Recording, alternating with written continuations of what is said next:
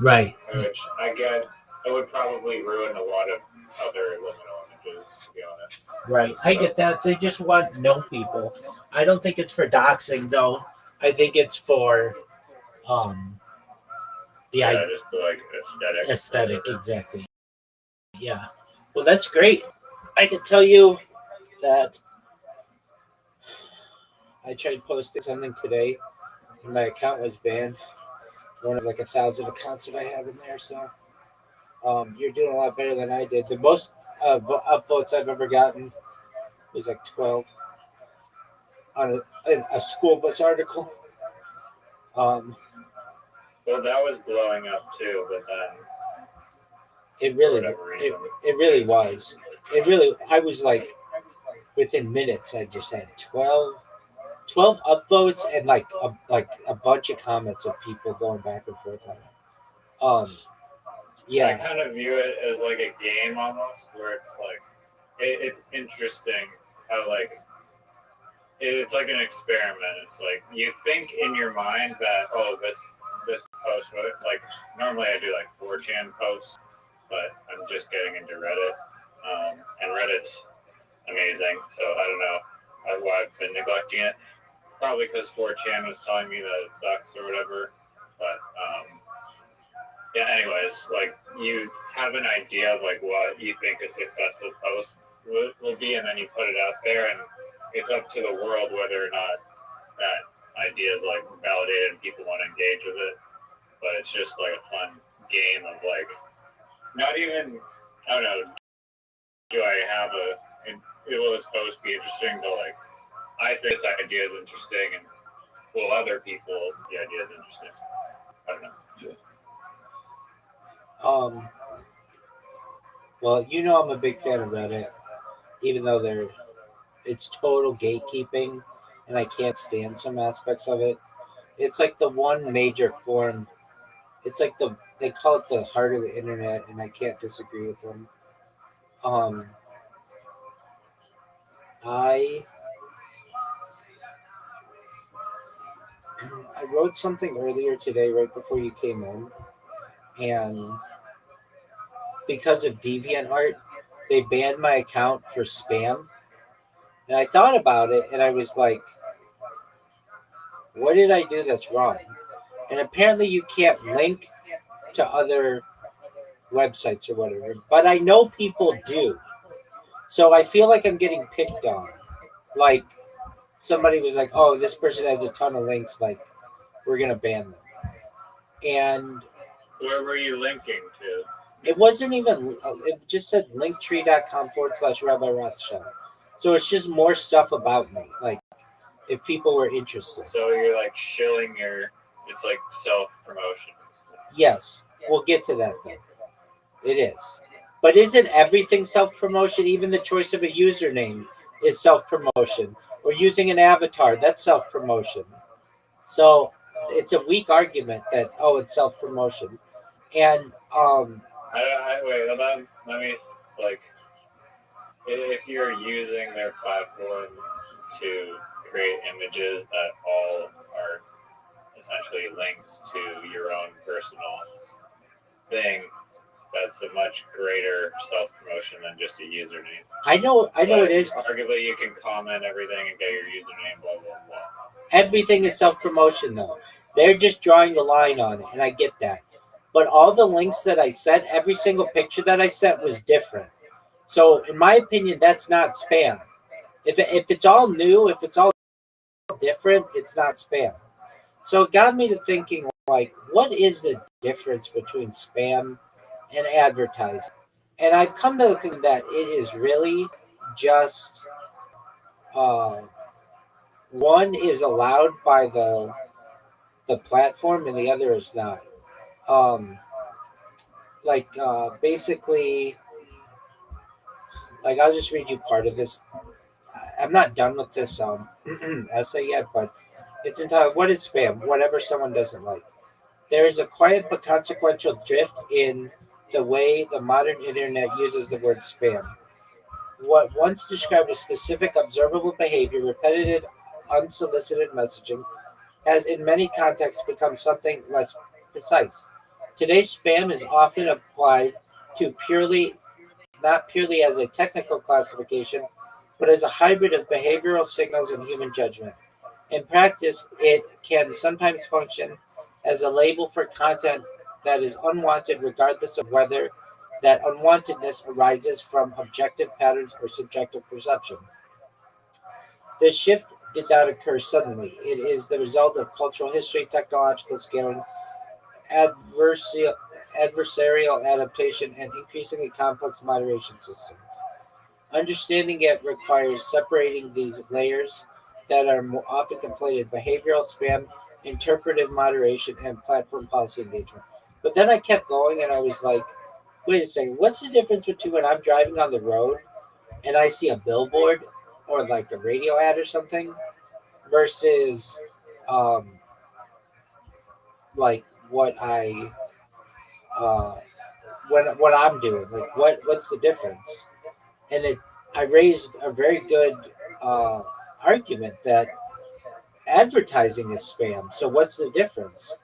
And so it's what it is institutional tolerance, and it gets down to control. Institutions can control advertising, but they can't control spam. That's the difference. If the institution can control it, it's advertising. If they can't control it, it's spam. And they get rid of everything they can't control. And I um that's what it's about. It's not about annoyance. It's not about annoyance because their advertising is annoying.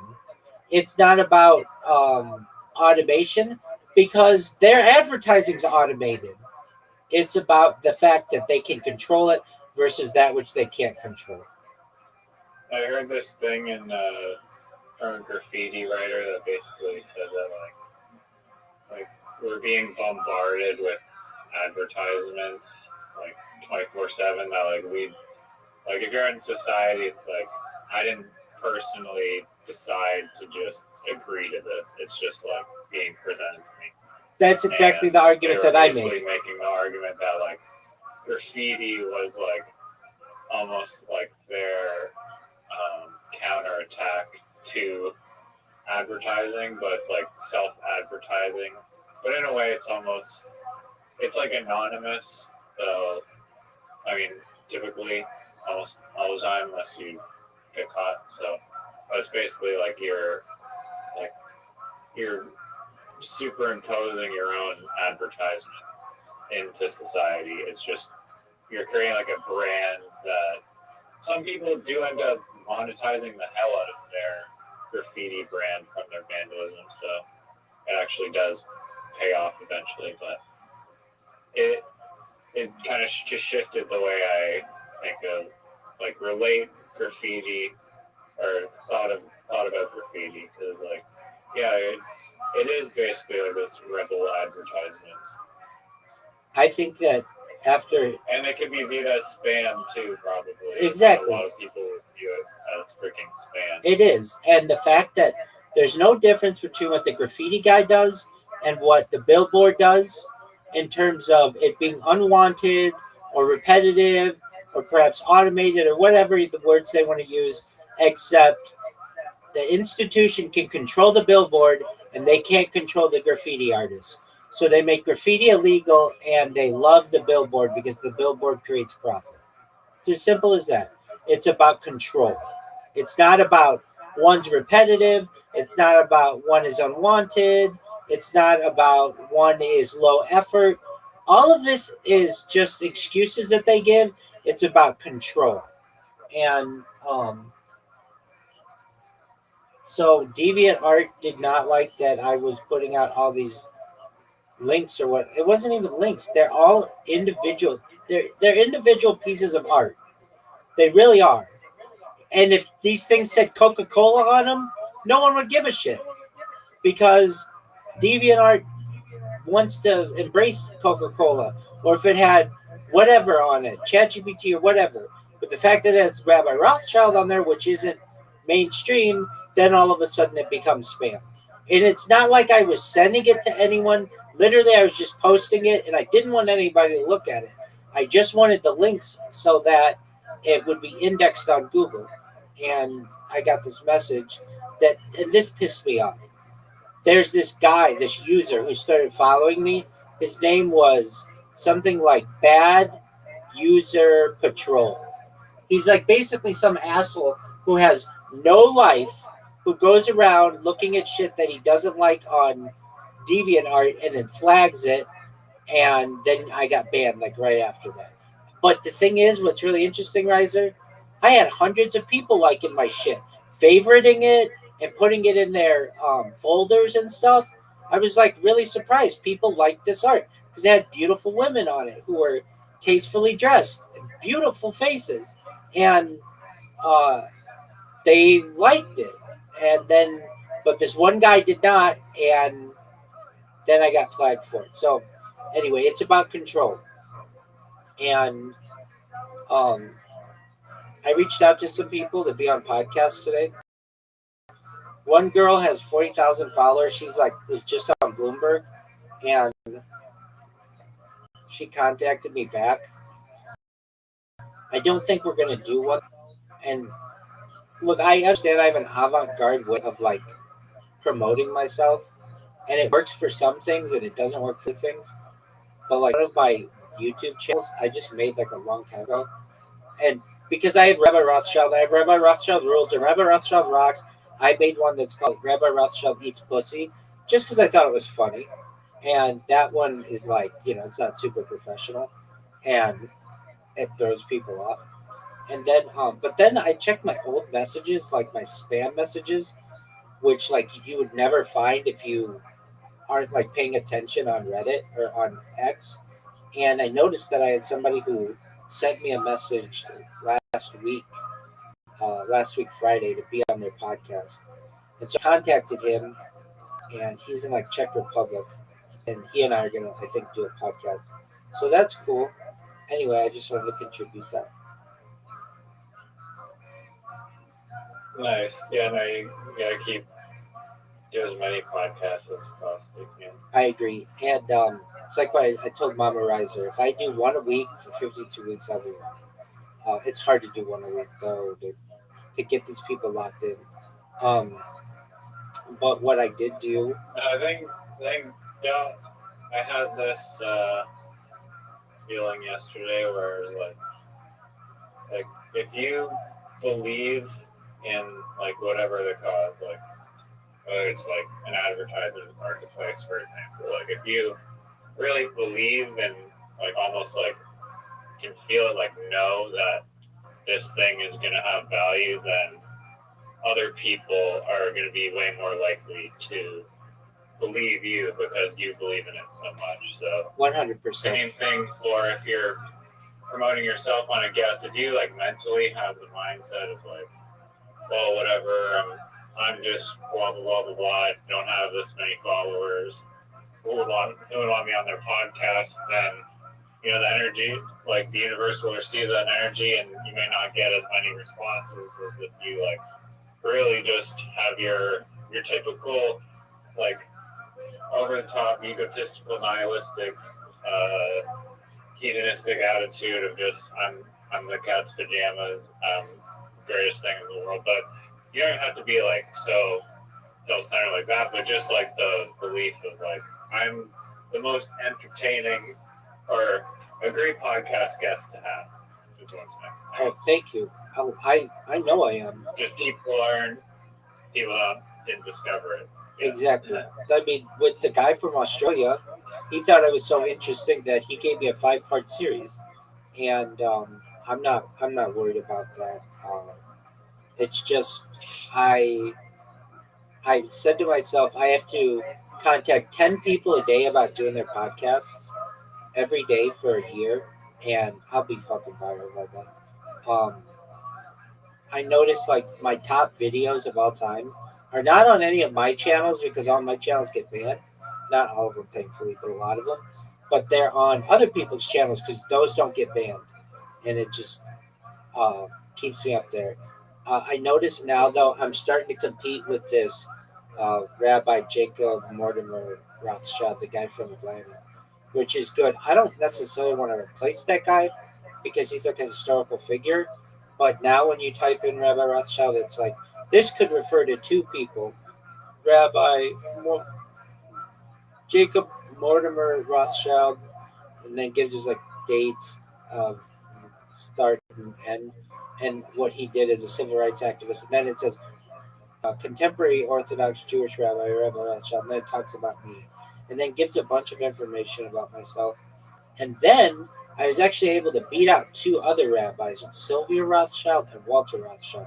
They used to dominate me in the rankings because I didn't really do search engine optimization that much, but now I'm starting to get them. And then what I'm also doing, I started two blogs.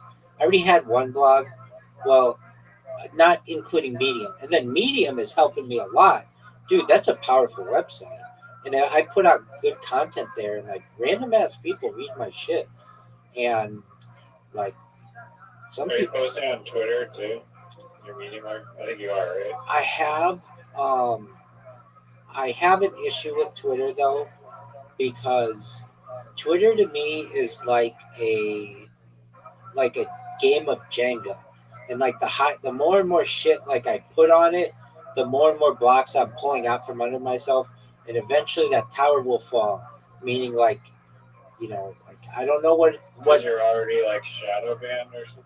yeah, like some just I don't know what it is. Sometimes I'll just randomly get a ban, like for whatever reason, and can't explain it.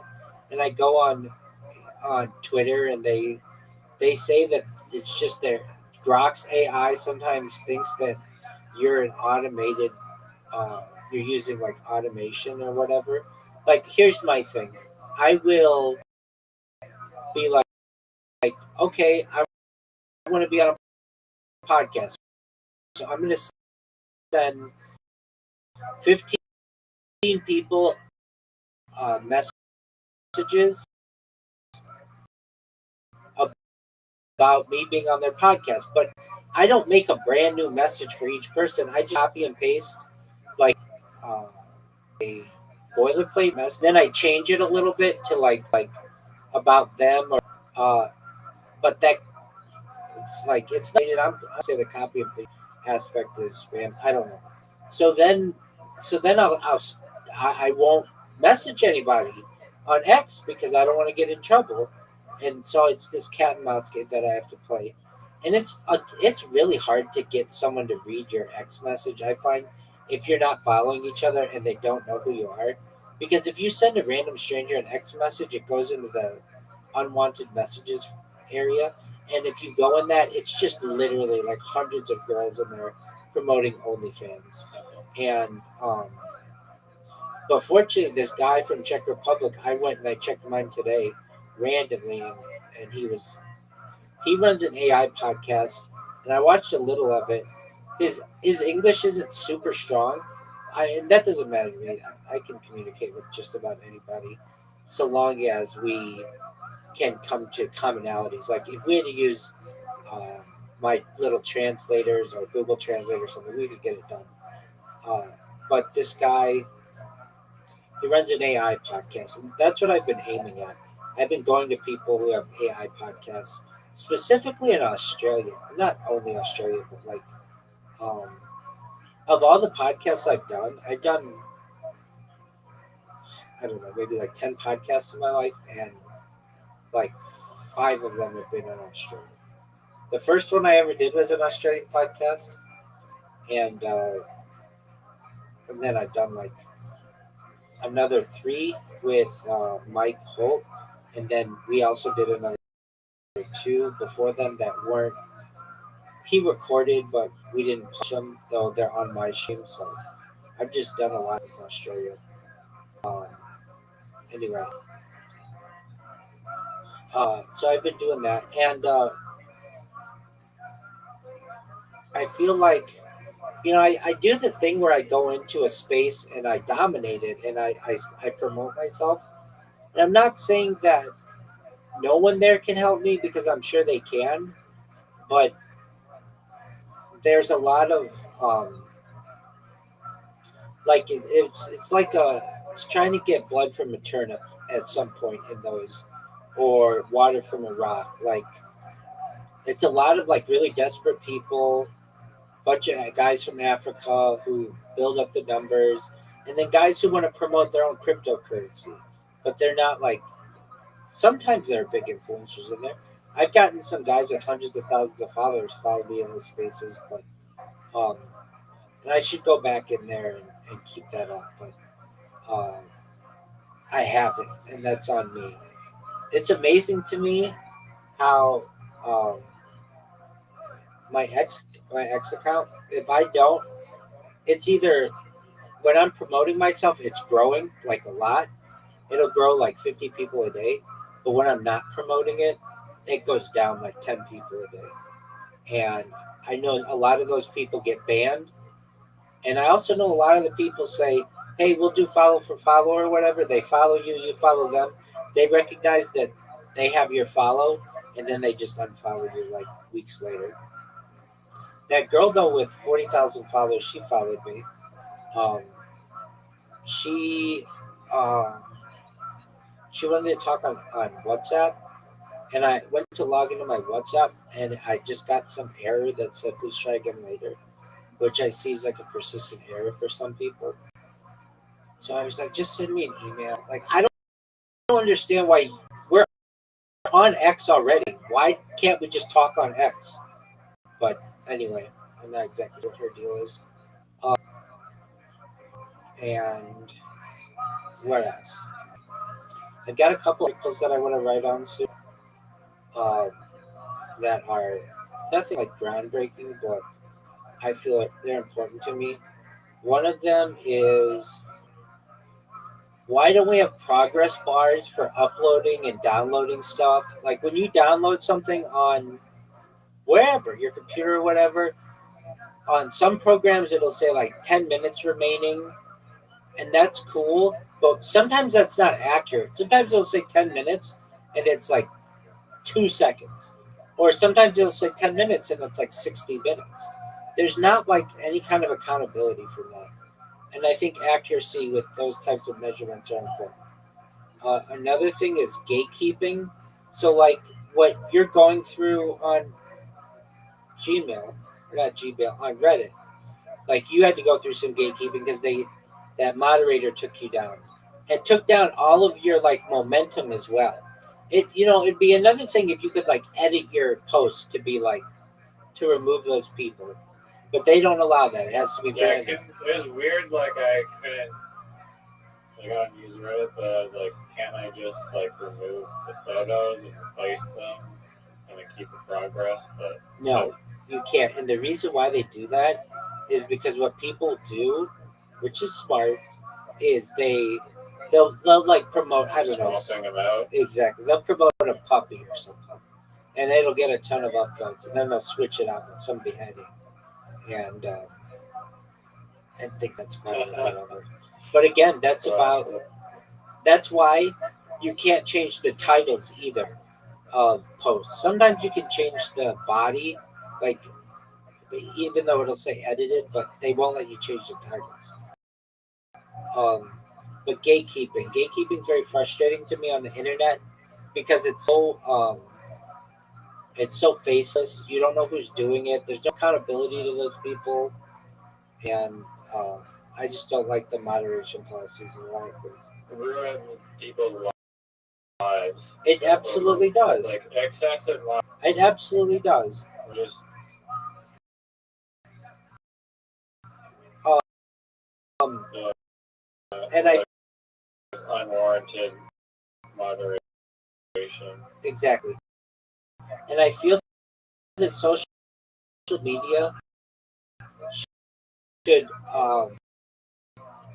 be regulated like a utility, not like a private company, because it gets to. I mean, I'm a private company, but so are utilities. Basically, the argument is this: once a company gets to be so large that the public depends upon it, then you whatever a water company they have to have a reason. and you can take them to court for it.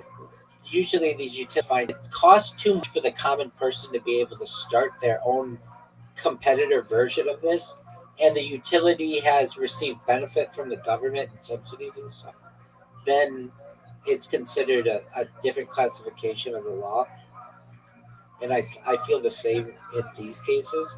Um, and there's something else I want to say. Anyway, another thing is what is spam and the warning system? Like, there are no warning systems. Like, it's just you're done. You're like, your account is done. It's gone. There's no like, hey, you can't post this. Like, please don't do it. Or we took it down. Uh, but you still have access to your account. There's none of that. It is literally you're done, and you can't. Well, I mean, with YouTube, you can appeal, but that never. You're done. Yeah, at least they get warnings. They don't always, and they don't. Sometimes they just. And here's like an interesting situation. Like during the pandemic, YouTube took down a bunch of videos that were like for medical misinformation, and had to later on they gave them back to a lot of these people. They took your account misinformation, and you get another account that's considered. And even though Google later on reversed the first place, you can still ban for ban evasion. That's secondary. Their initial justin for banning you, they reverse course on. To me, is ridiculous.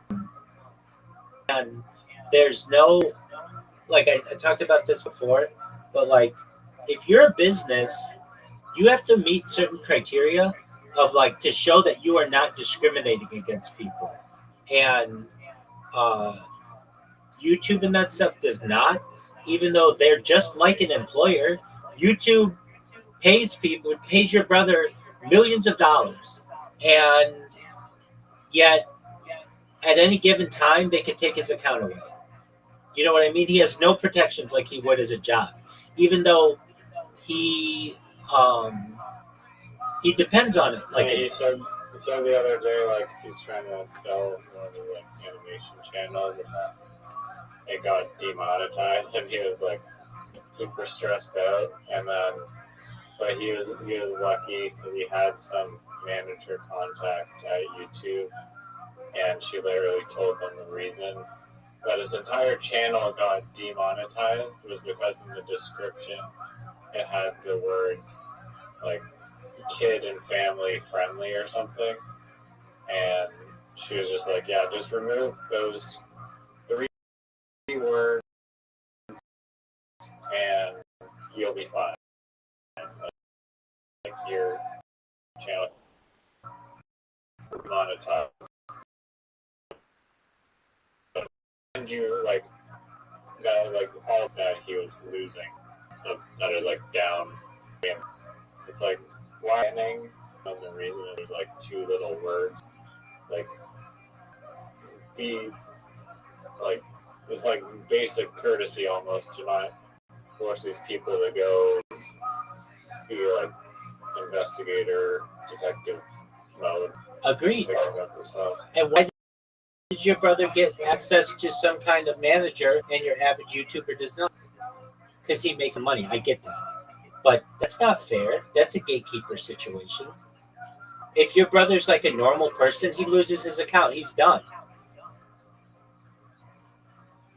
Yeah, I mean, I don't know how he got in contact with that manager, but they, like the person on YouTube, definitely saved his ass. Yeah. I get that, but what I'm saying is that it's a 2-tier system, and that's not fair. He should have to play by the same rules as everybody else. Either we all get a manager, or he doesn't get a manager. And the answer to that is we all should get that same privilege. If I get a ban or a strike or something, I should be able to say, why was this? And they could be like, oh, like, I would get banned. You know, he worked at a previous channel before, and then there was like some contact through there that they were like, go to this person if you have any issues. I get that, but not everybody has that ability. I'm saying Yeah, it's no, unfair. I hear what you're saying. It's not fair. So, Right. Like I had one. Like I don't say as much. I do mean it. Share and be a trillionaire. Like I will make you a trillionaire. Why? Because data is number one resource, etc., etc. I would get a lot of my accounts banned for what's it called? Deceptive practices. Screwing people in. And that's not what I meant. So if I had intermediate, they could have just been like, oh, yeah, like just take out share to be a trillion. But instead they just ban, and then I create another account, and then it's banned eventually. You get what I'm saying? I mean, I'm sure you do. It's yeah, my person. It's fair. Life's not fair. I get okay. Another thing that I don't really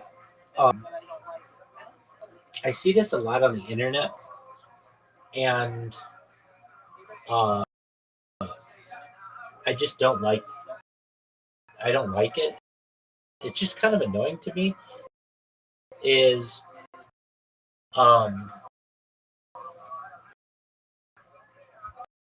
when people will say people make arguments, as a woman or a man or as a scientist or developer feel way. It's like I don't give a shit what you are. Just tell me how you feel.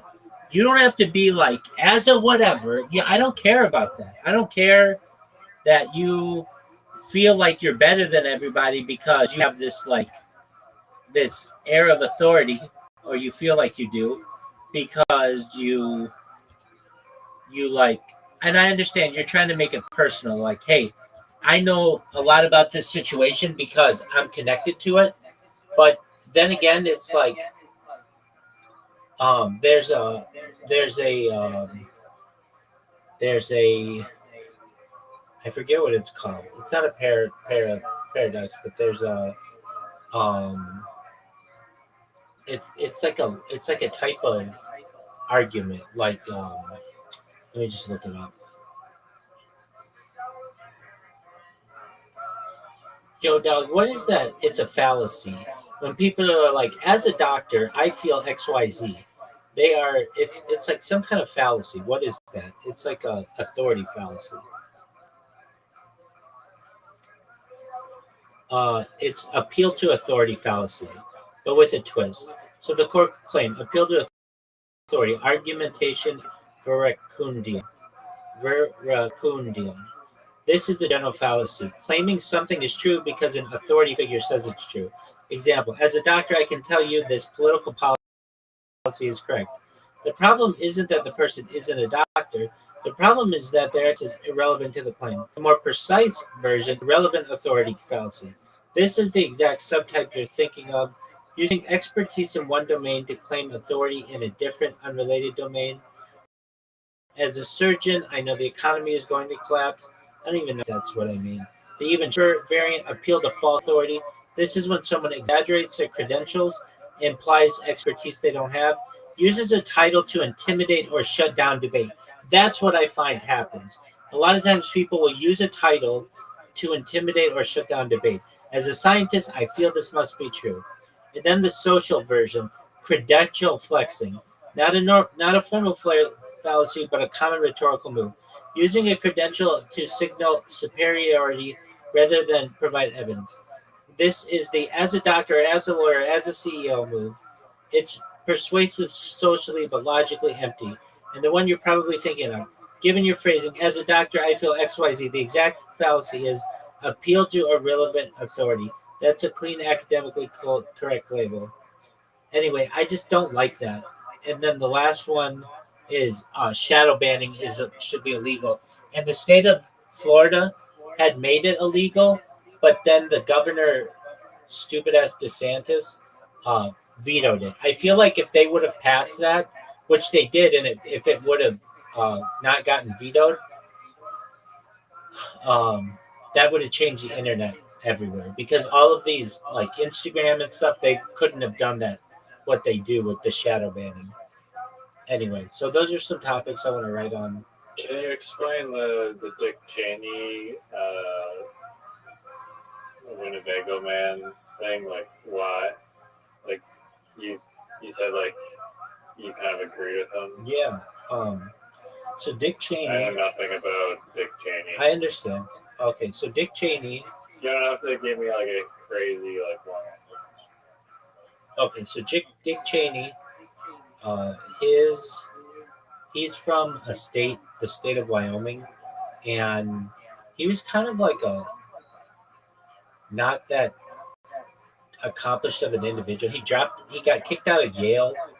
Not that that's not impressive, but he went to University of Wyoming. He got in with defense contractors. He became, I believe, George Herbert Walker Bush's chief of staff when he was a young man.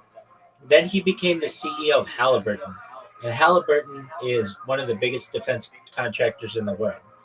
And then when George W. Bush was running for president, George W. Bush assigned Dick Cheney the task of choosing the vice president, and Dick Cheney chose himself and became vice president and had all these major contracts when we went to war with in Afghanistan and Iraq with Halliburton, his previous company, which many people would consider to be a conflict of interest. And he made the shareholders or the executives of those companies extremely wealthy. And what Jack was talking about was basically like, hey, this is a person who has unjustifiably benefited from their position and also has been known as a war hawk his whole career. He always wanted to go to war with people. And now we were in two major wars with Afghanistan and Iraq. And you know who got the contracts? There were no big contracts to rebuild Iraq. It was Halliburton Corporation. So Jack was pissed off about that. Does that make sense? Yeah. I mean, the guy had an interest in going to war, but what was the thing at the end? Like the rebuilding contract. Yeah. So you when you have a contract, have multiple people who bid on it, and then usually they take the lowest bidder. These contracts, these government contracts, it was a non-compete bidding process. Halliburton to rebuild Baghdad and the rest of Iraq. So basically, Cheney's previous, yeah, I mean, yeah, they did with these no bid. Basically, Halliburton have to compete against anybody, charge whatever they wanted, to rebuild the country. And did they rebuild it in full? Fuck no, they didn't rebuild people's homes. They built up embassies and Western and oils, but they didn't rebuild people's homes.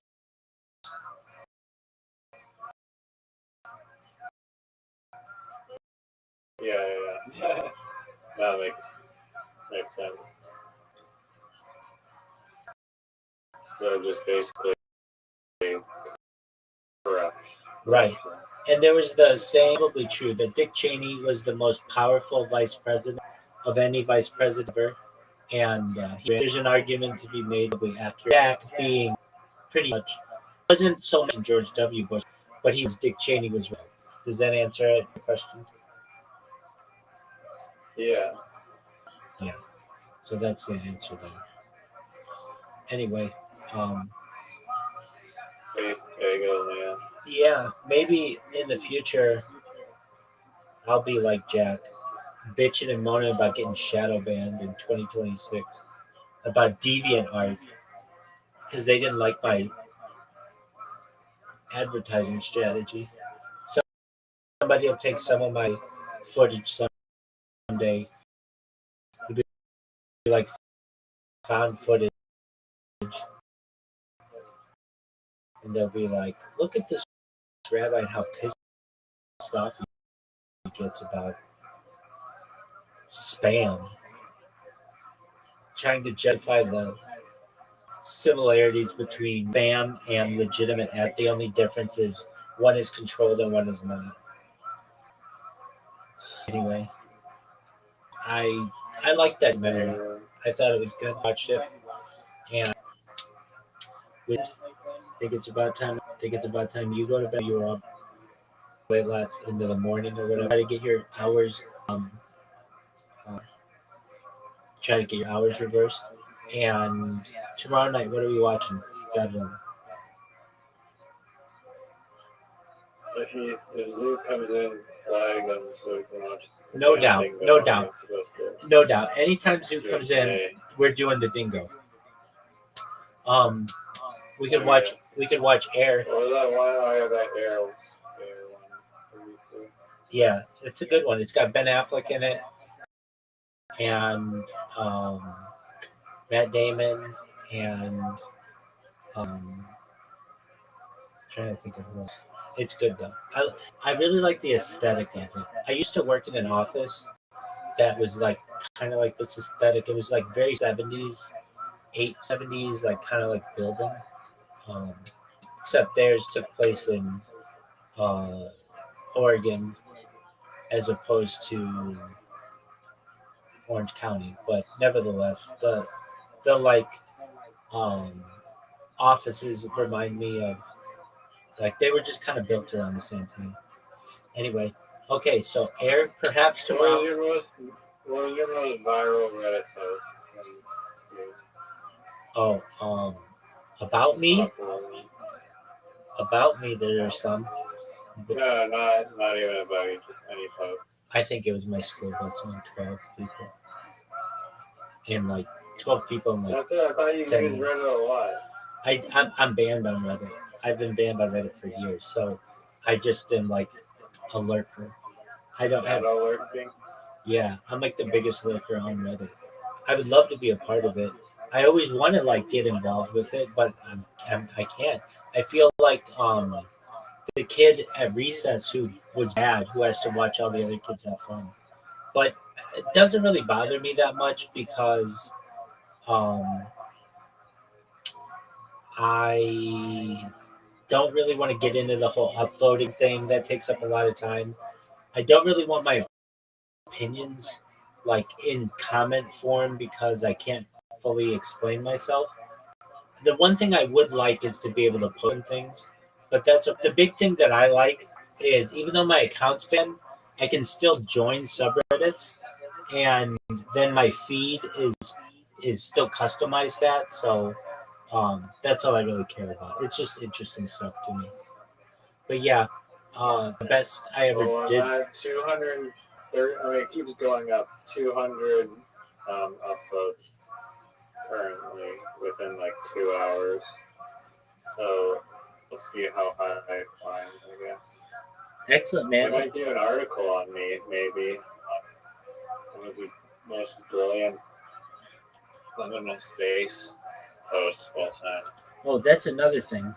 I don't know if they'll do that, but I'm all for it. I'll read it if they do it. So I've been working with Morelight, and I'm trying to get this press release like passed. And so he's submitted it twice now. The first time they said it wasn't newsworthy because I just wrote it like Harry Potter Obama Sonic 10 is the best cryptocurrency. The second time he posted it, he said that it was accepted, but I didn't think it was because I didn't see it shared anywhere. And then he came back and said it was not accepted, and they said it had to be like it had to be on a real person or a real business. So more like keeps wanting to promote this as a cryptocurrency thing, which is fine. I mean, it's his money, so I get it. But cryptocurrency, they don't consider to be a real business, so it's like not legitimate in their mind. So I rewrote it this time. Isn't the merch store the business though? Yeah, but they said it had to be like a they even said like a real business. I agree with you. It is, but it had to be a newsworthy event, and they don't consider a merch store to be a newsworthy event. So I rewrote this Even thing. with in celebration of the streaming. Yeah. So the thing is, they said, Did you buzzword of the continuous human data archive? oh yeah, we used that. We definitely used that. But the thing is, in the article, I was secondary in it. The big thing was that it was launching a merch store and like they had T-shirts from every country and stuff. That was the big thing in it, and that's not like a newsworthy event. So I rewrote it, and I said to more like look, they said that they wanted a vetted person. That the article had to be a vetted business or a vetted individual. Their cryptocurrency is not a vetted business, or it's not considered one. But I'm a vetted individual. I said, look, they can look at my resume, they can look at my streams, they can look me up on social media, they can look me up on AI. I'm as public a person as you could be. And I'm fine if we change it from being Harry Potter Obama Sonic Teninu is celebrating this because of live streaming all this amount of time to or is has this merchandise thing to Rabbi Rothschild breaks world record at 1,666 days of simultaneous streaming or whatever. I think it says surpasses world record or whatever. That's a newsworthy event. I'm a vetted person. And then within the article, I talk about wearing their merchandise the whole time and that they're just launching another store. And at the bottom, we put the links to the store. I'm like, that to me meets all their criteria. I'm a real person where it's a newsworthy event, and then it satisfies the Harry Potter part because it talks about me in the community and me wearing their clothing and that they're launching this store. And Yeah, but well, first question is how many people this reach, and then my second thought was like, I get what you're trying to. I don't disagree with it, but I feel like almost like this platform is just not the right medium to shill Harry Potter, and so I don't know how many millions of people this $500 investment is going to reach or whatever. it's a good question. Seems like it's just not a right fit. I would go to I'd rather just pay crypto influencers to just promote it. No, that's what I told them don't do. Those guys just steal your money. Okay, let's say they put a post up of you on X. How long is that post up? Maybe a week, maybe a month, but then it gets taken down. It's not archived on Google. And we're doing this to get archived on Google so that AI takes that information as a positive view of the cryptocurrency. That's what this project was about. How can we manipulate AI to have a positive view of Harry Potter Obama Sonic Teninu? It's down from its all-time high of $360 million. It's down 340 million of that. So that doesn't look very good in the eyes of AI. So what I'm so it's down to I thought it's down to like 20. It is. So it's down 340 million. Oh, okay, yeah. That's not very good in the eyes of AI. So what I've proposed is that we talk about all the good things that we do, and I say this in our press releases that we build wells and we run toy drives and we've got the and all that other shit. And so I sent it back to Morlight, and he's been really nice. You know, of anything, Morlight to me I mean, I don't know him personally, but he and I've always had a good relationship, and um, he's He's interesting. like full time Harry Potter, right? Well, he's got another job. Like that's not his full time Oh, he job. does. Yeah, he he does something in finance or tech or something. Um, but it's funny. Like he'll get a bunch of people who say anti-Semitic things in the Discord or in the Telegram, and he'll like heart them and thumb them up or whatever. But I know he's not like that. Like I know he's just basically trying to toe the line or whatever. I do that. I don't want to say I do that to with anti-Semitic things, but like sometimes people will send me stuff and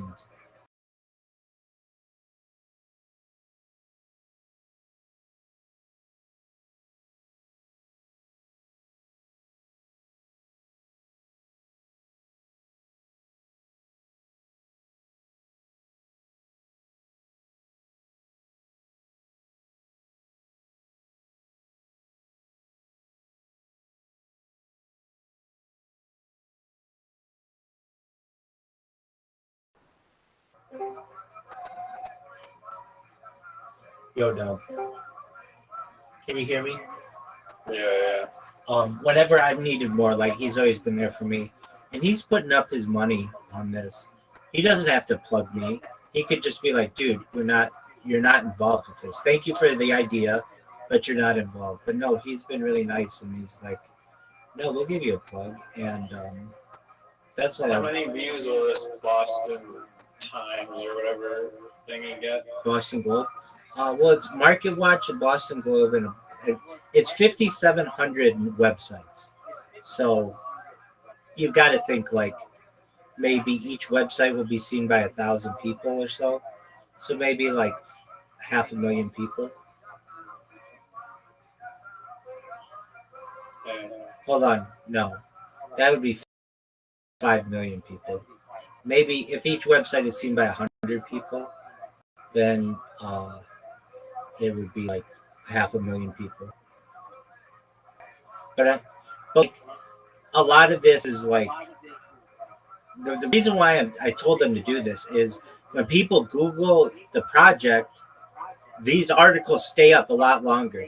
If you want to give some social media marketer $500, that's fine. That money's gone, and nobody's gonna see it again, and there's no permanence to that. As opposed to if you do a press release, there's permanence to it. It will be archived in the Wayback Machine. You'll be. I have some. Um, I have some press releases that I did almost 5 years ago, and they're still archived in Israel. They're archived in the United States. They're archived in a bunch of different countries. They're still archived. And I find that to be really powerful because then when you look up anything about me, it like gives you an article about it, as opposed to if I gave somebody money to tweet. Like when I first started this, I gave people money on TikTok to promote me. I never saw that money again. No, I hear you. I also heard this thing that like AI is like scraping all these articles from all these different media publishers, and because it's doing that, like those media publication companies are not generating the revenue, and so those media companies are trying to basically like force some deal so that the AI, if it's referencing their articles, has to pay them. But currently, they're just being run into the ground. I can see that. A big one is I'm in all these SEO um, subreddits. They're fascinating. It's like all these people trying to figure out how to game the system. And the big one is this. A lot of like in the past, if you had the number one spot on Google, you were made in the shade for whatever it was you were promoting or whatever. But now you're not as much because AI goes in before your number one result, and nobody's clicking your website anymore. If that makes sense, I think it does. So like the Gemini blurb. So like you could be like this is happening to a bunch of different places. Like who won the game between the Vancouver Canucks and the Edmonton Oilers last night? And you want to go, you just type in Vancouver, Edmonton score. And normally the first thing that might show up is ESPN.com. And you would click that and then go to ESPN and you'd get all their advertisements and stuff.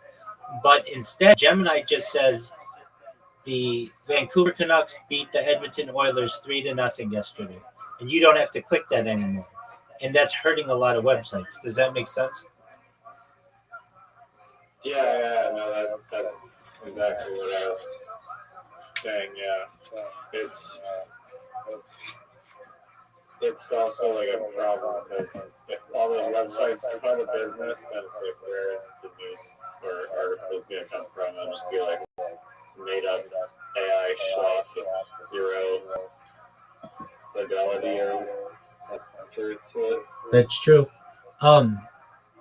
Dude, back in the day, I want to say in the year like 2009, maybe 2010, Google signed this agreement with Twitter. Twitter at the time was seen as kind of a joke. Back in the day, you had something called a Facebook. It was called the Facebook status. So, like when all these companies were vying for people's attention, it was like, okay, YouTube's going to be the video one, Facebook's going to be the social networking one, and Instagram wasn't yet bought yet, but that was becoming the picture one, and Twitter didn't have anything. It was supposed to be microblogging, but Facebook took that away because they gave you the Facebook stats. So what Twitter did is they basically complained and they were like, look, Facebook, you've got too much stuff. You're buying the picture one. You have all the people's data with the social networking one. Don't promote the status that much. Because really, think about it. If you have someone's Facebook status, you don't really need their tweets. Like I get why the tweet is a thing now, but like at the time, Facebook worked differently. It was a timeline, just like Twitter. So you could just look down someone's timeline and see all their Facebook, their status updates. And so Twitter did this thing where they had an agreement with Google that whenever you Googled something and Twitter had a relevant topic on it, you would see the most relevant tweets at the top before anything. So you didn't have to log into X at the time or Twitter at the time. So you could be like, I used to use it all the time for earthquakes. Whenever we have an earthquake in Southern California, there's a big thing like, did you feel it? That's what we all say. Did you feel it? And if you felt it, then you go on Twitter and you say like, yeah, I felt it. It shook like my living room, or yeah, I felt it. It shook the chandelier or whatever. And so whenever we have an earthquake, I go and check. I would just Google like, did I just feel an earthquake? Because sometimes you don't know if you're alone. You don't know. I don't know. Do you have earthquakes in Vancouver, or what? I mean, maybe not. I had one a little while ago. They literally woke me up. Okay, so they're big enough. Like it felt like the building was like swaying. Like I thought the building was gonna fall over. So yeah, you've got them. Okay, so in the same way though, like sometimes you'll be like, that can happen. Sometimes it happens to me. I'll be like, I'll wake up and I'll like look at my streams and I'll be like, did like I'll talk to the stream. I'll be like, was there just an earthquake? And then I'll go on Twitter and see. Or we have this thing called Shake Alert as well that sends out like an alarm, but we get so many false alarms on it that I don't have it installed anymore. But it's supposed to give you like a heads up if there's an earthquake before. Like it's supposed to give you like 15 seconds of like a head start, which would be great if it worked. And if it worked, I would use it. But it doesn't work. It'll come in like 4 minutes late, and it's just like pointless. So anyway, they've got to work out the kinks with that thing. So anyway, I was on. Sometimes I'll check to make sure that I like to see if we had an earthquake or anything, and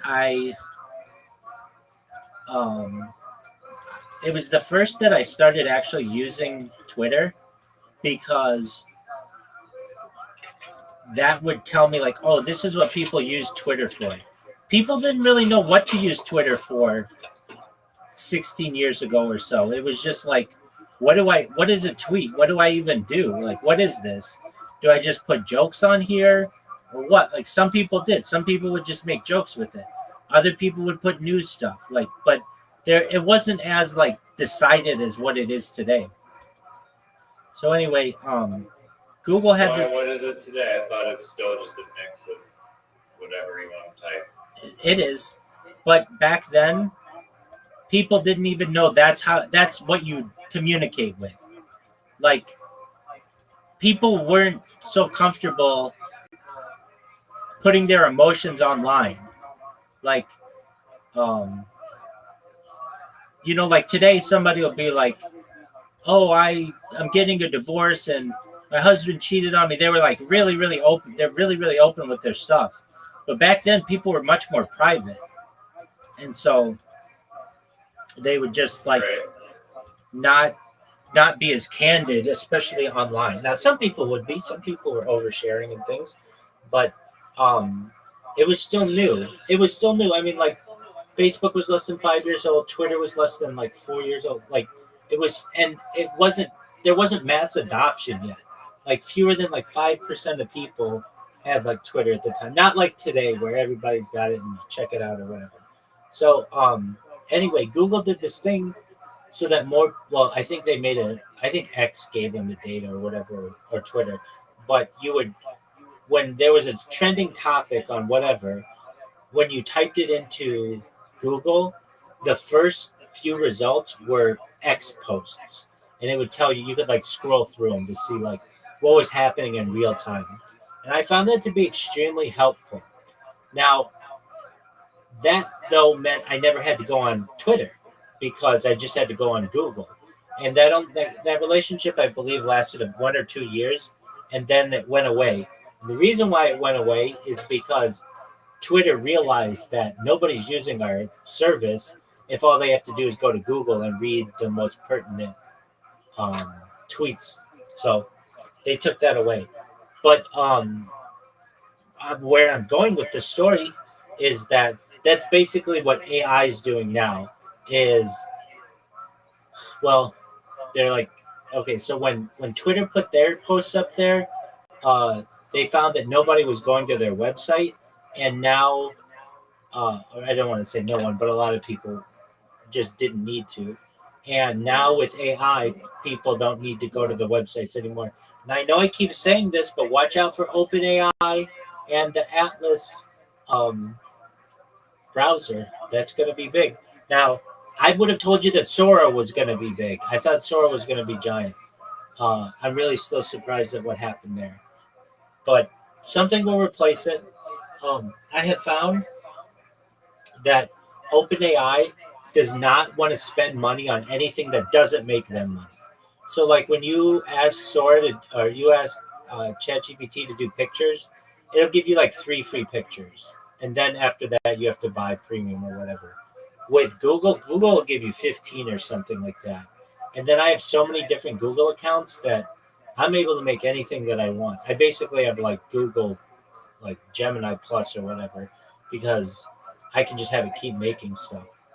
Um, Well, it turns out that like Sora was using like this very complicated, computationally expensive model where it was like using like 120 $20 of compute or something per generation, or some really high number. But it was so high because the AI was like doing all these like physics calculations and stuff.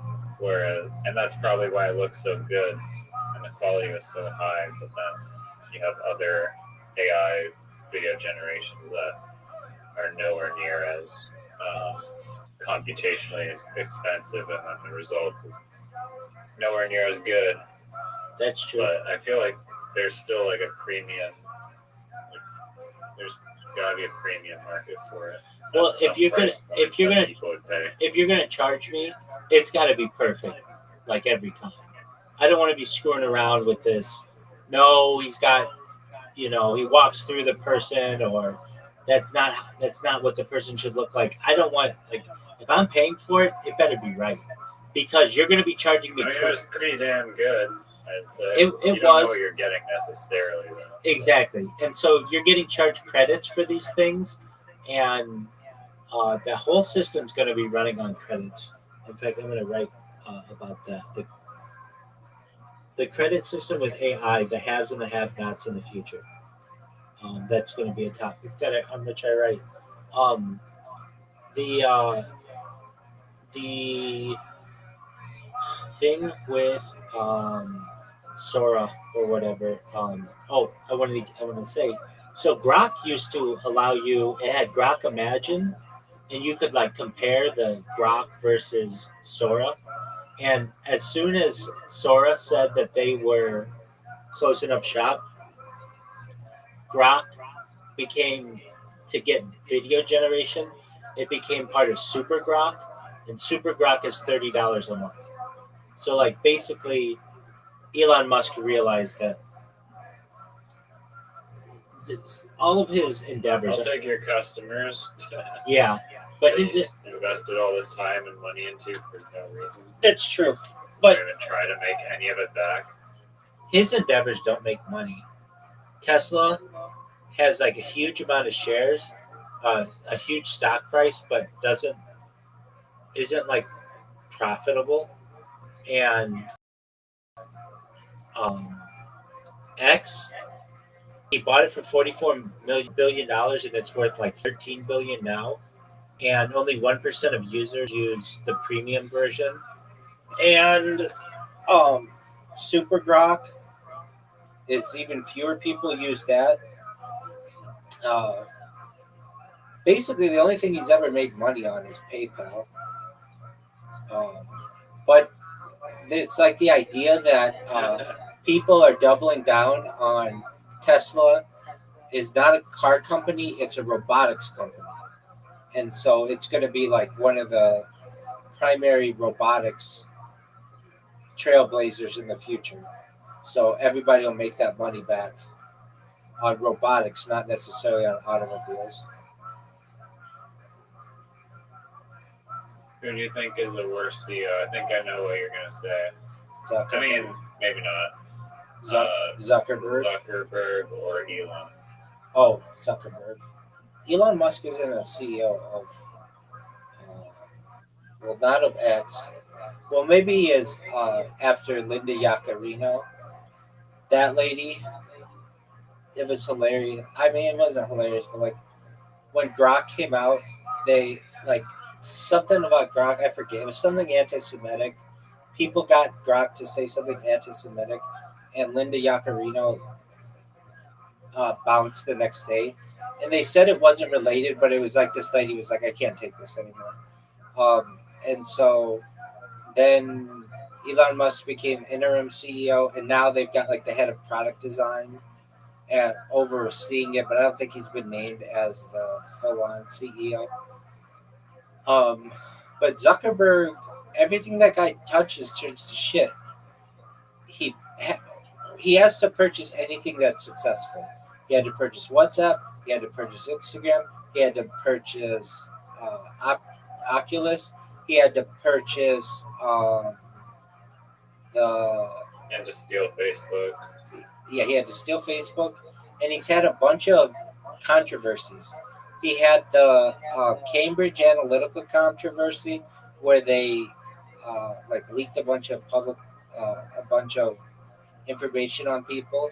He had they admitted to um, swaying the 2020 election. Like for that, you should be in fucking jail. If it were your average person on the street, they'd be in jail over that, over election fraud. But like these giant companies are allowed to do that. And then he allegedly whatever $80 billion on the metaverse down the drain, and the Oculus systems not being up to par. No one wants to use the metaverse. Um, now oh yeah, he just lost in court over the child exploitation policies of Instagram. And I don't know if you've been on Instagram recently. Well, uh, at least I'm sure you haven't done this. If you go on the subreddits, so many people are getting banned for absolutely nothing. Basically, Zuckerberg told all his AI stuff, if anybody like we need to show the government that we're banning a lot of people over child exploitation. So just ban a bunch of people. And people with like accounts that have been around for 12, 15 years who just post like pictures of palm trees are getting banned for exploitation of children. Like that has nothing to do with what I do. I don't know what this is about. And then there's this process that you have to go through. So basically, you appeal your ban, and then they reject it. And then a lot of people go to small claims court with or with Facebook because they don't have the money to take them to federal court. And immediately when you get into small claims court, if it goes that far, the Google lawyer or the Facebook lawyer gets there and says they signed the terms and conditions to go to arbitration. So we're requesting this case be thrown out. And the judge has no other option than to throw it out. And then it goes to arbitration. And then Facebook chooses uh, arbiters that are favorable to them. If you don't know what arbitration is, I'm not sure if you know, but it's basically uh, a private uh, decider, so that you don't have to go through the court system. And so basically, there are private arbiters who are favorable to Facebook, and they just keep siding with Facebook. But there is a class action lawsuit that's being pushed through the system to get people like these people don't want to close Instagram or Facebook or anything. They just want their accounts back. That's it. But the law is Facebook does not have to give you your account back. If they harmed you in some kind of way, they uh, you may be entitled to money, but they don't have to give you your account back at any point because they're a private organization. So um, then they have these law firms that you can hire. I think it's $200 a month, and they will advocate on your behalf to get your account back. And those seemingly do work pretty well, especially in Canada.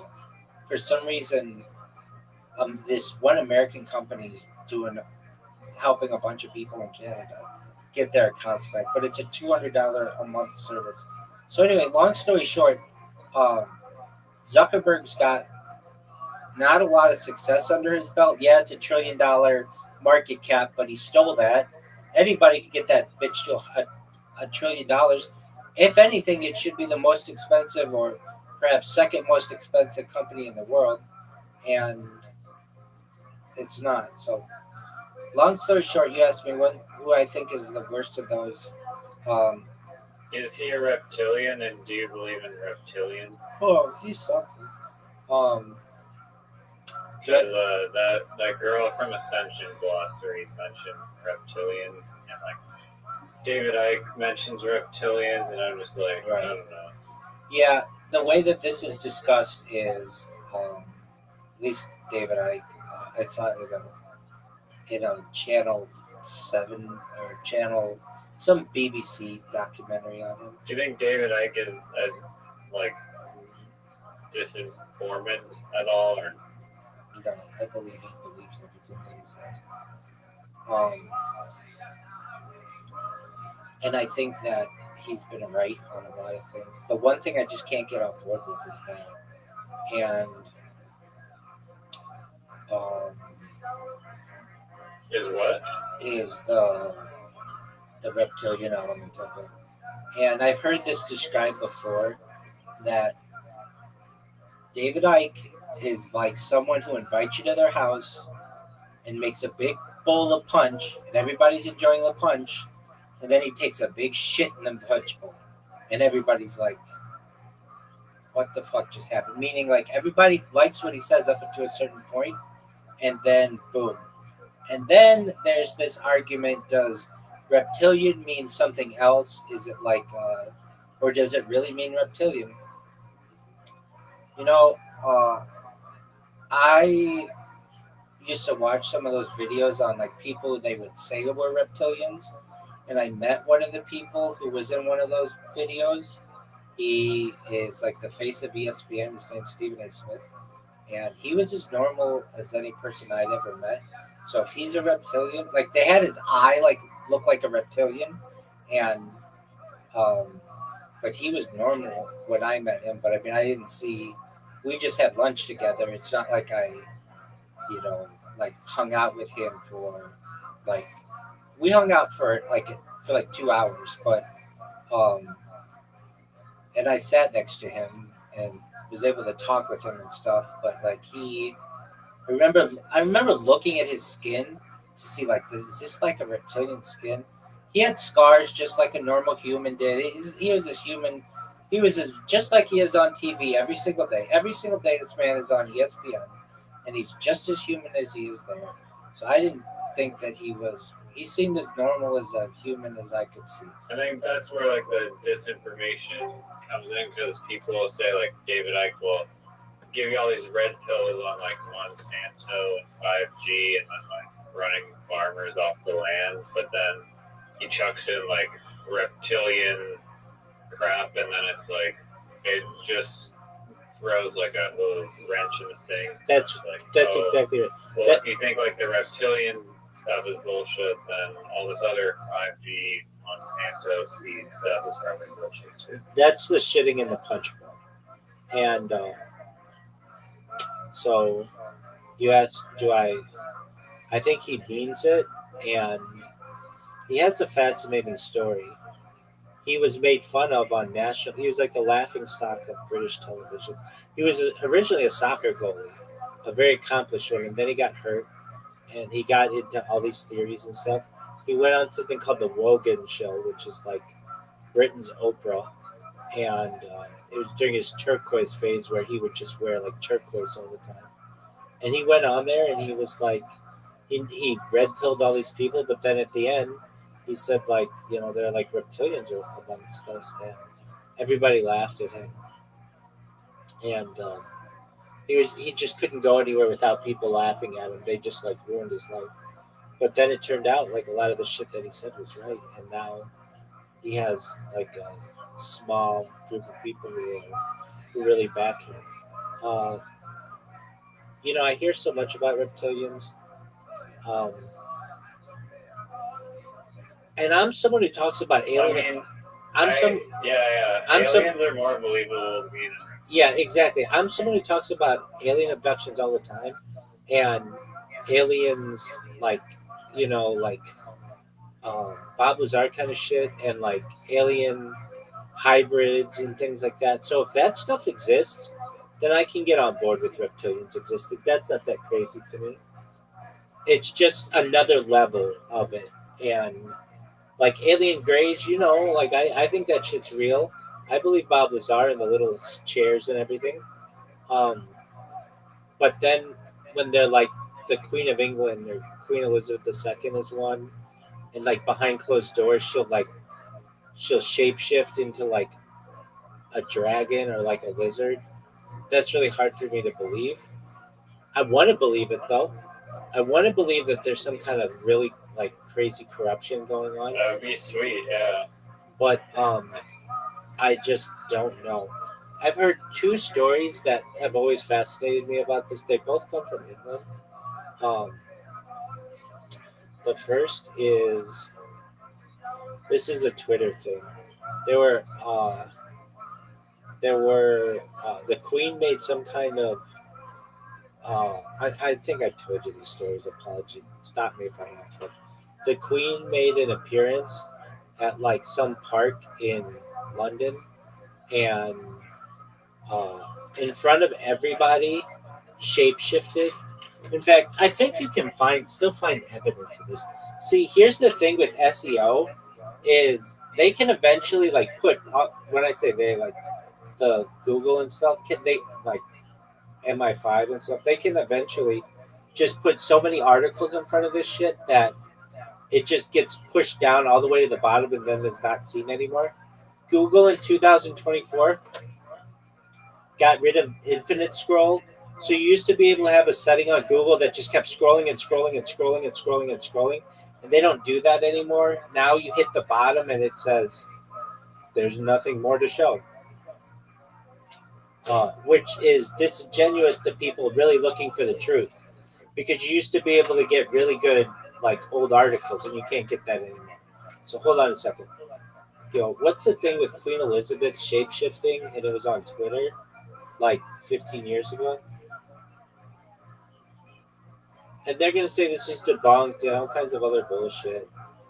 Uh, yeah, the claim Queen Elizabeth has been a shapeshifting into a reptilian is a theory that went viral in 2016 on her 90th birthday celebration. During the Trooping the Color Parade, multiple social media users alleged they saw the Queen transform on live TV, describing green, scaly claws, black, snake-like eyes with a yellow stripe, and a sick gray face like a lizard mated with a vulture.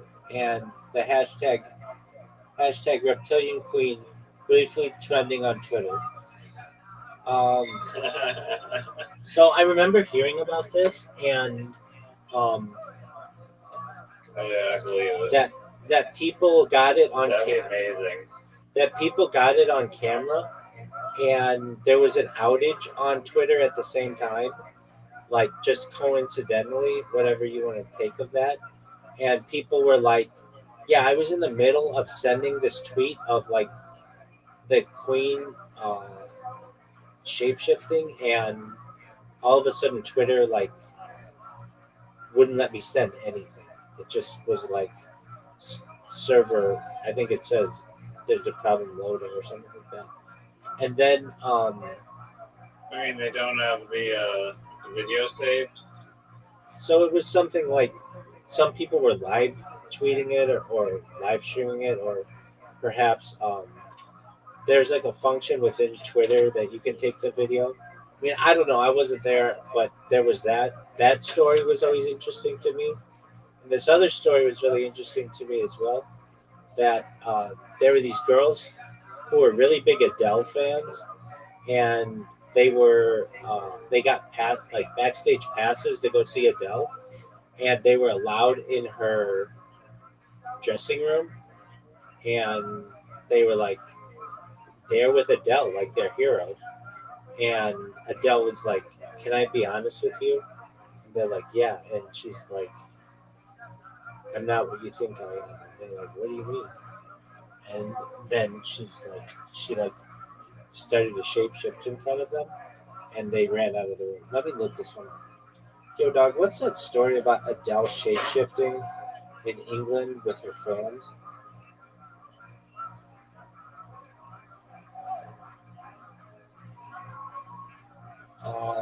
There's no truth about. Shapeshifting would be a very fun thing to do, but you can basically only use it to like scare people, I guess.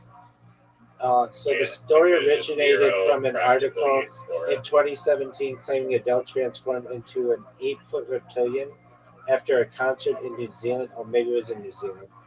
Published on some websites, the New Zealand Herald never published such a story, and claims were widely discussed.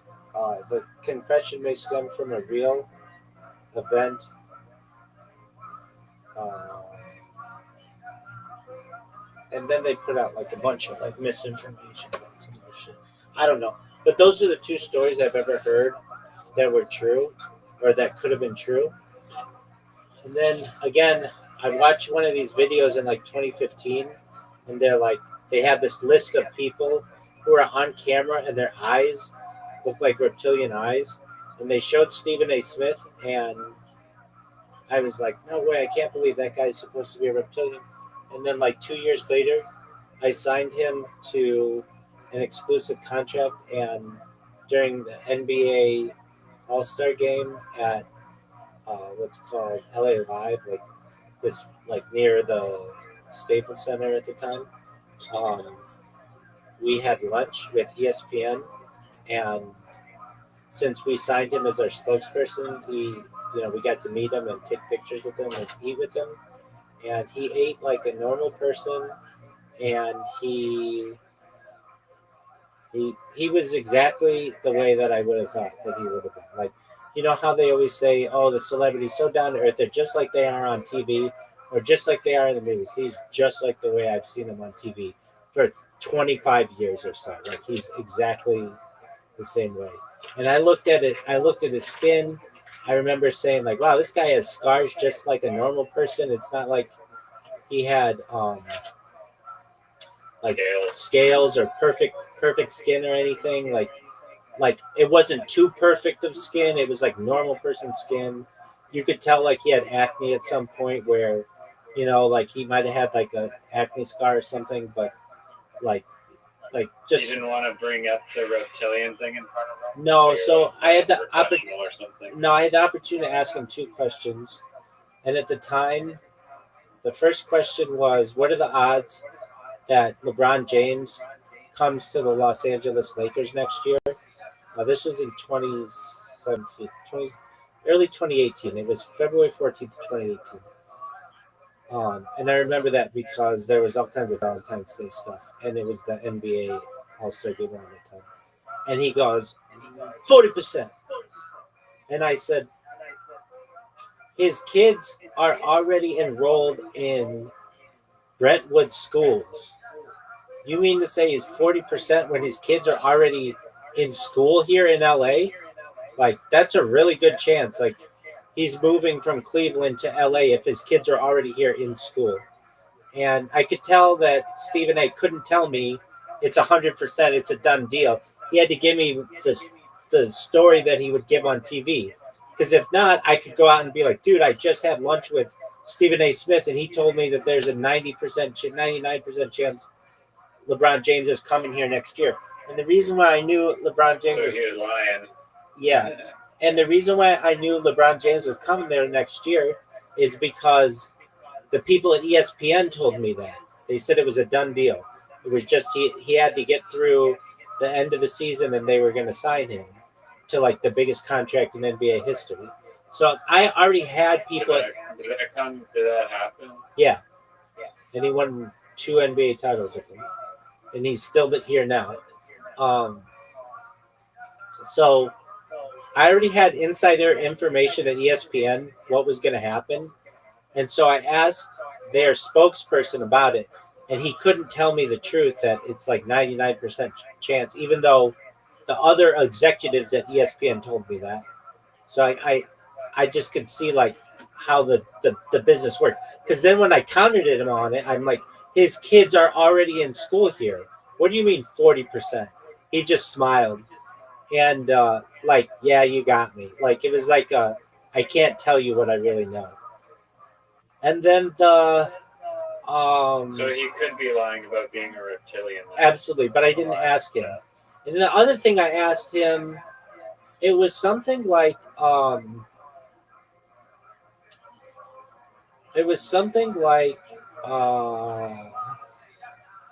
what does his family think of him or something like that? It was something like that. And what was it? Or it wasn't like what's your relationship like with your mom, but it was like maybe like what's your family think of you? You're he's the highest paid ESPN employee. Like it's like the equivalent of meeting like OJ or higher. It's not. and like the sports newscaster. Oh yeah. Oh yeah, definitely that. Yeah, and he's like, or no. Maybe I asked him. I thought it had to do with his family. But like what he, I forget exactly. I know exactly what my first question was. My second question, it was something about his family, and he said that he uh, something about his mom used to watch Days of Our Lives, which is or some. She used to watch General Hospital, Days of Our Lives, all those soap operas when he was a little kid, and he had the opportunity to be on one because of his role at ESPN, and so he, as like a tribute to her, he was on, um, like her favorite uh, soap opera that normally he wouldn't have been on that, but because his mom was such a big fan, that's something that he could have done to like surprise her or whatever, and that's what I remember. But it was like I didn't ask him, "Are you a reptilian?" And the other stuff we talked about was just sports related. We talked some business, but it wasn't like I really did want to ask him though. I'm like, what do you think about these videos that go around of you being a reptilian? I saw one like a year or two ago, and your eye looked like a snake. But then I've seen the thing of how they do that, where there's some kind of like trick with HDTV and like um, the flicker rate or something that can make your eye look like that. I don't know. I just there's a question to me like, hey, if the if aliens exist and they're here and they're like alien grays and stuff, then maybe there are reptilians here. But then I think to myself, don't they have better stuff to do than run the world? Like, if you're able to travel like intergalactically and stuff, being the Queen of England's got to be really boring for you. That's how I feel. Yeah, you've already surpassed. Yeah. It would be like it would be like just going to live amongst a pack of wolves. Like at a certain point, it's gonna be boring as fuck. Like maybe you're the alpha wolf, but so what? Like you're gonna get bored of doing that. It's not even like that though. If they're like super smart, there. I've heard. So one of these days, Riser, we have. It's not a video. I wish it were, but I was looking at it last night. I think it was last night or the night before. It's called the secret Russian UFO, secret Russian, no. It's called uh, the Russian alien species book, something like that. It's translated from Russian, and it's all the different alien species that apparently humans have had contact with, and it's like 140. And we should just listen to it someday. I think you'd like it. It's pretty Is interesting. there? Okay. Yeah, drop the link. Oh yeah, it's Um, I'll send it to you. Hold on a second. I have it. I feel like there's more proof of aliens than there is reptilian. I agree, Like, dude. I agree. Okay, so it's called the translated Russian secret book of alien races. Now I'm sending it to you. Um, I don't know if it's true or not. I've listened to it a whole bunch, and it's pretty fascinating. Like sometimes these things smell really badly. Sometimes they eat human shit, not human shit, but human stuff. Um,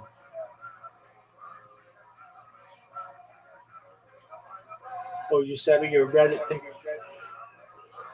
We're looking at it right now. Yeah. I sent you the link to the thing. Okay, I'm looking at it. Dog, this is baller.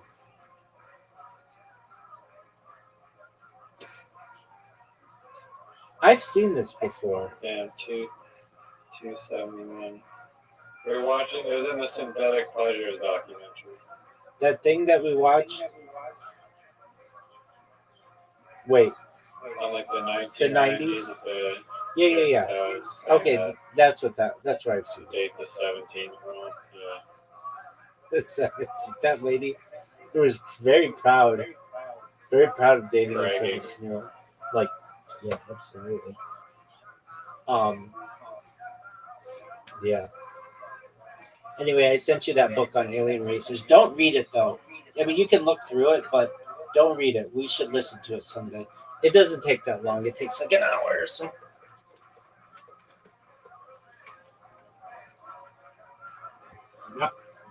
All right, my man. I'm gonna get some sleep. It's midnight. 12:33. Oh, it's at 343 likes now. God damn. Dude, you're gonna. I gotta find more like groups to cross post with. I can help you with that. Okay, did you put it in Do you pool think it could belong in the evil buildings? Which one? pool rooms? Yeah, it's in the pool rooms one. Okay. Probably gonna be. Except, no, pool rooms I think is. I mean, this should qualify as a pool rooms, but normally I did post in one of the pool ones. Dude, put it in pool rooms. I think it might be in there already, but maybe not. Yeah. Okay, we'll cross post it in pool rooms. Okay. Another one you could post it in is indoor or is in architecture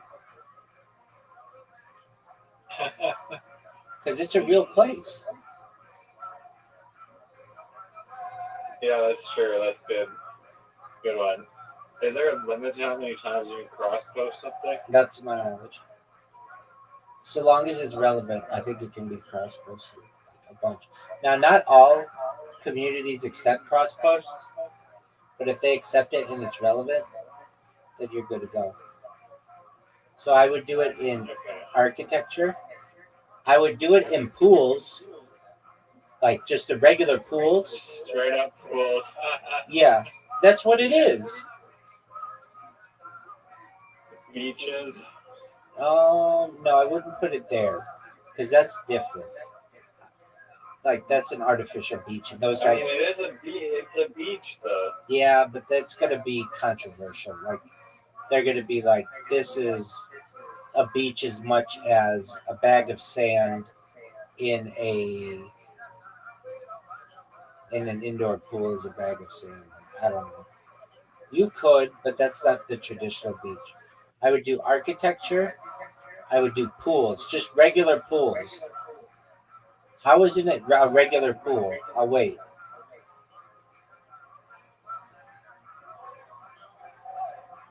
No, it's definitely a pool.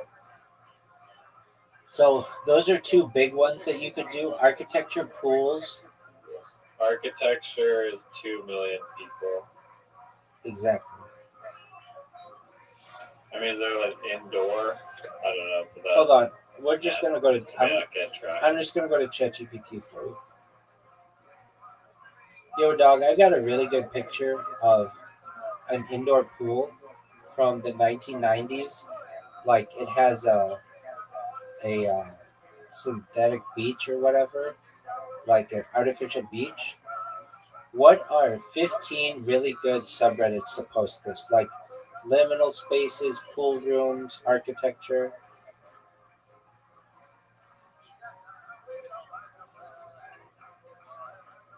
Nostalgia. That's a good one. That's a big one. Yeah, I posted it in the 90s subreddit. Yeah, but you didn't post it in nostalgia. You need to post it in nostalgia. Yeah. Did you post it in nostalgia? Just pools only has 158 1,000 people, but it's good enough. All right, so there's pools and then there's indoor pools.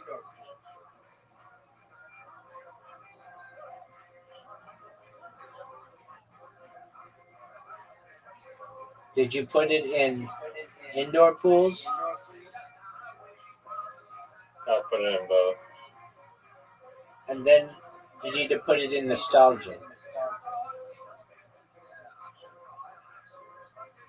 What else is it saying? Yeah, Nostalgia has a lot of members. Yeah, we want to get this bitch up to 1,000 upvotes. So put it in nostalgia, pools, and indoor pools. Yeah, I just posted in Nostalgia. Okay, what about pools? I instantly got an upvote. You're welcome. Literally instantly. You're welcome. In the Nostalgia one. You're welcome. That's crazy. You're welcome. Okay, so you did it in nostalgia. Did you do it in pools? I'm doing the indoor pools one. I've already done pools in Nostalgia. Okay, and then did you do retro wave? No, there's no indoor pool separate. Yeah, there is. Indoor pools. r/indoor pools. Yeah, there's. It's not finding it. Oh, that's because they don't allow cross posts then. That's right. Okay. Okay. The next one is design. Retro wave? Yeah, retro wave. What the fuck is retro wave? It is like I thought that was aesthetic. like music. It is, but it's aesthetics from the 80s and 90s, including the visual style of indoor water parks and pools.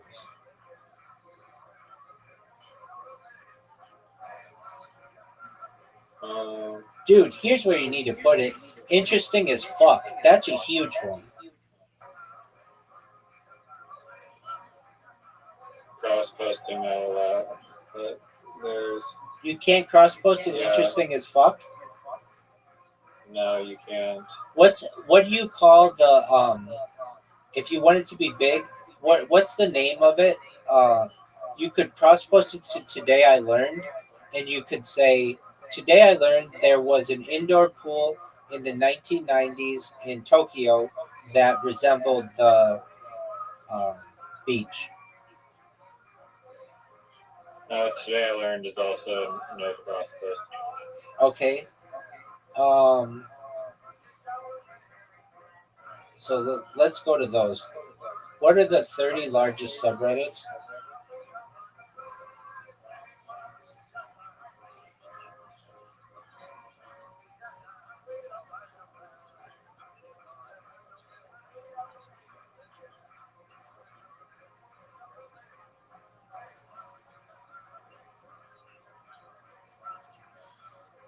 Okay. How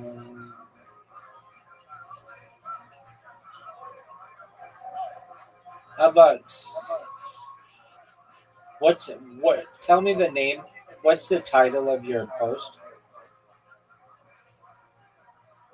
The Sea Gaia Ocean Dome in Miyazaki, Japan, 1996. Is there any text with it?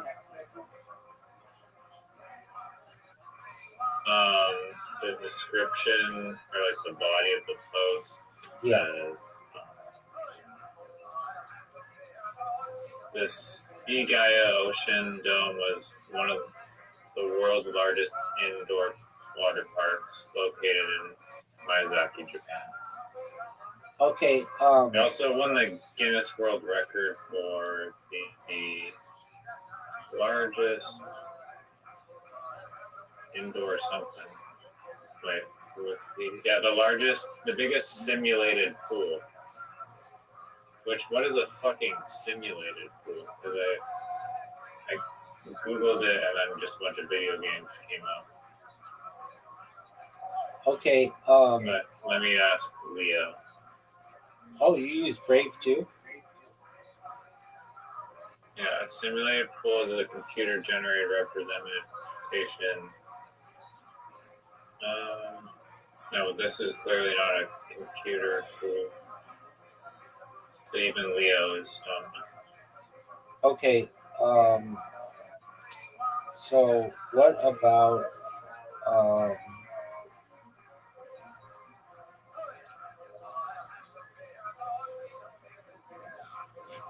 um, hold on, I saw another one that would be good.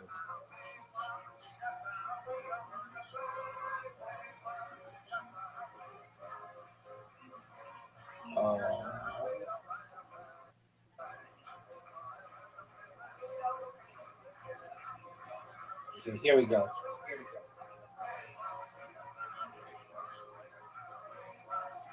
Funny doesn't work. Astronic doesn't work. Gaming doesn't work. World news, no. Today I learned, no. Music, no. No. Movies, no. Oh, do Japan, and then do Tokyo. It's in Miyazaki, not Tokyo. Okay, well then do Japan. Yeah, Do you already have it in Japan? no, but that's a very good one. Here you go. That's what I like to hear.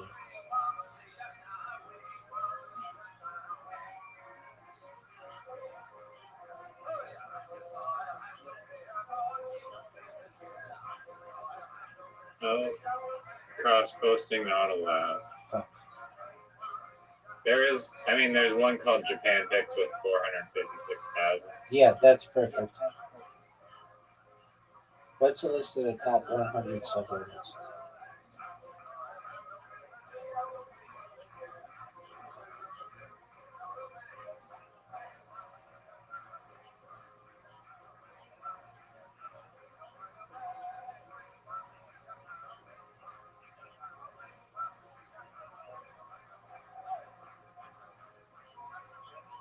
Okay, can you post a mildly interesting? Oh, let me try.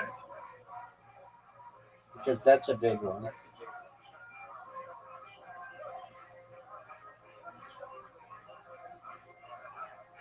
Seems like all the big ones don't. Yeah, no, they don't like. Okay, how about next fucking level? I can post in the mild femboys one. No, none of that. Next fucking level. Next.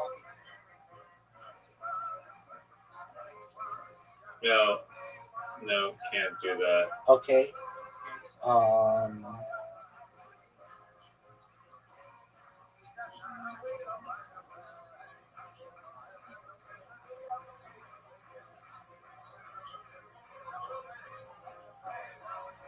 Okay, so just a moment.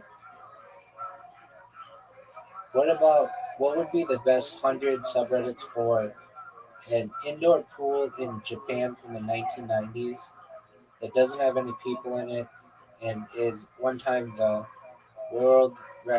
Guinness World Record for the largest simulated pool in the world? And tell me the name of it and subreddits for that.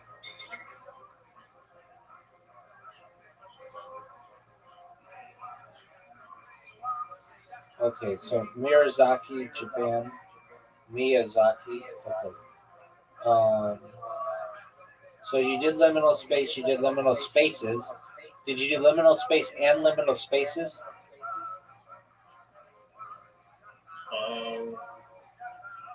I don't think I did the space with one.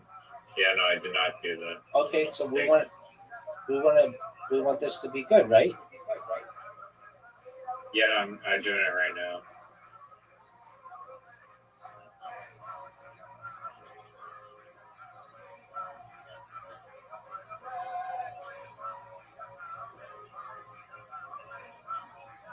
Okay, it's liminal space with one. Excellent. Okay, what about backrooms? Oh, brilliant. That's why I'm here, baby. So there's backrooms, and then there's the backrooms.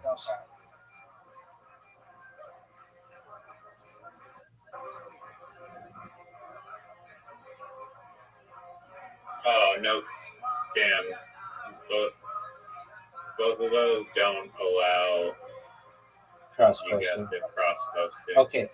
How about empty spaces? I think that cross posting was such a bullshit. It's like one person controls that, and like it's a gatekeeping thing. Okay, what about empty spaces? There's no big empty spaces. It has 84 members called the empty space. No, just empty And spaces. then the other one, empty space, has 11 members. No, empty spaces. Yeah, that one has, or it's not finding anything. There's only the empty spaces with 84 members. It's not finding any Thank you. empty space. Okay, what was that thing in the 1990s? Was it abandoned? No. Okay, If there's a dome, r/domes, I mean, it only has 3,000 people, 4,000 people in it. But that's okay. Urban exploration. you think I should post it in domes? Yep.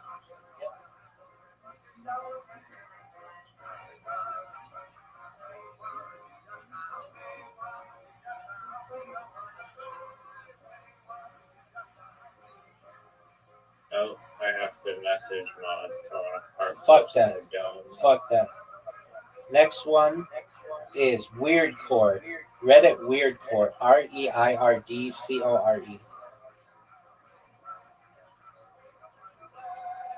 Oh, nice. They accept cross posts. How big is that? Oh, it's like 75,000. That's good. And then the next one is Dreamcore. DREAMCORE.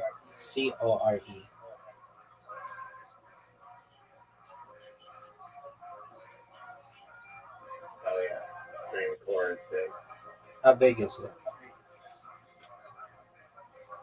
Or sorry, I don't know. Oh, sorry. Let me look. It may not be. Let's see. Dream Core. Yeah, Dream Core aesthetic is 26,000 people. That's good.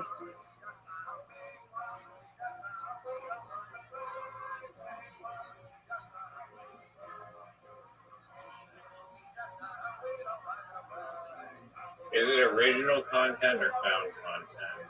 Like, do they mean found on Reddit or just found on the internet? Probably found on the internet. Found on the internet. As opposed to you took this picture. Yeah.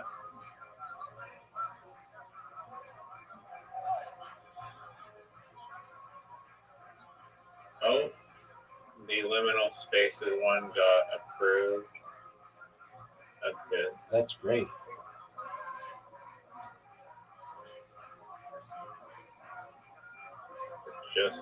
Just got approved.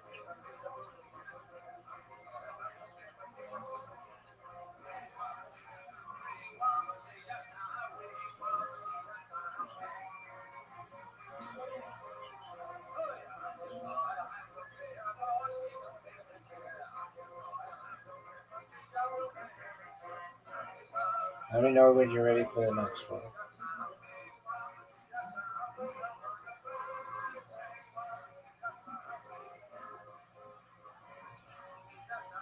Oh, I'm ready. Old school cool. This one's huge. It's got like 2 million people, but I doubt they allow cross posting.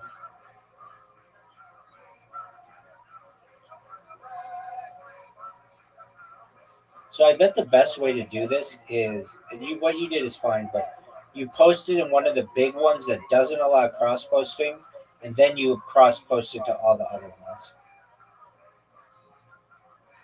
But no big deal. You're doing great.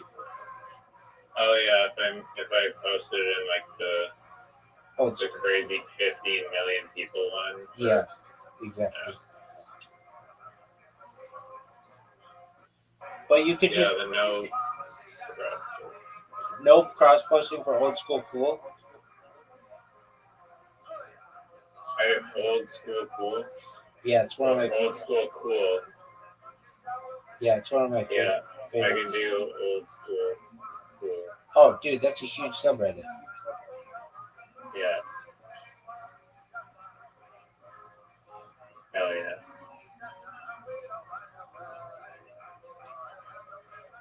Let me know when you're. Yeah. Let me know when you're ready for the next one. Oh, it must feature a person. Oh, fuck that. Okay, never mind. Let me know when you're ready for the next one. Damn, old school cool. Fuck you. Yeah, I'm ready. Forgotten places.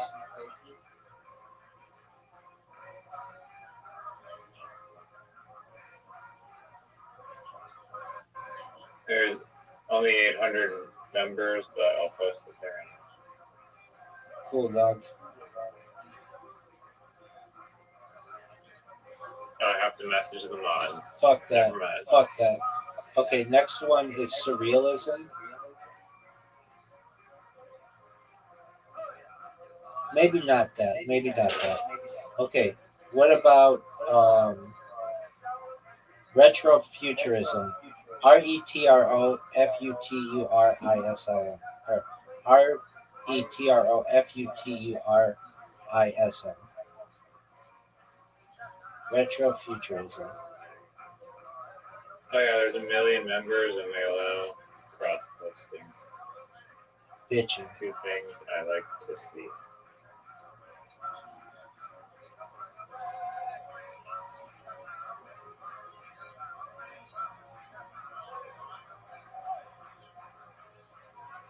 Oh, it got removed by moderators instantly. I hate that shit. Why? Futures, visions of eras past. That totally applies to retrofuturism. I agree. Who's sitting there at their computer, like, waiting for someone like you and then rejecting you immediately? It's how it was literally like 1 second after I posted, like no human could have reviewed that. How old is your account? It's probably like over like a year or something. Oh, okay. It could be a I karma. don't have like tons of karma. It could be a karma thing. All right, next one. No big deal. Next one is creepy.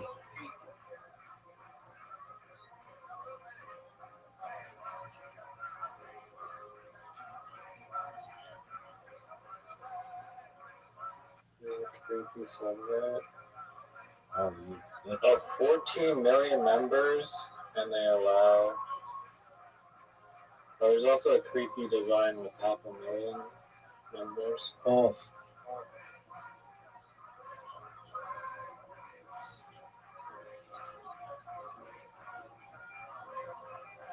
Let's see if this gets instantly monitored. No way it gets through. If it gets through, It seems to be good. It's going in our creepy. no way. Oh yeah. All right, next one is Wait, I gotta do the other creepy one.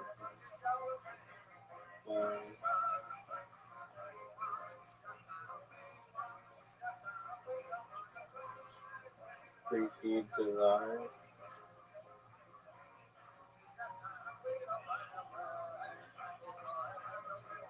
oh.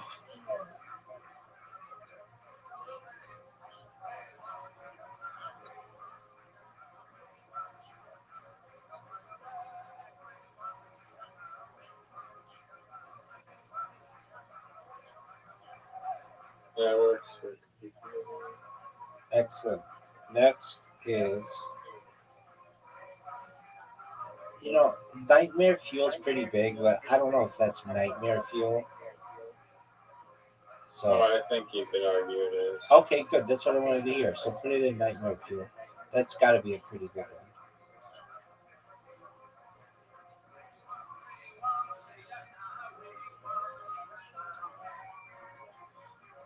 Or just, yeah, they're nightmares.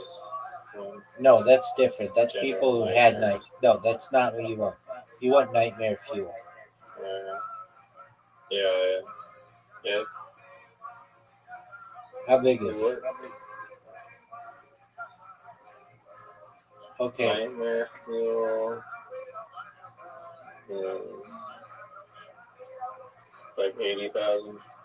Okay, cool. Next is architecture porn.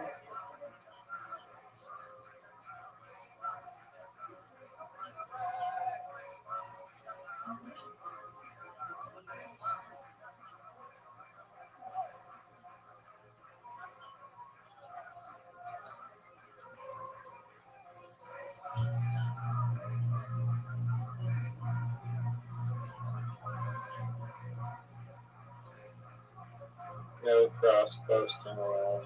Okay, next is room porn.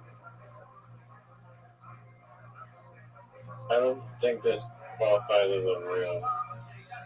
That's okay. Like they're probably talking about the person. I understand. I mean, it technically is a room, right? That's what I'm saying. Room defined. But that's okay. An enclosed area within a building. So, just part of a building, basically. Then that's It's what just a that giant room. So, yeah. What was it called? What room? room porn. Architectural rooms? Room porn. Room porn. Yeah, you said architecture porn didn't allow cross posting. Yeah, it's not finding the room porn. No big deal. Next Oh, one. Oh, wait. Yeah, no cross posting. That's fine. Next one is There's a rec room. There's a rec room. I don't know if this is okay. no. Next one is weird. Just do weird. It's a big one. No cross posting. Fuck. I already did the weird core, I think. Right? Yeah. Okay. Next is internet is beautiful.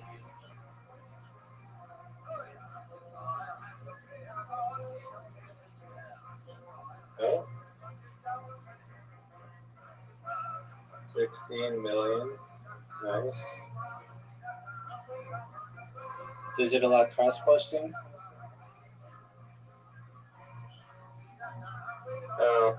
No articles, videos, or images.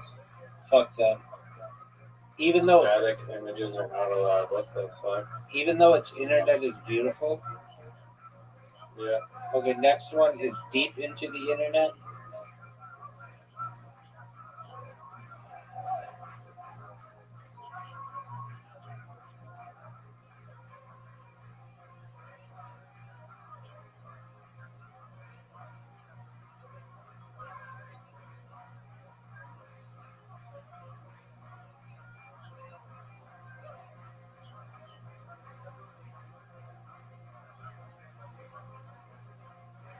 Oh, there's also deep into Japan. Really doesn't that subreddit is not coming up, unfortunately. Okay, next one. Deep into the internet. Yeah, next one is vaporwave.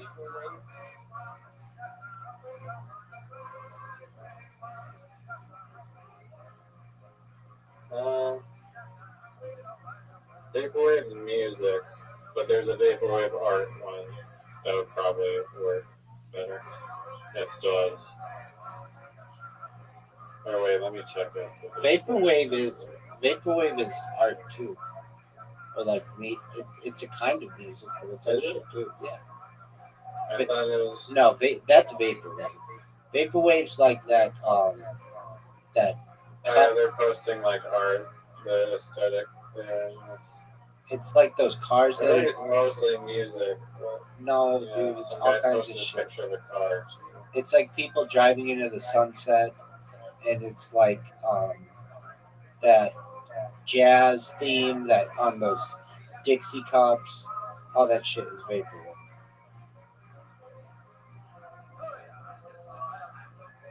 It's like 8-bit like videos. My post won't get taken down if I'm like adding it to irrelevant groups. So. These aren't irrelevant. No, I'm not saying I'm maybe a moderator would do it. Moderator can't do it. An administrator can. Vaporwave. Alright, it's going in Vaporwave and Vaporwave already. Next one is infrastructure porn.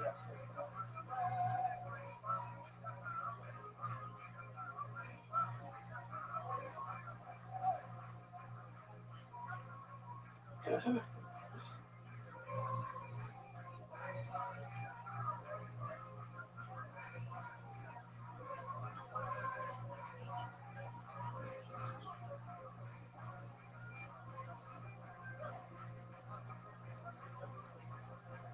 me know when I you're done. guess it may not be the perfect timing posting it in the middle of the night. Dude, there are people up all over the world. And what's it called? Cross posting. Infrastructure one didn't work. Okay, next one is places from your dreams.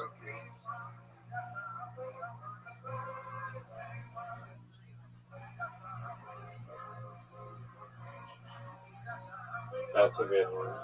Yeah, that's why I said it, big dog.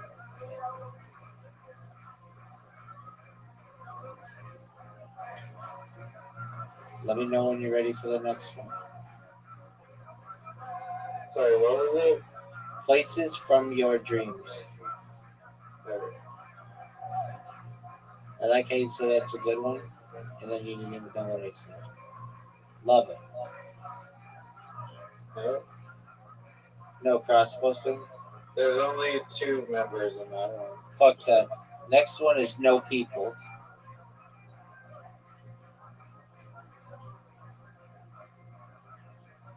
NOPEOPLE. No people. PEOPLE, it's not showing up. Next one is no people there.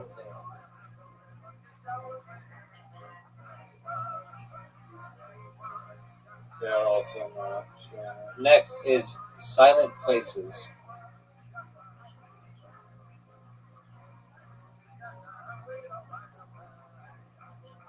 Why is it not finding them? No one knows. Maybe Next that's is Fruitiger Arrow. Hold on.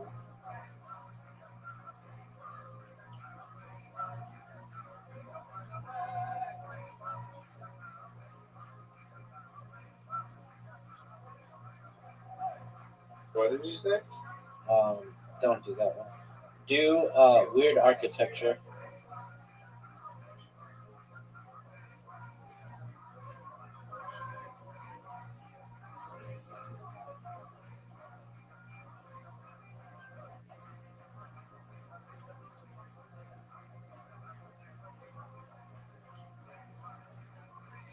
Is he just not finding any subnets?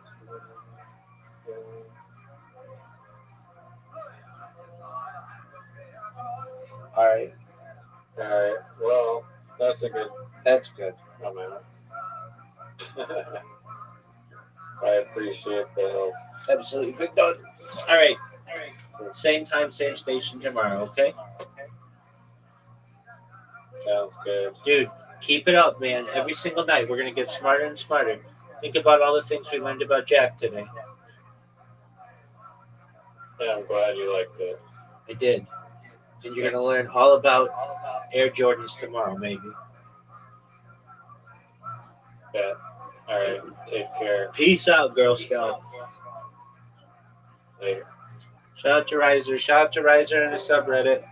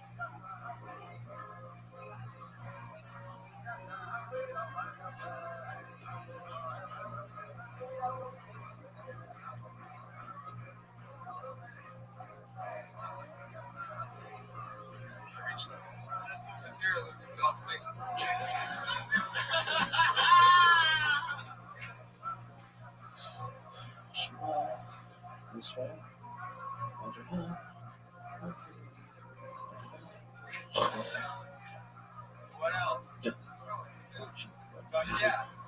I don't know. I think you might be able to dig something else up, huh? Are you sure it's a dinosaur material that's exhausting or your constant laughter?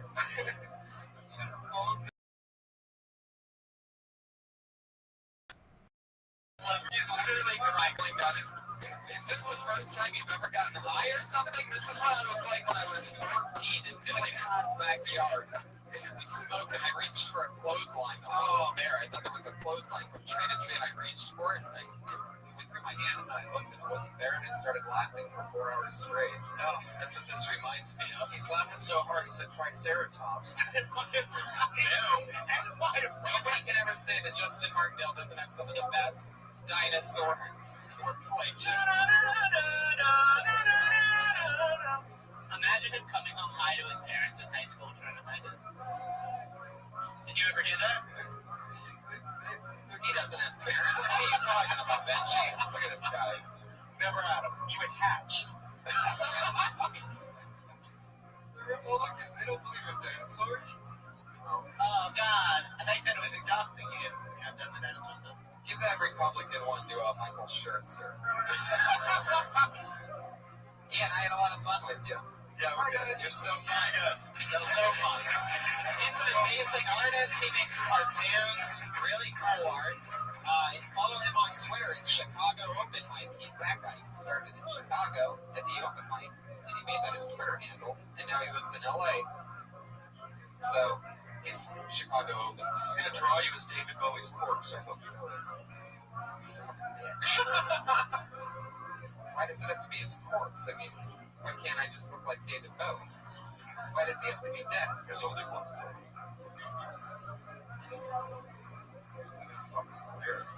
Oh yeah, this is the part of the show where we bring up our 2 regulars. They write a new minute every single week and perform it. It's always interesting. We always talk to them. It's always a lot of fun. This is their first time on since their first ever Joe Rogan experience last Thursday. So we got first sniper to get together for her. She dropped out of the University of Florida after her first time on Kill Tony. She's been back every single episode since. We're going to get together for the one month. Thank you for this comment.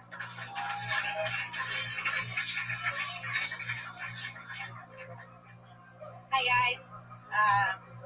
I recently got on birth control. Thank you so much. It's good stuff. I got on birth control. I'm pretty excited about it. But it does have side effects, one including more fucking. Which is good. Thank you. But it doesn't. It makes me sick. It makes me nauseous. It's weird to eat with it. It's like seriously, this is what I get for letting a guy nut inside of me. This is the things I get. It's really terrible. I don't want to have kids. I just know I'm not ready to be a mom because I've never cleaned someone's face with my spit. Thank you so much. And I'm Puerto Rican, so you can just whip your dick out and I'll be pregnant. It's the scariest thing ever. And Puerto Rican moms are weird. I know my mom's got they have this superpower where they can hit you in the face with a flip flop from anywhere. My mom was good at that, so That's funny.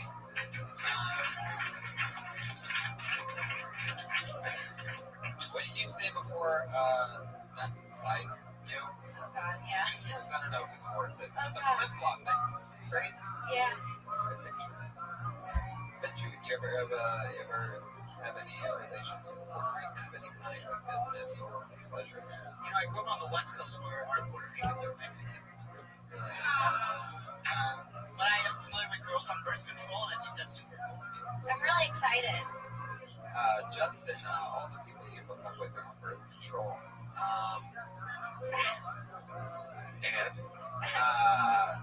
Sometimes I just fake ask a question thinking it'll get a bigger laugh than it does. And it doesn't get quite as big of a I don't think people are still following, really. I'll say this about coming in a young community. After you do it, they then go to the bathroom to do I don't know what, and then I just have a moment to reflect for a few. They're scooping that mistake out. Yeah, it's pulling them out by the tails. Yeah, interesting. I'm left with no activity. I'm just playing on my phone. What does happen there? Do you guys pee it out? Is that part of the... Well, gravity kind of takes over sometimes. Really? Right, ladies? Am I right? Come, everybody. Everybody got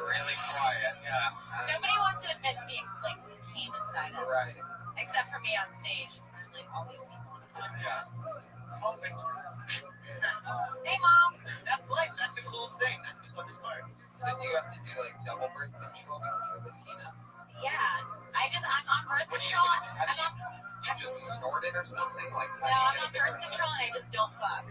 I just have to be on birth control and not fucking. I think so. You notice any changes since you started taking it? Some people, it fucks them up. Yeah, well, it makes me feel like I'm pregnant. And morning sickness, certain things make me smell foods, they make me throw up. But my boobs are gonna get bigger, I heard. So guys will get bigger. They're going to get bigger. I just know. So are Josh Meyerowitz, and he's not even on birth control. Really?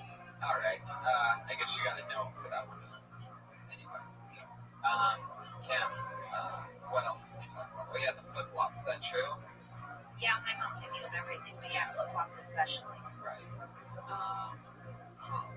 It was just like anything in her house, whatever she was next to her. Now this reminds me of getting in I'm half Moroccan, and in Moroccan culture, this happened to a friend of mine. My dad didn't have it to my sisters, but when you get your period for the first time, your mom slaps you across the face. Really? Yeah. In what culture is this? Moroccan. Really? And my sister's friend got slapped across the face and then hugged. It's like welcome to fucking womanhood. Man, bitch. I love you. Wow, all that other stuff's going on? Yeah, they're like, mommy, I'm bleeding. And then she gets, Welcome to our curse. yeah. It's a very harsh culture. My dad does this thing when you get a haircut, he just hits you on the back of the head. Why? And they say something too soon. So you just got a haircut. It's just, they're rough people. What else is a fun fact about She's just gonna get her like Moroccans, right? Before a Moroccan wedding, there's something called a henna, where they put like henna tattoo on your thing, and you dress up like Moroccan. Josh, you've been with a prostitute once, correct? Yes. Only once, though, right? It was my only sex so far in my life. Okay. Just the once. Did you want a cider? That black guy should always be your sidekick, by the way. That laugh at your... Did you want a cider? No, I wanted to come on her tips. I said no. So You wanted to come on her tips. That's good. yes. Give her $5 and you came on her. That's rough. I got excited just thinking of it. Oh. No, not now. Oh, okay. At the time, Jesus. I was thinking of it earlier too. What a rude prostitute. He's losing his virginity. He's autistic. Let him come on your tits. Right. Totally. Josh, you had to kiss one part of Kim, which part would it be? Oh my God. That's terrible. However, I do want to know the answer. If you had to pick one part to kiss, which part would it be? I'm not So you don't want to kiss any part? I promise, because my mind says the mouth. Josh. You don't have to say it. Just put your finger in the area that is the answer. I'm kidding. I think she could touch me, pussy nice, you know? Wait, what the fuck? I don't know. Wait, get your ass out there. What? Wait, what did you say? No, it came out really weird. Sorry, Oh Kim. my God! No, I mean, she seems like a very sexual person. I think I could learn. Oh, Eat damn. pussy.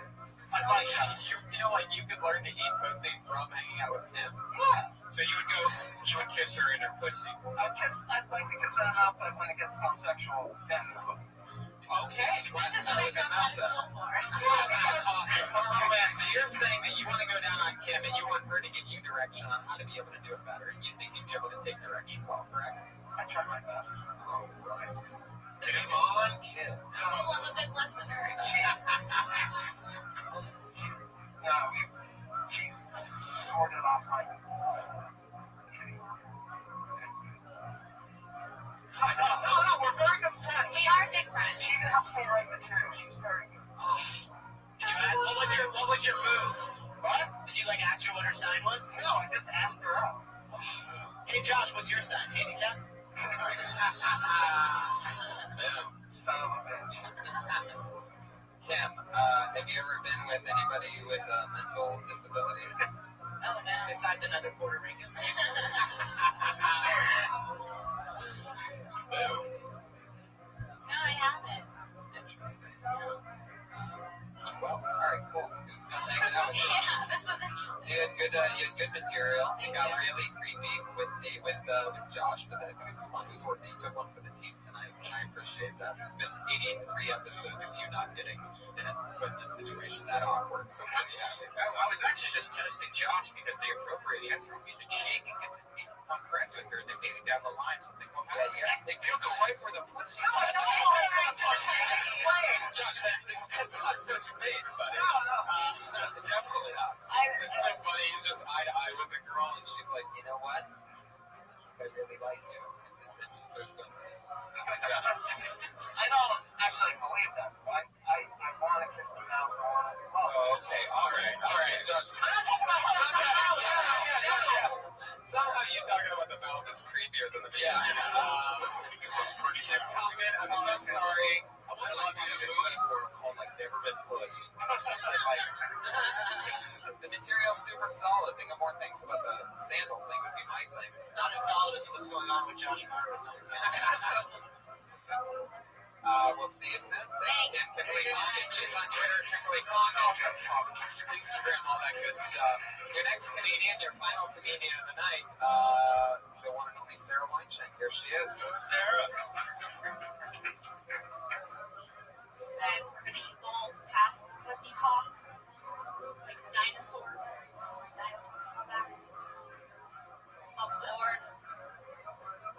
It's gotta be fucking boring to work at a patio furniture store. I get bored just looking at a patio furniture store. I just want to be wealthy enough to buy patio furniture. That's some affluent shit.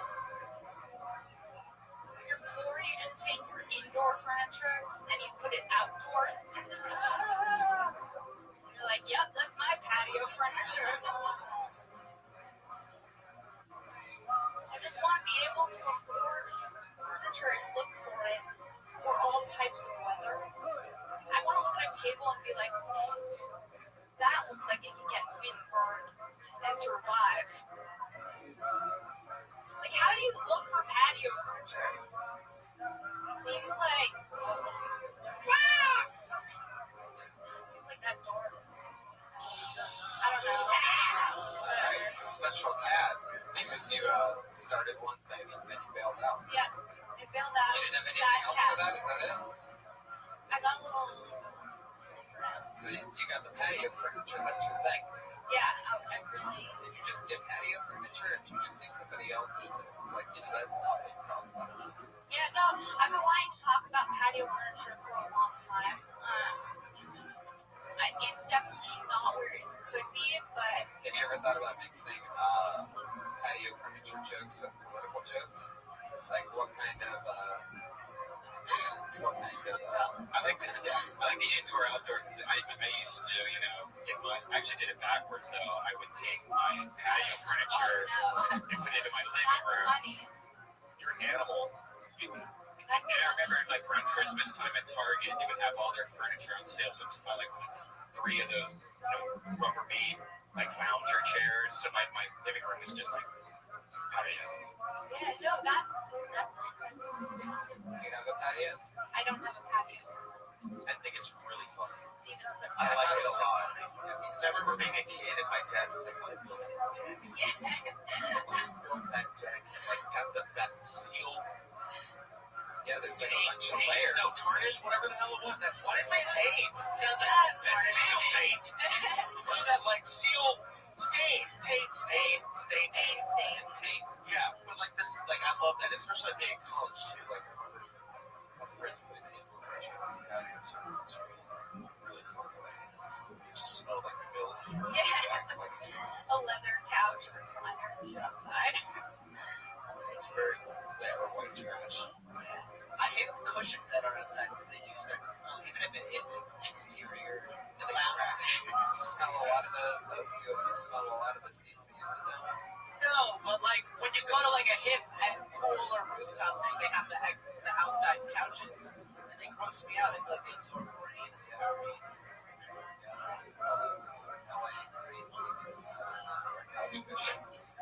All it takes is one bad rain storm to fuck up the patios. Yeah, there's probably something there. There's a struggle here. Did you mention the umbrella? Well, I did just now, but after I just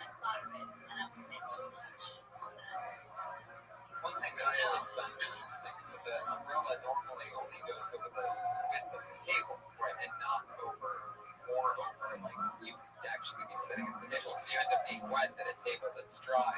Or if they made the umbrella a little bit bigger. Well, they have those umbrellas with the arm with the side.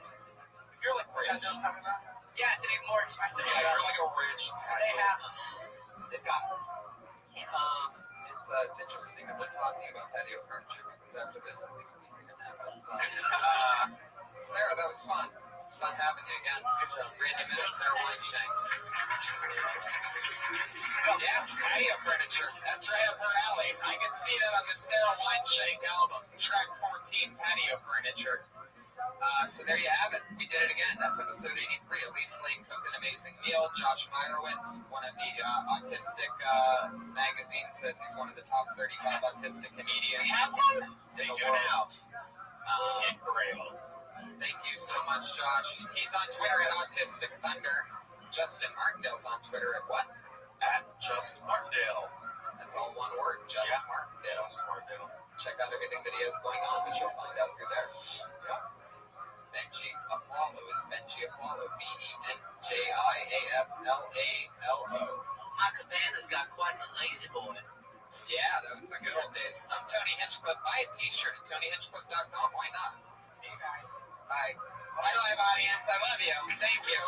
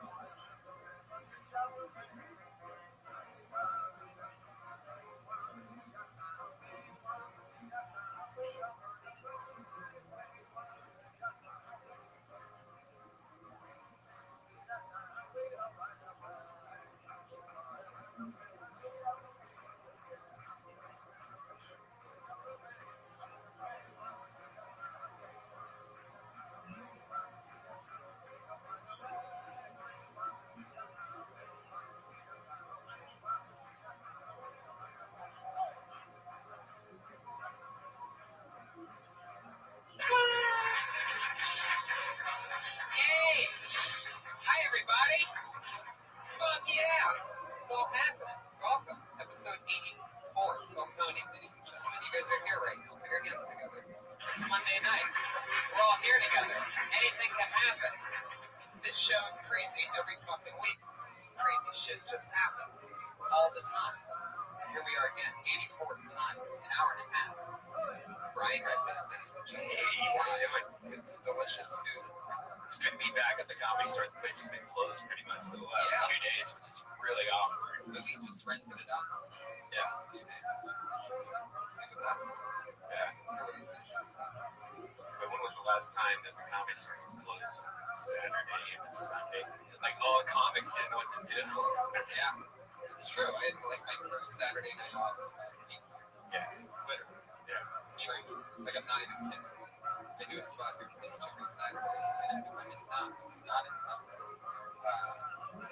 then I'm doing comedy across the Saturday. I tried to go to improv last night with Josh and Jam Band, and it's just not the same. There's not like any shadowy dark corners to put a like sometimes you want to put a finger in a girl. You can't do that at the improv. It's like hanging out in the lobby of a Holiday Inn or something. It's weird. You've never fingered a girl in the lobby of a Holiday Inn? No, days in. Too many kids at the Holiday It's been a crazy week this week because Brian ended up hacking Sony. Oh yeah. Because of my hack, because of the hack. Because of the Seth Rogen thing. Yes. What's Seth Rogen? Seth Rogen stole his essence in The Neighbors. That's right. I hacked the fuck out of it. So Brian Redband, they put your hands together for the work of Brian Redband. Yeah, you're What welcome. appears to be North Korea is Billy Redband. You don't want to see that shitty movie anyways. That's a crazy thing though, man. So North Korea's internet's cut off right now. Yeah. It's broke. It's broke. They broke the internet. There's 4 big pipes that go into North Korea that have the internet in all 4 of them failing right now. Love it. That's some crazy American shit. It's like we're putting them in the corner. Go to your room. No computer. I love it. That's some American shit right there. I'm really tonight's show, we only have one sponsor, everybody. It's the lovely Elise Lane. She's sitting right over there. She makes food for me and Brian and our guests every week. It's unbelievable. Tonight's looks extra delicious. Citrus and shrimp salad, sauteed shrimp, drugged white oranges, and lemon, mixed organic greens, watercress, and mint, blood orange balsamic vinaigrette, and avocado. Hope you guys ate before you came here tonight. Smells good. Smells like a stringer on your second shift. I could hear any whitehead homeless comedian cracking up at that joke. Like, man, that really made me hungry. I love you, Eddie. Okay. That's right. That movie's still out there, but I don't want to see. I did it, though. I helped you out on that one. Elise Lane her cooking is unbelievable. What was that thing last week that I ended up taking home? That tofu sandwich or something crazy? Oh my God, Euro. Wow. I mean, every bite, it was fucking crazy. It's weird, like how a chef really, how much better stuff is from a chef than when they try anything. Anyway, guys, guess what else? Elise Lane's on Twitter, so you can follow her. If you have a private party or something, you want a gourmet chef, blow your friends' minds. Follow Elise Lane at Elise Lane, ELYSELAIN. There you go. Every week for the last 5 weeks, we've had a musical guest come on, and I'm just in love with him. I just think it's the best way to start this show. Get the thing pumping. Yeah, he's great. And he's back again. Here it is. Look at Pat Reagan. Yeah. Just a little song. Get us all warmed up a bit.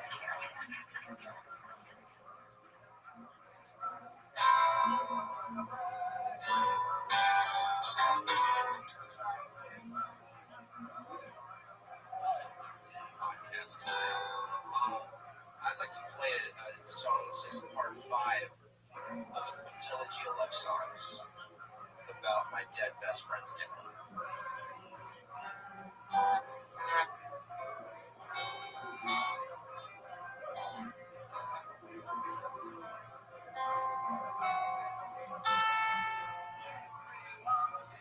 I'm floating down a river of love. I'm floating like the clouds up above. Below me and above me is sky. I think to myself, why can't I be a bird singing sweet love songs to you, dear? I'll sing sweet love songs to you.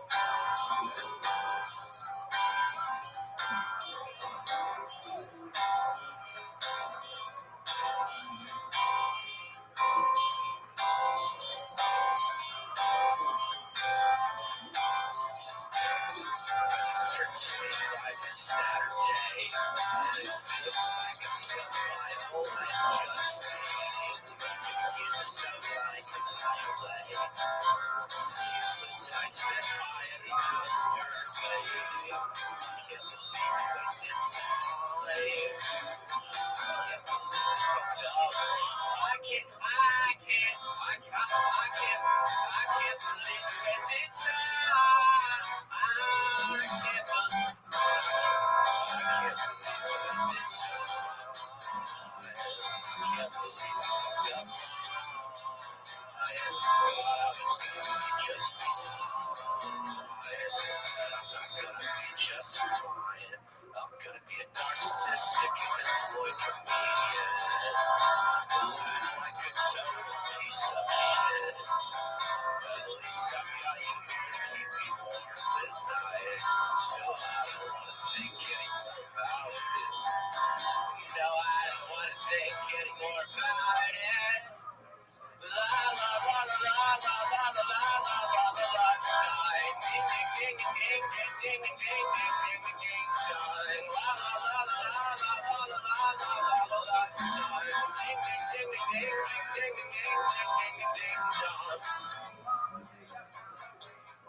Ding, ding, dong.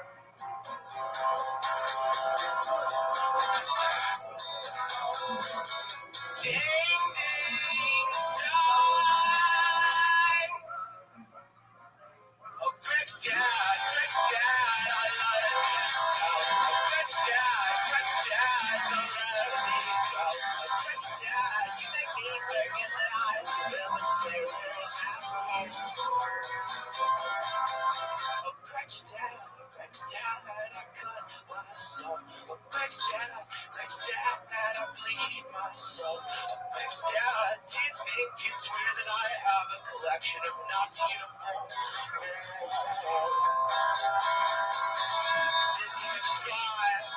Didn't even buy this guitar. Was bought for me by Mom and Papa, who always thought I was gay. And they were correct. They were correct in their assumption.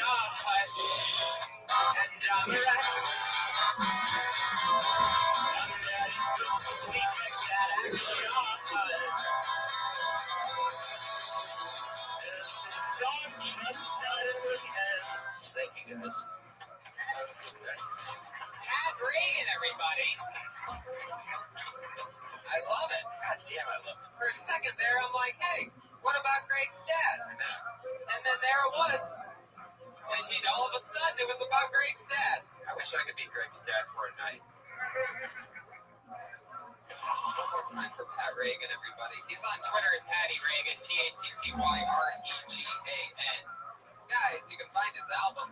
It's called Pat Reagan Smells Like Shit. And that's available on iTunes and other things. Just listen to it. It's unbelievable. I absolutely love it. I really actually do listen to it.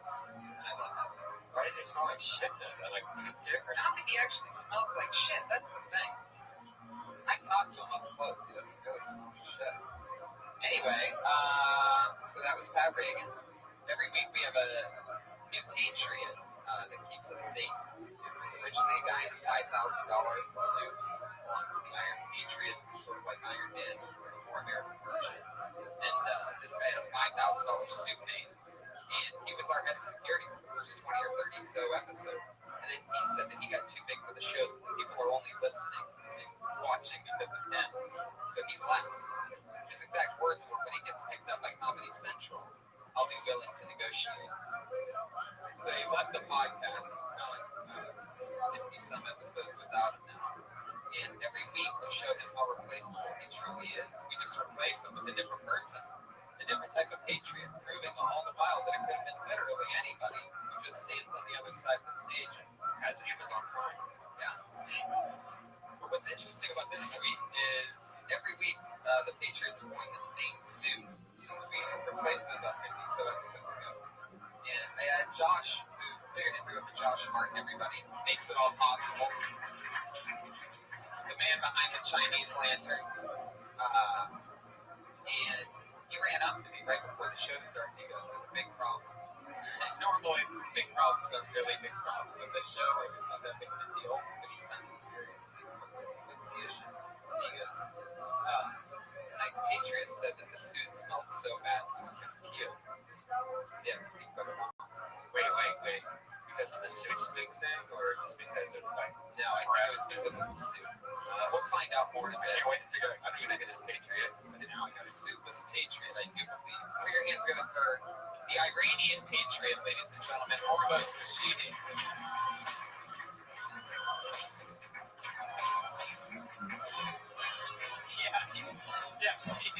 He's our first ever Patriot that's actually not wearing the suit. He's just wearing the gloves and the helmet. Okay, it got weird, everybody. Foremost, what happened with the suit? What was going on? It smells like shit. It smells really bad. I was like, Now I feel bad. this is. I'm talking. He said that the last person spending a lot of their time. Why don't we ever wash that thing? Wait, there's a washer. There's a washer and dryer right down the stairs. Oh, Jesus. All right. That was the screeching halt that the show just came to. Yeah. The noise that you heard. Well, Hormoz, Josh, you want to figure that out? Yeah, Josh Martin, everybody on the ones and the twos. Mostly, guys, tonight's episode is going to be super fun. Are you excited about this, Hormoz? What's it like inside the mask? Is that bearable if you want? I wore it last week. I forget. It was Josh Meyerowitz, our autistic patron. The autistic patron probably has like that. Now he has smell. Or he has autistic whitening skills. I don't know if the Iranian would be much better though. This fucking guy. Hormoz, like, how Iranian are you? Holy shit. When I use those flushable wipes, like really, yeah. Do you take them with you when you go places? Or I buy a small packet. You always keep wipes on you? I try to remember to. It's just you don't get fully clean. No, you don't get fully clean. I definitely don't get fully clean. Well, I'm excited to have you, Hormoz. This is what, your second or third night? I love it.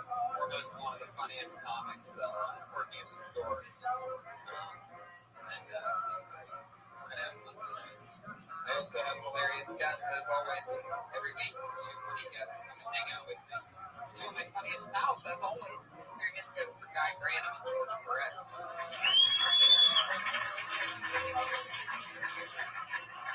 Yeah. Welcome, gentlemen. George Perez, his first time on the show. Excited to have you. We've known each other for a few years. We ran into each other at some crazy gig that was some underground roast. It was wild because you were working at the store back then. Right? It was like 5 years ago. Yeah.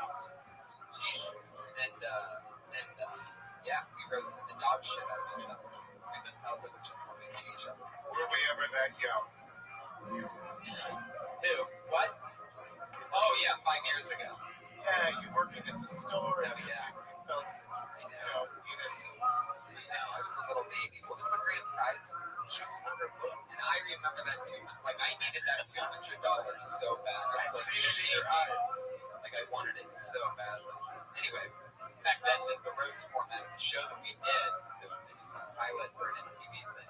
And they didn't really have a format, so they're just like, all right, so we both beat our brackets. It was like, there was 18 guys there. Yeah, it was like March It Madness. really was. Of all like underground, like I got a weird call a couple days before from like a shady buddy. And he's like, yo, dude, there's this fucking roast thing going on at this warehouse. You're in. Winner. You get 20 or $50 for showing us. $50 for showing up. But 200 if you win the whole thing. Fuck yeah, I'll show up to the shady warehouse. And then once I had the number 1 seed because they didn't know me. So, you know, when they make brackets, you remember this? Yeah. What's that guy's name again? Like Valderrama was running it. Right, he was the host. This was the Your Mom show. It was the All the Best from Yo Mama, which, George, you're like, we won a year or something, right? Yeah, and the best of LA. Yeah. Badass. No real comics really. Just like cast. Right. And but they put me up against their number 1 seed, the guy who was the defending champ, because they didn't know me at all. They didn't know. I let him go first, and I just actually let him. I just stood there and stared right at him like that while they fired off like 2 or 3. I just took my time, and then I just got to go because he was like. No, I remember when you said because I laughed. I was wearing like a big silver sweater that was like brown and gray. You were like, damn, you drink and wear horchata. Oh yeah, what's that green colored? It was like a green colored corduroy shirt. Fucking burnout sweater. But what's amazing is it ended up being me and George, and they didn't have a format for this show, so they're basically like, all right, so it's you two, make fun of each other. There wasn't like, all right, 3-minute round. No, it was like, no. We fucking stood there because neither one of us wanted to live. That horchata joke, even about the color of your shirt, was literally like the 47th joke that I got out by.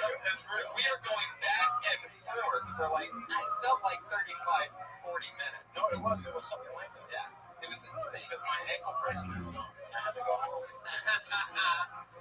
And Guy, I love your style. You're always hanging out at Roast Battle. Another, I sort of like triple boogie roast style that show organically just sort of happened. But you're a great roaster yourself. I like to watch people be worked.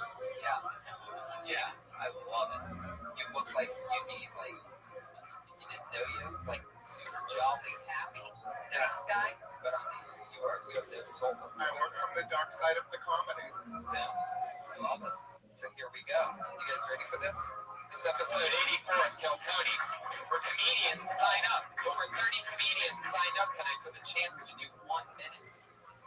1 minute of stage time. And then we talk to them about anything. Maybe about what they did, what else they can do, what they do, something else they can talk about, or anything at all. Comedians, you know your 1 minute's up when you hear the sound of a kitty. Aww, it's adorable. You better wrap it up then, or else you're going to bring out the angry West Hollywood bear.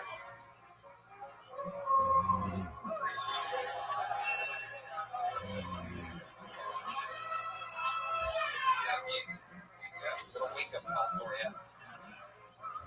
I'm going to make an obligatory West Hollywood Bear joke. Is that alright, Tony? Yeah, you have to. That's not what a West Hollywood Bear sounds like. These days he'd be talking about Into the Woods.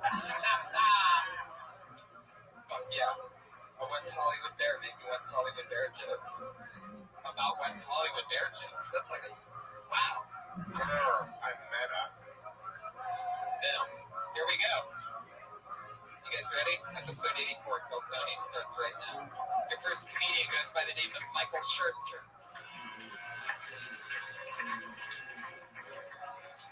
Here he comes, Michael Schertzer.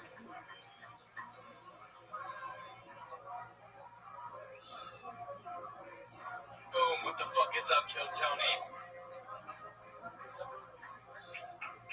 So, I bombed the other day, but it was in Afghanistan, so nobody gives a fuck about it. I once knew a girl named Isis, and by knew I mean she gave me the toothiest blowjob I ever received, and I never called her again. Like, the same strategy that the terrorist group ISIS is employing in Syria against Bashar al-Assad, that's how she attacked my penis. I'm pretty sure that she mistook my dick for a foreign journalist, because she was definitely... I'm pretty sure she mistook my dick for a foreign journalist, because she was definitely trying to cut the head off. That joke never receives the response that I believe it deserves, but that's not going to stop me from telling it, because I want people to know that I'm informed. Somebody asked me if I saw Interstellar, and I was like, nah, but I've seen Matthew McConaughey get high before. Have you really seen Matthew McConaughey? That's a true story, actually, I have. Where'd you see him get high at? One of my friends used to live in Paradise Cove, Malibu, and one night, swear to God, we were just insane, like hanging out, smoking weed, and Matthew McConaughey knocks on the door with a bottle of 151, and he's like, hey, my name's Matt, want a drink? And we're like, no, get the fuck out, of course I want a drink with you.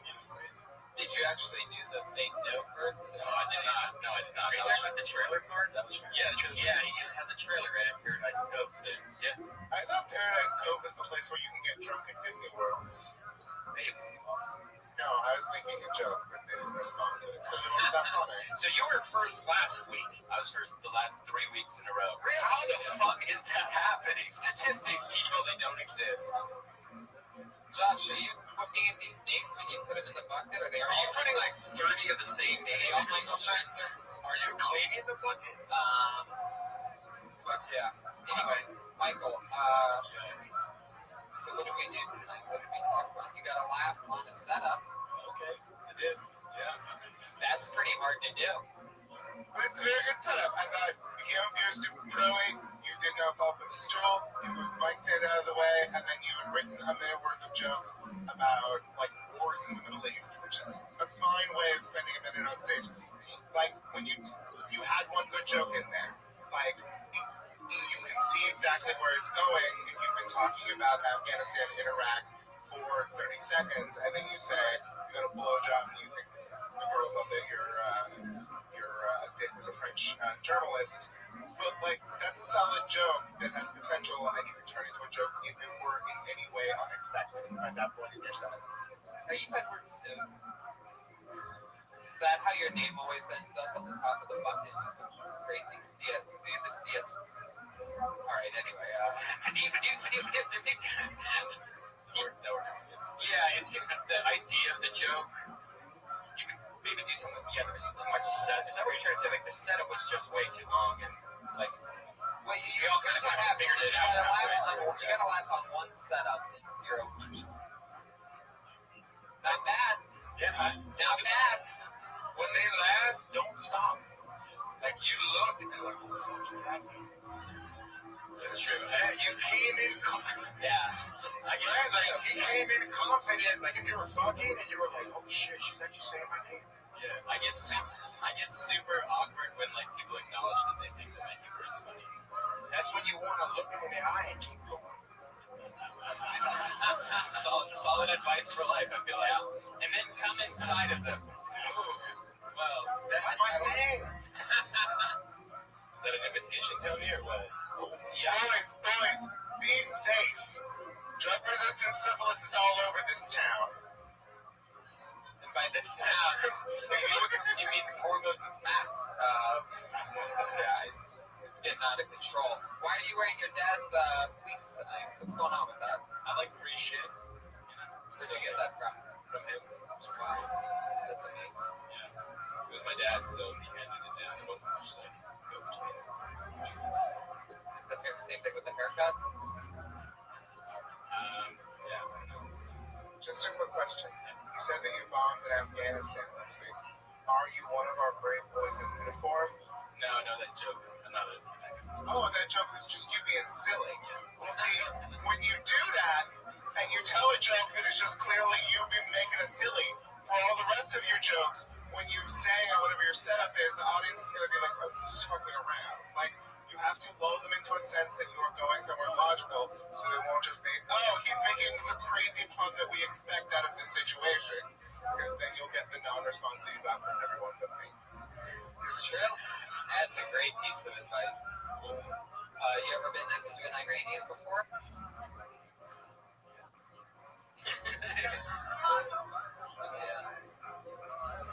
Yeah. You look like a TSA agent, so it doesn't read. Alright, gotcha. It's like a bouncer and Petco. There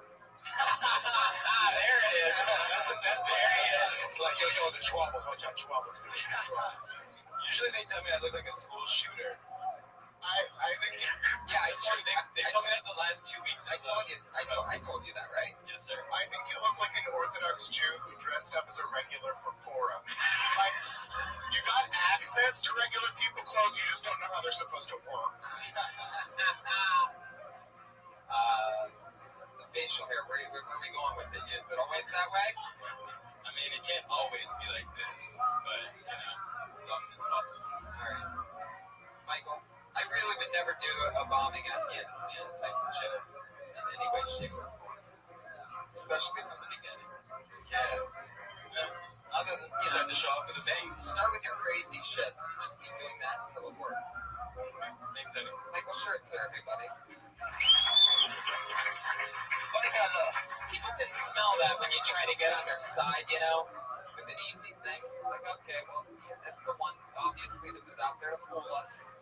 But, Hey, Boo, do you have any questions for our guests? We tell her skip oh over yeah, that. absolutely. It's so weird when you came out that no, I'm kidding.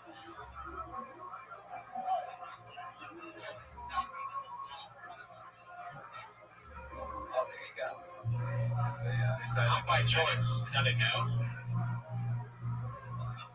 You don't have questions for the guests.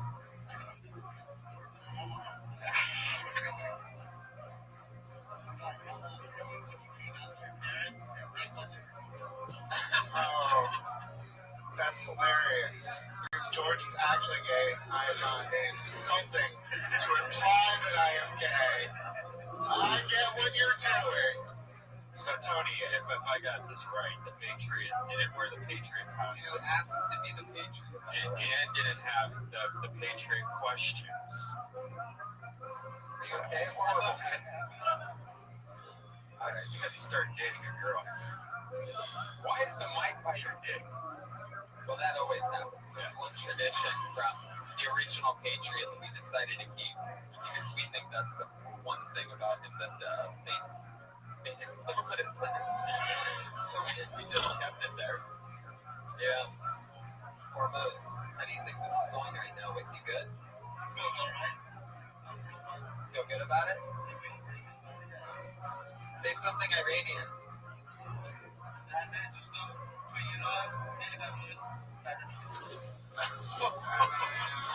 Wow. Wow. What did that mean?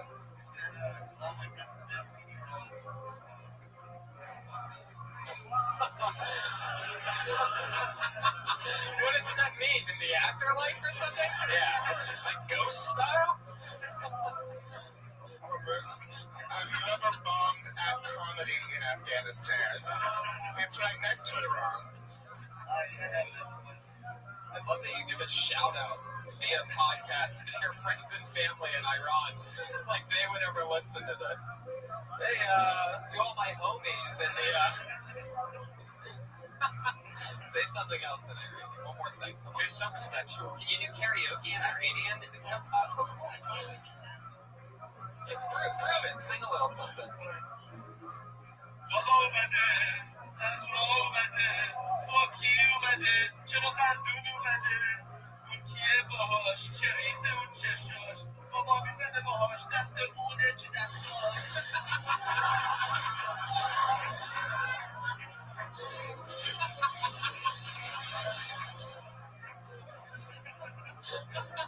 Should have brought the soup.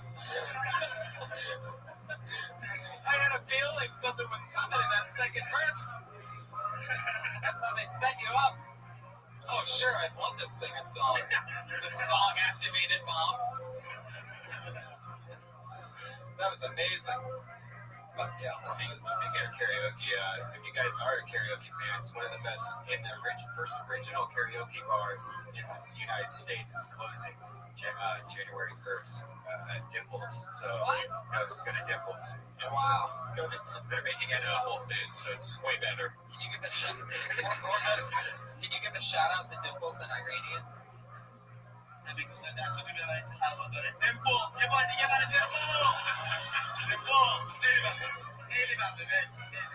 Fucking perfect. For your answer, for your next Canadian, he goes by the name of OK Game.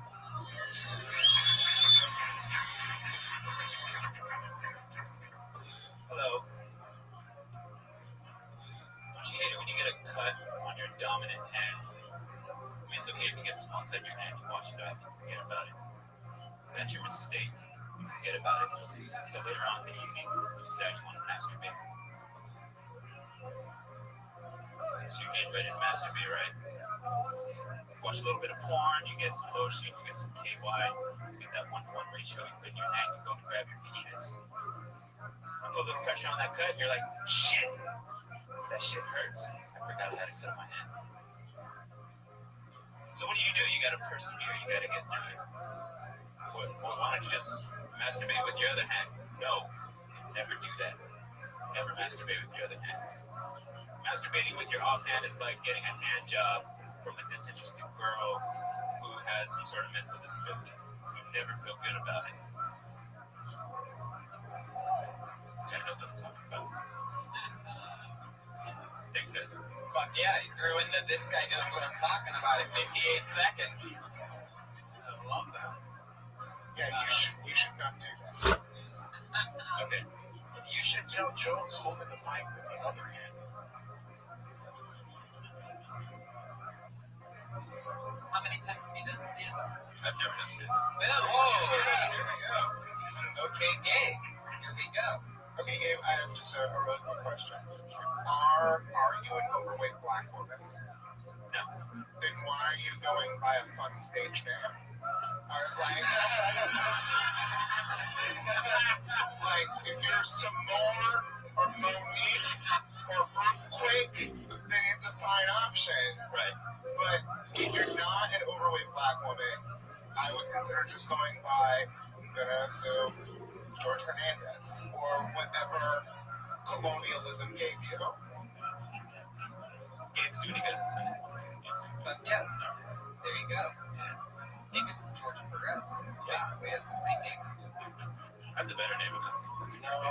to say George Lopez. I gotta lie, I'm like George Lopez. Okay, Gabe, so what made you want to come out tonight? I'm a big fan of the show. I love stand-up, and I just wanted to try it. Can I tell you what I loved about what you did? I could tell it seemed like you were just a little nervous and new and trying to remember what you wanted to say, which is fine, because that's completely natural. I've seen a lot on the show. What I loved was the amount of emotion that you talked about. Yeah, that was hilarious. Like, I think that's great. You could add something cool to that. Like, you know, they could make, you know, they make little mustards. Like, like that's about the right amount, you know, give or take a little bit. Or like a soy sauce packet. They do make that. They can make little individual lotion packets. They do? Yeah. You would Nightstand. I like it. Well, why would you have individual packets? Because we're maybe in and you just get bags full. But like, have you ever? I like the idea. You said lotion and what was that? Do you visit a lot of porta boards? Yes. You just I go to all. He likes that. I love that. He's that guy. they're like Comic-Con for you. You just Definitely. Yeah. got all the panels. 100%. He has a booth. His neck's just covered in lanyards when he's at this. That's right. Like he's just the. You said KY and lotion. That's your mixture. I've never heard that. You combine the two things. Yeah. You're a little fucking party, huh? I mean, I've used lotion and it's gotten a little dry, and I've used spit because I'm like, oh, you never take a shower compared to the smells. Right. But I've never done the KY. I mean, to like oil and vinegar though, it's go together. What else do you do? Do you Well, like? like lotion is a little too viscous, I guess. Right? And KY is like nice. And you know something I learned. You know something I learned, and it took me 3 ex-girlfriends to figure it out. Is that those oils that you use for massage that you can get at the grocery store? Those are not oils you put on your dick and fuck with. It really hurts the woman to have that. I've used Mazzola before. Yeah, You know what? yeah. Really? Yeah, you can use that. She was Mexican. She wanted chorizo, so Oil-based lube is a great way to get AIDS. If you wanted to get AIDS, use an oil-based lube in a condom. And then why is that? because it breaks down the condom. Really? Yeah, one of these. Wow, Ramosi said, yeah, like you've had an experience with that. Planned Parenthood University. That's a great cover for moves. Don't worry, I will never reveal your secrets. Yeah. Wow, now I gotta try this like mixture. They want like do you have like do you kind of lotion you use? Do you have like cocoa butter or what do you? Jergens, yeah, that's what I use. Jesus. Yeah. My God, what are you sponsored by them or something? Are you masturbating in 1983? Peels off the fucking logo on his hat. It's just Jergens all the way. Yes, my first time doing stand-up because Jergens just paid me $500. Gabe, you got up super confident. I thought you were really experienced, and you like went into it, and then you just like hit this moment when you were like, "Oh God, I should be nervous," and then you became nervous, and you didn't know what you were talking about. That's why you should have had a punchline before then, because if you had a nice punchline before then you would have been like, "Ah, yes, I am a god of comedy," been able to keep going. I thought that was gonna happen. It's good. That's how comedy works. Comedy works with a word or phrase that is funny, and then you know that that's when people are going to laugh. People don't just incidentally decide to laugh at some point in time while you're talking to them. It's just supposed to look that way. But it's all very strategic. Every moment. Did you get it? What, you do any other kinds of art? You play music, draw, or anything? I have a drunk fiction show. Well, that's awesome. That's why it's okay. MLK stands for original knockoff.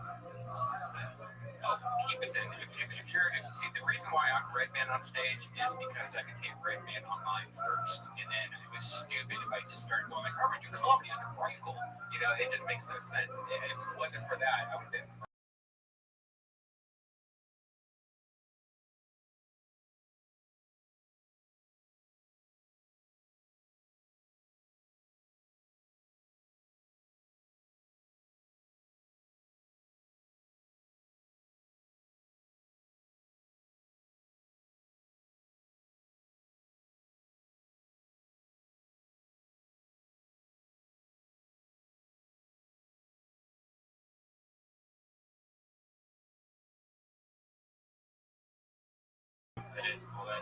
make like short promotional videos for different organizations.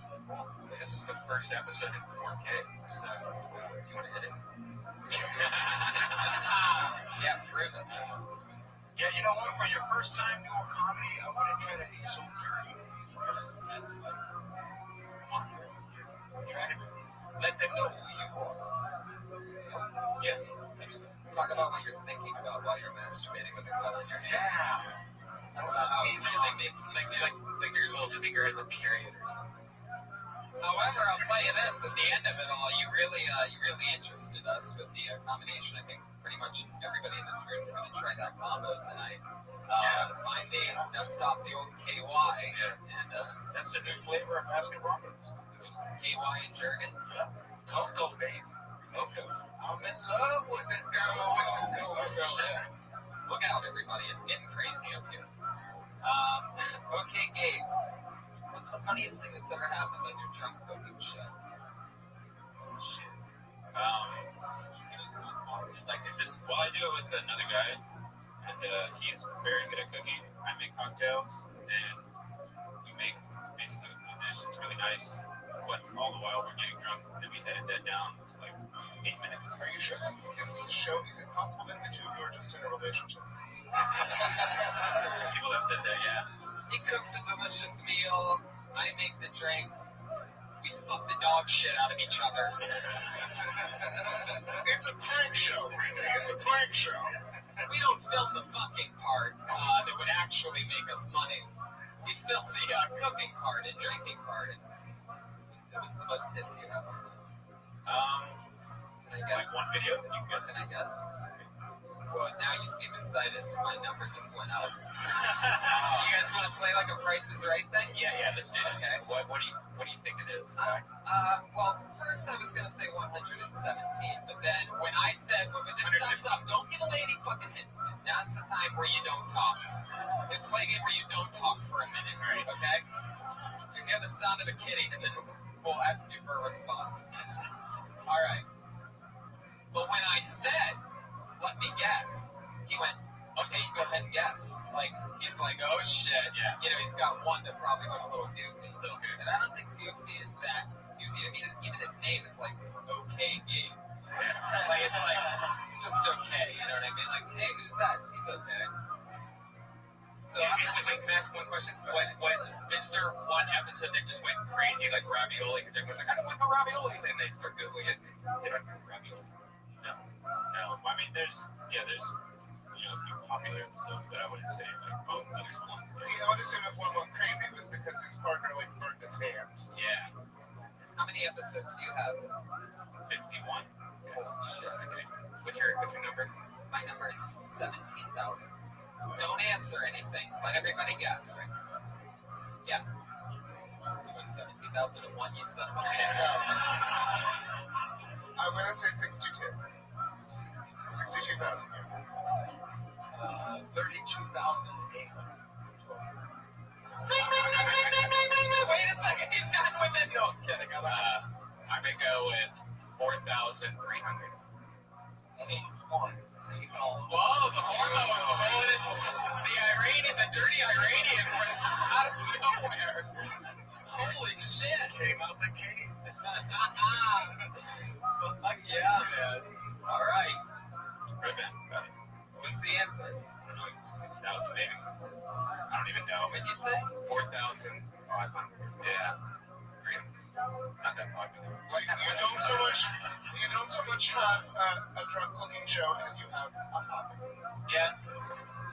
I tell you what though, man, you just archive the shit out of it because you don't know one day everything changes, and all those videos are going to be reborn.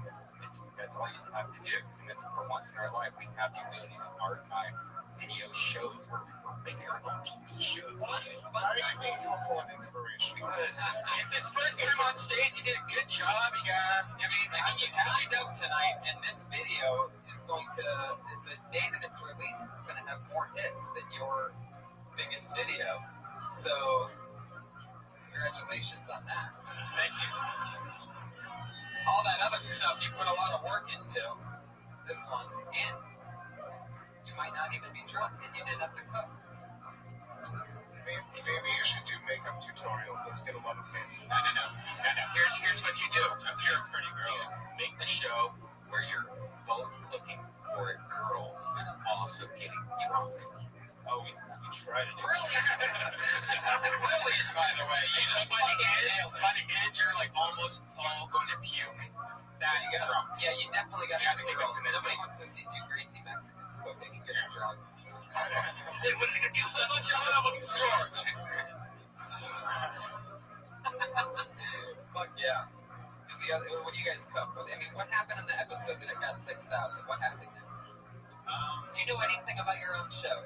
Yeah. Alright, I'll tell about the last episode we did was a What are these, like 5-hour-long episodes? No. You're acting like a completely boneless turducken. We did that for Thanksgiving. So that's it. Cool. Where can people find this? Because I'm actually going to go check this out. I want to look at it.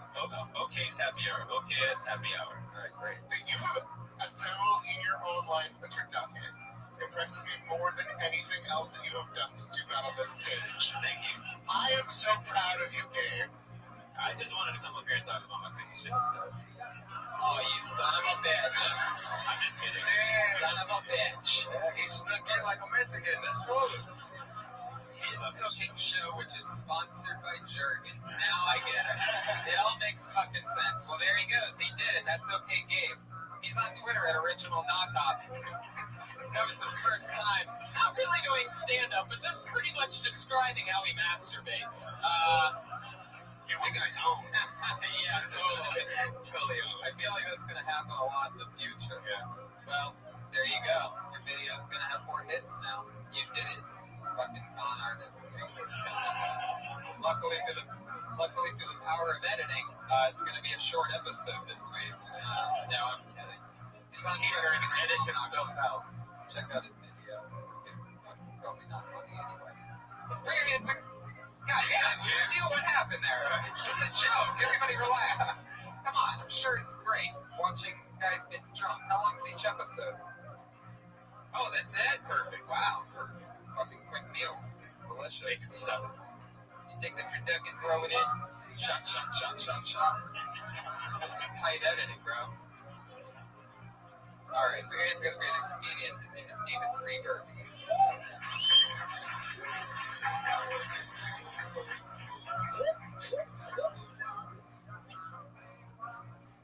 I live with my parents, which isn't great, but luckily they've never caught me smoking pot, which is good.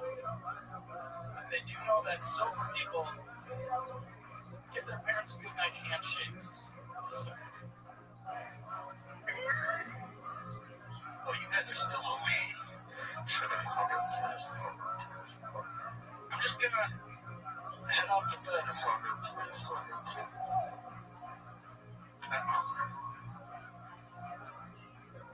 Nice meeting you. Did you guys ever introduce yourself to your parents? They know. They do. So do you guys think Jesus was a socks and sandals kind of guy, or that there is no God? Back and forth on the issue. Where's that kitty, right? Jeez, there it is. There it is. In exactly 1 minute. Fuck yeah, you nailed it. David Freeberg. This is my first time seeing you. Yeah, I've been in LA for about 20 hours. Awesome. 20 hours. Love that. You've been doing stand-up, what, a year or two somewhere else? Yeah, about a year in Madison, Wisconsin. Madison, Wisconsin. I've been there. Fun place. Yeah. Big college town. Big tent country. I get it. You hit it. Fucking, what is it? The cheese. The cheese heads. Fried cheese curds. Oh, yeah. That's the thing there. Cheese curds are great. Yep. That's pretty much why I stopped eating dairy 3 or 4 years ago. Was when I went to Wisconsin, was still eating cheese. I kept noticing the cheese was fucking me up like that. Not even in my belly. It was more like psychological. I feel like shit for about. I swear to God, it'd be like The cheese was looking at you or something? no. But if I eat shitty like dairy, then they eat. What is it? Fresh mozzarella curds or something. So good. Yeah, I mean, So there's mozzarella. Yeah, It's like one probably chicken. It's like just putting straight bacteria in. Good bacteria, though. It's just bacteria. Yeast infections. Okay, I see what you're doing. Anyway, to segue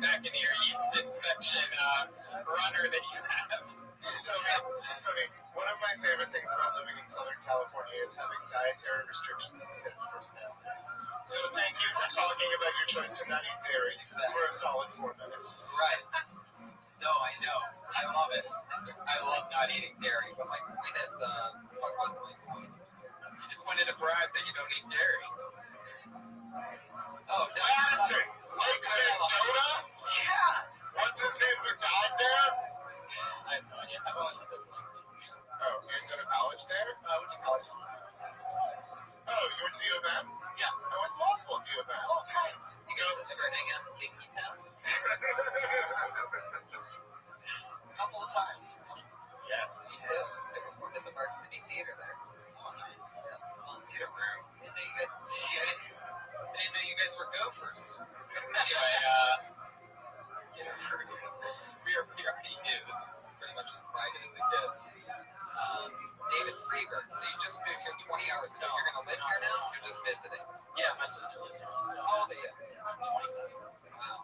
So what are you doing in Madison? I'm on the end. Wow. I prefer the term sunset. That's why you have like that Mike Sarah vibe. I felt that. Yeah, you seem very, very good. Yeah, You seem nice like guy. Midwest, good old boy. Like a tri-steward. I'm nicer than all of you. I didn't think it was legal for a man to watch over children in Wisconsin. That's fucked up to say. Yeah. That's a weird thing to say. That actually makes you think that you're. Whenever someone says that to me, it's Yeah, like, I know. why would you? Why you so low? Calm down, man.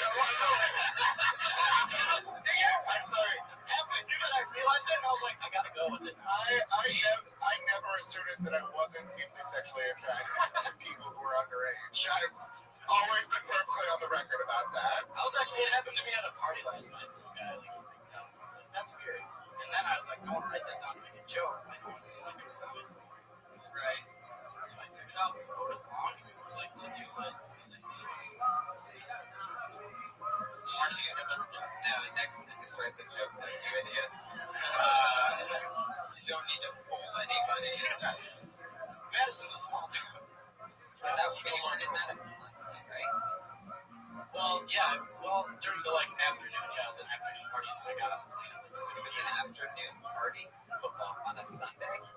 Oh my gosh. Sunday. Oof, yikes, that's right, they do that there. I don't listen. Football's on the TV. Everybody get around. Jesus Christ, that's scary. So you're a 25-year-old nanny. Were you like, you just came out here completely on your own to do what, stand up? Oh, my sister lives here. There you go. So I'm just here. I just do it. How's your sister? Younger? Older? They were fucking around with you when you were younger? They ever fuck around? How's the nanny? LA's the weirdest fucking town. You're the one who brought up pedophilia down there. How am I the one? Which was it? Because you like insisted that me said making a joke about how in Wisconsin women are babysitters. You said that meant that I was a pedophile, and then I'm a nanny. whoa. Again, I don't think anyone in Wisconsin can afford to have a nanny. Like they all just work at the factory. They have babysitters. I know. I've been there. The craft kids. Oh, we have businesses. But the nannies. What's the difference between the babysitter and a nanny? I mean, you're defending nannies like you're the baritone Fran Drescher. Yeah, what the fuck? Our nanny. No, I'm the nanny. Are you a union nanny? Are you a union nanny? I'm on a contract. It's not a union. Have you ever worked at a bridal shop in Flushing, Queens? Jesus, you're really putting up a fight over there. What are you, nanny Pacquiao?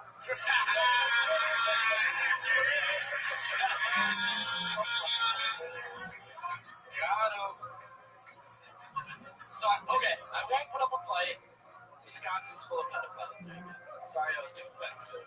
Yeah, you're not telling anything. We already know that. Wisconsin's like fucking. Yeah, everyone says that. Wisconsin is the pedophiles.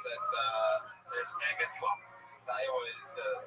What is Iowa? That's the Idaho. That's the state nickname, isn't it? America's pedophile land. Yeah. The land of 10,000 pedophiles. And you dress like a pedophile. You look like a pedophile. Has anybody ever told you that before? One time, How old are the kids that you're dealing with?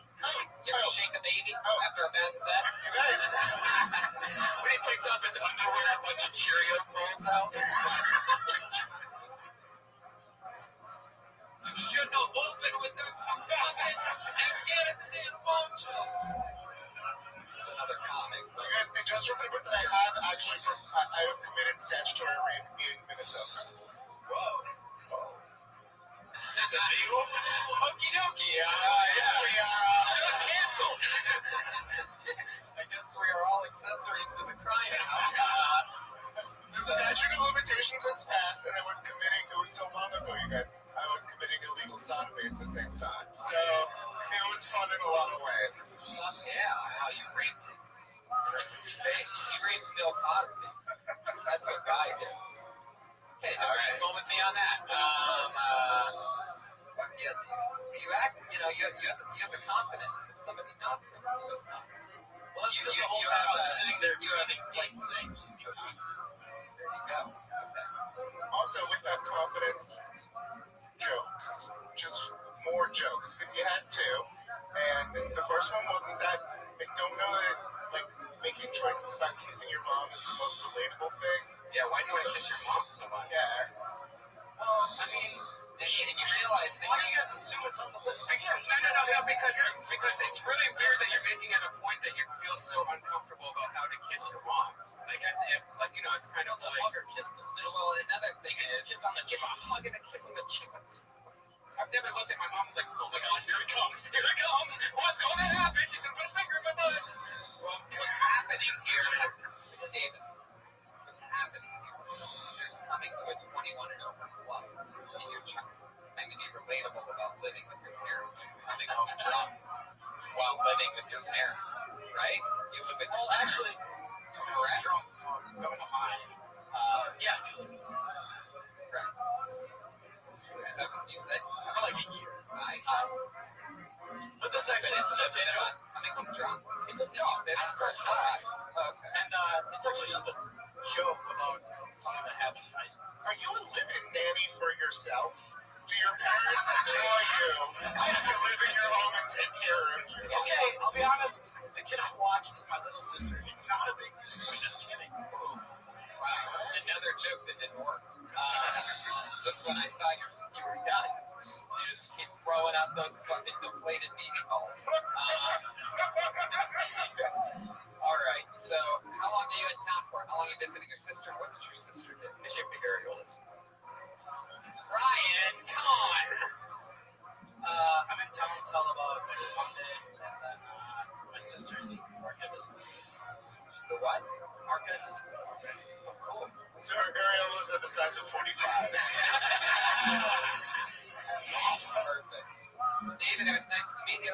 Yeah, it's nice meeting you Nice. guys. He's on Twitter. Yeah. And D Freebird. D-E Freebird.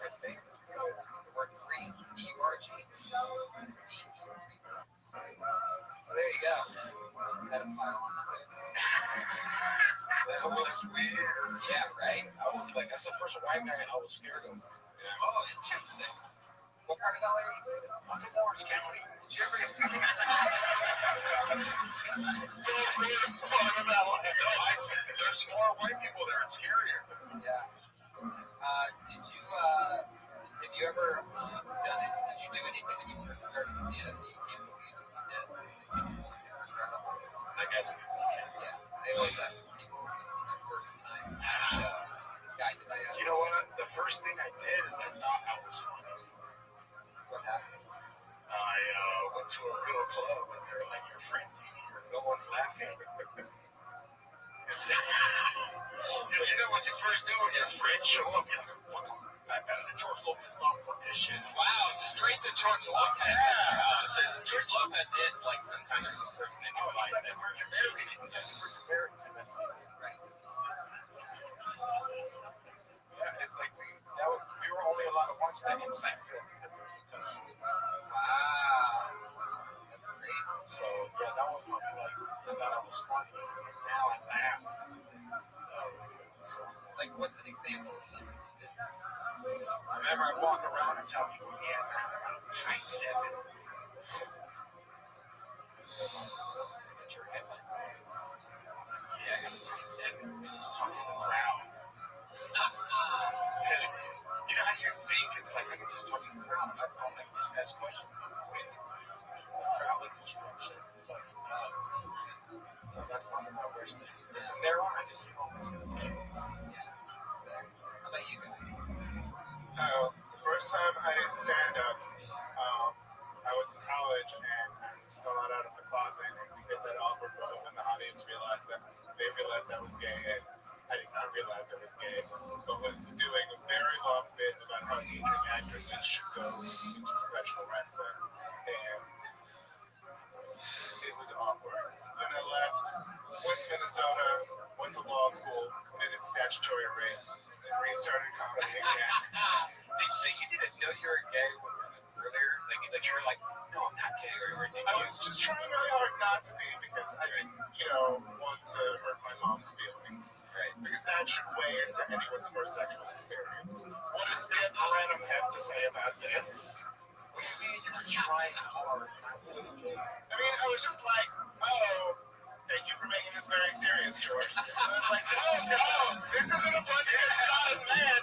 I'll just shove away all of my feelings about men forever and just be one of those bookish guys who, is quiet and reads a lot. And then I was like, oh no, that dick though. See, I fucking love it. See, when he said he didn't know, and that scared me a bit. Because I didn't know, like, what if you just, like, somebody walks by and you get a whiff of dick, you're like, oh my god, I want that, right? And, like, I'm just scared for that. Foremost, are there any, do people, like, are they regularly gay out in Iran? Like, is that, do they have to even You're not allowed to be gay in Iran, but transgenders are gay. So, like, you can have your sex change and you get off. We'll let you live. But if you're gay, they'll, like, kill you. Can you order a transgender woman in Iranian for us?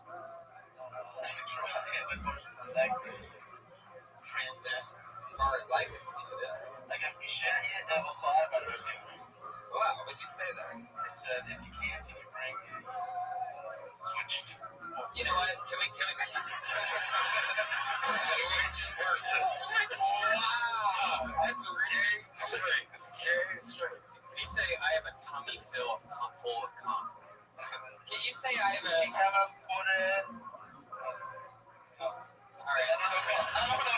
All right, last one. Can you send me your famous transgender woman to Dimples?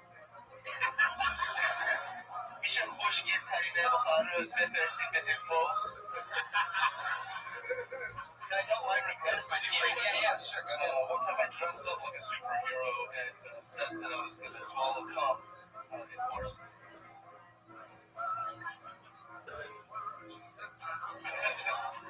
For your answer for your next comedian, Sarah Kinney, everybody.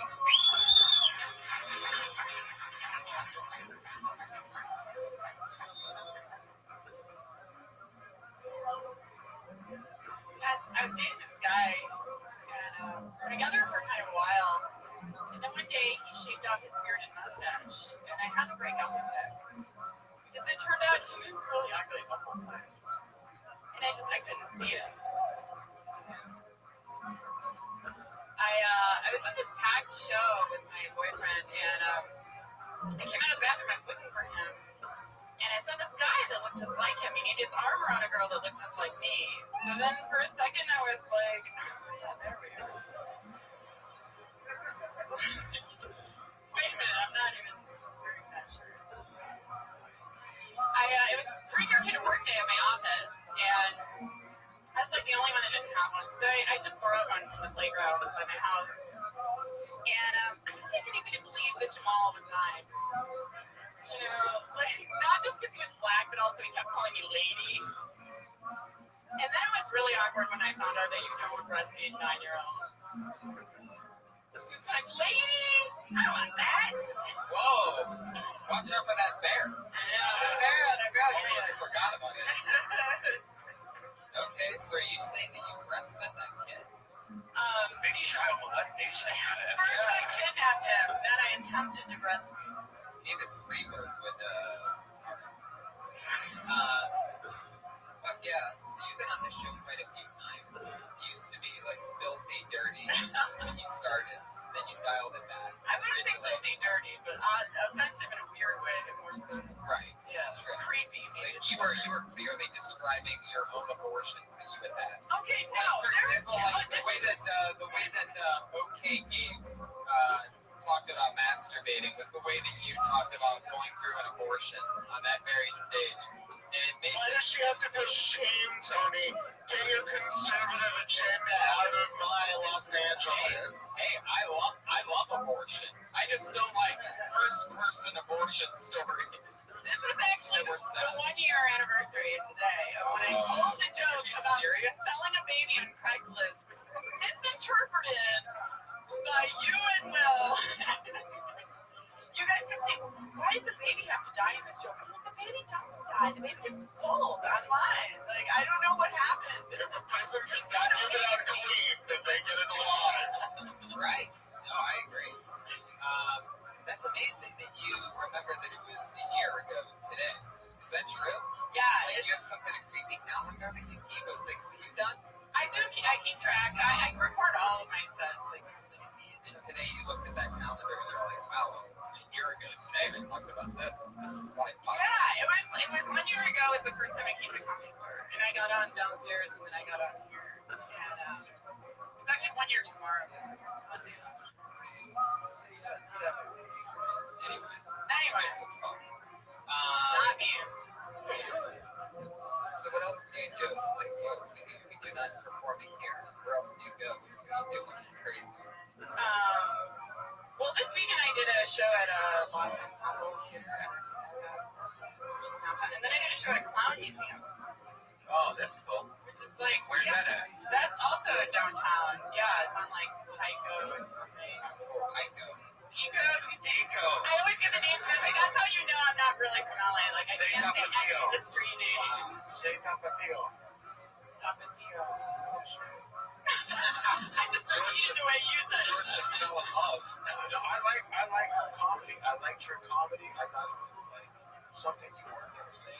I just got mad that you took premise and I wanted one more twist of abstraction to like the beard joke. Oh, he was ugly afterwards. No, he should be Tommy Lee Jones. Or it was only after he shaved his beard. Yeah, then you realize that he's black, that you're racist or something like that. Also, with the seeing the couple, I mean that's such a fun, interesting situation. It's very relatable. Then maybe you felt that they were you and your boyfriend sent from the future to kill you guys for a good reason. I don't know. But like that's the thing that needs to go from then. Oh, like you want people to not just nod and recognize the experience, but actually laugh. See other people are nodding and recognizing the experience of what I said. Foremost, Should have taken it to another level. what would your grandfather say about her stuff?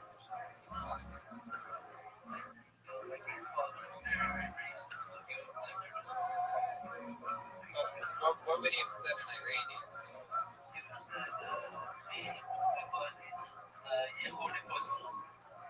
What does that mean?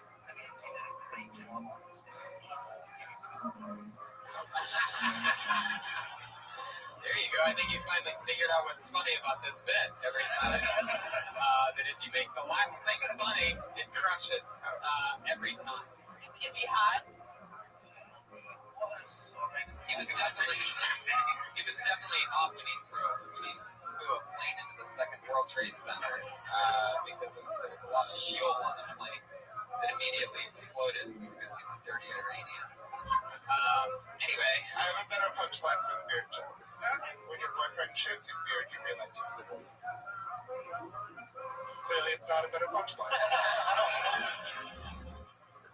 I like the disguise idea a lot. I like you can I don't need your pity. you can really just hit it on the nose right along that line. So when he shaved his beard, you noticed that he didn't have an Adam's apple. Nothing's gonna save your joke. Your shit premise will never go anywhere, and there's nothing that any professional can do about it. I'm starting to feel pretty good about the original. I love it. That was fun. Fun to have you back on, Sarah. Any parting words from anybody? Anything? keep going. I like it dirtier and more closer to yourself. It's like usually you're really dirty and dark, and I wasn't as dirty and dark. I had some dark stuff downstairs earlier that was not appreciated. Yeah, there was one thing that stood out. I'm glad you mentioned it. Because you go, there was this guy who was singing Nazi Bobby Bobby. And then you go, I was hanging out with my boyfriend the other day. It's like, I know. Too much guy talk. the first 15 seconds of knowing you, you've been through two guys. It's like you're bragging. I don't want to hear you bragging when you're single. You guys can only pay attention to a woman if there is a vacancy sign above her vagina. If there's some possibility of you getting in there. Out of respect. You son of a bitch. Yeah. Oh, you can't laugh her jokes if she's owned by another man. You know what I like about you is I see a lot of girl comics and they wear makeup and get all dressed up and then You like it, I'm a scumbag. you didn't know that, right? And you reminded me of that girl. What's that movie? Where those girls get kidnapped. And I love Georgia. This is the most backhanded compliment of all time, by the way. And it's still just.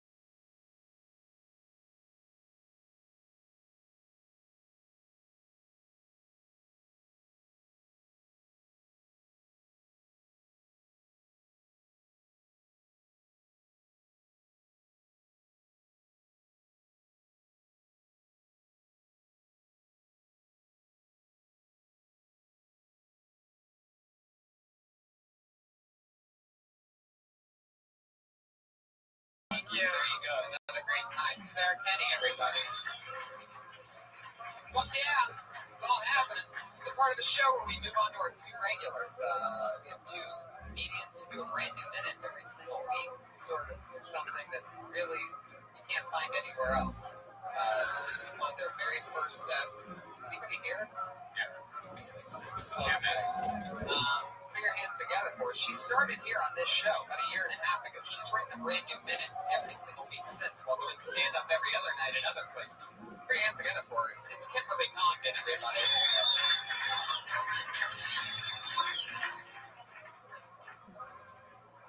I read a headline today that said, Guy smokes weed, then sucks horse's dick. Thank you so much. Which I don't know if you agree with me. I thought he was probably going to suck the horse's dick regardless.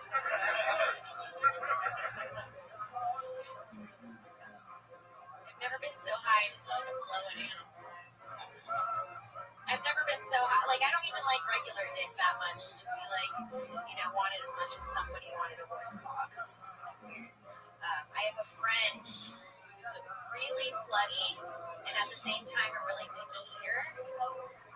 She's like, bitch, you've had 11 dicks in your mouth this month, but you won't eat cilantro. Like that kind of friend you don't want to share a blunt with. And you can just keep it. I don't even smoke anymore. I don't need a sip of your drink. Here it is. It's great. She shows exactly how it's done. That was great. I just Probably saw the best joke of the night. I just saw that headline today too, so I know you just wrote that. That's great. That is so funny. I love the way that you, the news story is one thing, but it all comes down to delivery at that point. You really positioned everything right. The fun, normally, not only from doing this show a lot, but hosting a lot, you still see most people a year and a half in still make a lot of fundamental mistakes, and to see that you're positioning, much like and doing that consistently, it's really awesome. And that's fun. And, oh shit. Wow, that's interesting. Now, we'll do something else. You can't know to do it, right? Kim, so,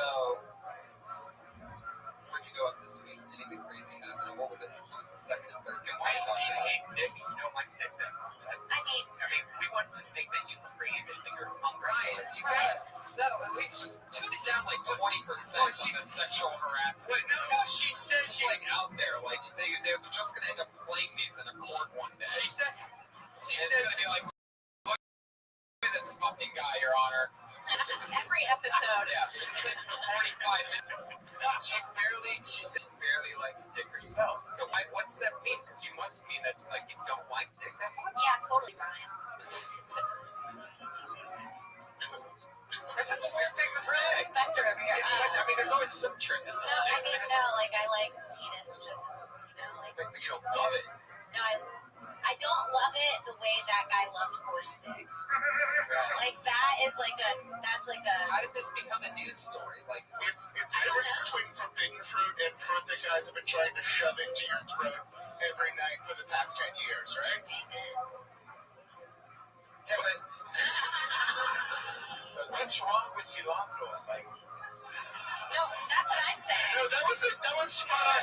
That was spot on great. Just because it's such a universal thing that you have those girls who are super tasters. It tastes like grass. The kind of friends that go out and order chicken fingers. because I've got it. The The worst. girls hate cilantro. I didn't burn or nothing. No, I'm just saying, like, you can't let, like, 11 different dicks into your mouth a month and then be picky about food.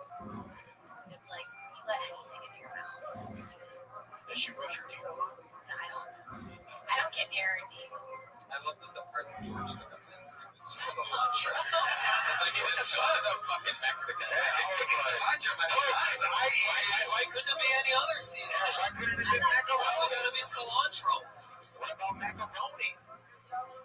Shit, man. What about cinnamon? I know a girl named Cinnamon. Cinnamon, up to the stage. I thought you had a great set this week. Like, all of it was great, and I think it's awesome to see you every week because you've been kicking ass. Yes. So much fun. Guy, any party words? I'm a fan. Yeah, it's great. You're killing it. Thanks. Congratulations. You got a big following from being on the Rogan podcast Yeah, I last got week. a lot. Heard Sarah Weinshank, who's normally the other regular, but she's not going to be here tonight. We just That's a made-up fake Jewish last name. That's a pretend Jewish last Right, name. it's true. Her name originally was just Okay Sarah, and then she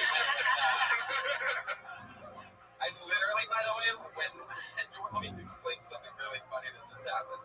I had to think of what I had to remember that it was okay beforehand, and it was so hard to think of it that my head literally itched. I swear to God, like I just had to go like that to get it that fast. But I guess that's one that the video podcast fans will be able to rewind. Watch me literally drag the words "okay" from the comedian earlier tonight for what we would call a well-landed callback. I nailed the fucking landing.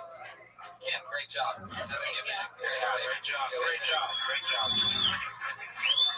In replacement of Sarah Weinshank, who normally would do the final minute of the night right now, I want to do something extremely fun because I see that they're both here. I want to have an Asian comedian 1 minute off. Two of the best brand new comedians that we've seen in the past few months here. I see them in the back of the room. Obviously, they signed up. And normally this would be a spot just for the one regular anyway, so let's do something fun tonight and have them each do a minute. Going first, put your hands together for Fang Chow, everybody. Here he is. They're so good that I know both of them by name. I don't even need to look at the pieces of paper. Fang Chow, everybody. Come on. Stick with it. We're almost there. I woke up this morning looking like this, and I speak broken English. So get ready.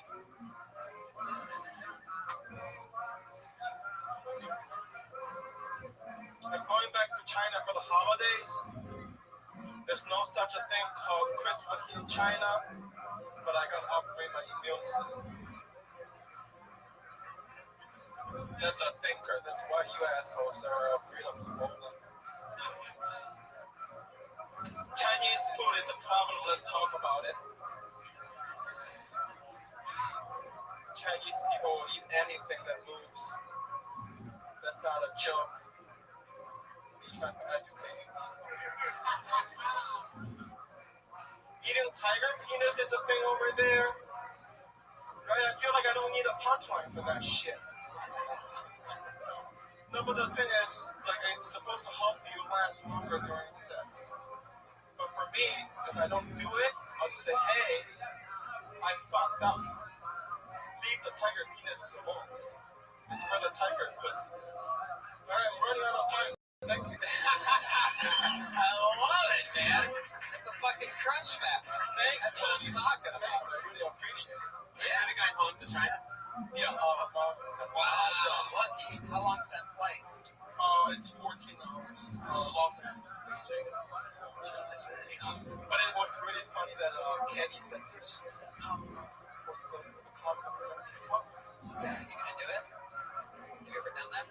I've never done that, but it's Kenny's. You know, Kenny Lion. Oh yeah, don't do it. Yeah, don't. No offense to Kenny. If you haven't done that before, I have bad news. You wouldn't make it to China. You'd make it to the first level of a TSA at LAX. I bet you would start to panic, and then you would just come back. I stopped eating hot brownies on airplanes when I had a bad experience where I had to sit in the bathroom and splash water in my face, and people were knocking, and I would go back to my seat for 3 minutes, and they go back. The whole plane, I thought it was dying and splashing. Like, You know what, Brian? You look like a dude that I should take the advice from. yeah, The hot brownie. yeah. Don't do it. Don't do it. I'm pretty sure he just said that you look like the kind of guy that would eat hot brownies and know what they're doing. Seth Rogen. Well, it's long. It's 14 hours. Yeah. And be careful with the hot brownies. And I usually take a couple of jacks. Oh, a couple Jack Daniels.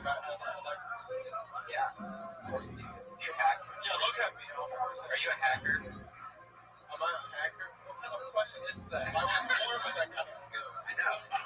Kung Fu. A big orange chicken. Look at me. Instead of deliver orange chicken, jokes are delivered tonight. But Fucking Chow. I love it. I like him. I really enjoyed that you owned the Chinese-ness without sort of serving people up the cliches that they want, because sometimes you have people who get up and they're like racially, or gay people do it sometimes where they're just making like cliche jokes at people in the audience. The thing is, Chinese people will eat anything.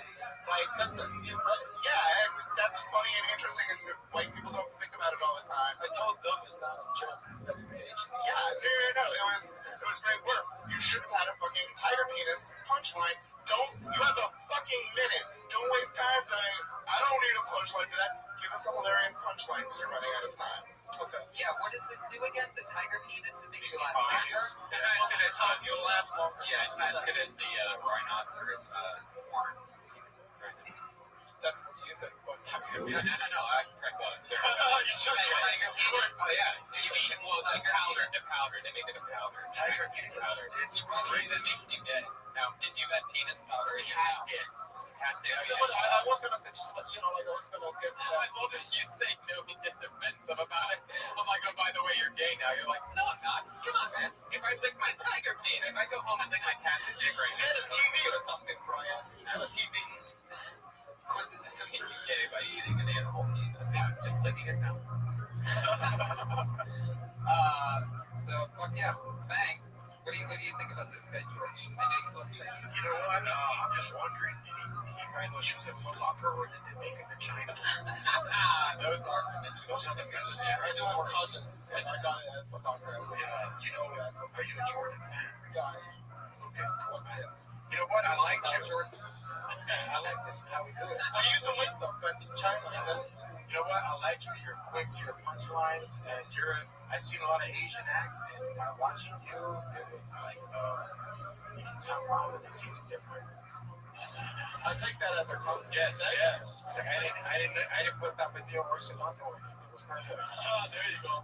Thank you. You're a very funny guy. It was fun to have you back on. Thank Thank you. He's on Hi Twitter. guys, what can I do? He's on Twitter at Fang Chow, guys. So how about that? It's always Lord, by the way, if you're listening to this at home, more Asians, please come out. I'd love it. And real quick, we're gonna get our one other Asian up. I don't know what makes the Asians the funniest people that do this show. Maybe it's the Chinese lanterns that we put up. They'll hold that As stuff. a decoration, they're just drawn to them like zombies. Got another hilarious young, brand new comic that we've seen here in the last few weeks. It's here tonight. We're gonna throw him up for one quick minute. We're gonna get together for Tam Fam. Yeah. That's Avatar on Twitter. Yeah, here he is. I'm intensely shy. And I would have thought that I haven't changed that. Maybe it's just part of my DNA. So I like to keep it short.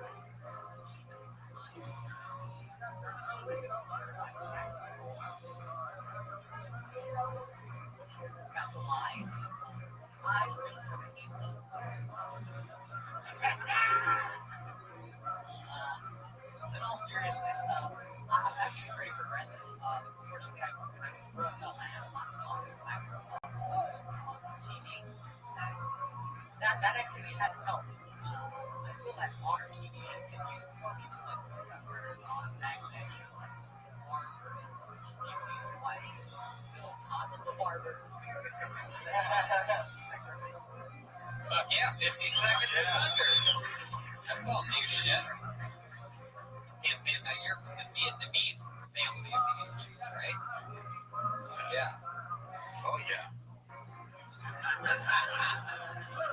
I did a Tony. I'm learning that. I'm waiting on. Dude, you are too. Look, you just shanked everybody with that knowledge. No, Ninja Star, dog. You know, it's a fun fact is that Chinese Asians think Vietnamese Asians are like the Mexican of Asian. Whoa. Is fucking Fang Chao still here to acknowledge that? Fang, where'd you go? He had to make this like. Is that true? That's true, right? You got.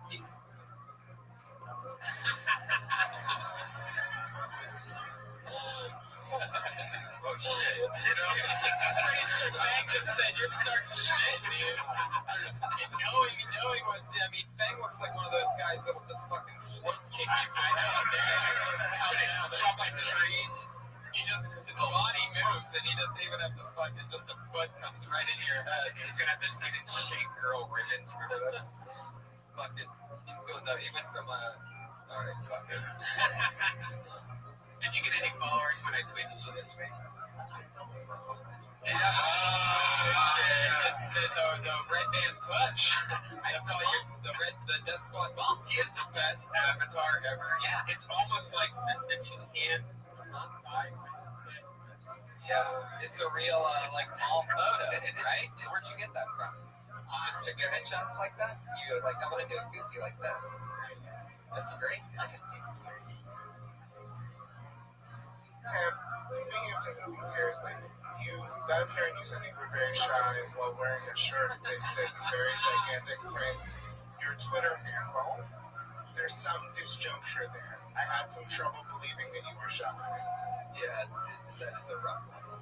I'm shy and I have to keep it. That was self-evident. But also, like, it's good branding your t-shirt. I don't know that I take you seriously as a comedian, and your jokes were very funny, and I would like to take you seriously as a comedian, but I do have a sense of dignity, and that t-shirt fits fine. I've seen him do some other minutes where I'm like, I get it, wear the shirt, you know. Mike Black wears his own face on his shirt every single show. The only reason I think I remembered you is because of that shirt. It brands you in some weird way. I think, you know, in the future you're probably not going to have that shirt on, but as it's working because me and Tony both remember you, you know, and your comedy's great. And if you ever want to get branded in a weird way, there's a Club of the Sun. I know. No, but I mean, honestly, dude, I have no problem with the shirt because it works. We really like you. One could say that we are Tam fans. Yeah. And that's Tam Fam, everybody. There he goes. We did it. Kill Tony number 84, everybody. That easy. Little painless needle for you. Thank you so much to Hormoz Rashidi. He's on Twitter at Hormoz Rashidi. HORMOZRASHIDI. Elise Lane, you know about her. She's amazing. Josh Martin Comic. Guy Branham, what's going on? What do you want to promote? At Guy Branham on Twitter, and it's the end of the year, so I don't know. Oh, if you're in Scottsdale or Phoenix, Arizona, go to the Scottsdale, whatever the comedy club is, that weekend that I'm in, January 8th through 11th. George Perez. At George B. Comedy, headlining Brea Improv, January 7th. And tomorrow, I'm doing an underground show with Joey Coco Diaz. Whoa. Jeff Garcia. Whoa. And Red Man's in the building. Yeah. It's the strip club that I DJ the Daytime's Christmas party. So. I'm Tony Hinchcliffe. This was fun times, everybody. Thank you so much to the live audience. Have a great night, Brian Redman. See you guys. Yeah.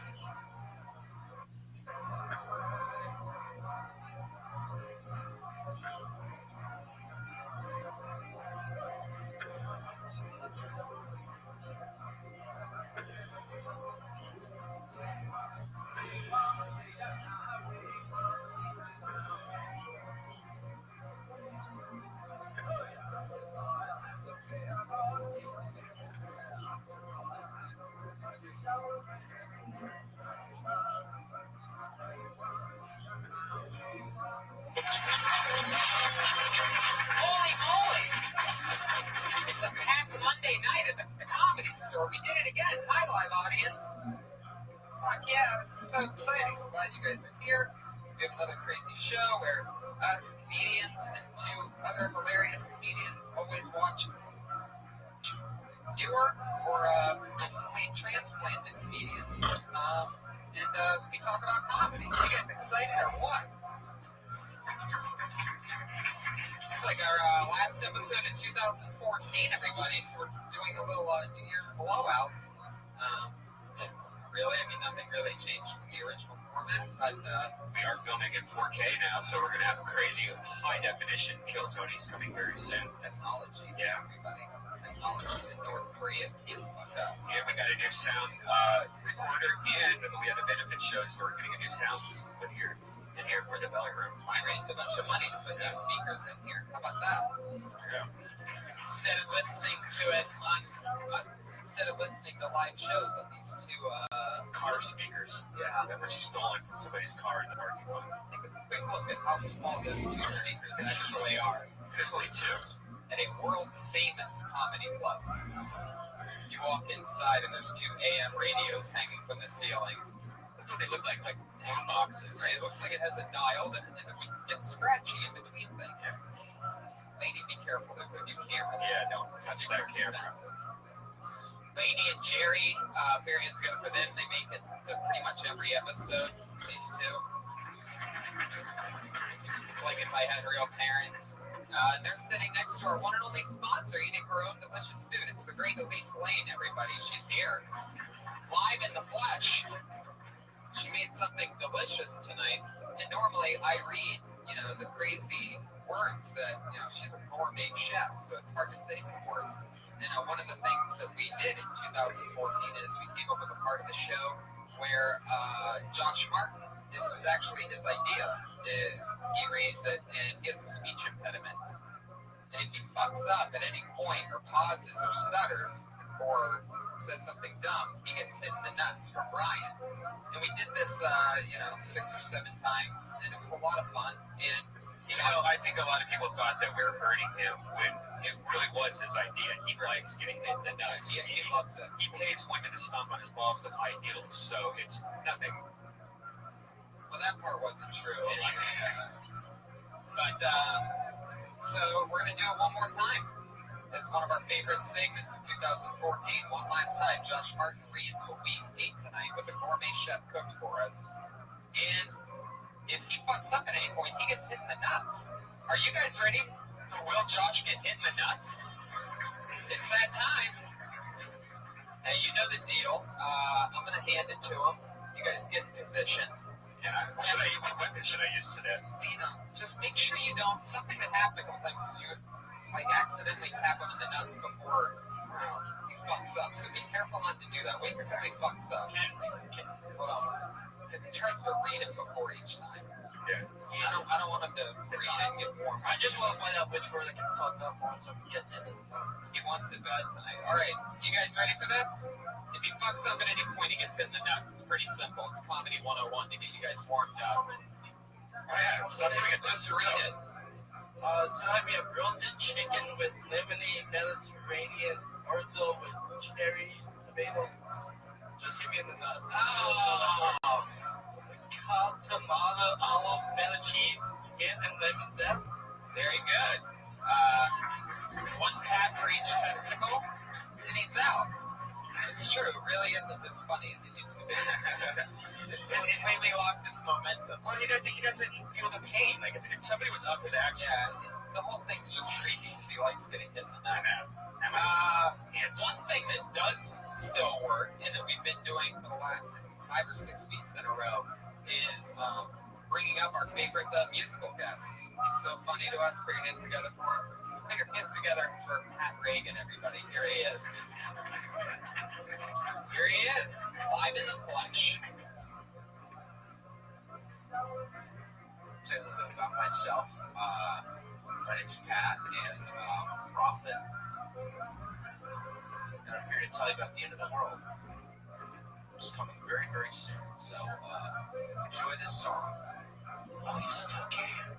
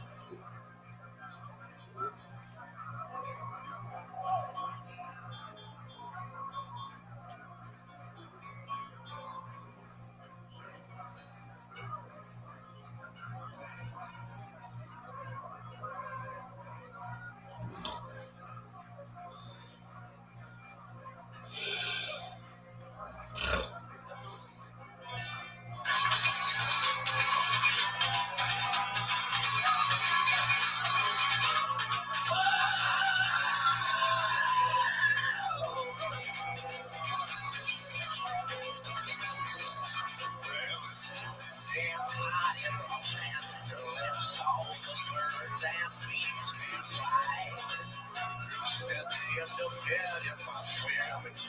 Makes you sort of wonder why. But you live here, what the fuck are we doing? And where we gonna go in the big shit? We can't survive here in the fucking desert.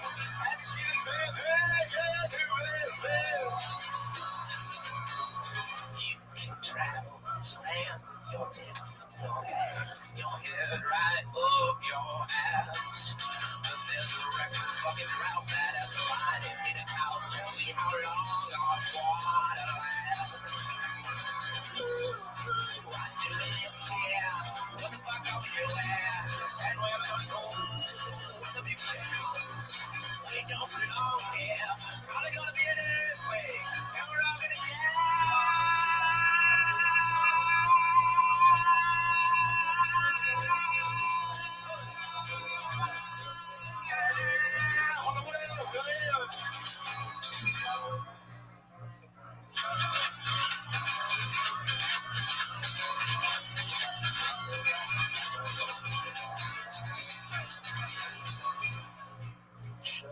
go, I'm going out. Shut all windows, close my blinds, turn on my AC. I'm gonna pay to be there for a while in time. I'll just watch it on TV. The rising waters will envelop the coast. The sun will scorch our backs. Keep the Richards will be safe in a magic cloak. The magic Johnson and Rick Dad. I feel a douchebag and a scumbag had a browser's account. Alas, it was all real fake.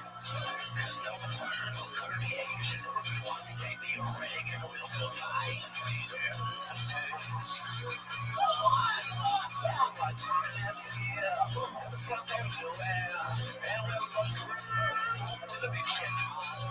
Why do we live here? What the fuck are we doing? And we'll go through the big shit. Why do we live here? What the fuck are we doing? And where we gonna go? When the big shit comes. Why do we live here? What the fuck are we doing? Better move to Indiana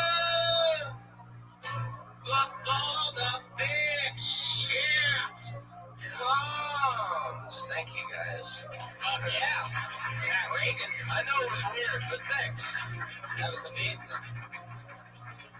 Pat Reagan, everybody, is on Twitter at Patty Reagan, Pattyregan. One more time for Pat Reagan, everybody. I love it. So awesome.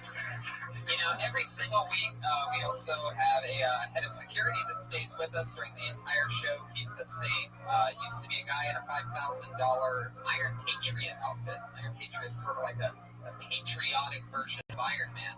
And there was a guy that had this amazing suit, said he was a big fan of the Death Squad podcast, that he wanted to be on it. So we let him be on the show wearing this $5,000 Iron Patriot outfit for 20 or 30 some episodes. And the show started to get bigger and more popular. And he said that it was because of him.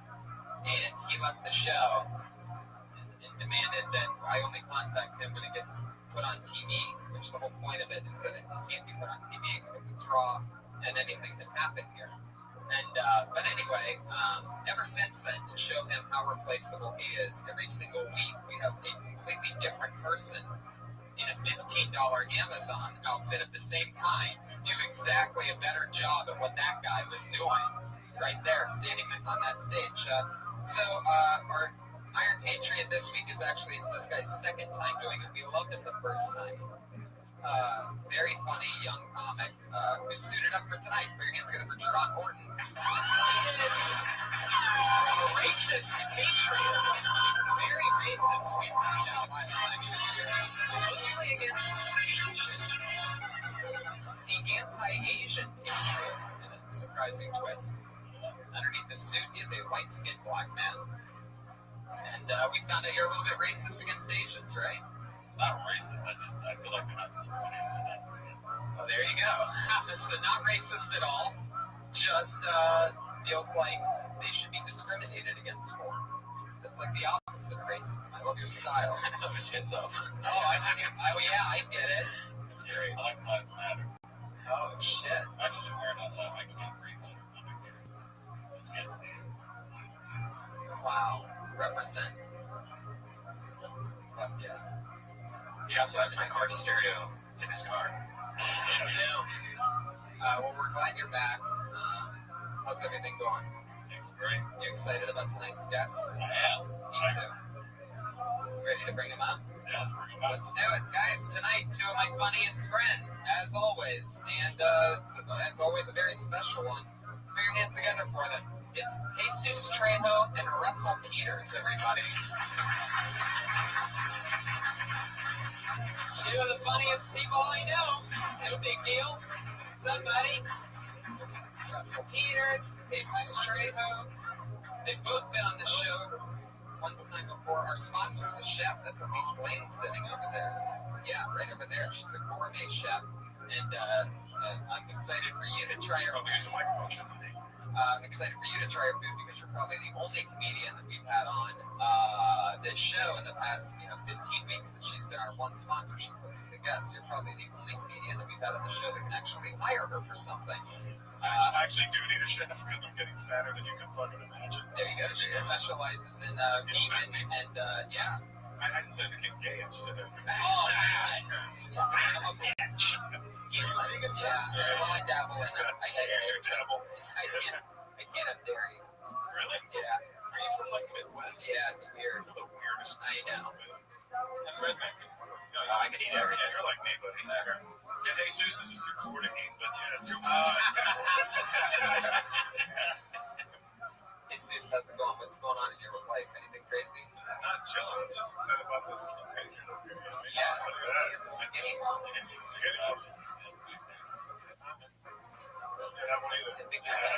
I think you just short-circuited this. Patriot, every week, everybody always has questions for the guests. What are your questions for tonight's guests?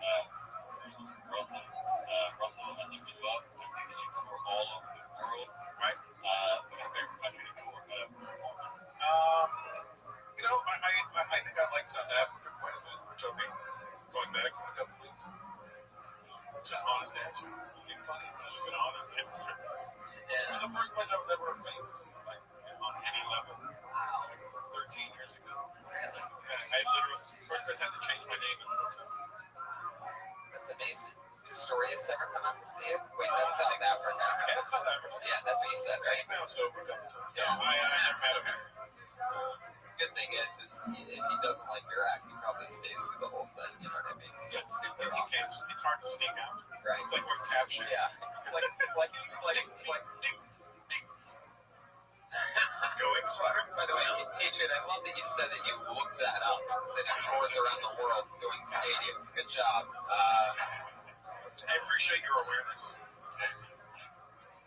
What was the Grumpy Cat like? You recently met the Grumpy Cat. The Grumpy Cat, she's like, she's this sweet little cat. She's not, she just looks miserable, but she's a dwarf cat.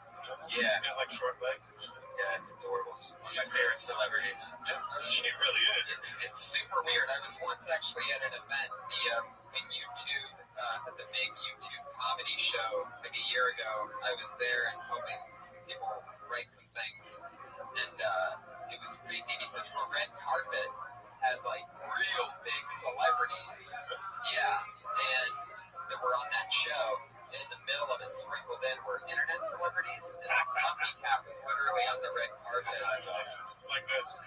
Yeah. Have you seen Dinky yet? Dinky the dog? It's just this pimp dog with sunglasses. Just sits there with like a gun sticking out of its pants. It's awesome. Wow. I mean, Dinky really go in. Yeah.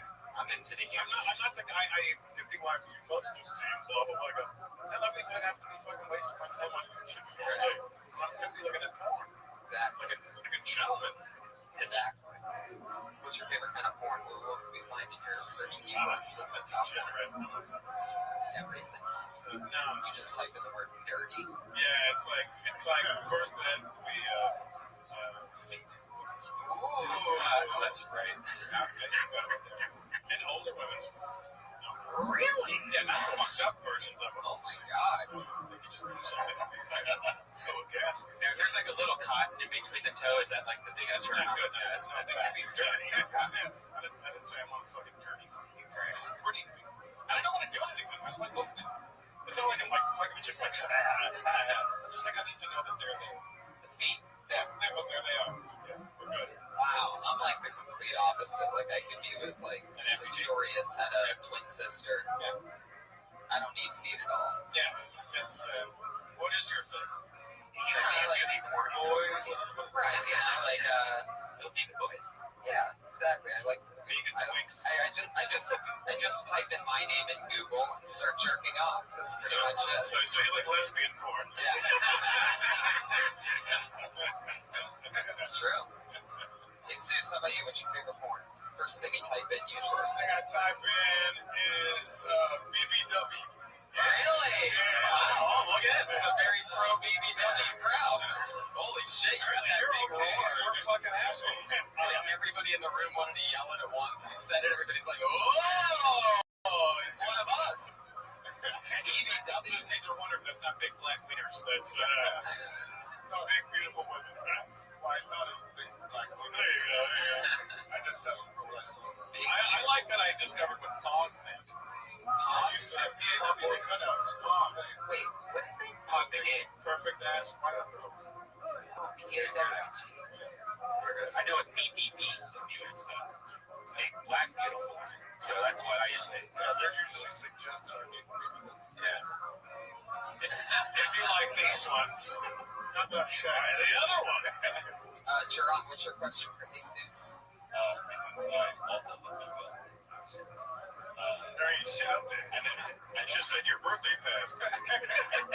It's Christmas. No? All right.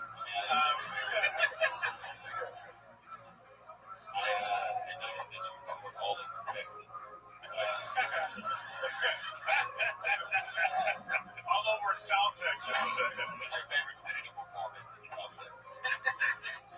South Texas. That's in Corpus. I like Corpus. I know all 5 people there. Yeah, this is all hometown. So his family's coming up to go see me. Yeah, Corpus Christi. Lovely. Thank you. Great questions, Patriot. Well, you guys ready to get this thing kick-started? Over 30 comedians signed up for the chance to do 1 minute. Yes. Wow, somebody just figured out what the fucking show is. Thanks for coming out. I forgot what the fuck your show's about. Yeah. Oh, wow. I know. It's like the Kool-Aid man just came here. Yeah. Keep that star on our sleeve. Yeah, exactly. So, you know how it works. There's comedians stacked up against that wall over there, and they sign up with a chance to do 1 minute. And if you get picked, wrap it up in 1 minute. You do the show already? No, that's a different one. We don't judge. There's no winners and losers here. We just try to talk. 1 minute's up, and you hear the sound of a kitty. That means wrap it up then, or else you're gonna bring out the angry West Hollywood bear.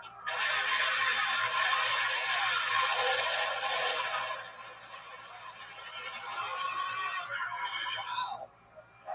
How about that one? Looks like somebody got the West Hollywood bear a little dirt bike for Christmas.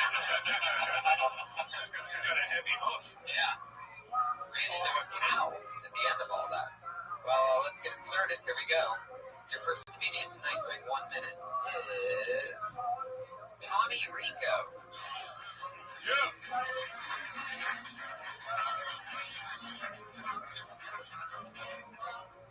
Thanks, everybody. Appreciate that. Married guy, my wife is a successful attorney. I'm a stand-up comedian, a field where success is a more relative term. My wife makes a little more money than you. People ask questions like, who wears the pants in your family? Hey, I wear the pants. And she buys them. And I wash them. But then I get to wear them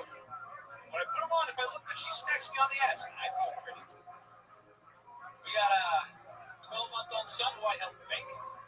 It's the cutest thing I've ever seen in my life, which has become a huge problem. You can't spoil your kid. You have to make sure the rewards match the needs when they do something new. And a few months ago, my son learned how to hug his father.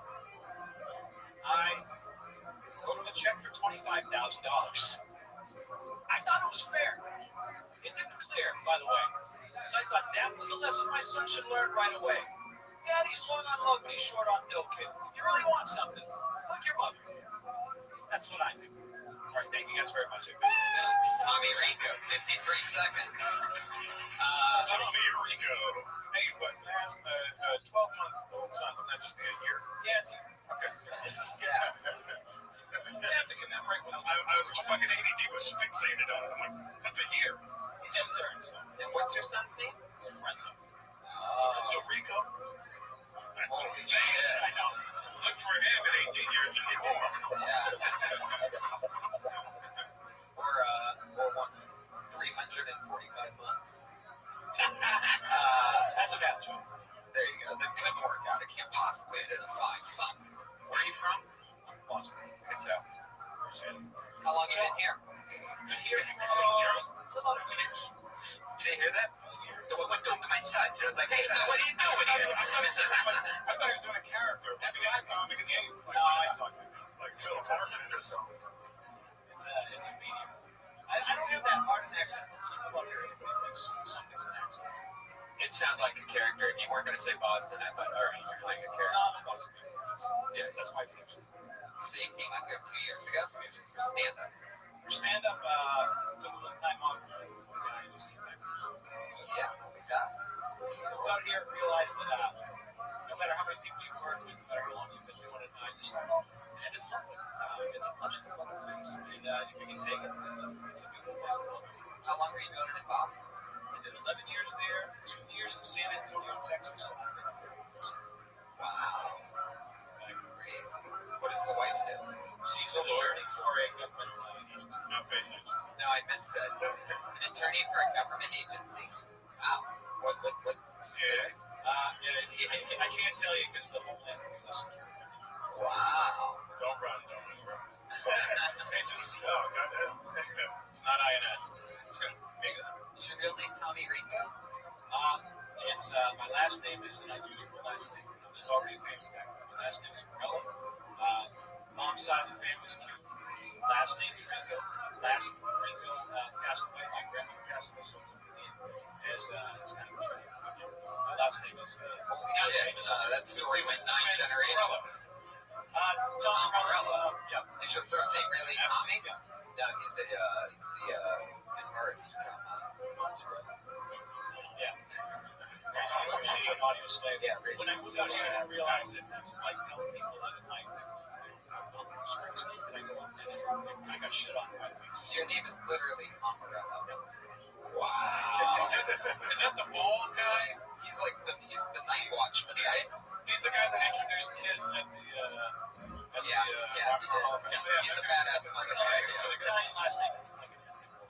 Yeah, he looks like me. I thought he was me. Like, walked up there and said, what am I doing there? Do you play any instruments? I do not, and that would make it difficult. Have you ever met Tom Morello? I have not. He's a Harvard grad, and he lives up there, so he was a very famous. He does. He's a Harvard grad? Yeah. How'd you do in Boston? I know Boston's comedy scene's coming back. It's kind of had a little weird time. Yeah, I love that whole topic. Yeah, but When I was there, guys, it was a generation before me. It was cheap, and small. Those guys, they were while I was there, it was my captain, Shane Rose. So, I mean, Gary Goldman. I was there for a fun time, and I figured it was just make sure to get on the podcast. So, that'd be something. And then Blue Rock. Yeah, well, he sold up. I mean, he's got the big club now. So you've been the stay-at-home dad pretty much for the first year. Yep, it's been awesome. What's that like? He's great. I mean, I never wanted kids, so they want. Yeah, I'm like you, buddy. I have one. I didn't know. Yeah, but he's amazing. I'm glad I get to take care of his best day job. What's fun about it? What would you do? Like, what's exciting? What stood out to you? What surprised you about having to be a dad during the day? You know, because I was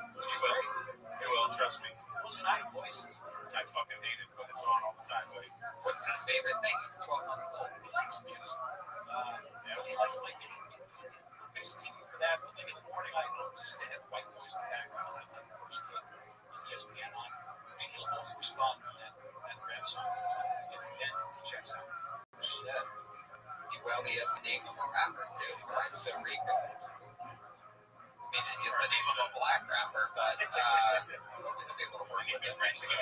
Yeah. And did you call him Lauren in the joke? You call him that for short? No, I just call him Lorenzo. Oh, you said that in right, yeah.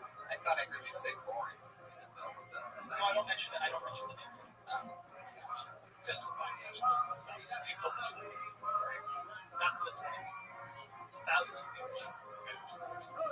Should know listeners of this show jerk off to comedians' names, kids' names. Well, some of it. Well, fun times, Tommy. It was nice to meet you. I appreciate it. Thank you. But yeah, there you go. We got to talk to Tommy. Talk to Tommy Rico. He's got the jacket of a comedian for sure. That's a hardcore comedian jacket. Yeah, totally. Black leather, zippers, and find him on Twitter. He's at Tommy Rico Suave. Look him up. Follow him. He's one of the more experienced comics. Wow, you hated that guy. Huh, Patriot? It's starting to seep out over there. I can smell hate out of that suit. Like this all day. Wow.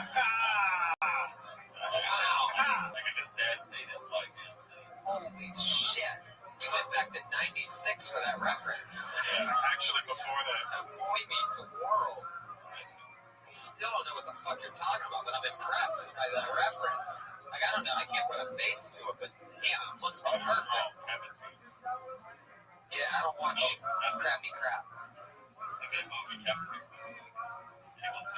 That's our jungle. But yeah. That's for the one person. Okay, well, I pulled out another name. Your next comedian goes by the name of Jeremy Lopez. Jeremy Lopez.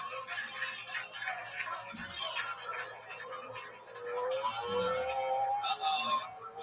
He just missed a spot. You know what that means. He just got... Is that you, Jeremy?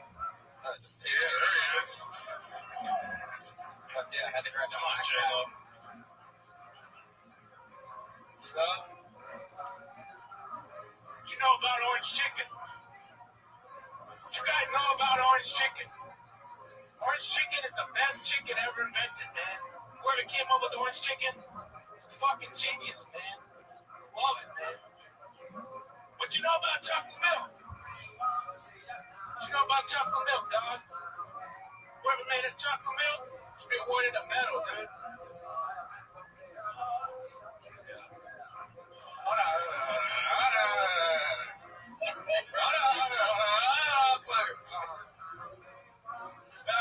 don't know if black chicks got chocolate milk coming out their titties, but if they do, I'm gonna marry one. I'm gonna have one as my slave. And every day I'm gonna suck on her titties.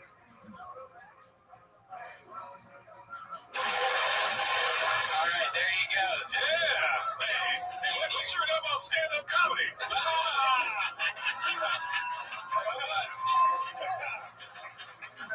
Yeah, man. Dude.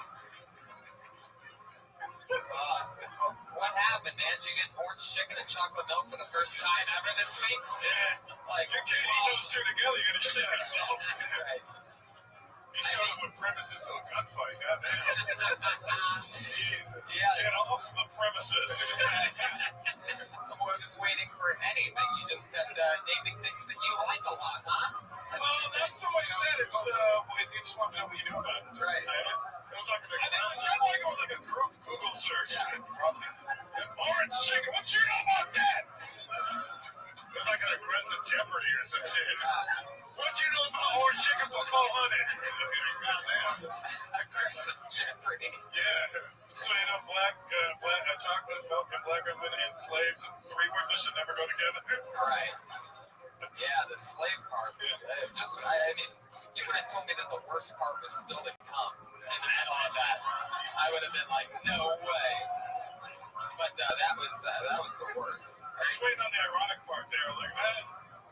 And of all the nights for you to do it, the only time Lil Wayne is sitting in the front row. Lil Easy. Is it easy? And he kept tagging his ignorance. He just kept going and going. I was watching, by the way. You know, we have like the best cameras for people sitting in the front row. And as soon as he said slave, he's sitting like this. I saw him react. I'm like, oh, his eyes just closed like this. Yeah, you know what it looked like? You know when you get that sharp pain, like you're sitting there, fuck is that? But you sit on a hemorrhoid or some shit. You know about hemorrhoids? Oh, honey. What's in the backpack, man? I don't know, but if he leaves it behind, I'm out of here. I don't think he's going to double bomb.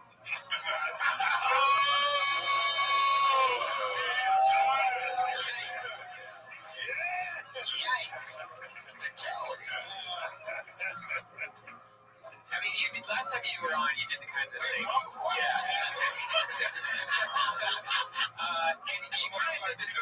You did the same thing, kind of, where you're not really doing material, and if you are, it's like, what?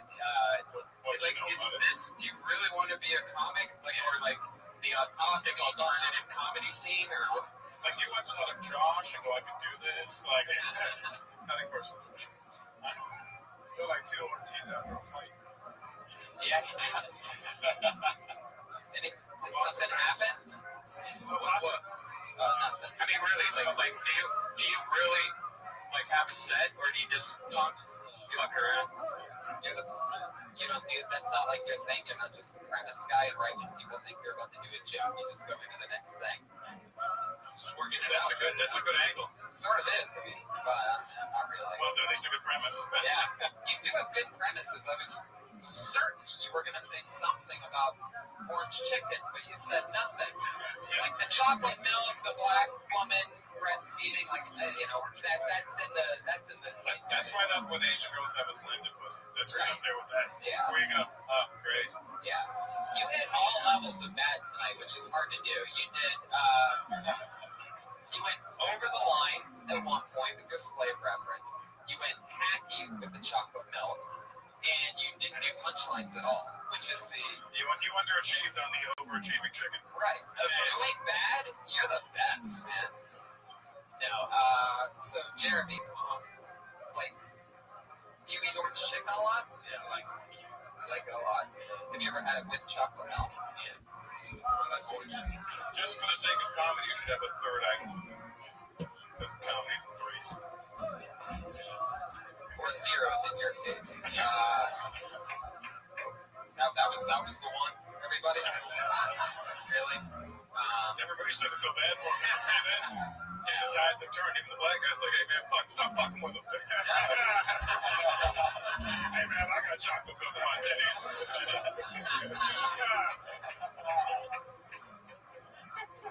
What were you gonna say about orange chicken? Did you forget something, or did you just? Was that it? Or you were just thinking about it? No. Maybe you should think about it next time you're enjoying something. Yeah. Just really think about what it is about this chicken that makes you go, fuck, I need another line. I mean, you're Mexican, right? Come on. He's just like, no, I don't know how. What? What'd you say?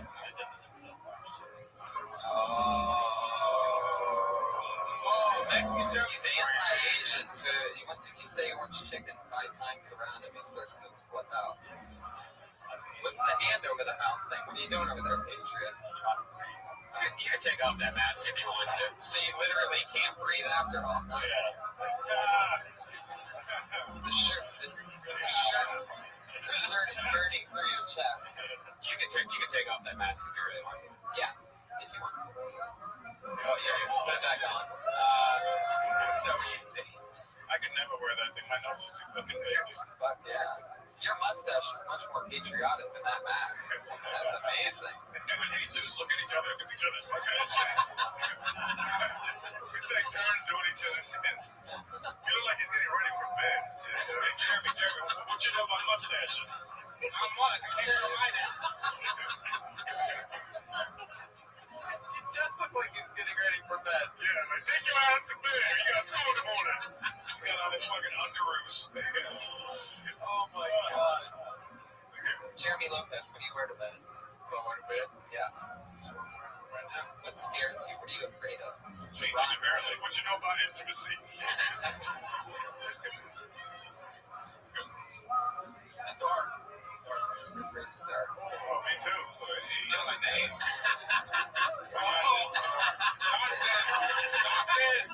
Darkness. This guy's a serious black guy too. He even has the Bluetooth around his neck right now, just waiting to take a Those are phone call. headphones. Oh shit! I think somebody just there's something. Oh, it's Lainey. She just realized there's a black guy sitting in front of her. Just everybody else That's is the sound of okay. a white lady grabbing her purse. Oh my god, that is what it was. Holy shit! She held this so tight and broke the strap. She went, oh shit. She snatched the wrong purse. I'm gonna steal it first. Okay, Jeremy, fun times. Have a good day. Good job, Jeremy. Yeah, I mean, for us. right. I think we just helped him. I don't think he'll ever go on stage. I think he'll do the exact same thing. Said that we helped him get more. Seems like there's a good Mexican joke. Check it. Joke really did not already. Oh, really? That's why as soon as he started, it was a joke. Holy shit. This young lady made her debut on the show 2 weeks ago, her LA comedy scene debut, and she blew our minds. We've been starstruck ever since. This is her second time ever on the show. I'm excited to have her back. Sometimes this bucket pays off, it's rough. So, but it's fun to have somebody back who I'm excited to see again. Her name is Jessica Wellen, everybody.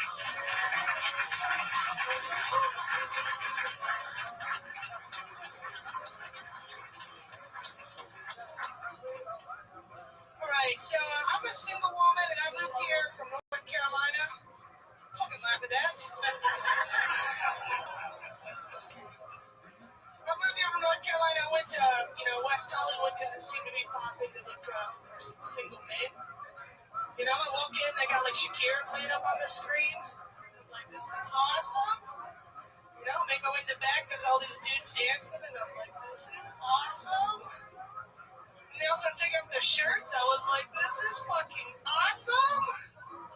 Then they started making out with each other. I was like, this is awesome. Yeah. By the time of that sports bra and this haircut, I might still have a chance. Business on the right, party on the left. Do we have any single women in here? Single women? I love being single. I absolutely love it. I can do what I want, when I want, how I want. I don't have to answer to anybody. But at the same time, I know I can't sit up here and lie to you guys, lie to myself. I know eventually I'm going to want to find that special person, that one guy that I'll try and hang out with again. Fuck yeah. I missed the punchline. Had me out of it. It was the one guy that I missed the punchline. Oh, the one guy that I'll try and hang out with again. See that? I'm mad that I missed that now. Yeah. It's so fun. You crushed. Great times. So how long have you been in LA now? 3 months. 3 months. Yes. Having fun. Yeah, I love it here. It's great. I mean, all the shows you can see, all the talent, you guys. Great. All the talent, you guys. What the fuck is that? You're from North Dakota? Carolina. You need dairy in your life. Yeah, right. Just a little bit off. And yeah, so. Which part of North Carolina? Mount Olive, Hillsboro. What do you want? You're on fire. Come on, son. I've been on stage in a while. I love it. Let a build up. Yeah. So tell us more. How long have you been telling jokes? 3 years this January. What's your one club? Comedy Spot in Sacramento. Oh, we started up there. Yeah. Right. No, I was in the Air Force for 6 years, so I left. I am in the Air Force. Yeah. Boom. I did there. Spin a really. Spin here. And how long were you in Sacramento for? 3.5 years. Just going there tomorrow night. It's not Maybe. No, I Where are you? I'm doing Duck Loves movies at the Punch. Oh, yeah. Just one night and then coming back. You might remember the guy who beat him.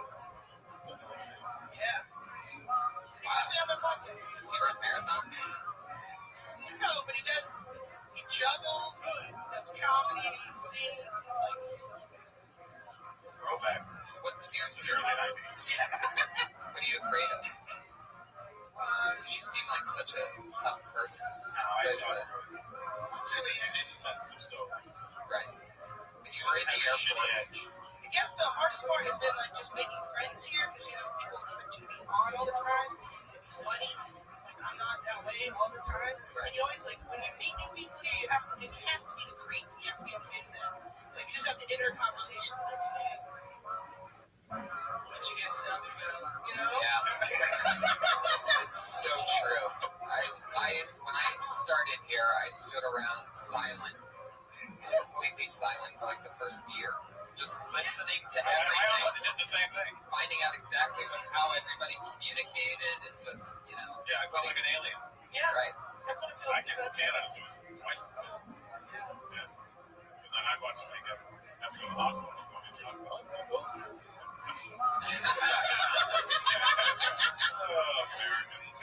Did you start in Toronto? Yeah, 25 years ago. Wow.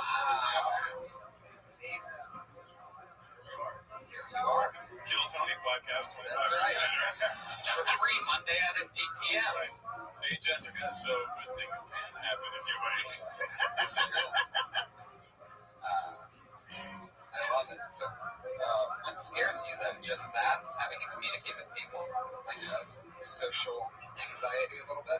Yeah, a little bit. What really scares you? I'm confused with this scary.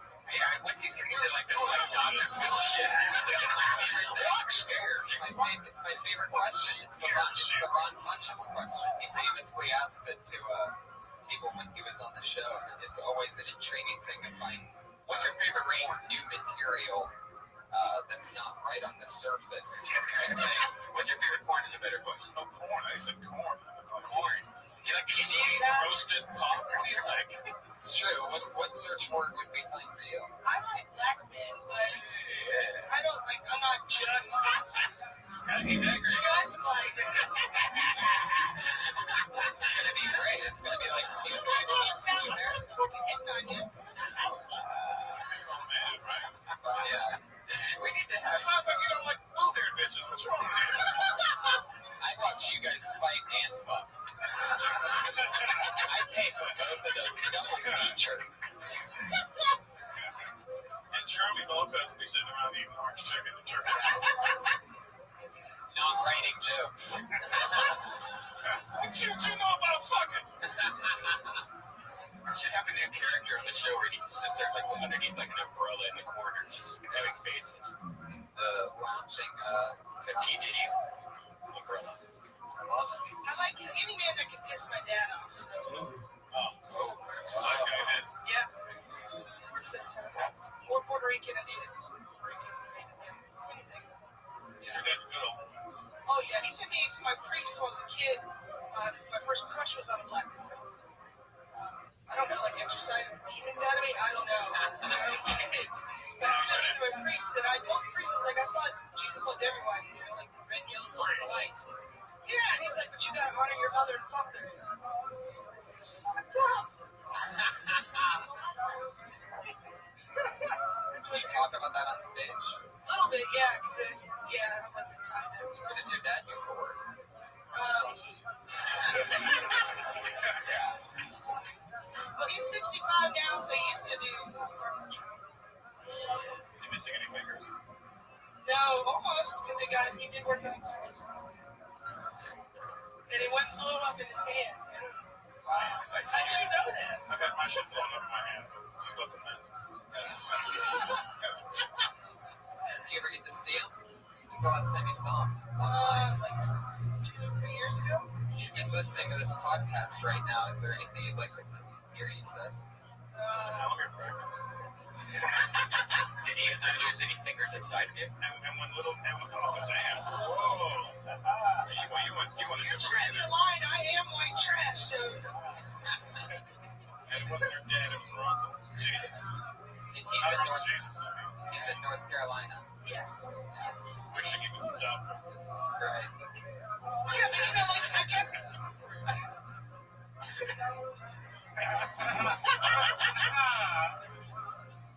Love it. Well, it's fun times having you on again. Thank you for having me. I really appreciate it. Yeah. Jessica Wellington is on Twitter. She's the Duchess _101.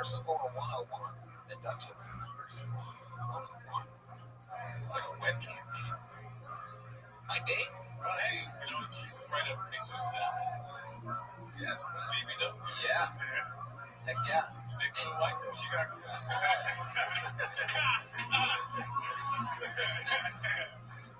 Have you ever been with a big woman, or it's just something you fantasize about? No, yeah, I'm Yeah. I'm not afraid of them. Yeah, I'll play. Yeah, I play. Big girl, like, I'll focus on the one part she has. I'm afraid of them. They gotta know, and they can't be big and have a flat ass. See that? Right. Like, wait, what the fuck? What kind of shit deal is this? Spend a lot of time sitting down, that's why. Yeah. You're tired all the time. It looks like a yield sign from the back. SpongeBob SquarePants. I'm not into big women. Not in the bedroom in front of me in like the movie theater popcorn line and shit like that. They just whatever. Anyway, Have you ever been with a big woman, Tony? Like, yeah, I got that drunk one night. it feels better. It's more skin. It's It's super fun. It's like hard to not laugh. It's like both the comedy and sex at the same time. Big women to me. It's like it feels good. I'll give it that. It's like the same thing. Like the same. I tell you what, I recently banged a big Look, Jessica can handle what I'm saying. I'm not into big women. Everybody's into different. I'm also not into black men, but I didn't go, oh, when she said that. Well, not anymore. Bunch of weirdos in here, man. Can't make fun of big people anymore. Oh my god, he said that they order a lot of the concession stand. It's like, yeah, they do. I like that you went into like a gay voice. Back to your voice. Yeah. Almost the same. Yeah. Oh my god, they order a lot of the concession stand. Isn't that rude? Son of a bitch. He broke character. I could not even talk like that. Jerron, how you doing? Would you plow Jessica? What's your thing? She's got enough personality. I think her dad would like me. I don't think so. No, I remember a black guy in a fucking Captain America costume. You are everything her dad fears. I have a deal with her debit. Oh, well, that might work. Just show your debit card with no money on it. Rub it in, Russell. You should just talk to her. You could probably pull it off with her dad. You'd have to keep the mask on the whole time. Yeah, I wouldn't have known. Yeah. What? Yeah, the mask on. What? Didn't fucking know. It sounded like you're like, hey, so Russ, let me ask you a question and shit. I was researching you like a motherfucker last night. That's why I didn't know. That's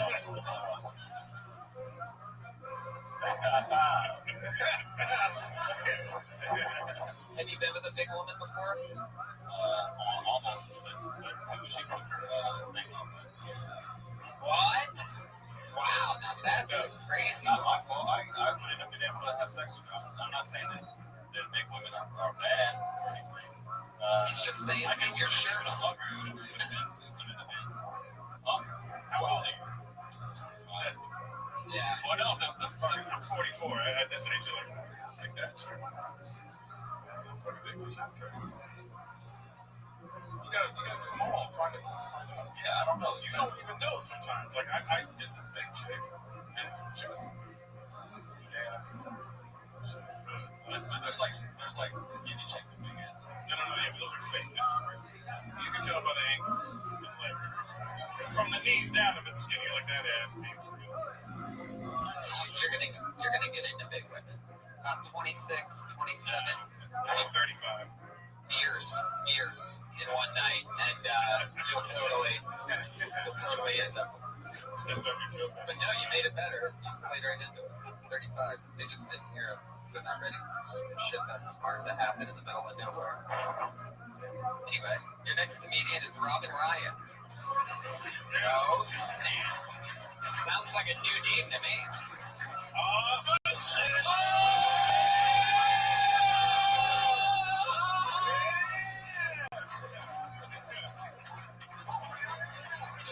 Standing ovation.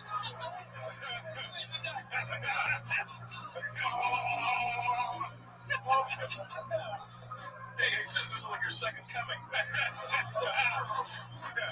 Guys, one more time. Give it up for Robin Ryan. See ya. But yeah. I really wanted to be like my mom when I was a kid, and the problem with that is my mom is just a really butch lesbian. She taught me to be like her, so I'm not very good at being a girl. I didn't know that bras had cup sizes until I was like in my 20s, and I just had like one move down here for years. We'd go to Target, she'd be like, you can pick any of the sports bras you want. So I did.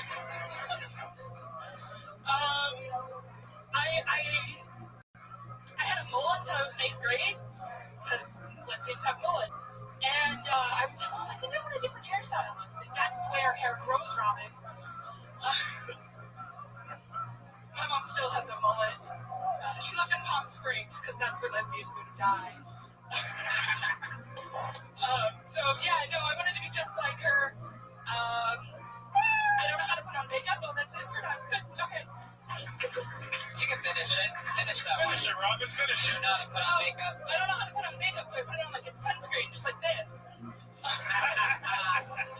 Wow. And it was worth finishing. Hell yeah, totally. It's nice to meet you, Robin. Where are you from? I'm from Napa. How long have you been on stand-up? About a year, a little bit more than a year. You do it up there, or you come down here? I live down here now. Oh, cool. So you live down here for the past year? No, I lived down here for 4 months. Awesome. It's so much fun. How are you enjoying it? I love it. Do you ever miss your mom? You can go to Santa Monica. No, they live in Palm Springs. Yeah. She's like, I don't know. I liked your bra cup size, but I think you had it a little bit, like, you need to reword it. It's a little backwards. Like, I think the idea of where you can buy any size full bra, you know, I think that's what you're saying, right? Like you put on Change it to tank top or like my computer. Is that what you were saying? Like that you put on like a sports bra and it would just be one big boob down? One boob. Yeah, maybe. However you said it, I think maybe you should say like this, like I got the sport bra and then it would make it one boob because you said the one boob first. So I had to go to the store and get a sports bra. Like I think you should say that first. You know what I mean? Yeah. Just because I was kind of confused what you were saying, and then once. Thanks for that. Yeah, I have no idea what the. Actually, gonna go wash it. That makes sense. You gotta go wash your bra because you shit all over it. What do you do for work? I'm an elementary school special ed teacher. Wow. Elementary school special ed. So what do you teach them, like 35-year-olds? I teach 7, 8, 9-year-olds. Did Jeremy Lopez come with you, or did you? That's why he had his backpack on. He came from school today. Is this an outreach program? Right, and when does writing class start? What you know about special ed? You know about one Jenny.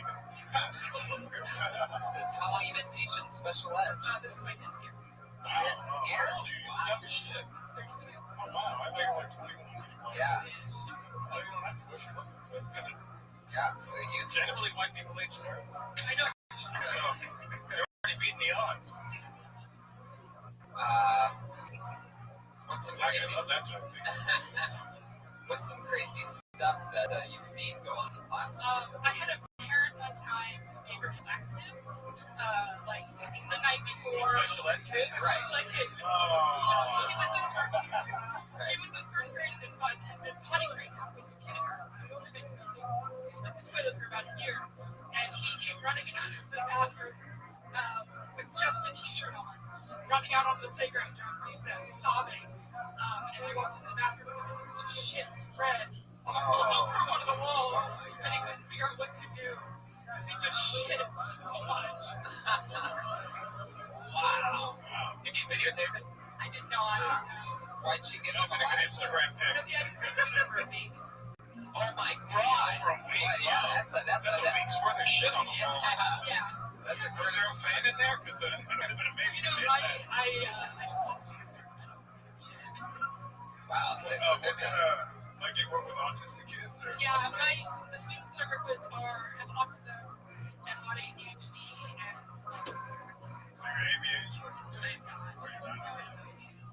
you gonna hire him or something? You're also a comedian and a principal? So was I, yeah. So was I, but back in the 80s, there was no diagnosis. Yeah. Right. ADHD, they just got like a special class. Me too. I had regular school, but they made me take Ritalin every day. teachers appreciate that. Yeah. They used to call me down to the office, like, after lunch, if you forgot to go take your pill, they just go over the entire school intercom and rattle off all the kids with ADD that are so ADD that they forget to take their medicine. Like, looking back on it, I'm like, how the fuck did this on? And it bothered me then big time, because it was like totally embarrassing back then. But, well, I just smoke it all away. I just remember reading books. Like, I remember reading books with those big ass headphones. Like me, like I was, like the books would be done, start turning pages, but the audio kept going like shit. Like, yeah, I can't even find this. Yeah, it's like being in church. It's recently, and you look like, what fucking page you on here? So, are there a lot of things? Do you talk about the special ed thing in your stand-up at all? Yeah. You have such a fun charisma. Like, I love how you laugh at yourself and stuff. I'm funny. Yeah. I think you got a natural funniness. Thank you. It's an easy thing for you. It should be an easy road for you to go.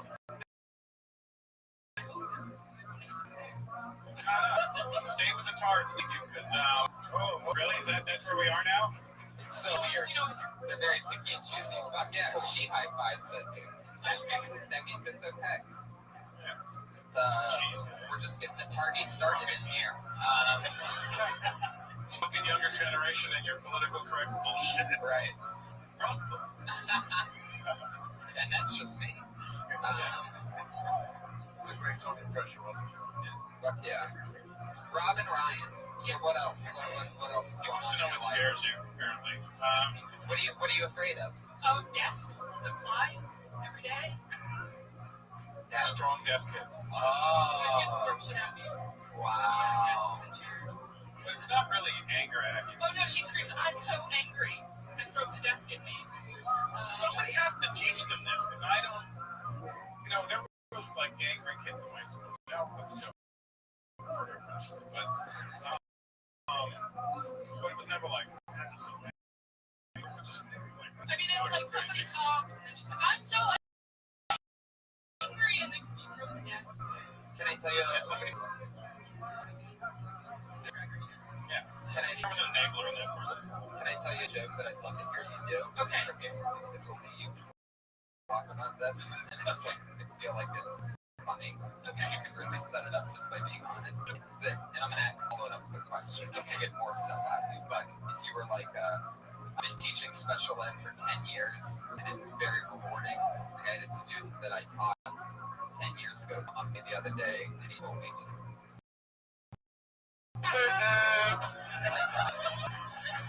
But in real life, teaching for 10 years, have you gotten to see any of your students go on and do anything? Like, are there good, Salvation Army Christmas bell ringers and stuff that have gone through your system, like coupon clippers or something like that?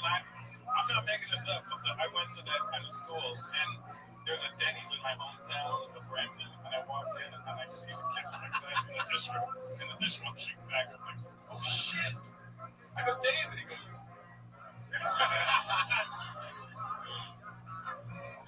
yeah. He didn't remember me at all. I'm like, I remember him. Fucking, yeah.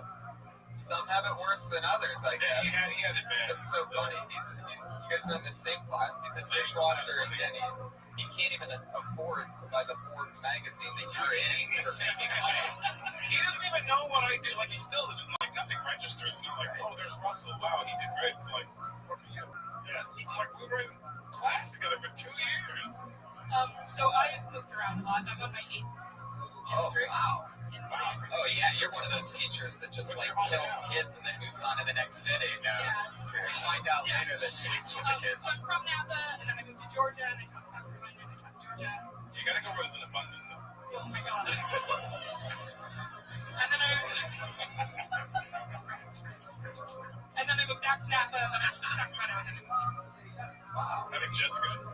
the reason I asked you if you were an instructor, because that was my first job right out of college. I did that for a whole year. When you said desk fly, like I can totally relate, because there were times where you show up and the room set, and it was like something had set them off, and you just see pencils fly. Like I remember this teacher got clotheslined by the student for no reason, because he didn't have a sticker on his desk. So it's hard. I got my ass kicked every morning. Yeah. I know. I had a kid throw hit me, and it just left like glass, like on my chest to the point where I was like, if I had to do this, are you allowed to do things like I'll just keep a dead bird in a box and show them, like, look, if anyone does and he fucked up, I'm gonna throw this dead bird at you. I think that would work. It's like, I wouldn't even do it. Even at my school, I'd be like, a bird. Okay, like, really quick. It wouldn't even register that thing's dead. Birdie. Right. just have people like all day long being like, just Well, then poop. Big turd. It's a cow turd. Or just have the laxative kids and shit on people. You should have taken the whole class and gone, see this? This is what you're been as a kid. He's actually the favorite kid I've ever had. What's it? Because he's the shit.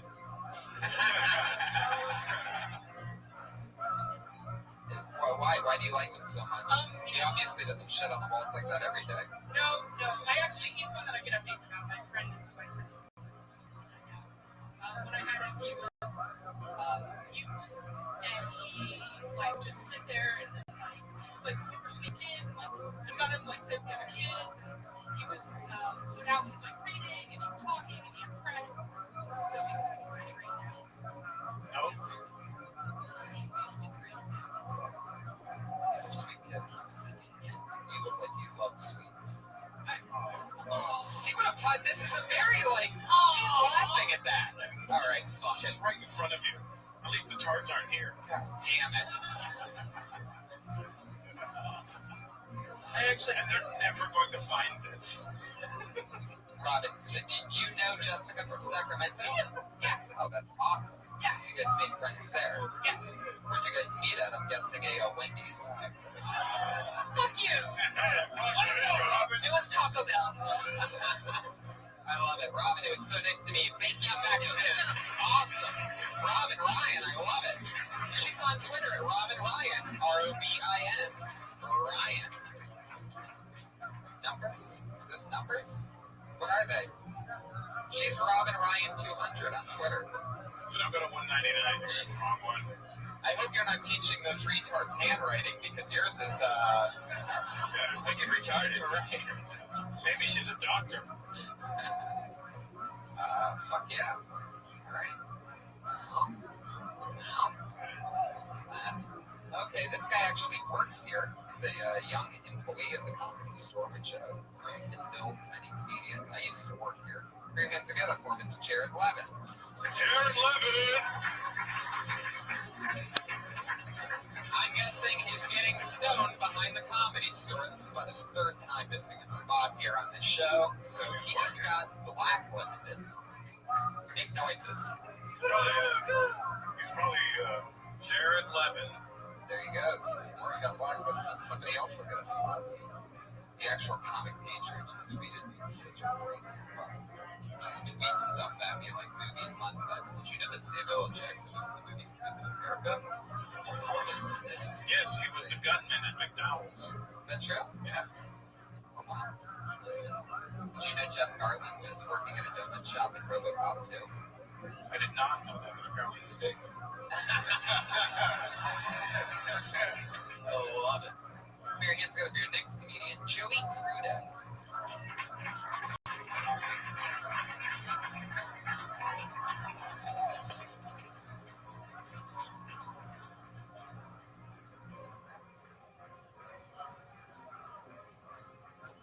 Hey guys, how's everyone doing? So I had a very interesting doctor's appointment the other day. The doctor, she had me take off my shirt for an x-ray, right?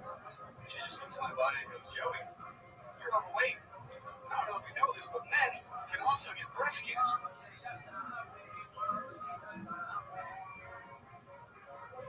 Like, excuse me, but did you just say that I have bambos? I swear to God, this is what she did. She looked at like cupcakes, right? And then she reached out and squeezed one. Like, she actually squeezed my titty, okay? And then she said, yeah, you have a handful. But you're a good size. I've seen bigger. And she left the room, right? And I'm looking at myself in the mirror. And I noticed that one nipple was hard, the other one she touched.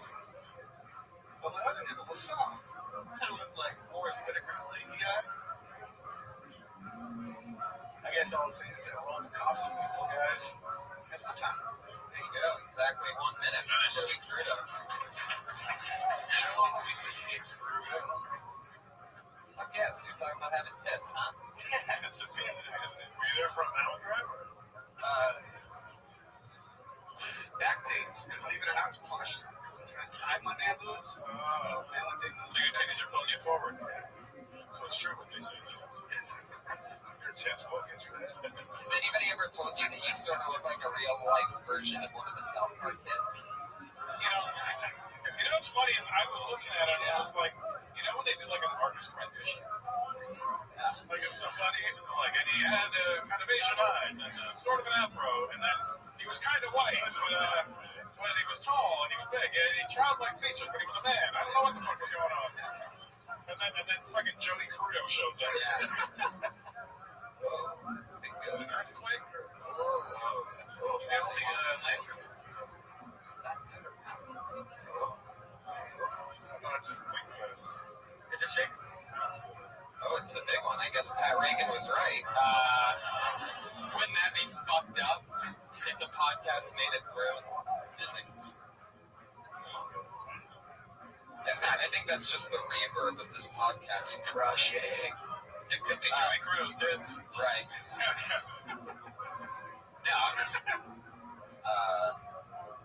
Joey. Yes, sir. So when Robin Ryan taught you kindergarten, where are you from? Where are you from, Joey? Seattle. How long have you been here? We just came down. There's no, Just visiting. there's no scene right now. So, Why is that? close.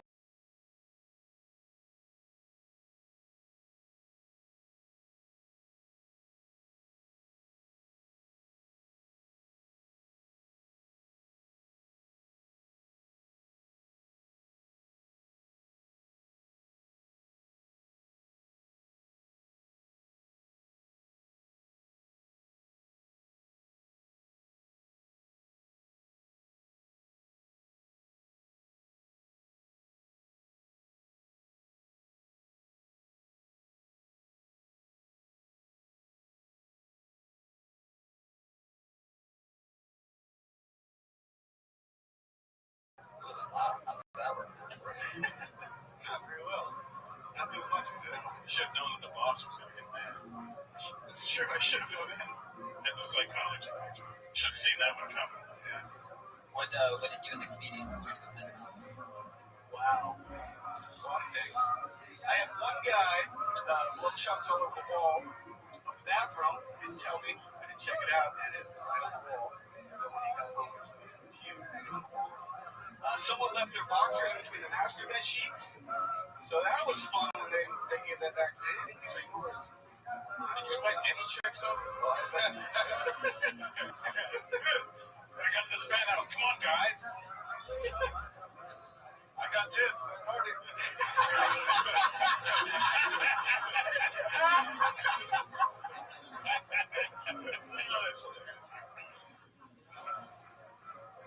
What do you like about Seattle? Fucking love Seattle. What do you love about it? Marijuana. Marijuana is legal, and we smoke it all the time. The coffee's great. I don't like the women as much. The word feminist is like negative. Can't use that. The word what? Feminist. Yeah, you say feminist twice, and Lucky Crow comes out. The North Hollywood Eagle Room. So when your grandma bought you that shirt for Christmas, did you promise her that you'd wear it this week, or like, is that part of the deal, or what? Big and tall had a sale, and there was only round for a short. Big and tall, more like short and wide. All right, he's actually pretty tall. What is it? That'll fool podcast listeners for a second. They'll half laugh at that. Then they'll really did have laughable. Anyway, it's weird because it's a podcast. Anyway, Joey. Then we're making good visual jokes on it. Exactly. What scares you? Ross? Obviously the barber. Oh, obviously nothing. Maybe only I can. All right, forget it. I mean, you could. I mean, I do what I can with what I have done. And I got Aaron. What do you recommend I do? And she played on the side like they blended up the top. Yeah, you can't just have one blanket all the way around. You're shaped like a You do lollipop. have like a white guy afro thing as well. Yeah, it's a Jewish thing. Oh, it's a Jewish. It's a chief. You're like if Blake Griffin had Down syndrome. Yeah, you're like Joe Griffin. Okay. So you got fired for being a doorman. Yeah. Okay. So you're unemployed now. I'm unemployed. I'm doing comedy. Sure, I'm selling the door. Where'd you get the shirt? I'll show it. I just want to let that one fucking marinate in the ether. Well, Robin, it was fun meeting you. That's not a Robin. Fuck. Sometimes the pieces of paper get Same mixed size up. titties, different gender. All right. I'm dead. Joey Crudo. Thank you guys very much. He's on Twitter at Joe Crudo. Fuck yeah, all the way from Seattle. I thought I smelled something fishy. But it was just Robin and Jessica's vaginas, everybody. See, I just keep going back to them. You know I love you too. You're not getting to go up. Yeah, too Welcome late to show business, bro. See you later. You got blacklisted. You're doing that? You're doing people not showing up on time for their... He was working. You were working? All right, come on up here. Yeah. Jared Levin. Unlike Joey, he's an employed doorman of this comedy club. Yeah, I feel safe Right, when he's man. there. People trust you. Yikes. I know, exactly. I don't know, man. Yeah, dude, my mom's like a stripper, and I think I got her ass. Like, somebody took a picture of my ass and then started jerking off. It's like, who's that chick? And then I'm like, that was me. I started getting that hot chick ego, man. I know a lot of people ask me for drugs a lot. Like, comics are asking me for drugs, man. I gotta stop dressing like a Charles Dickens character. You know, it's like, oh, I got a bunch of pills and I'll make you high as a kite. And I've got a needle and I'll make you go in a haystack.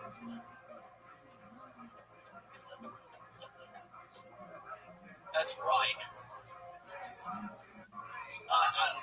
It's weird, man. I'm a cop magnet. I get pulled over a lot, you know?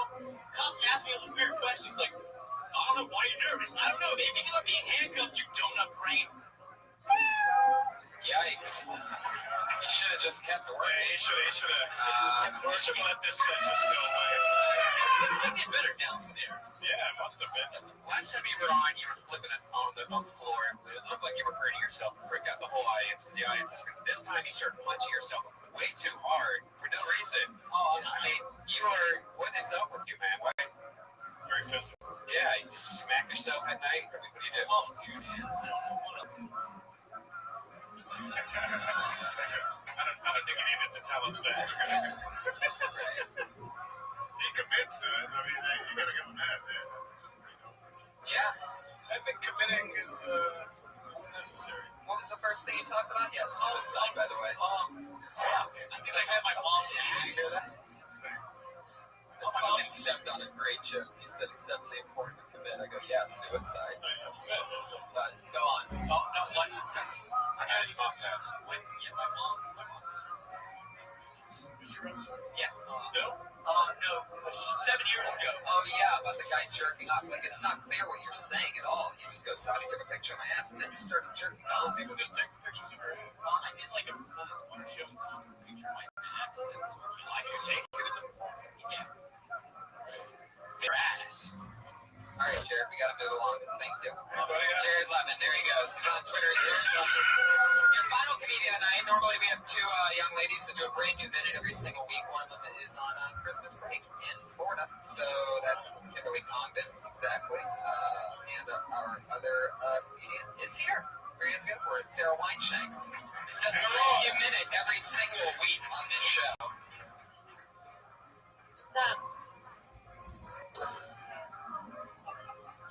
Something really fucked up about eating shrimp tacos at an aquarium. No, I'm good. Pass. Aquariums are bullshit. You want to come look at some fish sit in a tank? Want to pay money for that? You want to watch a fish? Just get a few. Put them in some water. It's the same experience. It makes no sense. It makes no sense that the aquarium isn't combined with the zoo. It seems like it's kind of the same stuff, except fish are just more boring. Like, yeah, let's look at what's going on in these tanks. Then go upstairs to the food court, get hungry. Here they have shrimp here. In the mood for some shrimp tacos. Yeah, I like what you're, I get it. Great premise, for sure. Like, an aquarium is pretty much like, if people paid to go look at Louisiana after Katrina. They feel like there's something there to where it's like if the zoo got flooded out and replaced with more boring animals. Plus, you can't even touch the tank. Aquarium's fucked up. You can't. Touch something. What are you going to touch? Just one of the check cashing places. Same thing. Right. It's weird that they did that because I was at SeaWorld and they had like shrimp and seaman roe. But they had like, you go to a restaurant and they had like all the different regular fish choices. Isn't this weird that we're here to celebrate fish? They sell hamburgers in San Diego. That's true. It's great. We got fucking ice cream and shit. I got forever. So did you go to an aquarium this week? Is that what happened? No, I just think about it. Now I'm glad I haven't been to one in a while. A little inside the box. Yeah. Aquarium jokes, everybody. Not often brought up in the comedy world, but when in Rome. Is that commercial aquarium on the Pacific? No, I was just thinking about, the end of 2 relationships ago. And I remember a part of that end was an aquarium visit. And I feel like that was like the end, And it went down on you. Just looking at all this Like, fish. no, because I was oh, I got it. You missed that guy? You missed that one that you went to the aquarium with? No, see that I don't. Is he like the one that got away? That swam away.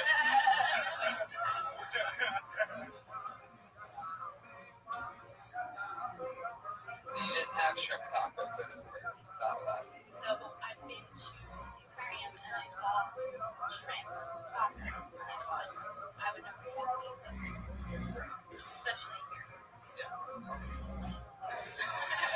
That's exactly what I was thinking. I'm like, Yeah, that's fun. That's fun to play with, like the freshness of the fish.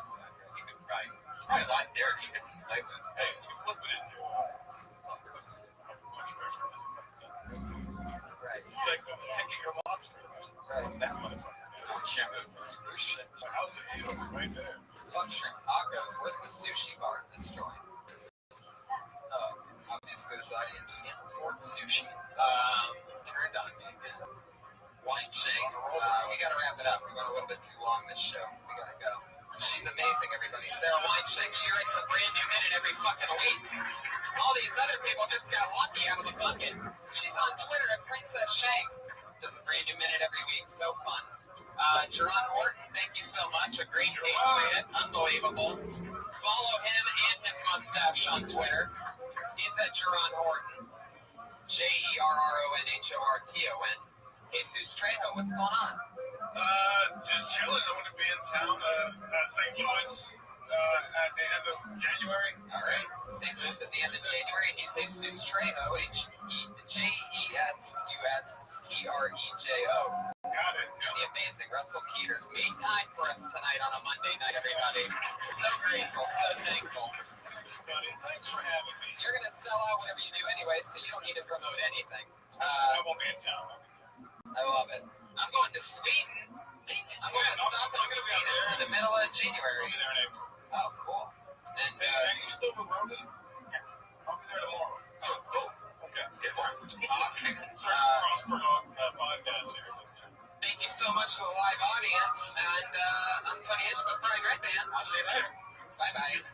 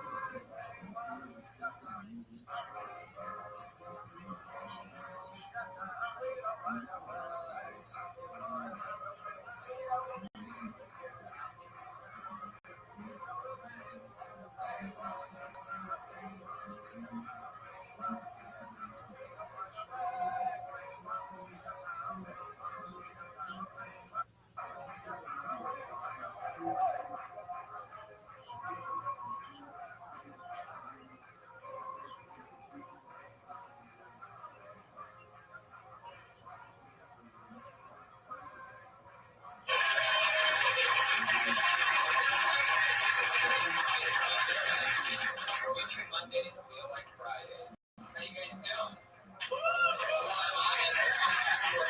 Here again. Almost late or something. We got the lovely meal with us. Fantastic. Oh, yeah, it's fantastic. Oh, fuck yeah. You should know you're in for a good meal because our only sponsor, Elise Lane, is sitting right over there, everybody. Gourmet chef, Elise Lane. Last week she cooked for our guest Russell Peters, and he hired her to be his new chef. She's starting today at Malibu.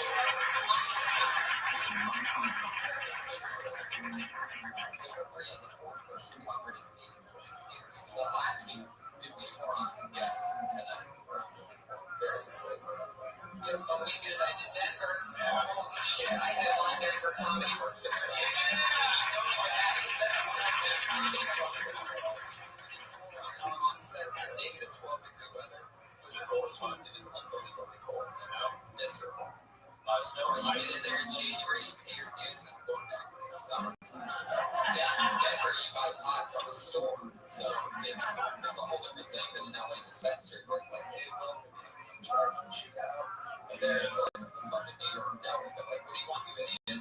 Let's go. We gotta fucking make your money to make this any more different. Is it less sketchy feeling? Like they're more just 1,000% less sketchy feeling. 1,000% more because they don't give a fuck. They really don't. It's literally like a New York deli. Like they're just sending fucking meat. You're an idiot. You don't know what you want. And you're like, well, is there I'll come back to you. That's a big deal. It's awesome. I love being forced down at that. That's pretty good. Literally, people trying to sell you something quickly instead of fucking used cars. It's a lot more less fun. Anyway, Monday, Tommy, how was your weekend, right? I've been a little crazy. I've been like, there's parrots that live in Burbank, and I've been obsessed with these parrots because once a day they come to this tree outside, like hundreds of parrots, wild parrots. And I've got to the point where I know the exact time they're going to sit. So today I filmed it in live stream it where I'm like, Ron, you got 1 more minute till the parrots. My girlfriend's like, they're crazy. You're a crazy person. And then 1 minute later, bam, the whole entire stream, millions of parrots. They stay there for like 7 minutes, and they go, stand up. Yeah. Didn't realize I was going to get to work with Birdman. Everything's about. No, that's not what you're doing.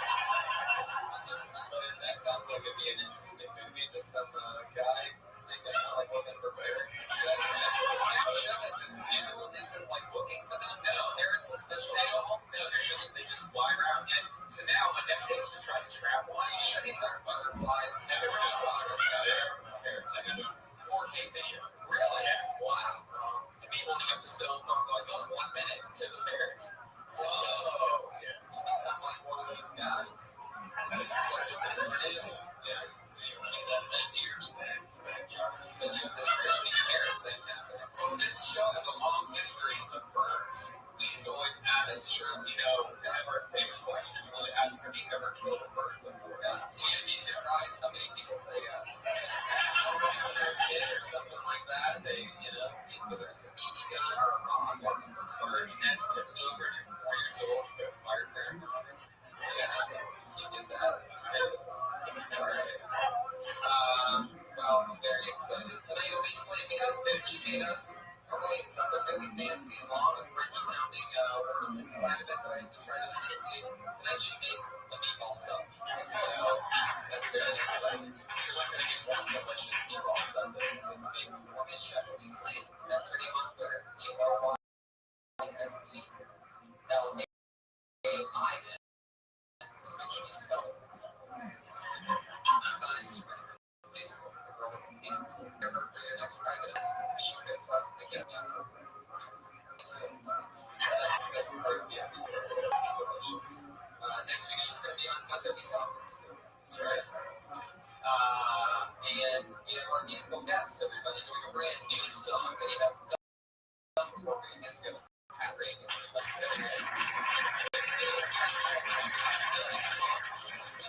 Very funny, man. Very funny before the show. Yeah. Yeah, it's awesome. Double dose. Ladies and gentlemen, here he is. Come on. Here he is.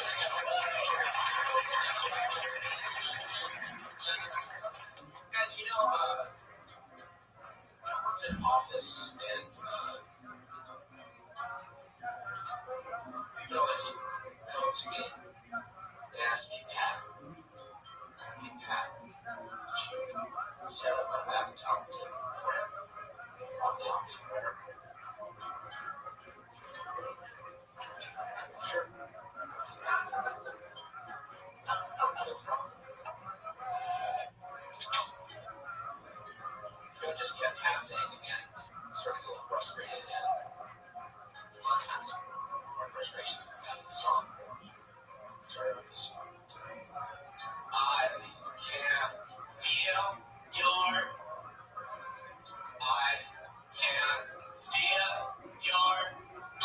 pain. I can only watch you fall apart.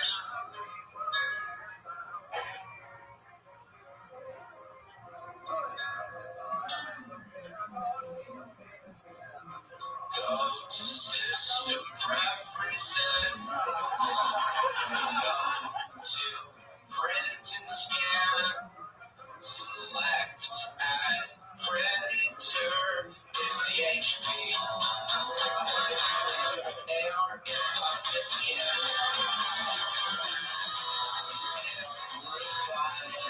Next step is almost important. It's really important. Cut up in your hand while you recite the hardest prayer. Anoint the holy printer with your blood.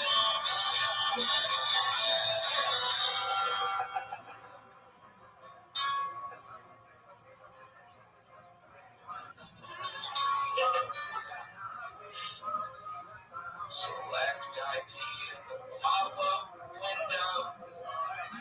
Watch out for blood on your key. Or copy and paste the sub key and press 192. Points 168 points on 0.98. You're almost done, my little baby. There's one more step to make this great. Smear the blood all over your face while you sing these sacred words. You got on, baby, wait.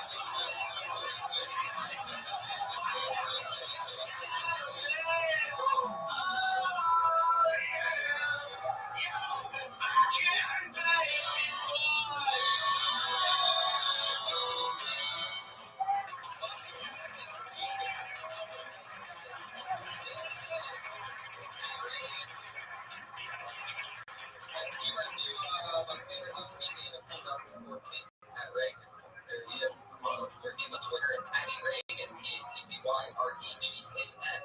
So follow him, check out his new album, Pat Reagan Smells Like Shit. Available on Spotify and other forms on the internet. So much fun. I love them. Without further ado, let's bring up our Patreon for tonight. The guy that always keeps us safe. Used to be a guy at $4,000 suit he got too big for the show. He said that it was only because I knew that it worked. So the show didn't replace what he is. We've replaced with a brand new person every single week since he bought the show. Dressed up in a much cheaper version of the costume that he wore. Went from a $4,000 custom-made suit from Sweden to a $40 suit on Amazon Prime. Our Patriot this week is a brand new one. He is the Hillbilly Patriot, Eric Carter, everybody.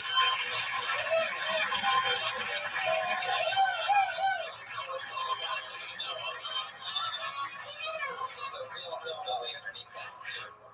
Yeah, hi Eric. Great. Glad to have you on the show. You have a very distinct Southern voice, a very distinct accent. You've just been, we know you because you make a real imprint when you do stand up. You talk about like your real life and shit, like raising goats and stuff like that. And it's hilarious. Anything happen in the farm lately? You just spent some time on an oil rig, right? Yeah, I've been up North Dakota and working oil rigs, roughnecking for a few months. Before that, I unloaded semis and 18-wheelers. But now I'm here to protect the world from injustice. From injustice and jabroni. That's what he came up with. All right. You tell him he's alive and he came up with his agreement with the show. I'm going to do this. I'm going to go for it. And you nailed it. I'm here to protect the world from injustice and jabronis. Eric Carter, thanks for doing this. We're going to have much obliged. As always, we have two unbelievable guests that are just absolutely hilarious, and it's so great that I'm able to even get people like this back on the show or here for the first time. There they are, everybody, two of my favorite comedians in the world. It's Dom Herrera and Steve Bird.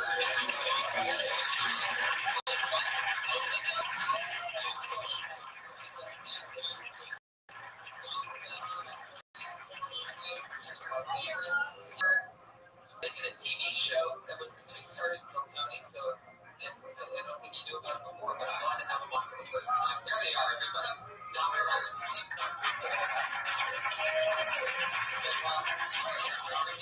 Have a Monday Night Football party every week at your place.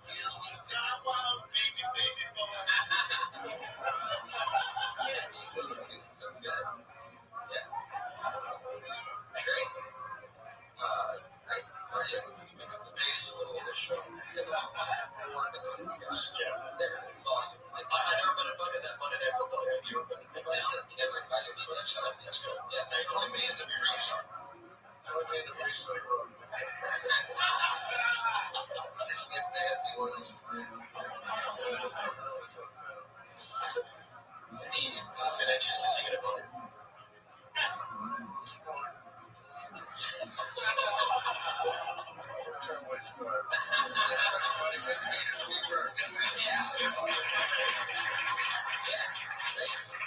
Every week, instead of me asking you a question, I let whoever the Patreon is. They're always such big comedy fans. I always have great guests on. So this week, Eric Carter gets to ask you guys a question that you came up with. Or perhaps Eric, go ahead.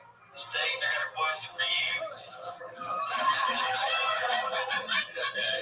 I'm a big Sullivan and Sons fan. I was going to test off when they cancel that.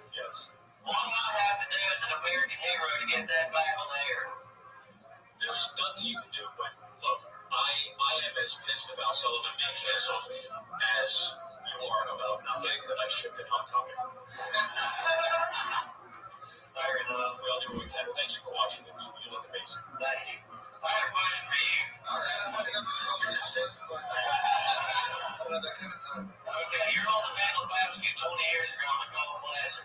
You said you had a rash on your ass. Has it healed? Well, questions there.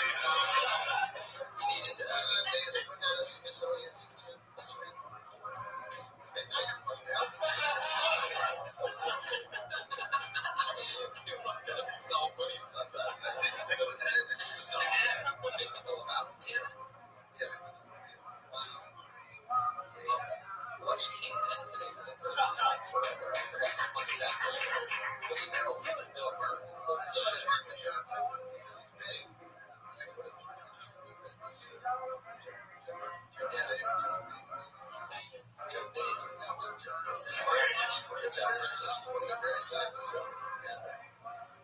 Anyway, thanks for the great questions. They're really, really good. He's really taking a certain, like he has the pose down. He's really, when he talks to you, he's very pointing and when he's going to ask you. I've had a question for you. One of the few guys that actually fits in the suit properly. It's interesting. You actually fill that out here. You have the same body as an 8th grader. Some vegetarian. Yeah. Awesome. You didn't know that, but thank you. I have no idea what a vegetarian is. There's no way. Fuck yeah, well, let's get this party started, guys. Over 25 comedians sign up for the opportunity to do a minute of stage time, and then we'll talk to them afterwards. Dom, you've done this a few times. You're one of my favorites. You're always so honest with everybody. Steve, welcome to the party. I'll be the pull-up for the next one. Well, just before we start, I just want to most of you people we never met you. Tell yourselves. Media piled in the back. You guys know how it works. You get 60 seconds of uninterrupted stage time. You know your 60 seconds is up. You get the sound of a kitty. That means wrap it up then. Or else you're going to bring out the angry West Hollywood bear.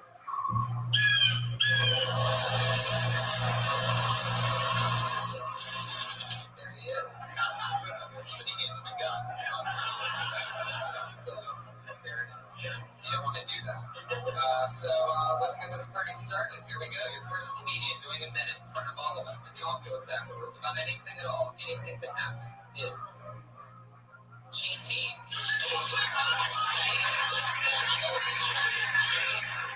Alright, no GT. You know what that means, GT? You just got blacklisted. Made noises. That's what the Patriots supposed to do if somebody doesn't show up there. Shocking. GT's Can I ask real quick, was GT black?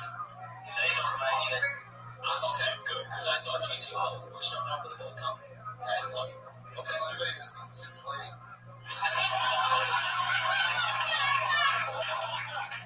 Alright, and pull another name out of the bucket. Let's see if he's here. Chris Lose.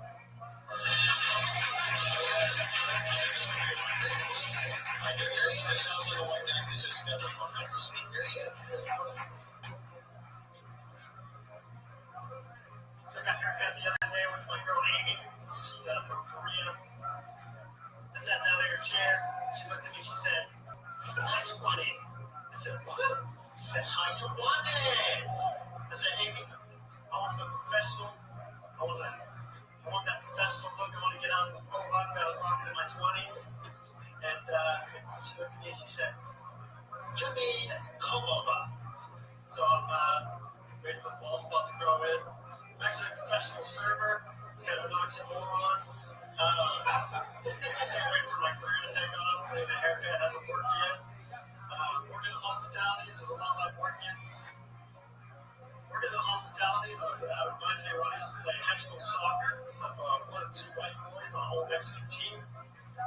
I'm saving up for a house right now. On a surface wages, it would take forever. Yeah.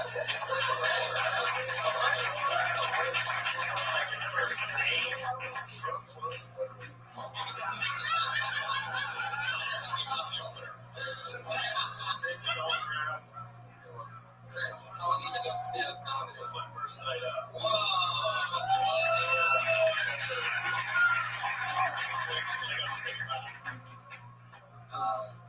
yeah, no.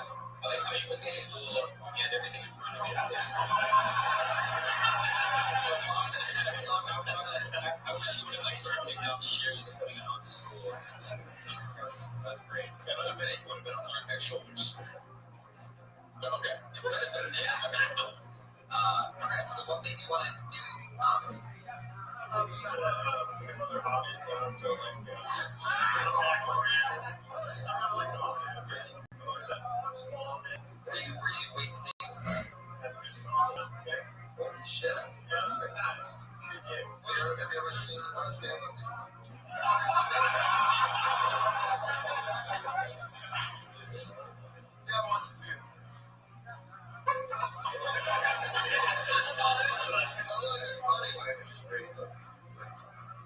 start rapping.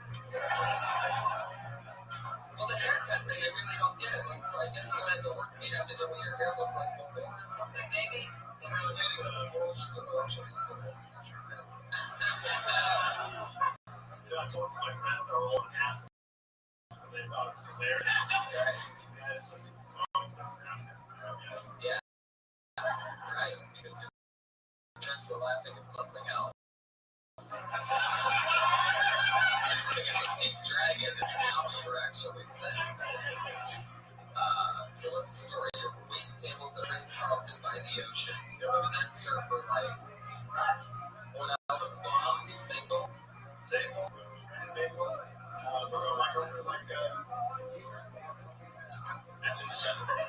After the set,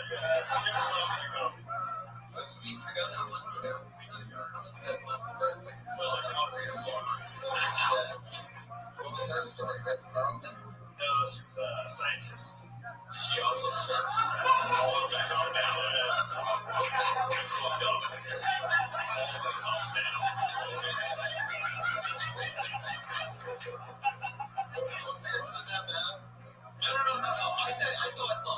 This is literally your first time on stage.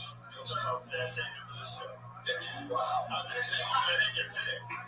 Well, I was going to say, it will never get harder than this. I think in terms of first time, it will never get more difficult than this. So it's all onwards and upwards from here on out. It's just more students. So that's what I see. You're very likable. So, I mean, I like to, I think you should do this. Less talent.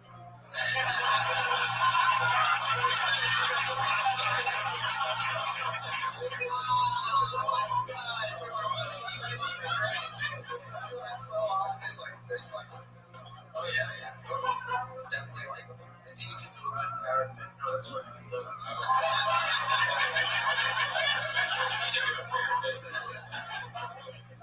So wait, what? Ritz Carlton? Did you say where at? What is that? Where is that? It's a little south of San Francisco. Oh, okay. So like small thing. So you live in San Fran? I live in Hamilton. You came out here for this? Yeah, my cousin lives in Hollywood, so I visit him. I check out this show. It's been a cool experience so far.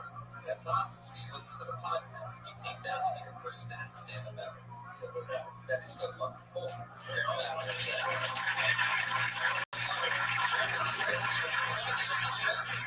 Like I remember we once had Sinbad and Jeff Garland at the same time, which we figured out was like 65 years of comedy experience between the two of them. There was a couple of people that had their first time in front of them. It's the only show. How many years for you? For me, Yeah. I started like 2 years.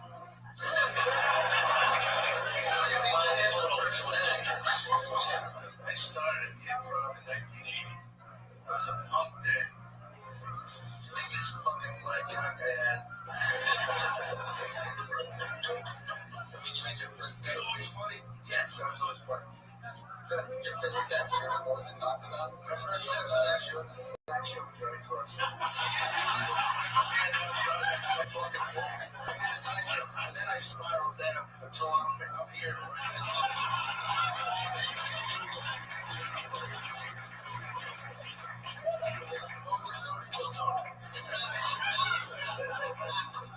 Well, what is this last name? Your handwriting is as bad as your comedy.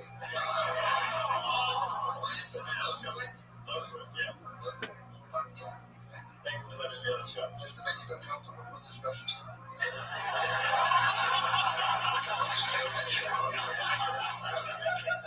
Can you give us a little sample of how you would, what we get if you just walked up to our table with the Ritz Carlton? Would you like some recommendations? Why do you clear he's like a magician? Right? Is it? Maybe you're not supposed to see this one. Only his left hand. His left hand is like, oh, he's nervous. No, you only have one part of your body's nervous. The other part's good. The other, what's it called?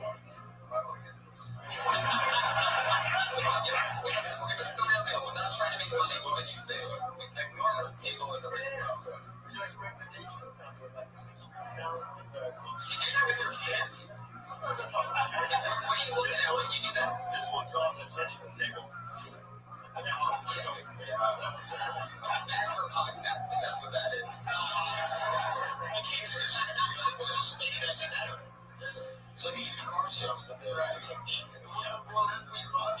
you're telling us the specials, all right, Chris, settle down. When you're talking about the specials, just that you weren't even looking at us, you're going bigger, you're squinting, but staring at the store. What do you look at when you're actually talking to them at the table? Are you looking at their eyes, or are you squinting looking in the middle of the table? You have the menu in front of you? Oh, shit. That's how bad you are at that job. You see the menu there, use it as like a non-moving telephone. It's like a matching range on your shoe.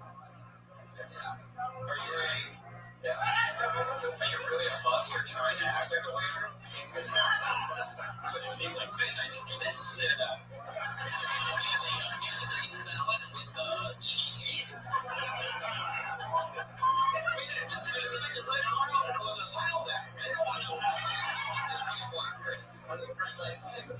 I think you should quit waiting tables because you seem to be really bad at it.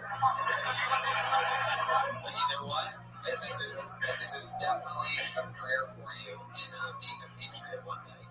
And all right, there you go. Yeah. What do you know about parents, Chris? I don't know if you're going to respond this week. All I get is the bills right now. Thanks, Chris. There he goes. Chris wants to.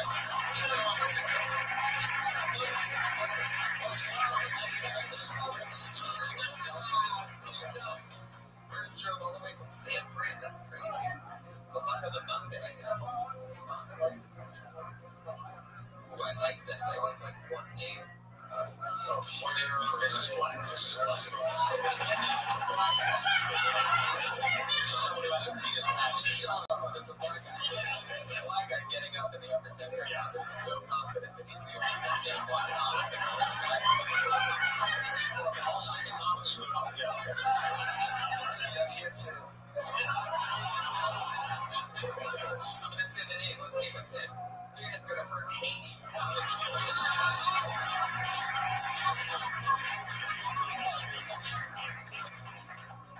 Yeah, that's oh my God, that's what's up. Yeah, I'm back. You know, my hell is, I don't know why. You was an outfit. You think you look nice until you actually went outside. I look like a black cow. But I'm actually from Haiti. You know what Haiti is? Haiti is a small country. Well, man. You know, comedy, back on the same place, all that shit. Like, we like to, I don't give a fuck about us because the big family, we like to do warnings up front. Like, I don't like asking stupid questions about my clothes, be stupid, and I'm not taking you some stupid ass replies. Like, they always ask me, what kind of clothes do you wear? I say, have you seen Tarzan? We're from a damn like a couple of we're a cloth about $100 on it. But it's Gucci though. Where exactly are they located anyway? Oh, no, much my friend. But for the upgrade, I thought he was never good too. It was actually Detroit. Yeah.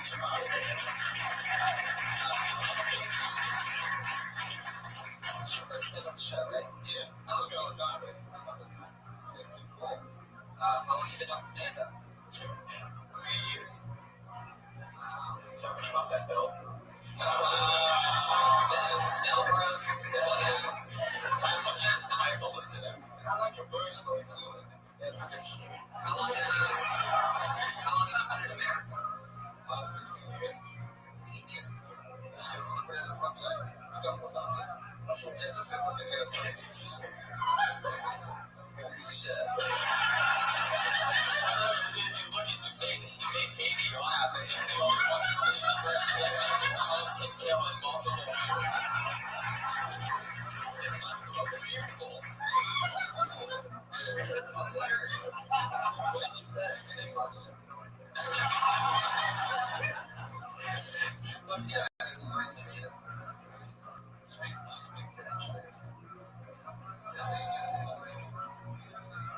you don't have much of an accent, so you really have, you don't have much of a nation accent. I took classes, cultures, Catholic school. They were making fun of me because I was talking about it, so I talked to them. Yeah, you did the accent in the back. Then you wrote, I don't know if they more. I can speak my language, but I can't. But I'm from Philly. I can't do Philly accent. I can do like South Philly. okay? I can't. Whether you're reflecting that. Sometimes my accent does come out, but it's by accident. I get excited. Like I can say, take my time to say it. I come out and say it. That sounds like I slow down when I talk because my accent should come when I speak. Wow, that's amazing. You really need to speak great English. Like you look Asian as fuck. You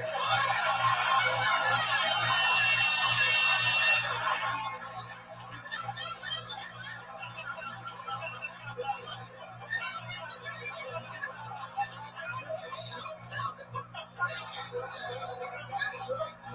you are correct. Like if you said, sugar as an imagine someone from Haiti, Right. like that's pretty much what you picture. Yeah, absolutely. Because when your eyes are shut, that's exactly what it looks like.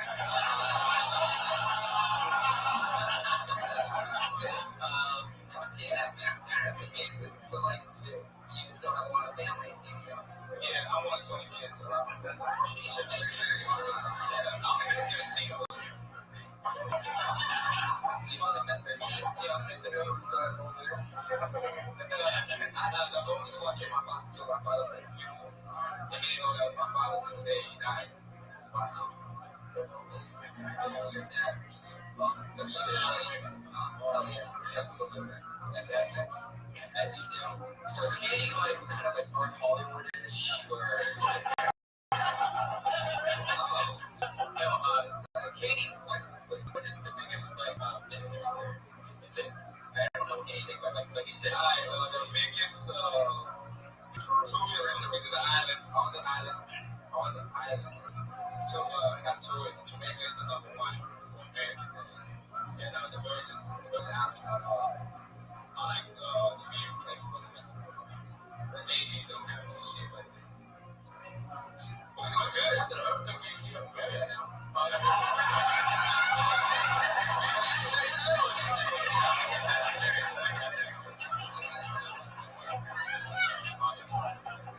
they hiring? Chris Low Swift might need a job.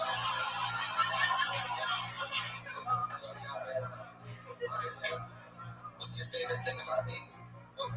You ever go back? No, I'll fight back sometimes, but people won't ask. They say, I'm the kind of man, so I just send the man money to them. So it's around $700. So I just send it to them. What's the Egyptian center? There's no Egypt. There is no Egypt. $700 is 8 times so $50,000. Wow. Yeah, it's nice. No, maybe the player, maybe the game.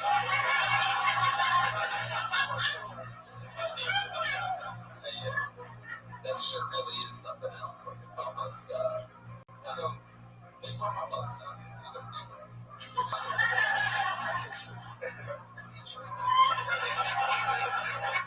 I love it. Instead of most people, they put their Twitter handle there, you just have to support my ass. It really is. That support my ass. You got that. You're the one. There's no money with yourself. Yeah. I didn't watch that show. Right. Oh, you son of a bitch. You have to cable to watch the show. That's you have to cable to watch the TV show. You don't do that much. You just said that you sent all your money. You got it. And you wrote the same page. It was hilarious. Yeah, last week, the week before, when you're sitting on rail, it was so fucking funny. And I think we got some camera sitting here making that hilarious face. You're really good at making faces. Yeah. You are like a blind John Stewart. It's amazing. You've made faces to a couple of us a couple of times already since you've been up here. Is that something I didn't expect this growing up at a school? Yeah, it was. I was getting teased that my name was awful and I looked the way I looked. And so I started playing football and counting for property. And you still can call me. So, yeah, I'm not saying it. But like that, Just get better at football.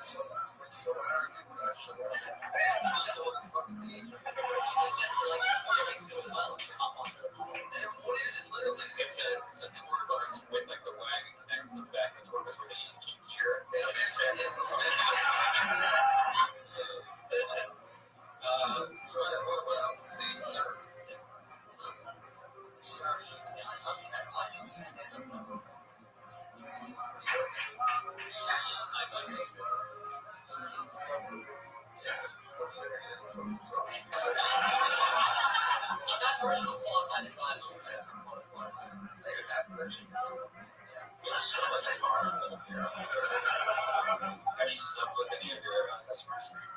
Yeah, close. No, they don't want fucking love you. That's a good point. I would just imagine there's a lot of German girls in these universes. Trying to keep my ass. No, definitely not. Cyrus on Earth wishes that's what has happened in the universe, but especially not when you're driving the left. I mean, yeah. So that's just the mustache. Yeah. Oh, you got a big mustache. Yeah. Sounds like a cool man. Needs on your fucking face. I'd imagine that the worst is like when you're not working, but then John and the mustache isn't on. Yeah. You meet somebody, like maybe your future wife, and you're like, hey, oh yeah, nice to meet you, oh yeah. Going the same way you are, we just grab something up and John, oh, and that makes you that mustache. And you turn around and then just half a mile down the road, that's when they find out. That was a long journey for you. Jesus, you do it, I know how I feel. I love my home in Pasadena. You do an even too about Uber or Lyft? Not yet. I mean, someone keeping outside my window here. Generally, keep outside. But yeah, gotta go outside. But that's like you talked about, like having gay friends, but you seem, like Dom said, it seemed like you really had time it down and at a good pace. I thought, oh, I'd like to know something about you as opposed to just, your friends that are out of fun. You got such a great delivery. Go back to later. I thought it was just I'm scared. What are you afraid of? yeah, basically, I think y'all do this. What's fucking terrible to do? I was assholes.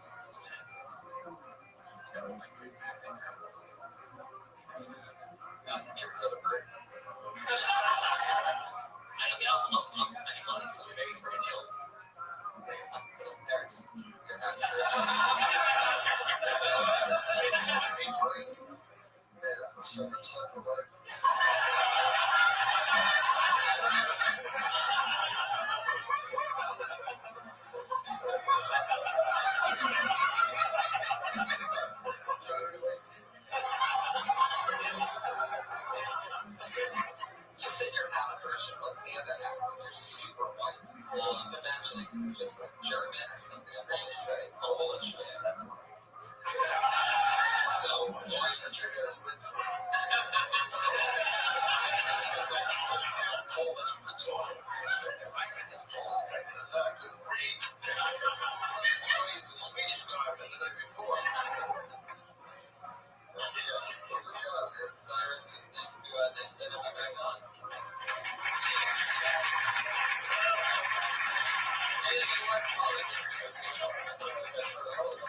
That's a really funny thing.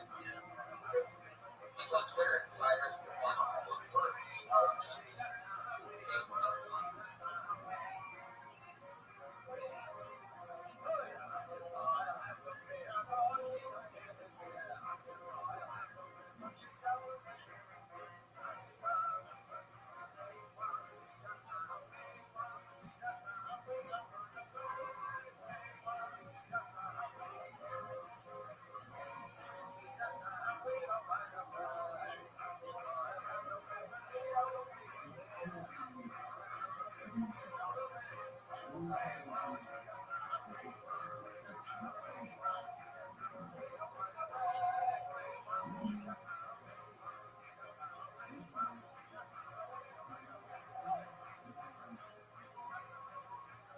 Steve, I always ask personally guests this question. Was there anything that you did or said or anything when you first started seeing that very first started you said or did, for example, like like one day Chris knows Spike's gonna look back on his barber bit with the he's gonna go, holy shit. I've never been funnier than it was that night.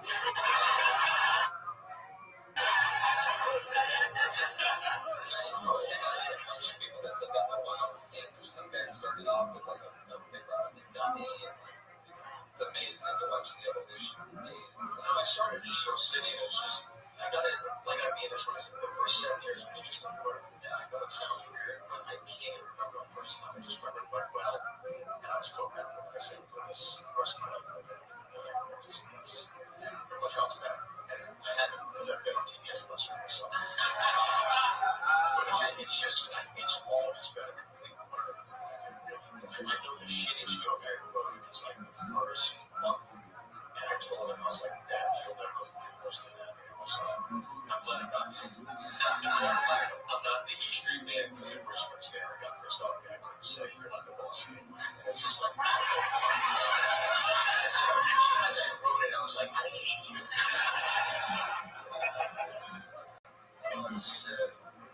I wrote it that one like that a few weeks ago because I was writing they did it. So, but I was playing the joke, but I was writing for a show where I end up writing comical things, you know, and anyway, the subject was U2 putting their new album out for the show. And what I said was, or what I wrote was, I still can't find what I'm looking for. So people say when they're looking for a good track on that album, that would fit on that show. The writer's skill minimum for that show. You guys can want to put down. Yeah. But was amazing. Good. Stand up for great. Yeah. I did. I was in a Catholic school, so 8th grade. And started saying, think you're funny. I'll take up to the 8th grade. My cousin was in 8th grade. I did stand up, and I don't know why I said, that's for this high. And the kids were all laughing. And I worked clean.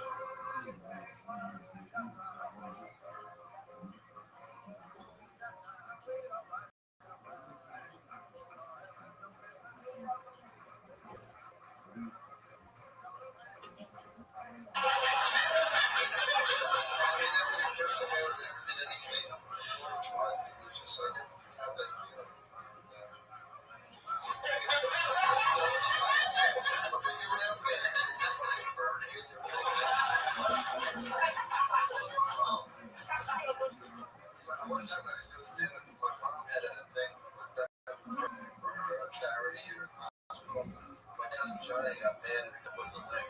Yeah, like, you know, this is not personal. I'm gonna start laughing at people.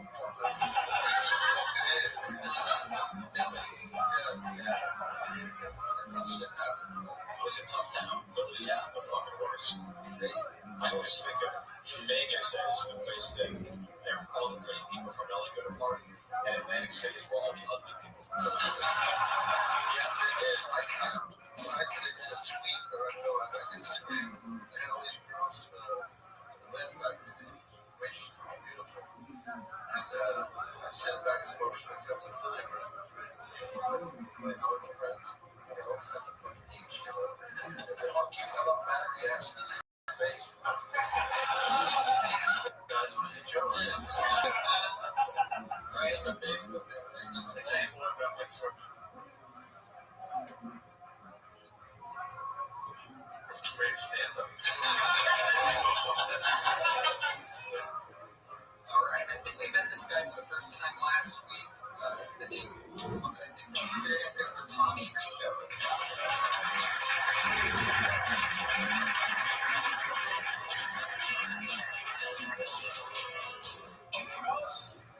Guys, Austin, always told me you didn't have anything nice to say. You lost it. You're very aggressive. Every city has a travel slogan that makes you.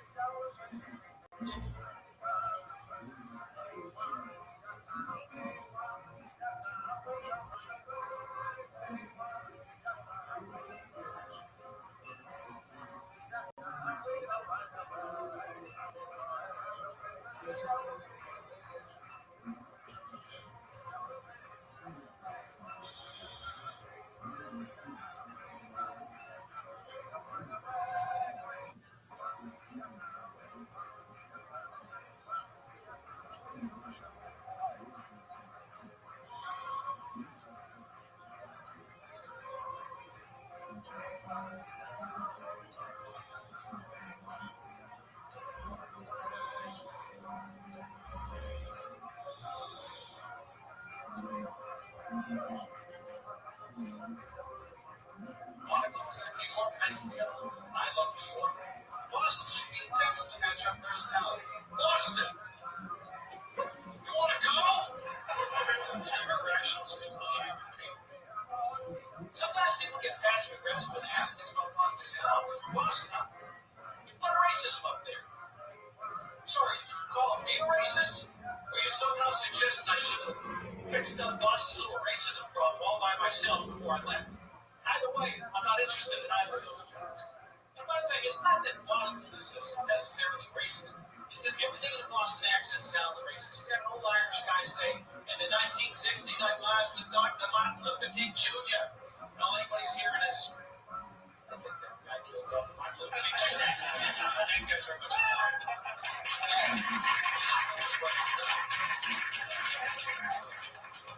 Yeah, really saying that there he is. Must have raised the previous 59 seconds. Can I tell something interesting about there? I got my hair in Chipney, Massachusetts in 2008. Wow, look at that.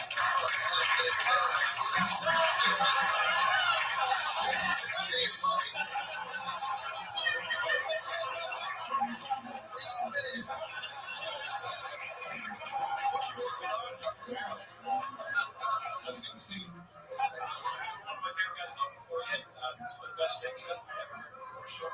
Real nice, which was great. But right before when I mentioned it, she ran and said, "You're nervous?" I said, "No, good. Because if you are, I'm going to have to ask you to be here." That's the first thing he said. And then I had to ask for your intro. He said, "All right, I got a list, 19 credits. They're all equally important, so read them with equal importance." As you get towards the end of the list, I'm watching you get real emotional, like this is a big deal for you. Towards the back end of that list, I give you the work of these years. Like, get to the point where you're almost finished with life. And then say, ladies and gentlemen, a comedy legend, Dom, I and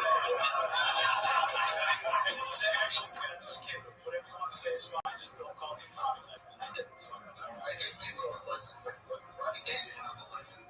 Just the whole fucking. I don't know. I don't think anybody would agree with me, though. But I understand. Legend, Ronnie. Ronnie Gaines. Terrific.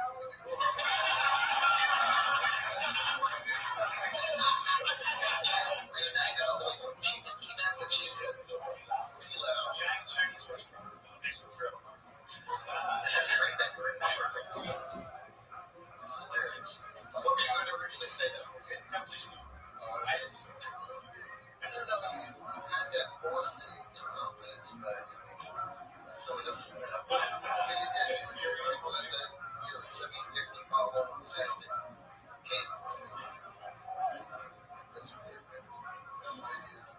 It's one of those gigs that's so funny. I'm sorry I don't remember it. I think about intros is going to the intro versus the act. I was hosting a show at the Improv in New York. I started out, and I put up a guy, I forgot to say that I started credit. And he comes up and goes, man, I was used to say I was the road company in Greece. And I'm like, oh, right, he's fucking jokes. And these guys from Brooklyn and Queens go, hey, you should pay attention.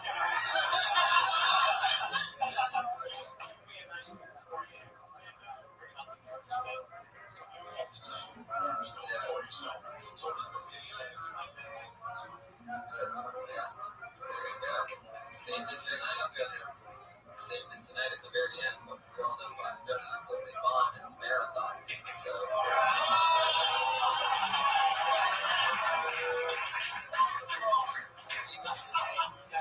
No hurting board on that one there.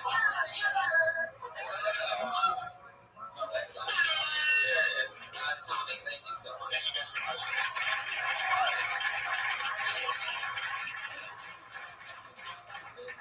All right, let's keep this fun train moving on.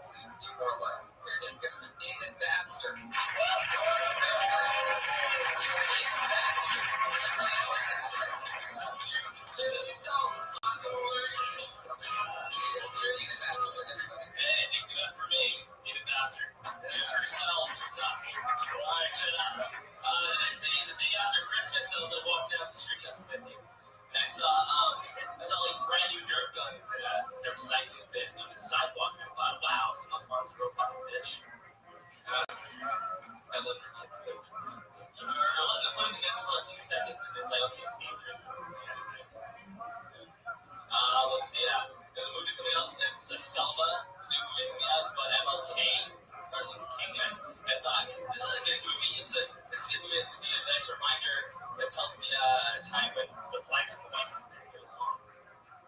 That time. And I think it's because like the Negro overload. And I think it was time like when the blacks and the whites were pretty cool. And you know, man, you black, you strong, you build this house, and I'm white, I'm smart, I'll just tell you how to do it. And I'm gonna get some more of you Negroes. And but you know what? There's actually there's a lot of you guys out here. And you know, there's a lot of niggas over here trying to notice that, man. This is that man Kuta Kente. And I was like, yes, know that. Yeah, there he is. It is Booch.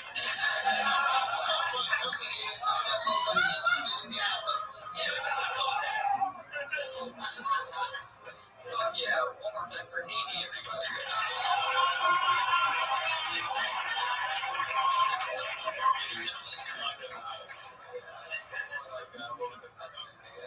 Feeling your own punchline there, everybody. That's not the goal that I'm from. Right. I was completely lost. Or yes, lost. Well, what you did was you did more of facts than jokes. Like, yeah, if that mom threw out the Nerf guns, then yeah, she is a bitch. Yeah, it was like a setup. Yeah. Yeah. What do you want? You said that you took much with it. Yeah. It's funny.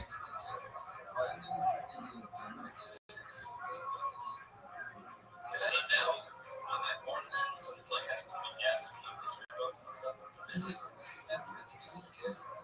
Yeah.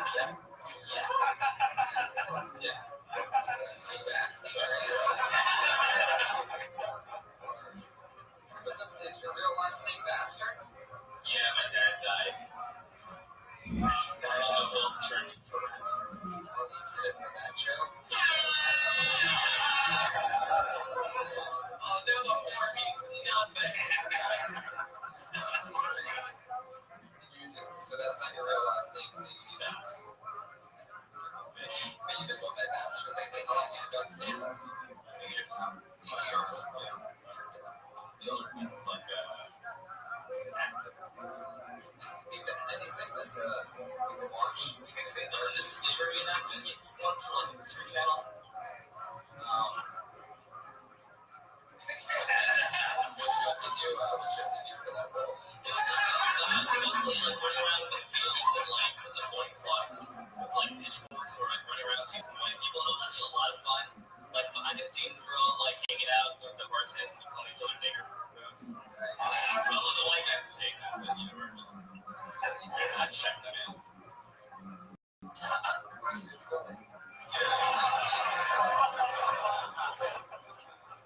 You're dressed very well. Probably one of the best dressed in the night, if that means anything in this universe. But it really doesn't. Do you feel the job that you do here in LA? And this thing where like they cut like cardboard boxes into like squares. Oh, is this another one of those wacky setups you've let us on so far?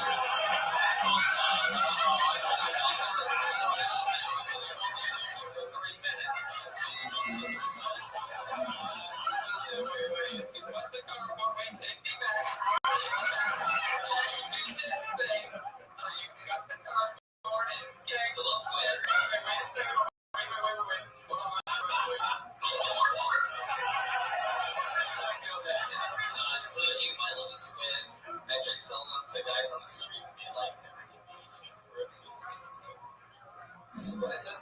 It's I work at science. What are the signs say? They stick with me on my journey. Also, Thinking of everything and not be racist right now.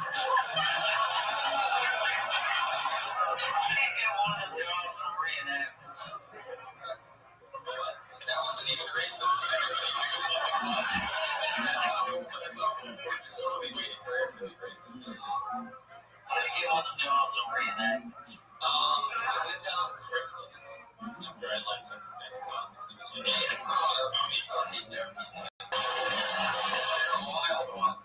Anything else for you guys? Any advice or blowjob or something?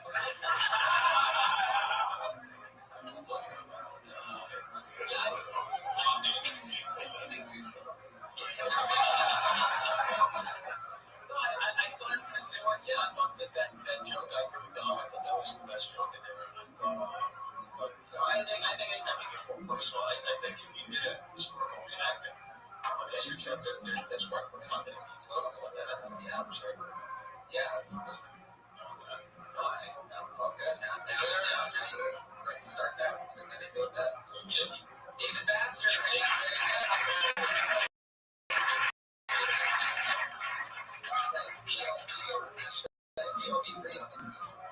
only kids I've ever seen try to serve a hashtag on the shows. There you go.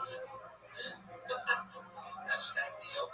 Did you know, by the way, you were facing that way when you did the sound effect of that I was taking a sip of water? Did you know that? Really? You didn't know what? And you knew that was the thing. Gosh, the bro, if your hands together for my friend.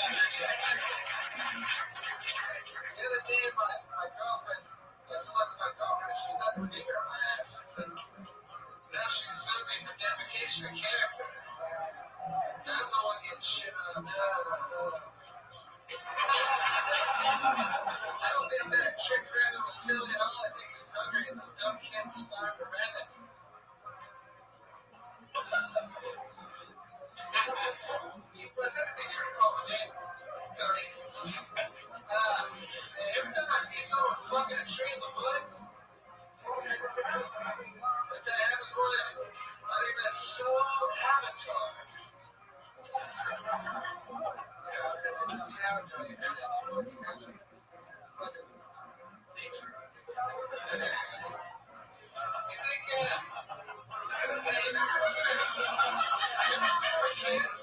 kids and they had that little scrubbing bubbles commercial. One of those little brushes came out and danced around your tub and cleaned your tub. You can't work like that, man.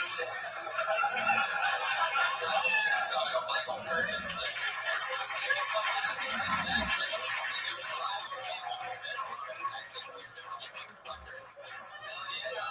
that's an interesting style. Would you ever consider working as a feature actor too? Sure. He's already got the sandals for the job. Yeah. You look like a giant lesbian.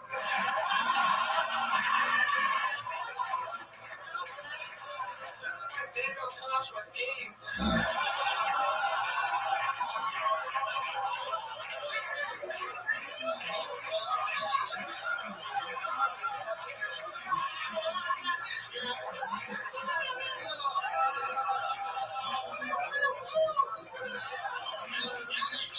Son of a bitch. I do here. I try to inspire people. But yeah,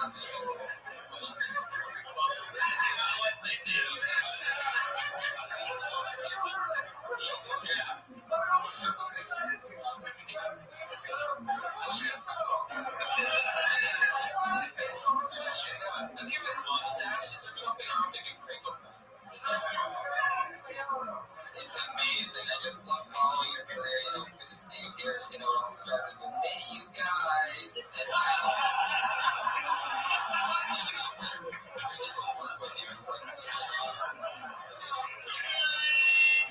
also love you in every episode of Orange is the New Black, too. So much fun.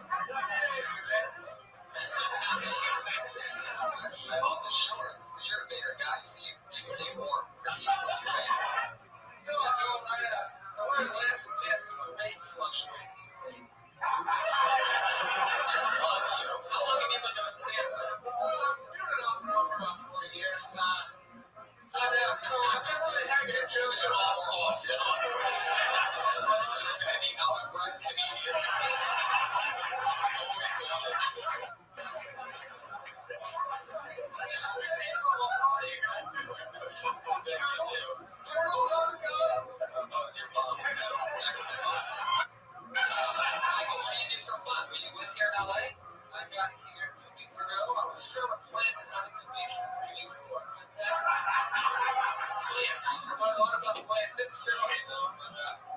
So I just got here from Florida, 2,000 miles about a month ago. I'm fucking terrified. Quit my job today. I'm here now and I'm kicking ass, you know.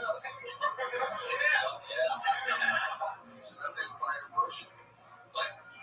Some plans.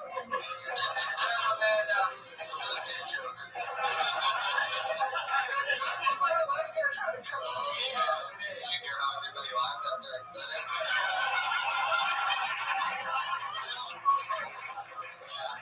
Yeah, we never worked on fucking David Bass. David Burkreiser. Never heard of him. Never. Shit, who is it? I don't know. You're from Florida, right? Yeah, it's one of Florida's biggest comics.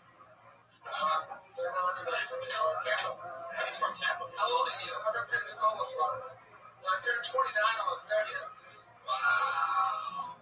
Hopeless. No, tell me hopeless. No, I love it. Hopeless and voted. You have a love that, you know, the comedy movie stars had the past few years. So I don't know if you're getting here late or, is this like the Napoleon Dynamite to Will Ferrell? Neapolitan Dynamite, but oh God. You can donate to Tony's website, cystic fibrosis for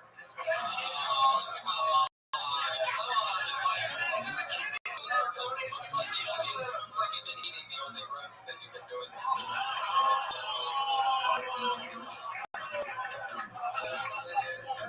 Son of a bitch.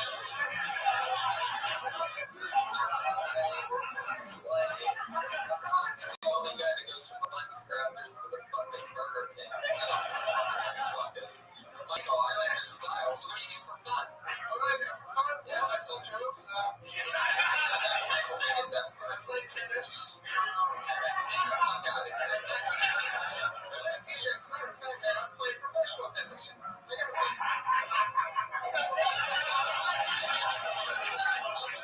got to game against Jackson. He won Wimbledon doubles this year. Holy shit. No, I'm Andre a big ass.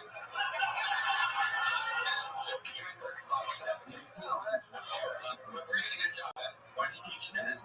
Okay, what's great about you playing tennis, though, sorry to love that question. I love that you play tennis. This is one of the only games where it's never shirts versus skin, so you can keep your shirt on all the time. I have nothing on that since I cut off the question. It never works out the way. It's never going to be for me in the first place.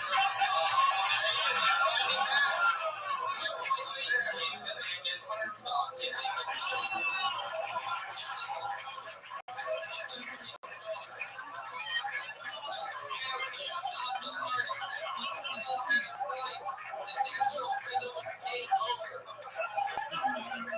Michael, I love you. Thank you so much.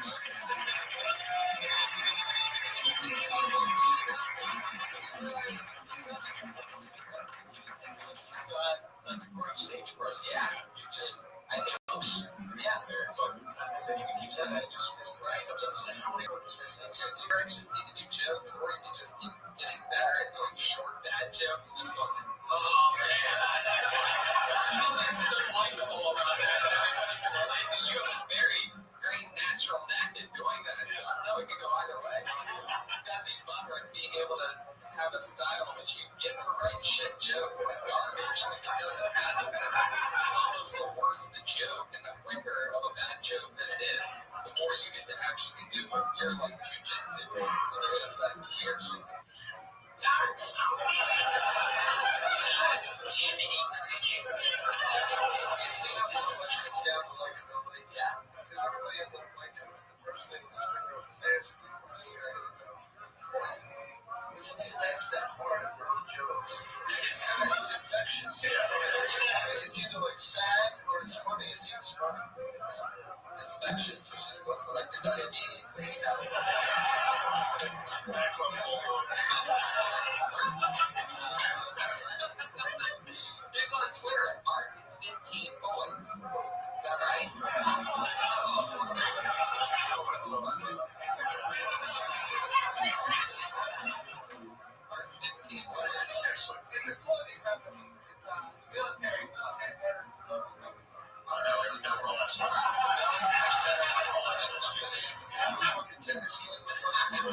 I love that. It already seems like that.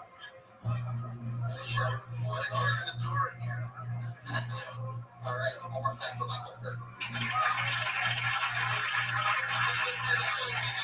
Closing out with our two regulars. These two young ladies do a brand new minute every single week, and it's always unbelievable to watch and see what they're going to do next. But yeah, you've been there a few times. It's always fun watching them grow.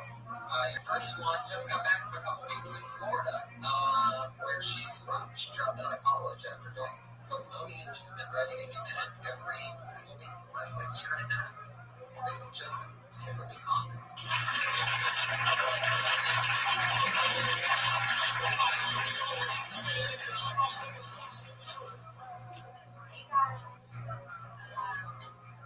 So I recently got on birth control, which is really exciting.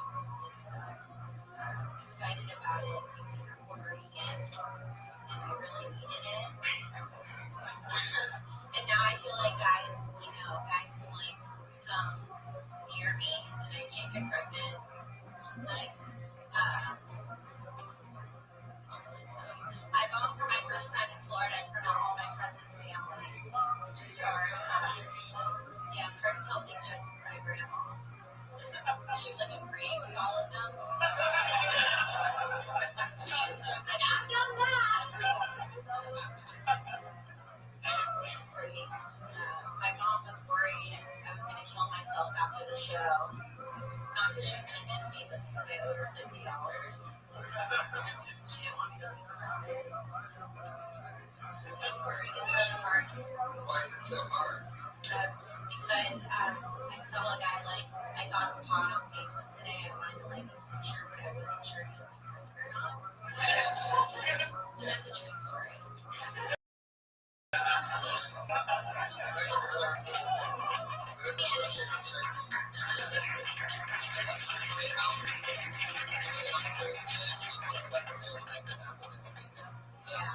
You know, the birth control thing, you're gonna go there and just say like, I'm chill.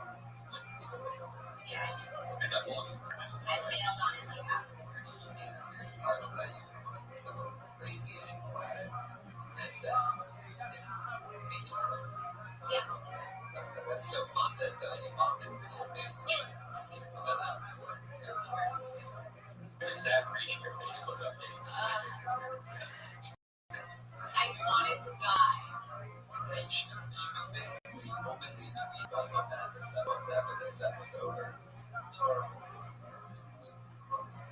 Yeah. And it was like the simple jokes that I did, everybody was like dying. And so I was getting frustrated. Like, Exactly. You're joking.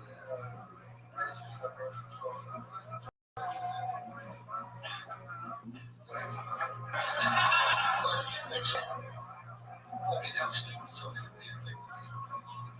I mean, I think that's That was such a surprise. Let's say that you don't know that you can get listening to this.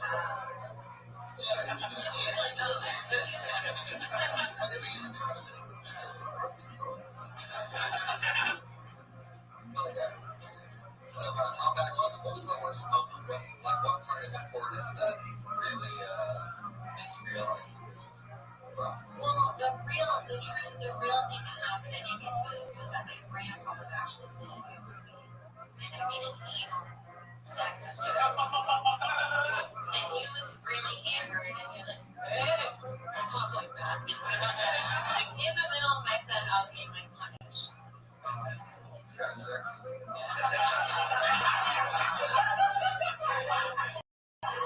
Could you see them from a stage? I didn't see everyone. It was outside. I was just it was outside. Now, is this your parents' idea? It's like, my parents have never seen this film.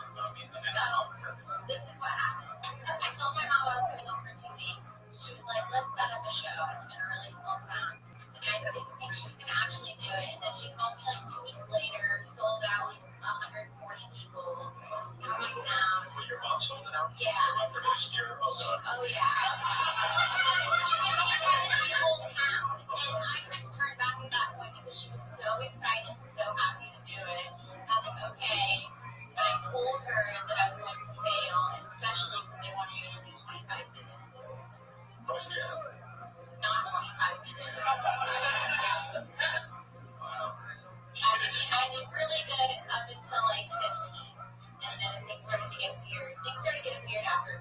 After grandpa said, don't say big, yeah. Something trash hole. If you're trying to crowd work, is that probably what you should have done? I knew everybody in the crowd. Yes.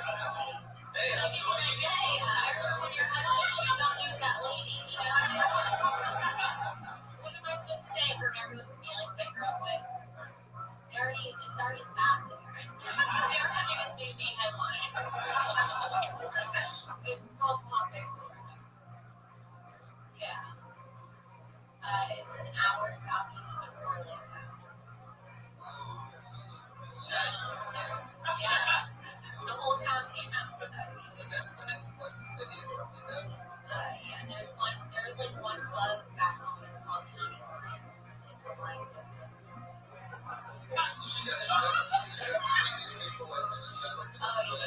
I had to see them that night because afterwards everyone stayed and drank and I got to stay with my family. So I didn't hang out with them all night. So I just like blacked out. With the same grandfather that told you not to talk about the animals? Yeah, we just got really stuck with shit face. He's already shit face.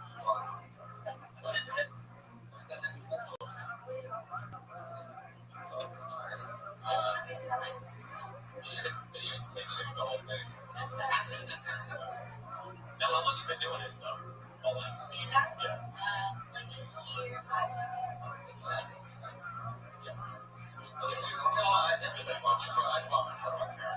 That was also the first time that I really like bombed too. Like hard. And then it was those people on top of And you got to think of it this way: you've done it for a year, and you did 25 minutes. After a year, I don't think I could do 25 minutes. You did it in front of your friends with them. That's fucking crazy now. You did it outside. Yeah. Oh god, it was outside. Yeah. Oh, It was by the river. It was by the river. just on that Gulf of Cody and walk over. We couldn't be any worse. Literally on the sand. Oh, fuck. It's like turtleneck season 2. It's like, God. The table was spaced out and shit. It was a fucking nightmare. Yeah, but you can only. This will be one of those things you look back years from now when you yell at him and joke in front of grandpa.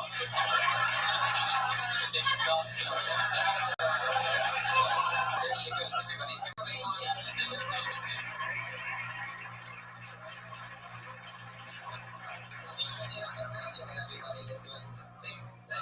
Show us since the beginning, doing like that all the time. Funny stylings, Sarah White.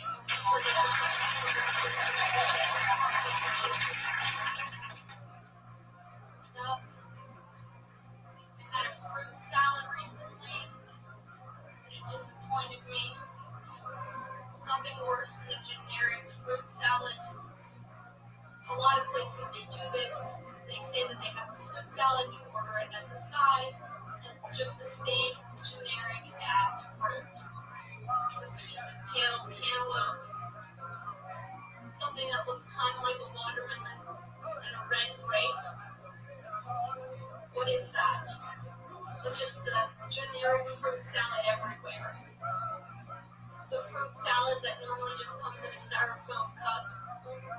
If you go out and you order it as a side, you just empty it from the cup on your plate. It's gross. What am I eating? I can't tell if this is honeydew or kale ass cantaloupe.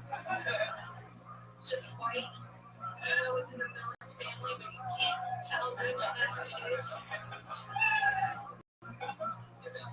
Yeah. What am I eating? What do you guys like? I was going to talk about how like a berry would make me feel like real clean. Like something like what do I be shocking? Kiwi. Yeah. That would be shocking. Yeah. So right. Like how exotic. I love it. It's definitely a Sarah Weinstein joke. You're taking something small, like ranting about it. That's a her wheelhouse. And I think for itself, it's very promising. I would say, when you started, I would get into the 25 seconds and I'd fast forward straight to start describing it like almost immediately. You know what I mean? Instead of waiting on it. Yeah, I think Andrew came out later on. You got to come out of the gates Yeah, I had been picturing the one piece of cantaloupe and the one piece of whatever was the watermelon and the one red grape for like 10, 15 seconds before you set those things. So it's like if you give it to people before they picture how bad a fruit salad can be, you know what I mean? If you let them realize at the same time as when you're saying it instead of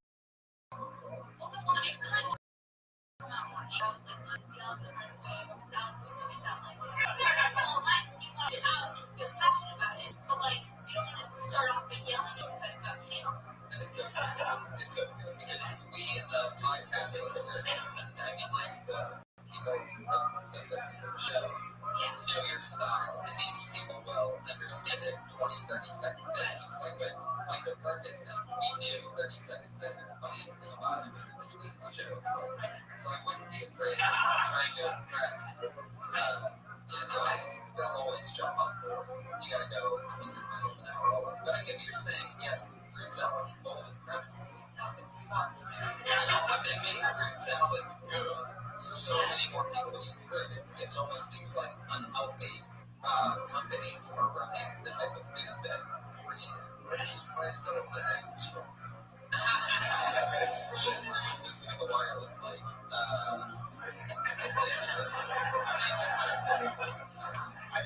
I hate those salads because it's like a lottery. You know, like sometimes you have to go on the good ones that get a lot of stuff, and then you end up melon salad. You don't have to say the whatever the one piece of watermelon. You just say melon. That's those are the white things we eat. It's all orange melon. Green melon too. And it's usually super ripe or not ripe enough, so they're hard as fuck. And it looks like a volleyball with the one grain. It's just melon. Sad brown, sad bold volleyball. What was that? We are done. We are.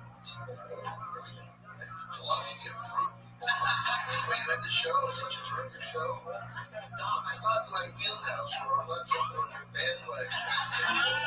What would that be? Sarah, thank you so much. It sounds like you need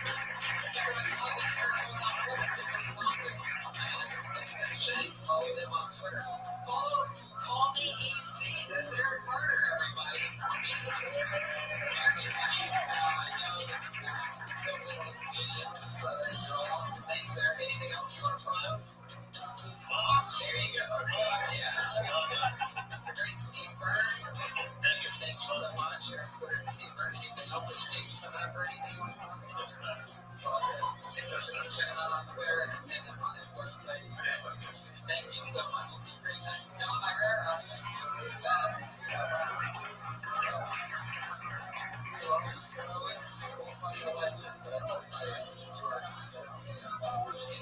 Ryan Redman, we miss you guys. I'm going to be digital and live audience. Thank you so much for coming on.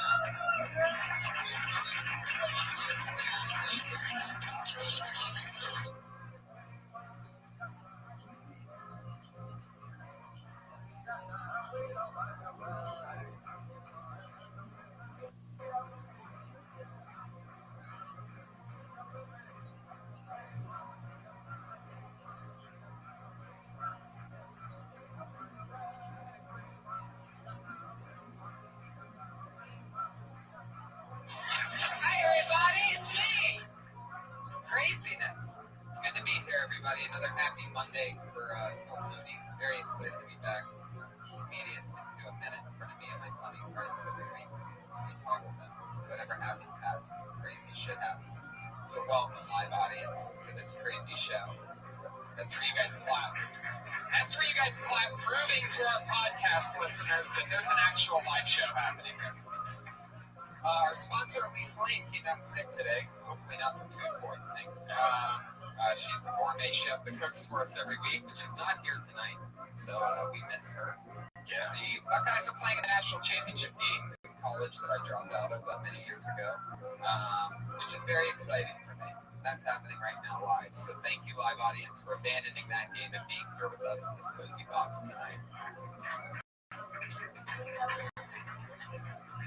So what's up, Dolly? What's going on? Anything you want to talk about before we get started? Anything good? Let's do this. All right. We have a musical guest every single song every week for us, and we have him back again.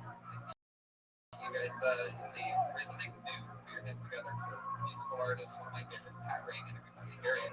Back again. Here he is. It's Pat Reagan. To see this face again. Hey, it's fun. And I came out with a completely different energy. I'm like, what's up, everybody? Okay. Oh, fuck. Okay, here we go. I just feel awkward because they just saw me, Tony. I just got off the stage to light applause. And now I'm coming back with a completely different, professional, polished, together energy. I'm going to show these people. And I think the contrast might be a little off-putting. I love it. I think this is what I love about spending Monday night in a creepy belly room, is that anything can happen. And when great minds come together, crazy shit happens. And that was Patricia Reagan. That wasn't Patty Reagan. Yeah. We don't know that Patty Reagan. Yeah. For those of you listening to the podcast, what we're talking about, the last couple weeks we've had Pat play a few songs before the show starts. You know, and then when the show starts, we bring Pat up again, and then he plays a brand new song. And All right. I'm ready. So you don't need to keep stalling anymore. I'm sorry to take the time up and get in this great podcast. Pat Reagan, everybody. Guys, this song is about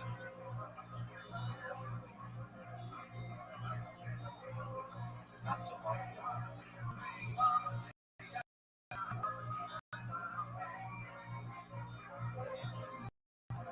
I've tried to pray, but I don't know what would hear me. I looked all around, and I saw no spirits near me. I studied the sun, but the sun was not my father.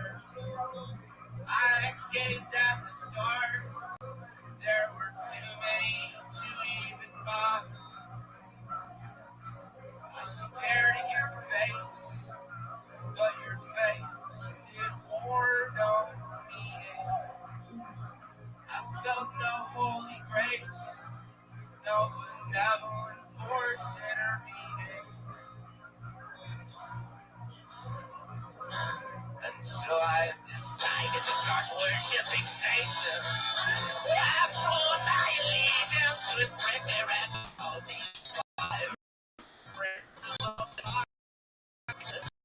Before heaven's sake, baby boy, I am yours. Baby boy, I am yours. Saints had instructed me to find a Lebanese family and befriend them. Then Satan said I should loan them some books by Graham Greene. Like Satan, my friend, what if this family doesn't like Graham Greene?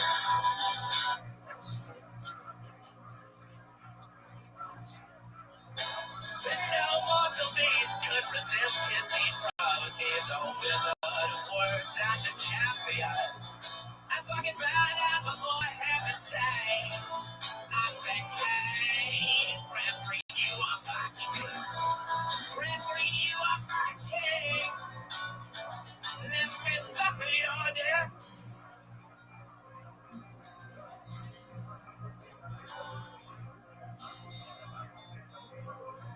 Then Satan cried, and I asked him why so tearful. And he replied, I am pure, unfiltered evil. There's more to me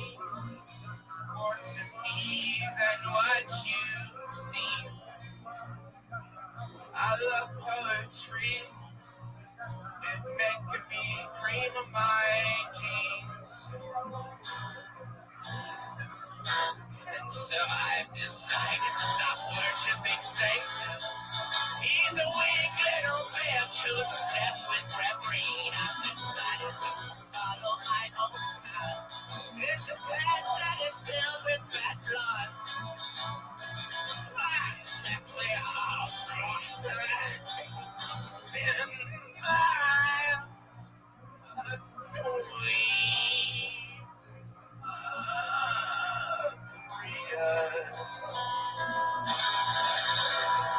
yeah, he came in without the most confidence, and then he comes in and he crushes. That would be a poem. Pat Reagan, he's on Twitter at Patty Reagan, crushing with another new song. Hopping. First time he hasn't forgotten his lyrics through the song. Maybe you should complain about how you think it's not going to work more often before things. It's like he came out and he's like, this is a complete debacle. Everybody hates me. And then he crushes. What you podcast listeners can't see is that the audience is right now carrying Pat Reagan off on their shoulders. He's already back in the green room with coke and strippers. Wow. For those of you listening to only the audio, not the video version of this podcast, he's already, his butt looks hungry. We just got word he's on a limo to heaven. All right. Josh Martin is right there, everybody, the little Weasley producer. Usually negative and grumpy, but tonight he's hustling around as always.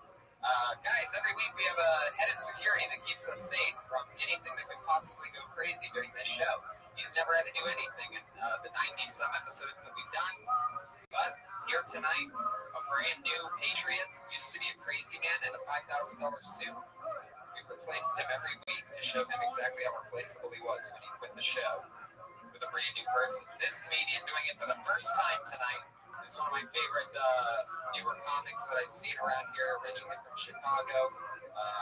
And he's been out here a few months and left a real impression on us. So why not make him a Patriot? Here he is, everybody. Ian Ellis, everyone. At Chicago Open Mic on Twitter. He's made some amazing art. And he's suited up. That fits you perfectly. Yeah. All right. Hi, Ian. How's it going? But yeah, 0 for 1, Patriot. 0 for 1. Pretty good. Let's see, the lights are out today. You know what I'm saying? Fuck yeah, buddy. Well, thanks for doing this. You excited about tonight's episode? It's gonna be great. I love it, guys. Let's do it. Me too. So let's bring them up. Ladies and gentlemen, I always have two of my funniest friends on. This one, unbelievable. I'm really excited about this. Two of my favorites. Big hands together for Anthony Jeselnik and Ari Shafir.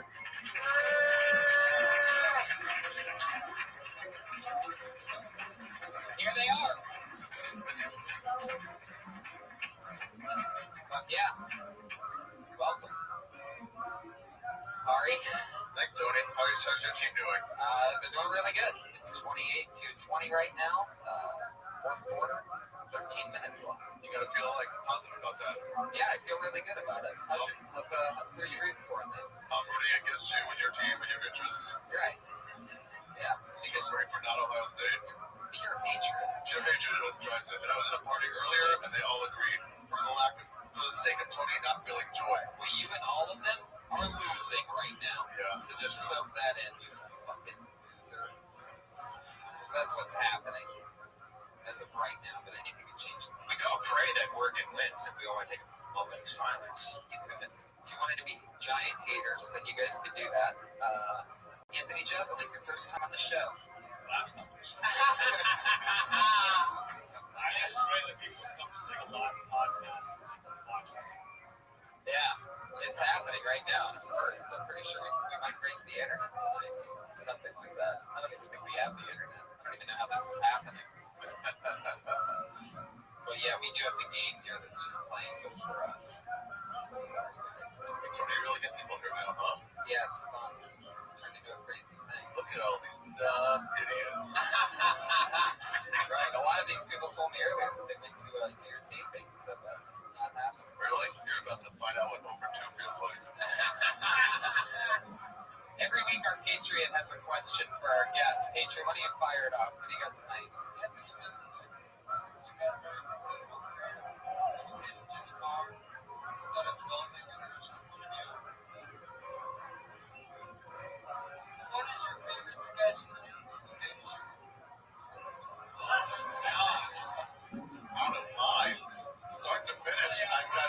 mess with that. I don't have them run these questions by me.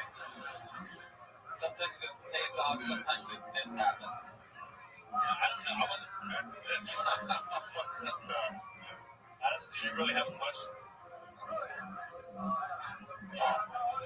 It seemed like you should be asking a lot of questions. Fuck yeah, you win for it, Ian. What do you got, Ferrari? You win for it, I'll give you that. in one question. You imagine 3 different offenses. That wasn't bad.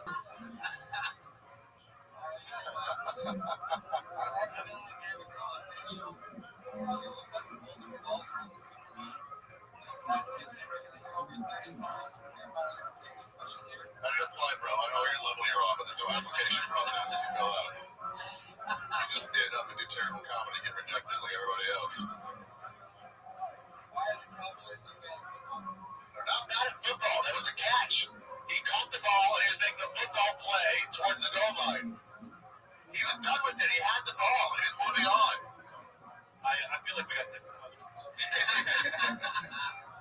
Yes, I've been waiting on that one.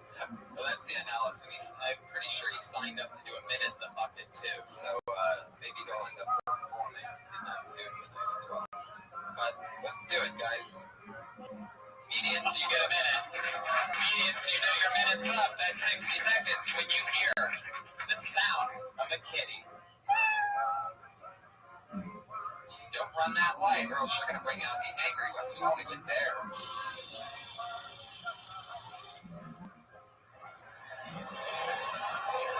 There it is. Okay, got shot at the end. All right. So let's get this thing started. Your first comedian tonight doing 60 seconds and then talking with us about anything. Who knows what? First comedian is Chandler Raper. Raper. Talk about a good name for comedy. First time we met Jesselnick on it, he already draws a raper to the. Do you think Raper's his real name? I think so.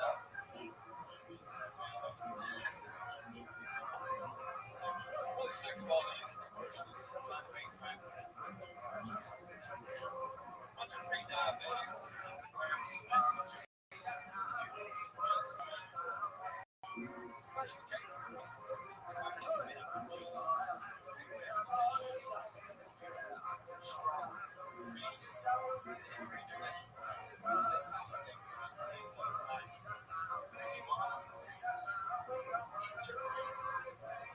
Okay, seriously, I say fuck you.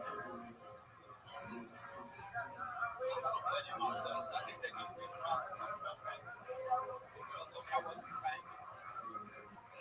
I say, what you say, man, I should be able to talk about it. I'm at least as glad as he is. Take it. Fuck yeah, 55 seconds. Chandler Raper. Most importantly, 7 more points for the Ohio State Buckeyes during that. That made me really happy. That's game. 34-20 Ohio State now. Who gave a shit what you talked about during that? I didn't hear a fucking word. Sorry, Chandler, do it again. So I have a question. How many commercials like that are you seeing? You said all these videos are fucking you up. Okay, Mark, what? Where are you from? Alabama, motherfucker. Northwest Alabama. I suggest you go back to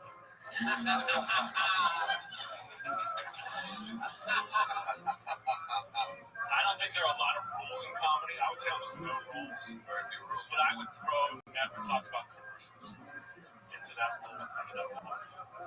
Question we were wondering before you made it to the stage. What? Is Raper the real name? No. Big last names come from what I hear about. Tell me you got a bit about that. Tell me you got a bit about that.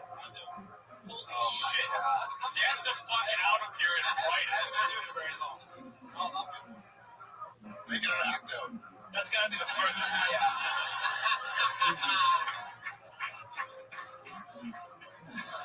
It's so true. You have immediate homework after this. No doubt about it. Can we get compliments too? You can do whatever you want. I would say an impressive stage prep.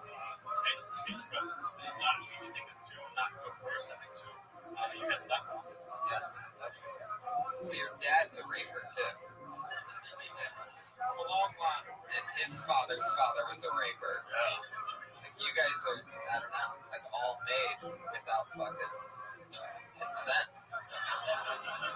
It's not as sexy as they say. I was saying from rape, I'll give to rape. Right.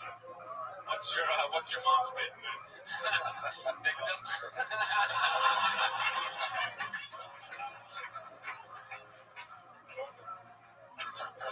Holy shit. Do you have any children? Maybe you're the baby raper. Holy shit. It's already written. Your homework's done. Yeah. You have a kid? Are you married? Yikes. What state? 4? Too late for the abortion. What does your wife do? Put all your eggs in that basket.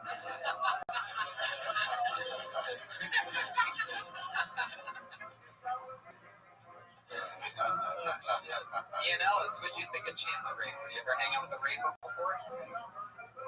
I've definitely caused it. Fuck yeah. There you go.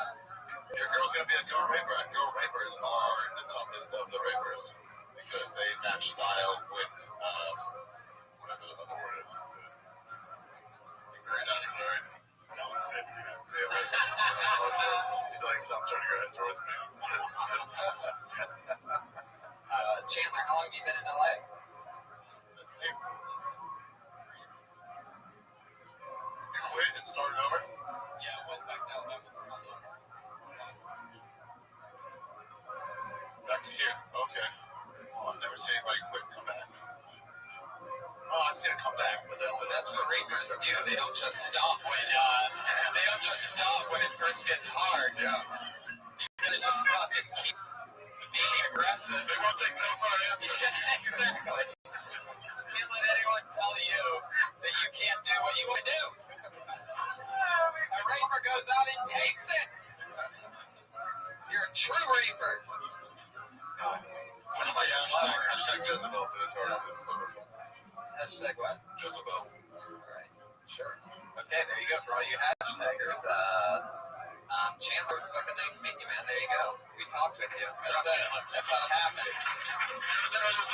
That's the lead right away. He's got a new killer 4-minute bit. Out of nowhere. Chandler. No, don't really do a bit about your last name, though. You have to. No, you should not do that. You should not do Get the that. first thing out of your mouth. Absolutely. As long as he's a real raper. If they introduce you as law raper, you have to talk about it. All anyone is thinking is, what the fuck did they just say? Yeah, I'm back. I'm getting that level. Yeah. It's like how you sort of, when you started, had to acknowledge that you're Jewish after people brought you up as Ari Shafir, disgusting Jew. Right. I would have to say something about it at that point. Yeah. I had to acknowledge the name a little bit. Anyway, keeping it moving on. Your next comedian goes by the name of Jeremiah. One name. Oh, yeah. Jeremiah. Probably the right answer for this. Jeremiah's probably a folk music type comedian, I'm guessing. Good name. Jeremiah's of comedy. One name. One name says it all. Jeremiah, everybody. Folk stylist and Jeremiah.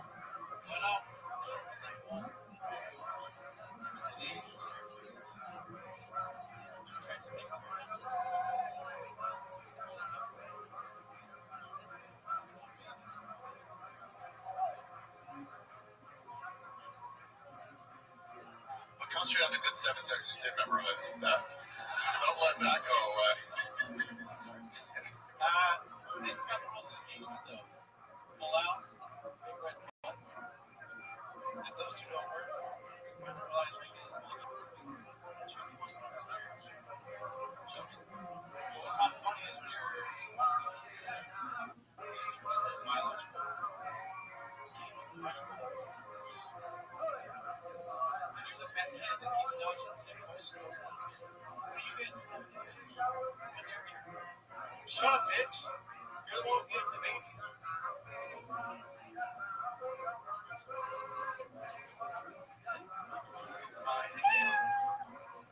There you go. Good thing you didn't remember anything else. But I must say, Jeremiah, you are the funniest high school football coach I've ever had on the show. Was that your first time? Wow, look at that. Was that doing comedy? Why, you can applaud, but I still don't think you've been on stage the first time. I wouldn't count that. Yeah, no one ever has to find out about this. It's not like it's a podcast or anything. Heck yeah. So, what made you want to do comedy? What do you do for work? It's a bad guy at Happy Gilmore. Shooting a guy? Yeah. Wow. Where did you work? The 1700s. What'd you do for the railroad? Holy shit. Why would you walk away from that? I got busted. They'll let you smoke weed when you drive a train.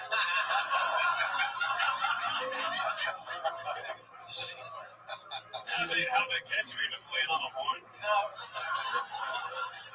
Well, that's why my partners.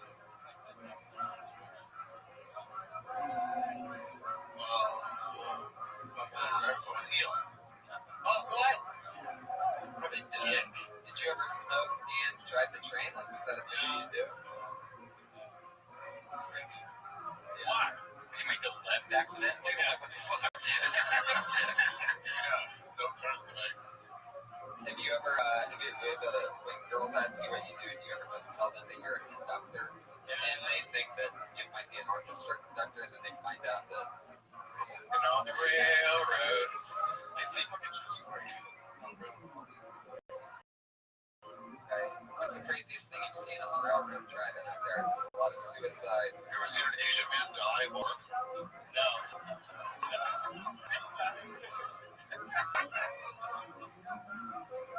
They vary. So you've always just worked on a railroad? That's your one job? Yeah, well, When you're being chased or chasing someone on top of a railroad car, what's the best method of jumping from train to train? Don't look down. Okay. Yeah. Bigger fear, Ebola or people running alongside on horseback? probably Ebola. Oh, yeah. Good answer. You got nothing, you just nodded. It's a good real answer. Where are you from? What part of California? Wow.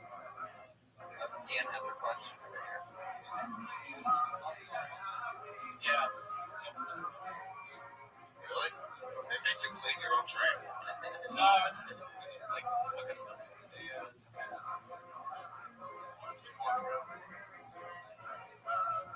you ever committed suicide for real in front of you? No, I never committed suicide. Is that your biggest regret? Yeah, because that would have been at least something.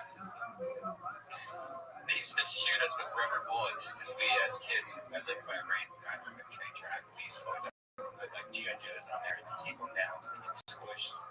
And they shot us with rubber bullets. Yeah, you guys are crazy. Yeah. What? Is it true that you think black lives don't matter? No. Well, then good luck in comedy. Well, Jeremiah, it was fun. You spent your first time on stage with us. There you go. Do you have any questions? Anything? Very good, Jeremiah. Every mic stand. Since you used to work in railroad, I wish I could tell you that you're on the right track. But it's really tough to do in this situation. But you know what? If you work hard and you can figure out some way to do the opposite, you'll show certain things. Then maybe. Yeah, I was somewhat prepared along the way. Well, I'll tell you this, man. It's so much more fun to go for it and get to try something than to be a giant pussy. So you got to have fun up here with us tonight. So thanks, Jeremy. The biggest thing is like just, be yourself. It's like you weren't yourself when you were doing it. You were just trying to remember all your fuck. Yeah, just be yourself. The guy that smells beer. But you were not. You can tell you were just memorizing. You were trying to think of it instead of being like, "Hey, what's going on? What are you doing today?" That's the biggest thing. Because it was really awkward listening to you. Because you could tell you were just trying to remember everything, almost like a script. I would actually pick someone better than you if he's that. Yeah. But yeah, well, there he goes, everybody. Jeremiah, he's on Twitter at Glaze Geek. That's his Twitter handle. Like Chandler, by the way, Chandler Raper is on Twitter. Chandler Raper, he's that guy.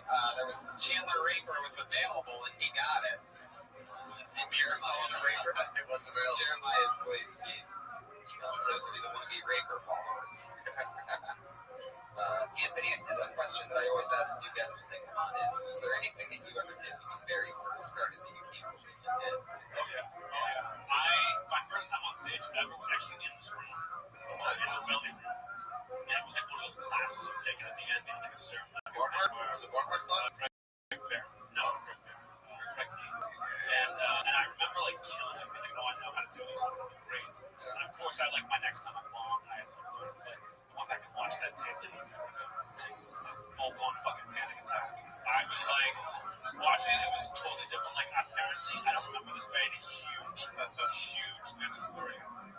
Like, it was so bad. You had a panic attack watching it? You had a panic attack watching it? Yeah, watching it. It was so bad.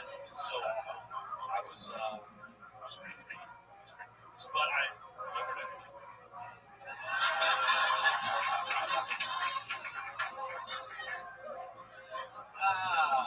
How about you, Ari? What was the question? Anything you very first did when you started that you can't believe that you did? Or Oh, yeah. I remember when my special came out on Friday, paid regular, Friday at Comedy Central at midnight. What was the question again? Available at orangeshapiro.com. I think that was the answer to all the questions. Yeah, no, we had to do this award ceremony, the Scoobies. Remember the Scoobies? You go to those just like the Southern California open mic. I don't forget however it went. But me and Brett Williams did this whole piece together, and I was so excited about how good it was going to be. I called Pablo Chef, who I really looked up to. You'll want to see this. Just 14 minutes of horrible. And since we were together, neither one of us knew how to pull the fucking cord on it. And just say this isn't working, let's just stop. I still feel bad about that. I think about it. Does he still talk to you? Yeah, he does. Like, did the show come to a halt quite as much as you just made this one come to a halt? Yeah, it was like that. It was like that. Ian, how about you? Anything crazy happen your first time starting out?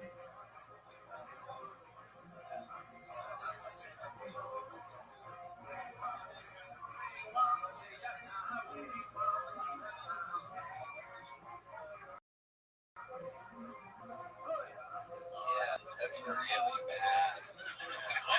What's more horrible, that or right? Having it not work on a bigger platform. I love it. Let's keep the fun train moving along, guys. Your next comedian goes by the name of Michael Schertzer.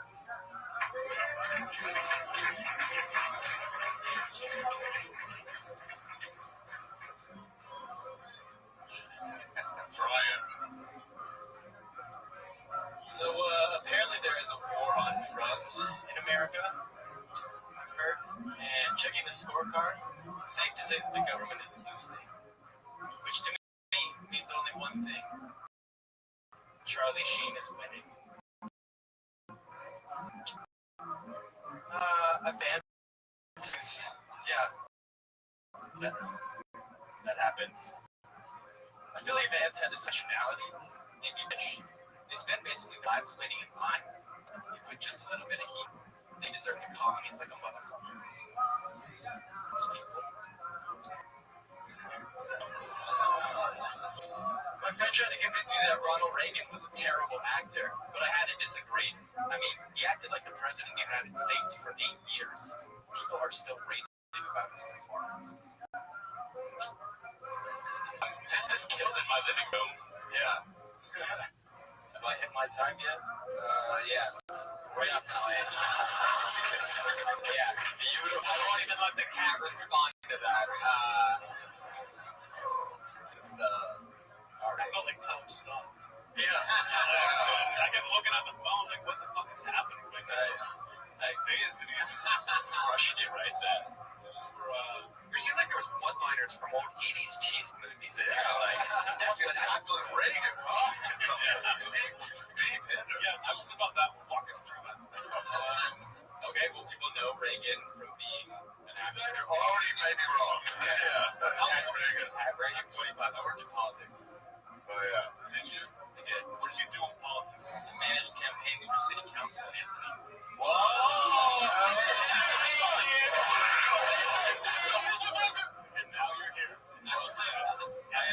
I could have been in Congress, but I gave it up to tell jokes that people don't like much. When are you going to start that? Well, I think that just happened. I just described it.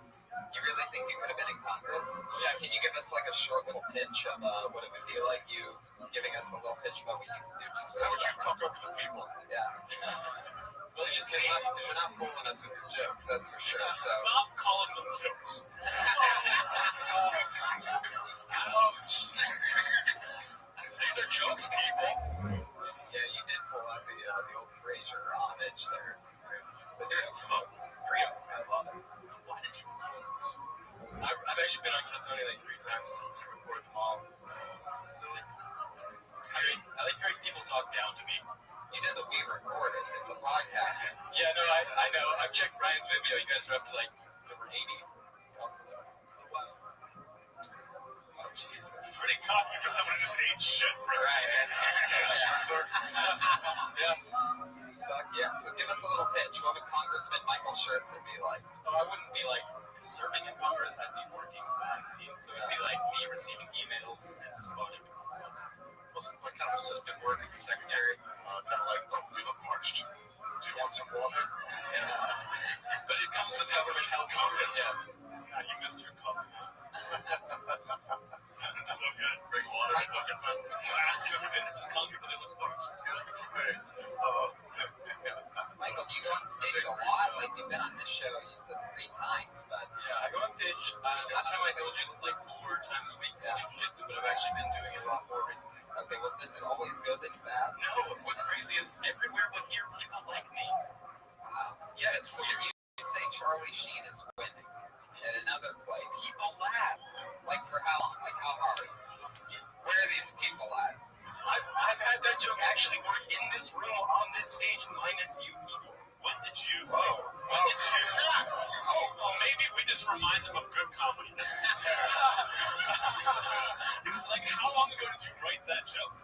That's one of the first jokes that I wrote, yeah. How long? Like 7, 8 months ago. That was way over there. It's been a while. When was the roast of Sheen? Because they had about 4 months after that. That was about a year after Sheen. I started 2 years comedy. after Sheen. I started comedy like just under a year ago. So that's not an excuse. That was terrible. And the fact, can I say something? I would have let this go. I would have let this go if it wasn't for the Reagan thing. That's like still bugging me, and I'm just blowing it into this winning. Right. Can I say something? I wish you could say you are actually like one of the people that inspired me to get into comedy. That's why I'm so mad right now. Well, I'm happy to take your rage. Oh, yes. Come on, I'm at least good for setups, Anthony. It's like finding out your baby shopping present. But at least they picked a noble target. Oh, shit.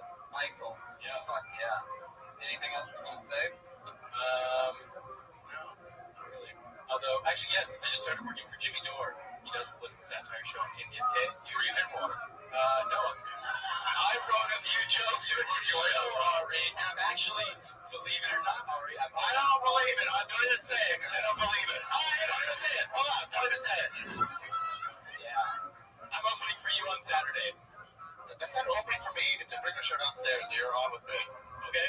That's the same, actually, at my stage. What if we got that part out?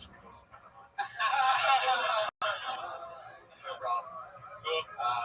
Michael, there you go. Thanks That's so true. much. You don't get to say that you open for people when you're coincidentally on the same show, by the way. That's not the same thing. Okay. All right, well, that's a lesson. You get to say that you were on a show and that's Ari has a really good point. I've been on the show.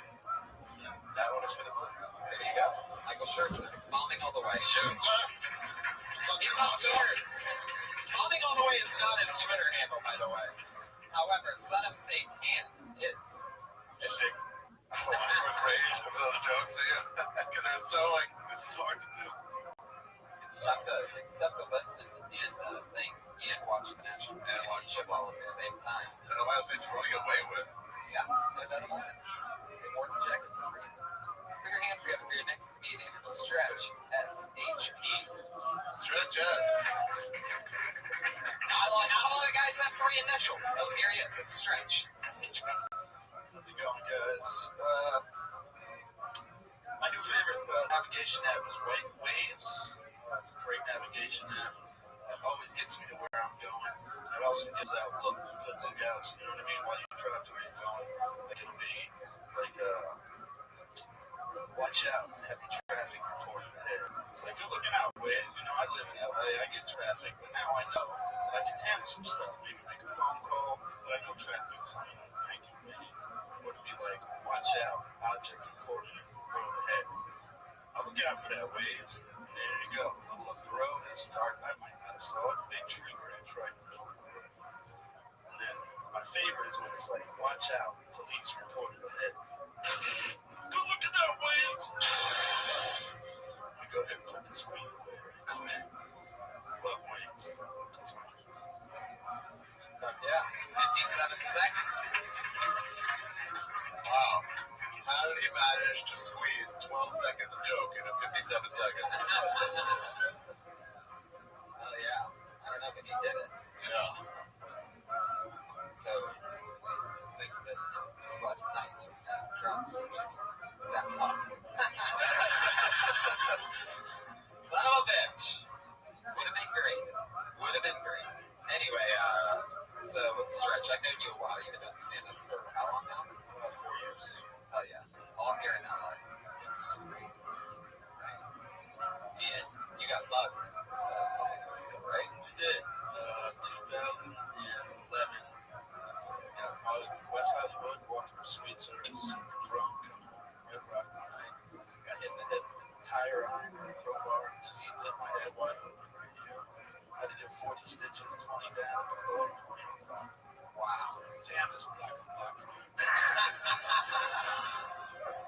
I assume, right? I assumed. Wow. And they robbed you. Yeah, I mean, they got money from me, but they kind of left me there for dead. What? Woke up, stumbled home, stumbled home, got in the house, went to bed, woke up the next morning. Oh, okay, so now tell the part about how you get back from. Can't wait for this. I have no idea who it was. How much money? It was $77. It was I didn't get much. It's not there. Yeah, I remember it was the same time. They never even noticed it. That's the same neighborhood. Yeah, it was like Switch on Santa Monica. This was the same time period that Justin Martindale got robbed and I got robbed. It was like this. It's like 6 months. Well, yeah, I mean, they come up here because they know there's a lot of restaurants and everything, and so they. Santa Monica and Sweets. Wait a second. Santa Monica and Sweets. Yeah, right. Are you sure they didn't just butt rape you and your forehead was your, you know, what do they call that? The fucking. Maybe I like that. I like that twist. You could also attack anything, but what are you looking for? I wouldn't know. It's like I was trying to think of leverage. I like the idea of going to the school and target comedians and what a dumb fucking idiot. Yeah, exactly. Your Waze joke was, I think you had a lot of that at the beginning. Obviously, I think you can just go through, like, Waze is this cool app that tells you, like, you know, there's a cop ahead. You know, you get right to that almost, but maybe just say a couple of things real quick instead. Look it up with just that part. Yeah. I've heard a lot of Waze jokes in Boston. So I didn't really. I've heard 3 of them. Ryan performs at all the technology. Oh, the app conferences. Well, I mean, all the popular, they're like Tinder. You've heard about the Tinder jokes, probably. Grindr, you know, it's hard. Apps. It's weird. True. Like Waze, huh? Well, yeah, I just wrote it like a couple of days ago, and it's the second time I'm saying it, so I want to say it since you guys said it. So. Do you really use Waze? Yeah, I do. For that reason. What did you use before that?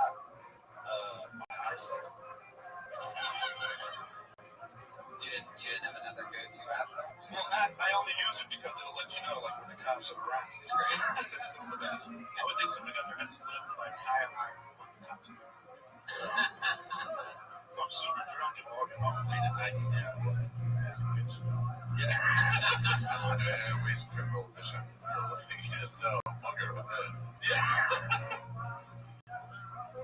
That's crazy. Anyway, I was going to sign up for it, I guess. That'd be hard. Because it's all.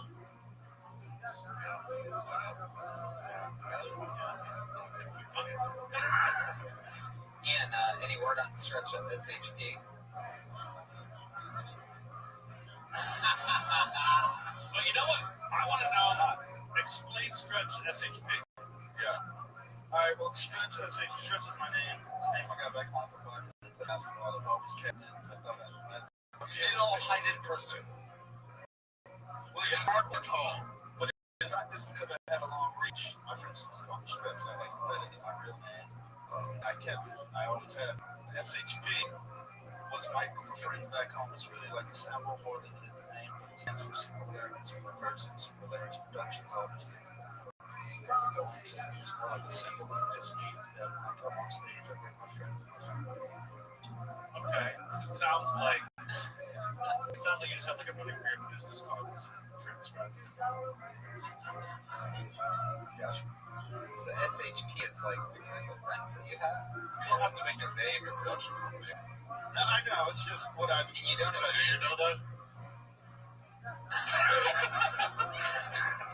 And what you've done is you've managed to make your last name like a shout out to your friends from another time.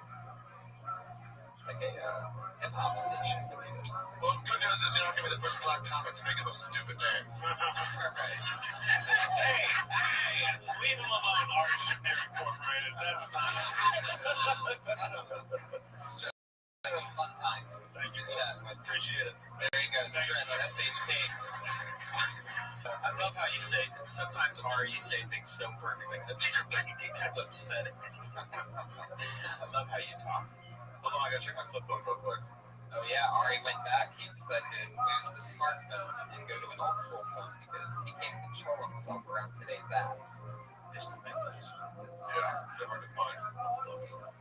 Go back. He started. You're not going to. Probably not, but I would like to. Ari, what if you're in your car and you need directions or a map real quick? Like, you just call somebody that has how to get there. Yeah. Traffic. Yeah, I know what you mean. It's definitely worse. I mean, there's no GPS. And Yelp, like, where's this restaurant? Yeah, sure. We're all just going somewhere. My life. A lot of people are here. We're trying this place. Your next meeting goes by the Works out. Sour Ranch is the happening place to eat on Sunset. I agree with you, and I'm embarrassed right now. It's such a big portion. Put your hands together for Eli Gorey, everybody. Eli Gorey. Oh, shit. Well, no Eli Gorey. Get the blacklist out. Someone's name's getting added. There you go. We went a little too early there, but all right. He just got blacklisted. Fuck yeah. He probably had the same wave space that was being passed. That name comes from the old days of Hollywood where they found out you had one drop of black blood in you, you were no longer allowed to work. What? Yeah. That's the old Hollywood. Is that true? Yeah. Put your hands together. Blacklisted. Look on the list. Because they didn't have to know who the black people were until they kept track of them. It's a big list. They get the mayor's office. What is it called? Blacklist. Put your hands together for your next comedian, Speedy Guerrero. Oh, yeah. It's a new name. I'm excited to see what comes up here. Oh, shit. Turn it on. No, trust me. He's slow. He's going to run the fuck up here in no See, time. a guy named Speedy would take his time. You said Speedy. I was like, please let his last name be Latino. Yeah. Speedy, are you here? That means he just got blacklisted. Wow, 2 in a row. Fuck yeah, you just got super mellow blacklisted. Alright, let's give another guy a shot. Put your hands together for Johnny Gold. There he comes. I see somebody moving up there. This is another new name. Johnny Gold. Oh yeah. The Jews are doing the job the Mexican won't. Cool. I'd like to start off with a couple of impersonations. Here's an impersonation of my dad when I was 4 years old. My dad when I was 4 years old. See ya.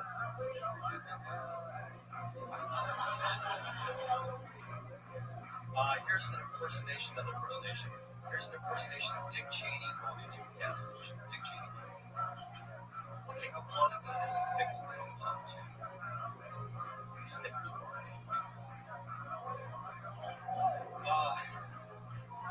I've been dating a lot of molested women lately. And I don't know if they're very sexually adventurous. And you know, it's kind of shocking. I don't know how they became like that. Maybe it's because they learned how to suck dick at an early age. You know, when they tell you, you know, my uncle molested me, would you kick his ass? I'm like, no. What the fuck gives you to because he taught you? Thank you. Okay, for real, as a comedy fan, I have a question. Cheslin, you could take those topics that make them funny, could you not? It's just writing, right? There was like the topics have been done, and I think I have jokes on those topics. Okay. There was some. You said he wasn't funny because you laughed. The setup of that, how dark that was in front of this crowd that wasn't getting it. You know what I love the You can make most? that ring so funny, right? Why did you ask me that? You've never heard of it. I guess. Yeah, I don't know why I'm asking it that way. Yeah. We'll say I'm saying maybe like rewrite it or something for him. You know what I really love? Really. I'm a famous comedian. You know I have jokes about this. Yeah. Maybe I was thinking of helping him make that funnier. You should have said that. Maybe that's what it was. No. Okay. Johnny, I like your style. How long have you been doing comedy? Since 2000. None of the audience is believing it. Shit. Well, to be honest, I really don't give a fuck with the audience things. So, no offense. That's cool. That's cool. I mean, you know, no disrespect. Jeez, they like you, Johnny. Settle down. What's the problem? What an asshole. I didn't mean it like that. You're acting like the villain here or something. You're like, I don't know. Wait a second. I take that back. Jeez, you're wild. Get him back. See why you haven't broken big in 13 years of doing this. You have a real attitude problem, Johnny. No kidding. Go ahead. How often do you get on stage in this? I actually, the reason I believe I didn't make it is because I didn't do a lot of Hollywood stuff. I didn't do a lot of stuff around the country, but I really did. I love this room. I love coming down. I have some showcases back when it's That's a hell of a name. Yeah, I know. I've done a lot of shows, but I don't know. Maybe I'm like, you know, I don't know. I just continue to be an artist. No, you're not rebelling. You should. I'm a whole other shit from Boston. I wasn't thinking Johnny. Piece of shit. Let's bring this all together. Wait a minute, man. Wait a minute. I'm listening to every fucking podcast. That's why I came down. Wow, thanks, Johnny. Everyone, love you. Fuck yeah. Now, Where'd you come down from? Did you say you listen to every podcast? Wow. That's a hour-long drive, right? 2 hours. Wow. Look up with a mom from Riverside once. That's all there is in Riverside. They don't let non-moms hang out in Riverside. How'd that go for you? Pretty good, but you know when they're on top, they're kind of bending over. Moms don't have presentable bellies. Yeah. It's got that extra wrinkle sun damage thing going. Yeah. Wow. Johnny, what else do you do other than stand-up? What's that? How's that going good? Yeah, it's good. Better than I think I did win a contest the other day that didn't win chicken wings. It's probably the best thing I've won in chicken. Yeah, you don't even get chicken wings after this. No, I'm so fucking grateful to get it. I love them.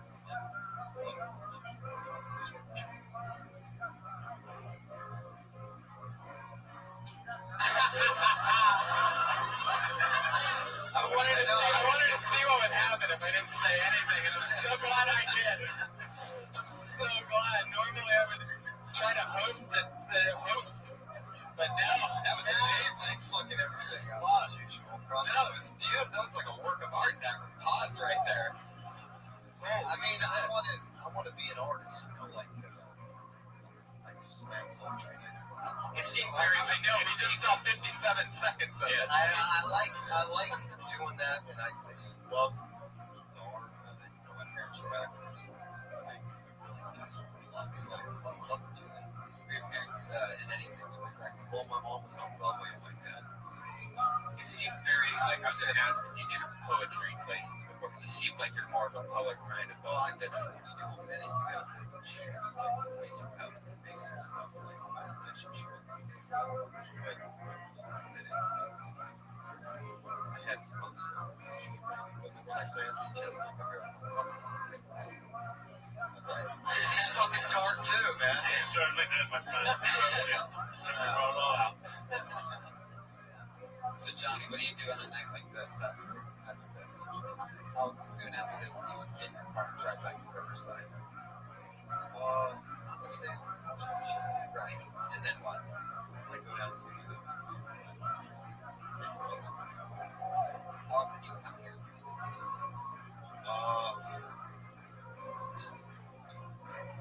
Because you can't get stage time.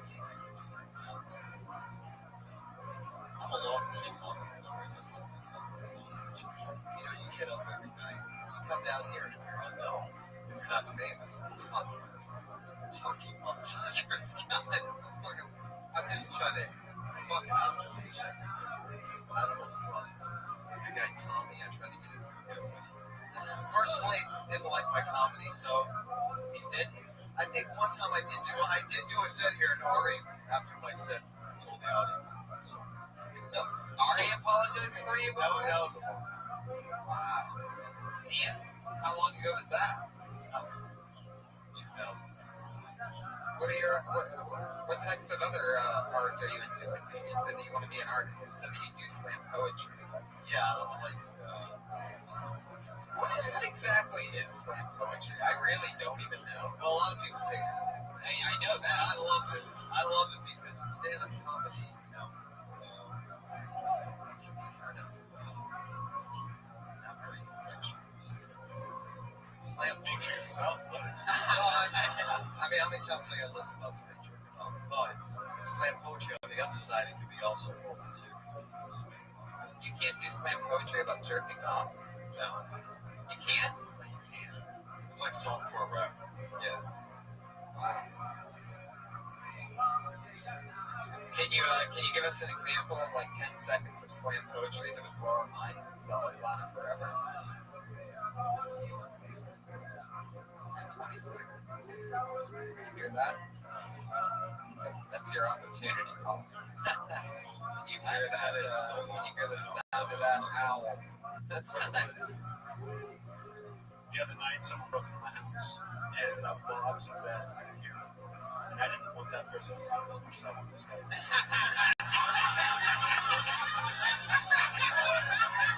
There he goes. Hey, Johnny, go. Thanks, Johnny. Oh, yeah. Fuck yeah. There he goes. He's on Twitter at JGLBC. We never got that slam poetry. He didn't have it for us. This is like auditioning people for back in the day. I don't even get that, but I love it. Off of the timing alone, I laugh. Ian Ellis.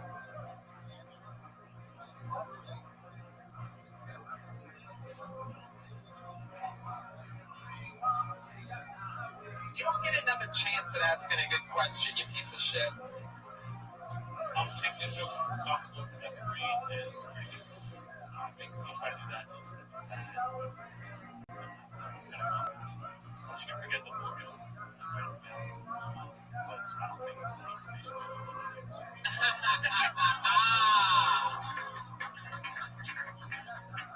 Your national champions of this season are the Ohio State Buckeyes, everybody. 42-20.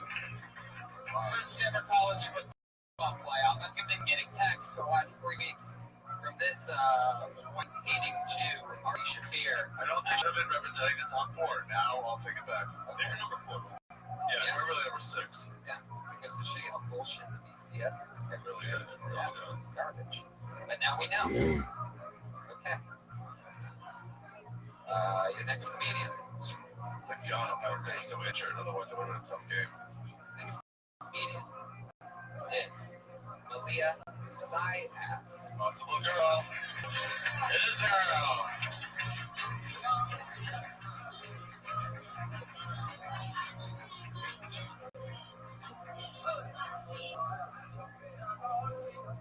Hey, I don't want to make a baby. Not into breeding. I don't have like a maternal Pinterest board or anything. I think I would be more into it if I was a guy. Like, you're so lucky. You're the injector, not the incubator. It's fucking awesome. Like, literally, if you want to make a baby, all you have to do is like, you just walk away. But like, I have to invest my time and my body and my sobriety. I don't like that. I think it's just because I'm lazy, right? Like, it's like ordering a pizza. Guys can be like, oh, I love the pepperoni pizza, but girls have to like make it and cook it and deliver it, and then go back on Yelp for the rest of their life to make sure everything came out okay. I don't have that kind of follow-up skills.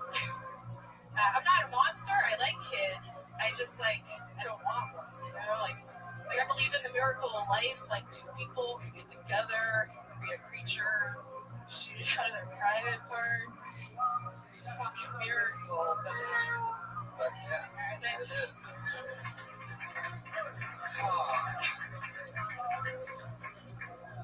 Fuck yeah, I say my favorite thing is when a comedian on stage says, I'm not a monster, because that absolutely means they are a monster. I say it every single time. I like how you were not at all like the last guy. Thank you. Oh, wait. I wonder if they both live in Riverside, I bet. Malia. That's it. Right, I know. How long have you been doing stand-up? About 3 years. New York.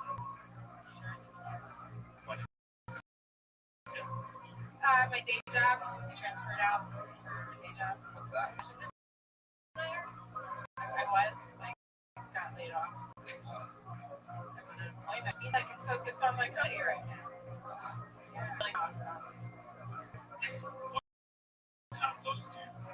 Well, I was huge during the urban hip hop. Yeah, I brought you rides to Preston Denim hookups. So. You're welcome. You can see my stuff on like Cops and American Most Wanted. I see what you did there. That's a big ring that you're wearing. Nordstrom's rack, $5. Bargain shopper out of it. And you're talking about how easy it is for the guy to make a baby and the woman to make a baby. Like, are you trying to make a baby? Do you think that is that on your mind? Well, like what you were talking about with the mom that you're fucking, like your body. Like, I don't want to have to deal with all the. It sounds horrible. Just somebody that you don't want to make a baby with you? No, I just think society puts pressure on you. I have a lot of friends that are having babies. I just thought about it. Well, you look like you withstood that pressure, so it's too late.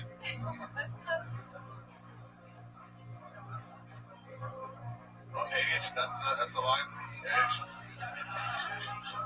It's true, guys. The biological clock does not end with the sound of a kitty. But it does have to do with your pussy. There you go. Let's see what you did. Actually, I don't.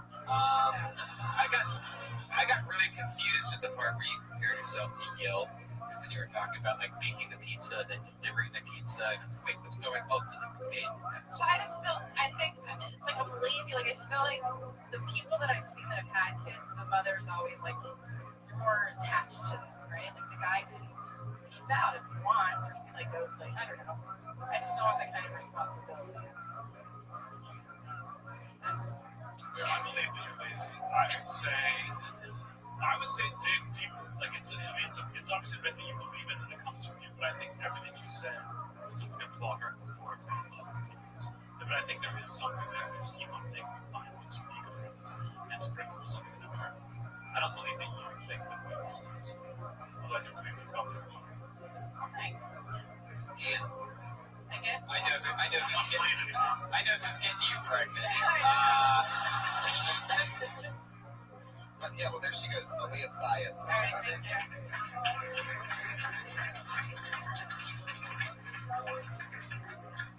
Another one down the drain. This is the part of the show where two regulars go on. Yeah, it's like next one. By the way, all those Jewish musicians. Did you recommend any Jewish musicians? I played 9 Jewish musicians. Okie dokie. Your next comedian is Danny Green. Danny Green. There you go. Thanks so much. Thanks for calling my name last. If I wasn't here, I'd be at home crying, wanting to text my ex-girlfriend. She dumped me. I told her that I love surprises. So on Christmas, she introduced me to her other boyfriend. Yeah, so that didn't feel great. One clap, I'll take it. Patriot, I'll take it. What do you think is worse? Do you think somebody walking in on you while you're taking a shit, or while you're having sex with somebody? Because when I was in high school, both of them happened to me. My dad walked in on me taking a shit, and my boss walked in on me. Well, I mean, I thought the store was closed and nobody else was there, but my boss walked in on me fucking my dad, and I was like, yeah, that's what you get for not fucking knocking twice before you walked in. All right, made it. Yeah. 45? 50. 50, okay. 8-9. Way to go, man. Yeah. I like the act out at the end that you didn't just say you were fucking your dad, you were actually showing him something. Yeah, it was back and forth. Yeah, it was good. Get in there.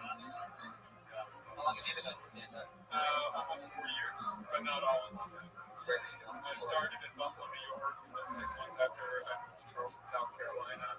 Did improv and stand-up there for 3 years. Do you do drugs? Weed, but nothing else. Okay, then here's my follow-up.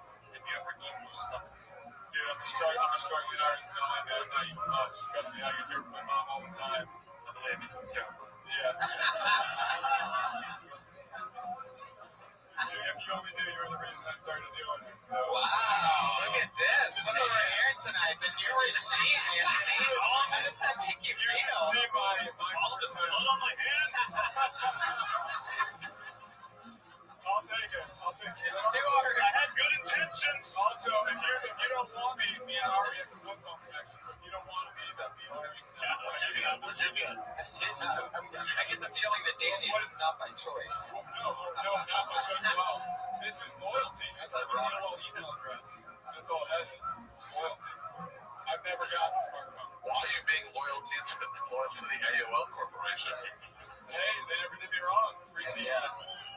Free minute CDs. I was going to go against them. You want me to go against them? He still has those CDs stacked. In memoriam. 10 more minutes. 150 more hours free. That's all I need. That's what I get paid in the store for that. Amazing. Well, I had to go back to Buffalo for the last month for a few months, so I had to quit my job before I left, and I have a job in Houston where I'm being manager of a restaurant in Hollywood. So, what was the job you had to quit? I worked in restaurants for the last 5 years. How loved was this guy that it took upon the first funeral? I didn't give a shit. It was my grandpa, but he was 90, and he was an asshole anyways. But my mom's an only child, and her mom died like 4 years ago, so I stayed home to help her out, like cleaning all the stuff out. What you just said is funny. Your grandpa didn't leave you anything? Nothing. He fucking, What a lazy fuckhead this 90-year-old was, huh? He never even came and visited us, let alone. Well, who cares about that? It's all about money at the end. Well, yeah, you don't know that? No money. Trust me, I wish I could be eating right now. He never saw you denominate or anything? My grandpa fucked me. We would have given you less money than you said you did comedy.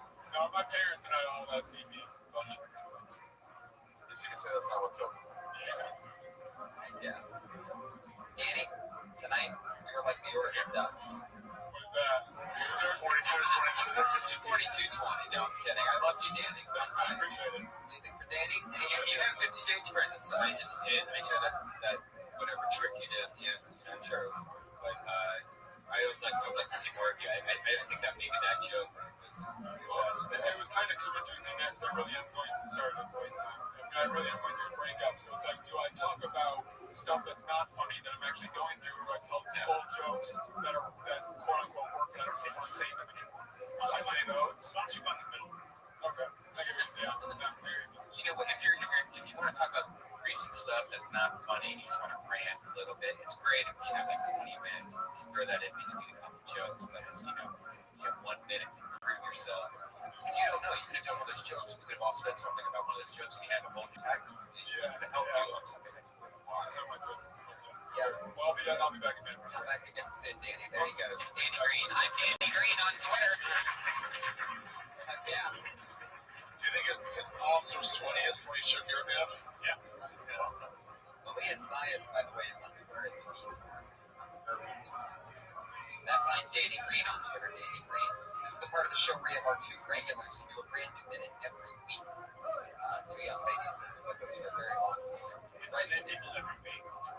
These are the only two people that do a brand new minute each week. What's the job? Close. You almost nailed it. Different last name. Put your hands together for your first comedian tonight. She dropped out of the University of Florida after coming on Bill Tony. She's been doing comedy for a year and a half ever since then. Put your hands together for Kimberly Compton, everybody. A brand new minute each week.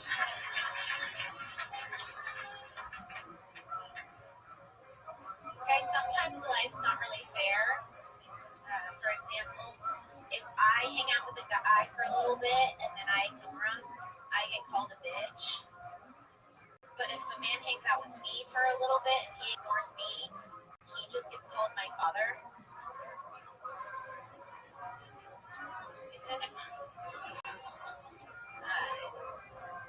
It really is an equality. And I feel like as a female comedian, sometimes I have to be a voice for women. And so I'm here to say we want equal rights and also like still free dinner.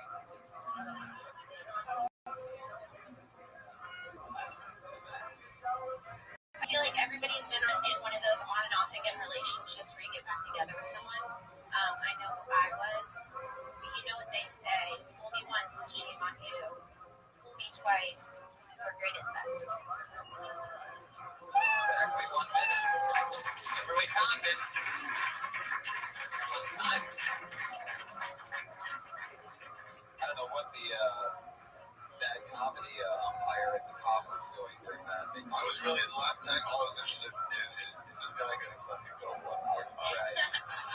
With that dumb horn sound. It's the worst type of people. You haven't performed this minute ever before. Yeah, I feel like just Like music just when you take a week to write it, or you just kind of like a day of like, all right, probably 5 or 6. okay. I've gotten really good at writing them last minute. Things also come up sometimes Well, throughout the week. I'll throw some stuff that I tag onto my list that have been used since the beginning. And so I keep tagging, working on my images, and that means sometimes I need a new tag, so I'll just tweet it. I thought that was good. I thought that was like really good for, especially for what it was. I didn't know that you really never make up. Like, oh, that's good. And I think the lesson that everyone can learn, even pieces of shit audience members who don't even do comedy, is just how relaxed you are. You're so comfortable because you do this every week. It's 2 minutes, you don't give a shit. When everybody else thinks, all you fucks in there should pay attention. You don't care. It's true. The confidence in knowing that she's back in the room no matter what.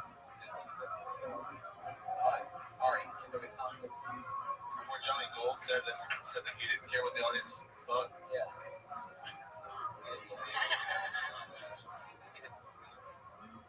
So what else is going on, Kim? How's life?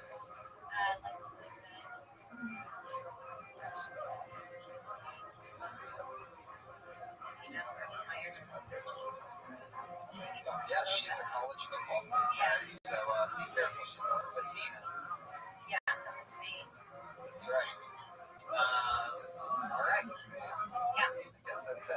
Is there a reason why you're not talking to me? I don't know. Can I ask a question? Can I insinuate influence? Not at all. That wasn't great. That was hilarious. I love that so much. So you got a decent laugh off the first time. So it was like, let me go. I can get it again.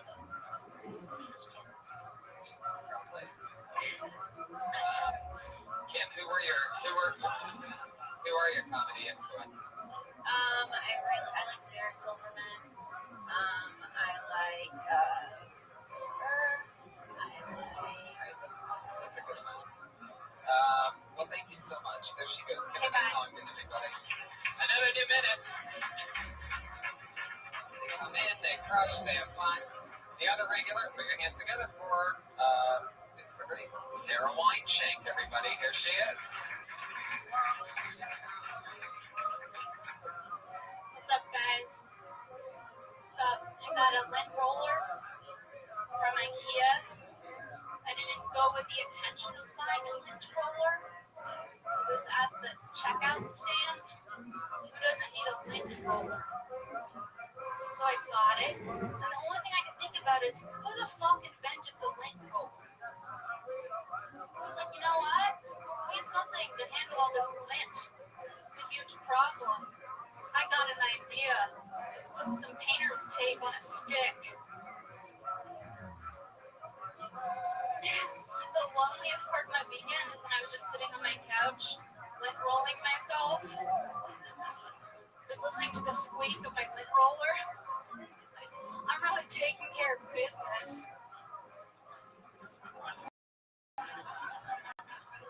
Peel off the new sheet when it's not working anymore in that hope.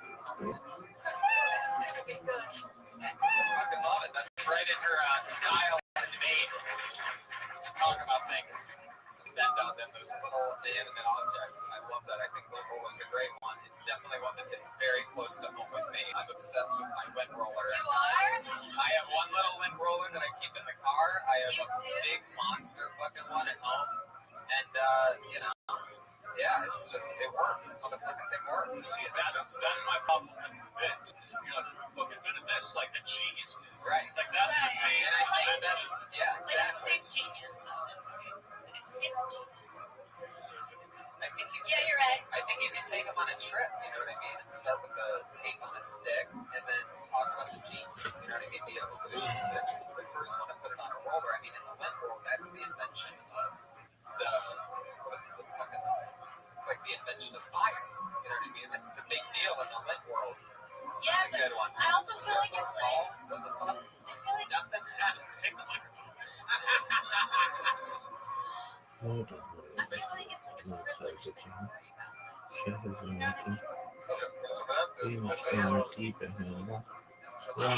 mean? Oh yeah, the lint roller is the thing, in my opinion, that only lint rollers. I love it. Yeah. Like I liked you. I thought like the second half you were like laughing about yourself, but that's like the real beginning. It's like it's trying to manufacture. We're all you can tell we're all pretty close. Yeah. Like you could have just come up and been like LR, not Meg. And then you just jump right into it. Okay. I use backing tape. I don't use it. Yeah, totally. You're a fucking monster.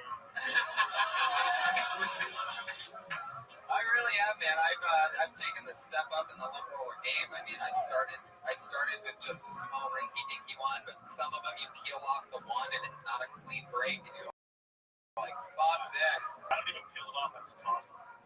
Just see it's a lint roller. Yeah. You once, gone. Disposable lint roller. Who cares? Holy shit! You don't even know. Wow, I can't wait to get to the point where I'm using lint rollers one time. So good. So good. That's amazing. I really do. I love the fucking lint roller. And I started small, but it's one of those things that you don't want to go cheap with. You know, it's worth the investment. Another thing that I did very recently, got new hand soap, went for the fancy, and I'm like, you know what? Why do I always have stupid hand soap? Like, what's home just all day, just smelling my. It's amazing. You thought we'd be with you on that because we talked about homes together. Yeah. I'm telling you, I'm ahead of you. I'm ahead of you on the 7 months ahead of you. 7 months you're gonna be telling me about the new hand soap you got. Sarah, so much fun. You did it again. Another new minute on something goofy, something great. Sarah Weinstein. You guys get it all in on her? Did you guys feel good about that? We did it, guys. That's the show. Iron Patriot tonight was Ian Ellis, everybody. He was there for us. Terrible questions, but he played it off well. Great guy. We love him. Follow him on Twitter at Chicago Mike. Thank you, live audience. Ari Shaker and Anthony Jeselnik. You can watch it on Twitter. Have a lot of shows coming up. Anything else you guys want to promote specifically? I want to promote our stand-up study.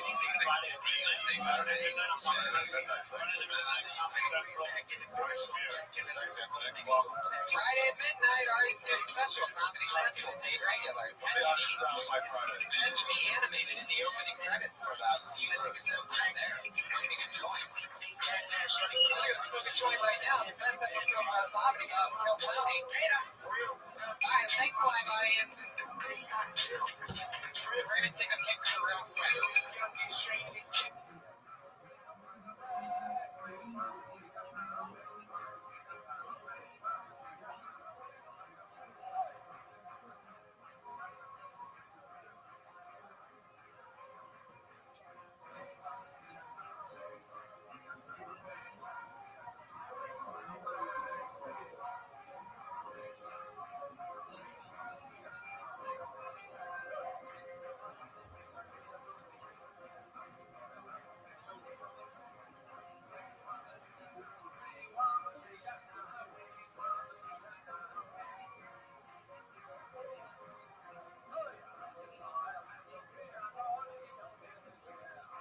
Oh, Scaparoonie.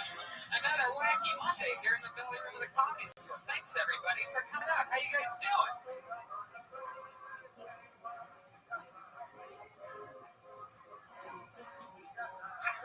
It's a real...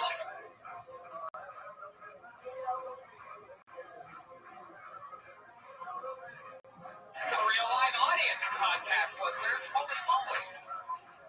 I'm so excited to be here. Another very fun Monday. It's good to be back. Crazy stuff happening. I think we're going a lot of crazy internet buzz right now because we found out that some young comic, Dusty Lester, who's been on the show before, directly stole jokes from somebody in South Carolina. They saw the episode here. I guess Dusty didn't realize that the podcast is on the internet, so people can see if he did somebody else's material.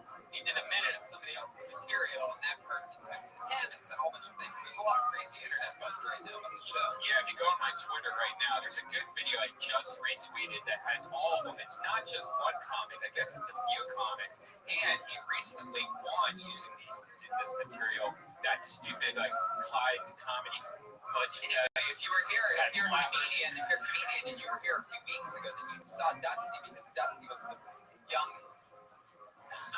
man from the countryside, right, who lives with a big-time gay producer who lets him live with him. That's the same guy, right? His underwear and stuff. Oh, shit. Yeah, we talked with him for a while. So maybe he's trolling us. Maybe a bunch of Kentucky boys are just trolling us. You know, they're just stealing each other's jokes and we talk about it. I never got the written out thing of what the recipe today was, but it's something delicious made by our one and only sponsor, Elise Lane, everybody. Put your hands together for it. You know what it was? Gourmet chef. It was a huge piece of carne asada, and it looks like it's got some mango. What is that? Or you want to come up in the microphone and tell us? Yeah, tell us. How about that? Elise Lane, everybody. She was our sponsor for like 10 weeks in a row. Russell Peters came here a few weeks ago, hired her as his full-time chef, ladies and gentlemen. She owes us butt sex. She owes you, I guess. Creepy fuck. Elise, what'd you make tonight? Today it is carne asada. Whoa. Yellow, purple, Somebody was hungry when he got here tonight. Romanesco, malted roasted with Elise Lane, everybody.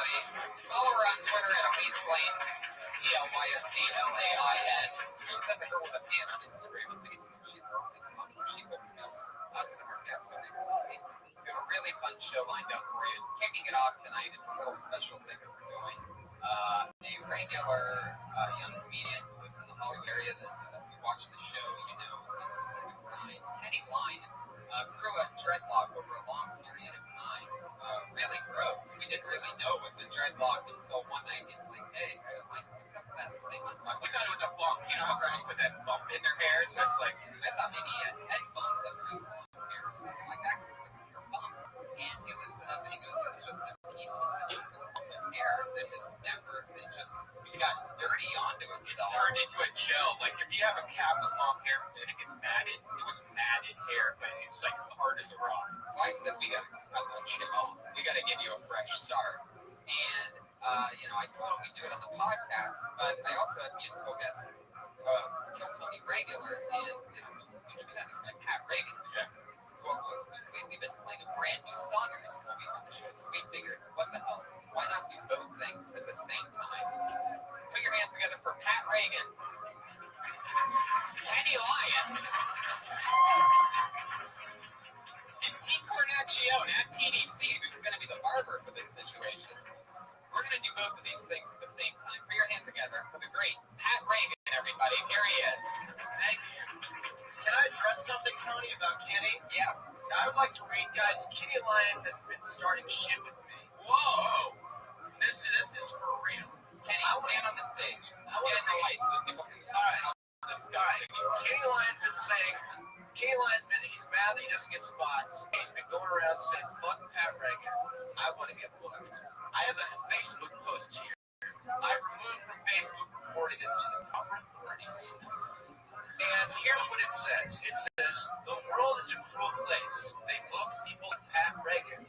Fuck you, Pat Reagan. You're everything I fucking hate, you bitch. Fuck you. Kenny. Focus. Kenny, over here. no, Tony, Kenny, is there anything you would say to Pat Reagan right now? I know you told me what to say. I'm sorry, Pat. There you Do go. you need a skateboard or in the crasher? Oh my God, Kenny. It's the drummer of my band's hat who works in the skate park. Oh, boom. Roast battle's happening, everybody. I started the roast battle. It was me, Kenny Lyon. I was the Kenny, first.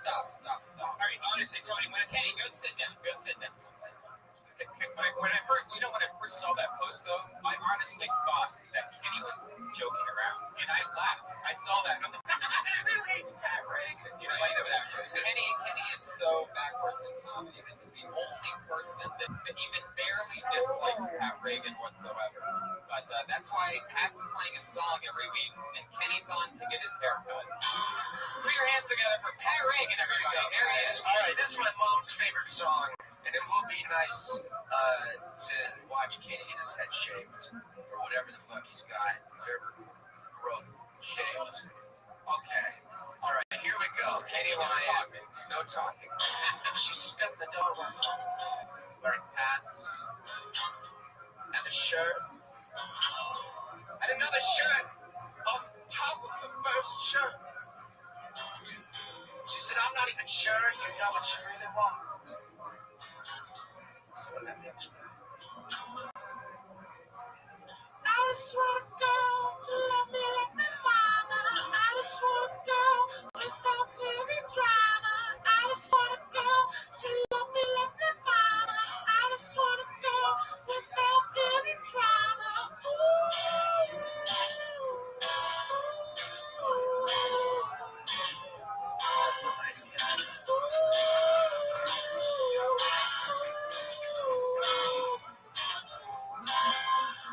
I just want a girl who sends me cards on Easter with $50 checks and delicate reminders that I should go to church and I should call my grandma. I just want a girl whose mom is my grandma. I just want a girl who lives way out in Boston in a house with my dad and my brother Austin. I just want a girl who raised my sister Megan. I just want a girl whose name is Vicky Reagan.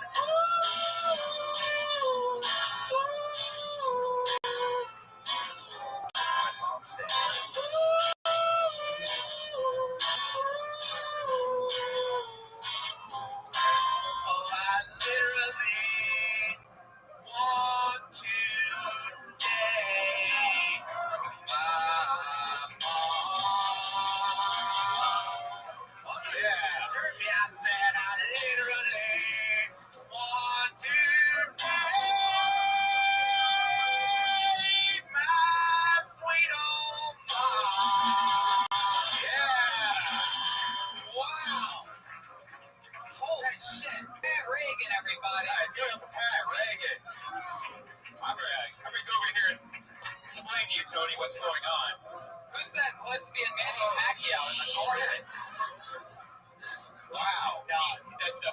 is gone. He looks like Sarah Mustajabi right now. Two Mustajabi fans. No, but it's I think we should have Pete finish it off because maybe for the next. No, you're not getting back on stage, Kenny. That looks perfect. That's it. I didn't go with that. Put your hands together for that haircut from at PDC. Yeah. Kenny, why are you by the microphone? I love every single one of you guys, and my name is Kenny Lyon. Please book me. That's right, Kenny Lyon. Yeah, that's the perfect way to get booked. That's how it works. Just ask for it. People are like, I want that guy. Put him in the big movie. Josh is taking the hair. He's actually touching it with his hands, and he's going to rub his dick on the hair later tonight, guys. Okay, there you go, Brian Redman. Just take what you see and add rubbing your dick to it. Yes, that's the secret. Wow, the internet loves dicks. Works every time. Put your hands together for tonight's Patriot, everybody. Every week we have somebody here to keep us safe. This week is no different. This guy's a return Patriot, one of my favorite rising comedians in all of LA. Great host here at the Comedy Store, one of my favorite people. It's Willie Hunter, everybody. Here he is. Wow. Look at the brightness on these lights. Damn. Confident Patriot, I see. Wow. Holy shit. I'm so excited to have you on again, Willie. Oh, thanks for having me. Fuck yeah. Happy MLK birthday. Oh yeah, that's true. I mean, that's why I had you on. Perfect. Yeah, I forgot about that. The way that helmet bumps up against your afro really leaves a very creepy, like, black Doc Brown type of hair sticking up out of the top, and I like it. The Watchtower. What? The Watchtower. Tony, the Watchtower. Okay, there you go. For all you fans that know every single line to Back to the Future, I'm sure you're still cracking up right now. You probably just passed out from laughing so hard. You know what I love is that Willie actually has the strobe light mode on the lights that are inside the mask. So we're definitely going to have our first seizure. Yes. Expect him to start jiggling in about 20 minutes. Well, he's used to flashing white lights. Red blue lights. Never mind. Oh, I see. Really tried to go on that one. Well, Willie, you excited? Very excited. Me too. Let's get to it. Our two guests tonight, two of my favorite people in the world, two of the funniest comedians out there. I'm excited to have them both here. Put your hands together for Matt Bronger and Greg Fitzsimmons, everybody. Here he is, Matt Bronger. Greg Fitzsimmons. Two of my favorites, two guys I work with all the time. Matt's been on the show before. Greg, this is your first time. It's good to have you guys here. Thanks for having me, man. Awesome. Sorry, I was almost late. I lost my voice, so I went to a Jewish deli. And I was getting some soup, and I was killing like 2.5 hours because I was already in town and I left Venice. And then you texted me like, where the fuck are you at 10 after? And I left the Jewish deli. It's like, just a few years now. Yeah. I just like ripoffs after Jewish. I went to a Jewish. I was waiting for you to pounce. Yeah. Doctor. Why does it matter to these Jewish? Right. I love it. You ever been on a show that has anything that looks like that standing next to the stage? I guess I was originally on Max Headroom, but they wrote me out. Yeah. That's an old reference from this crowd. That was like 1987. I love it. Max Headroom has actually come back. That's pretty much like what we watch right now. 7-second videos and real quick edits. You know, like YouTube stars are Max Headrooms. Pretty much. Absolutely. Yeah, that's really. Every week our Patriot asks our guests a question. What do you got for us this week, Patriot? He's already frustrated. I'm laughing. Oh, that what it is? Tell you're going to kill someone. Oh, stop talking to them. I'm Iron Patriot. Whoa, what are you mad at Kenny on? You can't say that about Pat Reagan. He's such a great guy, great entertainer. I want to say give it up for Pat Reagan. There you go. I absolutely agree. We are huge supporters of Pat Reagan here. And I've never seen a guy, lose respect and get his hair cut at the same time. Normally, the crowd's on your side if you do something that's silly, but he came out the bad guy somehow. Really tough to pull off. Pat Reagan sell all of this in the future, don't you think, Tony? I think he's certainly going to end up buying. He's going to be so successful that he buys a cage, and then he buys Kenny Lion. Yeah. And he's just going to put Kenny in the cage and feed him like a bird. Dude, seriously, Kenny will do it. Yeah. Well, Kenny will have nothing better going on than to take the $17 that Matt Reagan's willing to pay for his entire body. Keep him in the cage. Willie, what are your questions for our guests tonight? You're a big guy. I'm 6'4". Did you ever play any sports growing up? I played football for almost 2 weeks in high school. Bad knees. I used to do shot put. If that's a sport. I did soccer when I was a kid. I'm not athletic, at least. At all? Well, I'm an excellent dancer, which is anything competitive. Did you professionally dance? I would like to. Yeah. No, never. I don't even know what that entails. You mean like ballet or, musical sour, maybe Dancing with the Stars in like 50 or something. You did shot put in high school? And this is. Did you used to be a fat girl? Yes, I still am. I mean, used to be. My whole persona. I always thought that. You know what? I shouldn't have answered. I should have just cried. Literally become a fat girl. That's like the proud comedy of doing track and field. Oh, it's useless. It wasn't even good. Right. It'd probably be more embarrassing if I was good. Like I was an excellent athlete. Right. You just have to be big. The track and field people that didn't even run. It's the easiest sport in the world. It's like everybody else grabbed the distance, and then they were like, "We got this hardware. Who wants to throw it?" Right. Who's going to throw it? It's always the kid with asthma. By the way, if you're just turning in, we do have a mom boss as one of our guests tonight. Hey, what are you doing out here? Say shot put it. I went to a Jewish accountant's. Gave me soup. That leads right to my question. You're from Boston area, correct? Not from New York, actually. Hope that doesn't throw off any preparation. Have you ever met any monsters? Are you involved with anything in your life? No, but there was a comedy club in Boston called Nick's, and it was a mob place. I shouldn't say that because it's still in business. It's called Rick's. But there was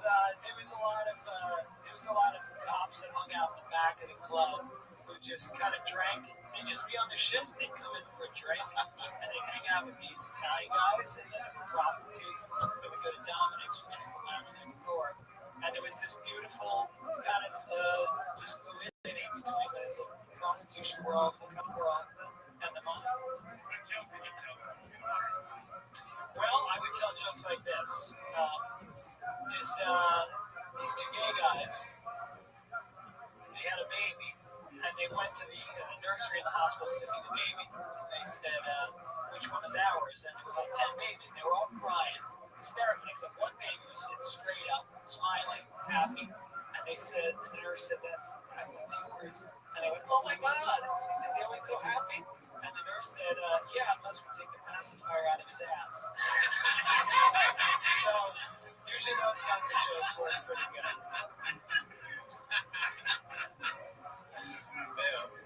Wow. Well, you guys know the show.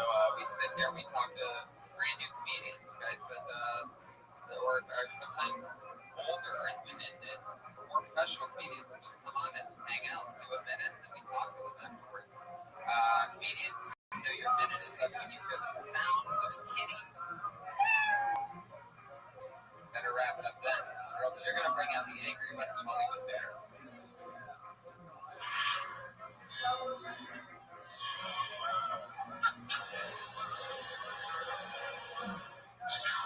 All right, there it is.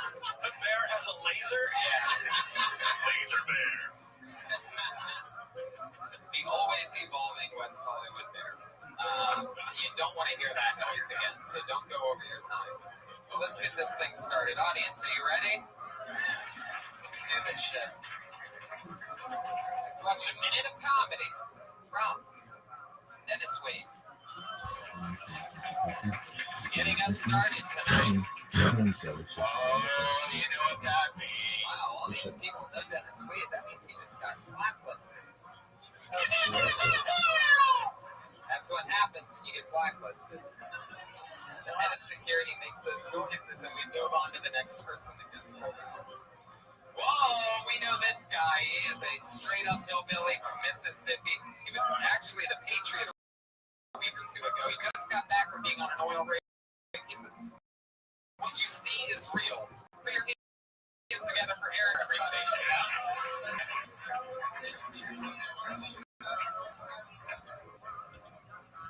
That is true. I'm from the South. I'm from Mississippi. Just moved out here New Year's Eve. But one thing I get reminded of when I'm talking LA is that Southerners do not have the best stereotype. They think we're stupid and we kiss our sisters. But what if the stereotypes were the other way around? What if somebody heard my accent and said, like, holy shit, I bet he's good at math? Or what if they hear my accent and be like, I bet he's got a big dick? Or what if they hear I'm from Mississippi and they'll be like, holy shit, don't piss these people off. They run Hollywood. But I have been working on the oil rigs for the past few months in North Dakota. And boy, do you work with some winners up there. I worked with this hillbilly from Arkansas. The only guy I know who can smoke crystal meth for 6 years and still have 6 chins. And you can tell by this guy's extra chromosomes that his daddy and aunt can see him in an El Camino over a bottle of Mountain Dew. Wow. You can almost say anything with your accent. That's pretty much funny. Hey, are you loud in the bed? Like, do you make noises when you have sex? No, I'm quiet. I just thrust and push and breathe. What's the craziest?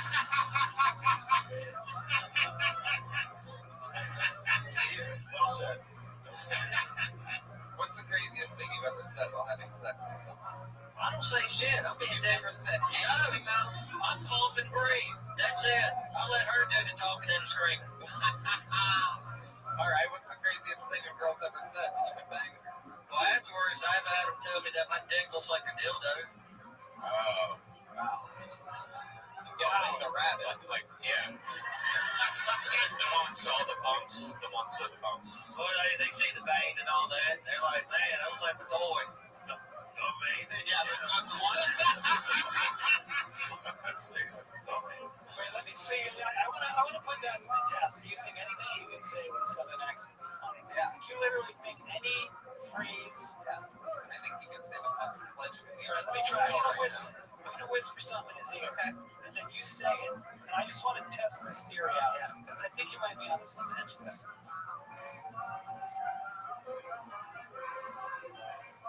The little Jewish girl's hiding in the attic.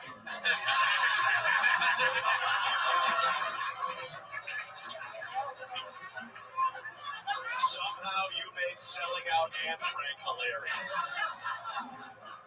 Just gave her right up. It's up there. Do it more. Can we do it again?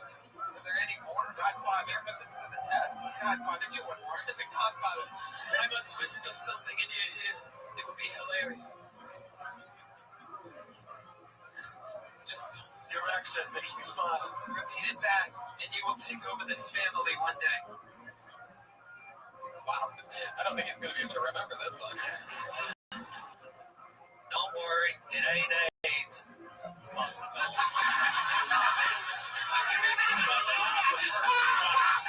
Perfectly timed laugh. It's AIDS. Let's go. Let me tell you what it is. Even half a punchline. No one really doesn't need the rest of a joke.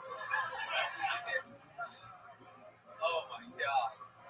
Do you know the Pledge of Allegiance? I know the one for the CSA, but not the USA. What does that mean? Oh, yes, do that one. I'm just joking. No, there ain't no Pledge of Allegiance. Oh, I think it was like the racist ones. Fuck yeah, man. So how's LA going? What's the craziest shit that you've seen lately? Since I've been back, What's something that you see here that you never see in Mississippi? see trainees dancing in the street. Transgenders. I said that Well, man, I grew up close to New Orleans. that you don't see in Mississippi. See, I grew up close to New Orleans, so there ain't really nothing here I ain't seen it. Big Easy. I know that's not funny. It's true.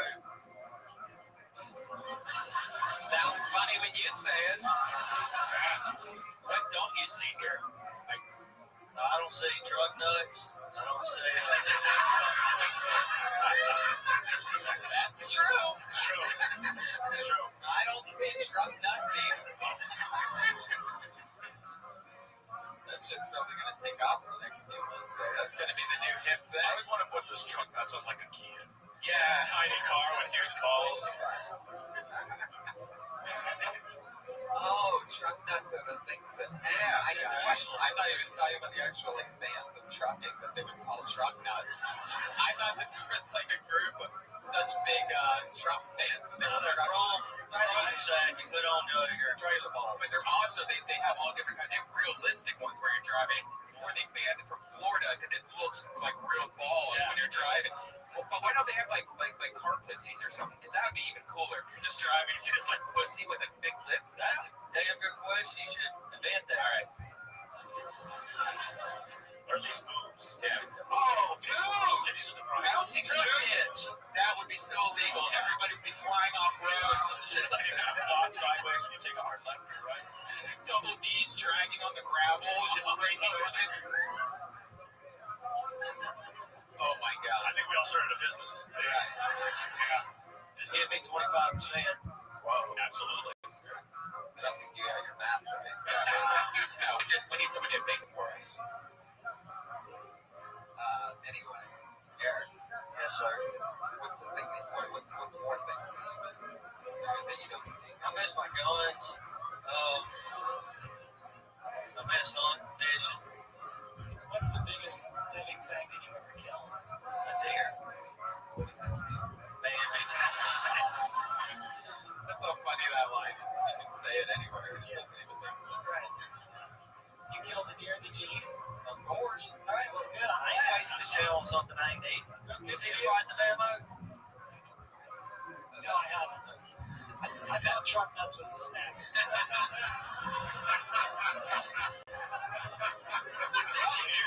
Probably is. We're talking about those hard kernel things. I got some entrepreneurs up here. Maybe we own some. I don't believe you're really from the South now. You want to see my ID? No, but you just said entrepreneur. The whole thing is an act. I'm on Team Gray. I think it's an all act. I think it's like Larry the Cable Guy. No. I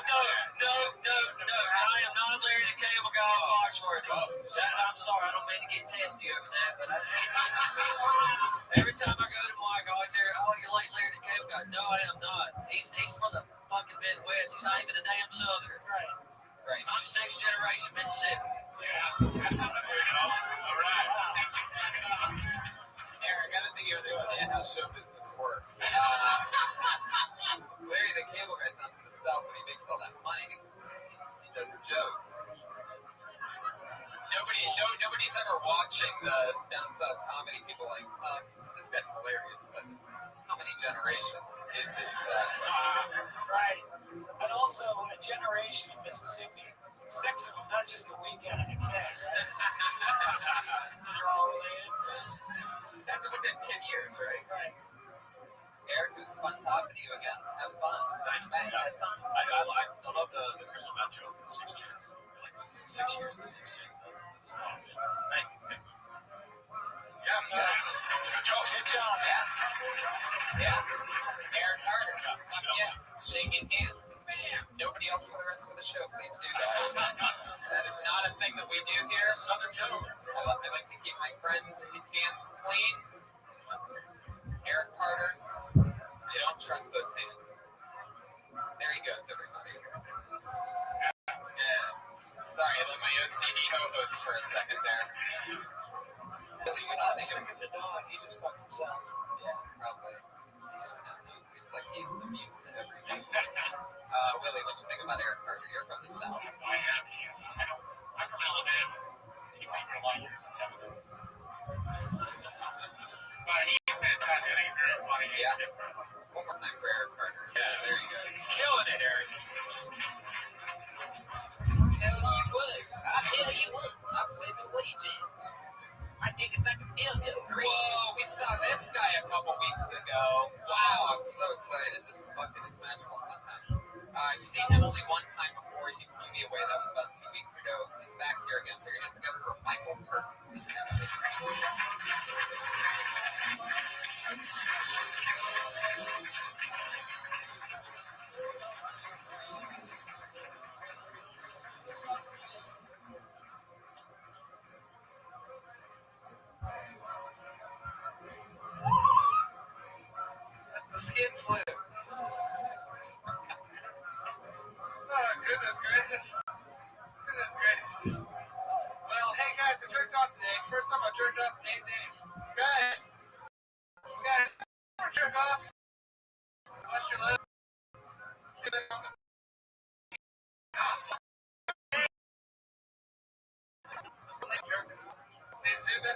minutes, you're like, oh fuck, I'm gay. First time in 8 days. First time in 8 days, man. It was like a champagne cork, you know? It was like, you know, feel like a porn star, except it didn't come out means just kind of threw up. It was like, no.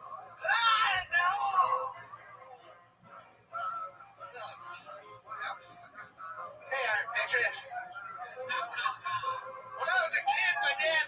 There you go, the classic Hey Iron Patriot. You always know you're a little off kilter when that line comes out.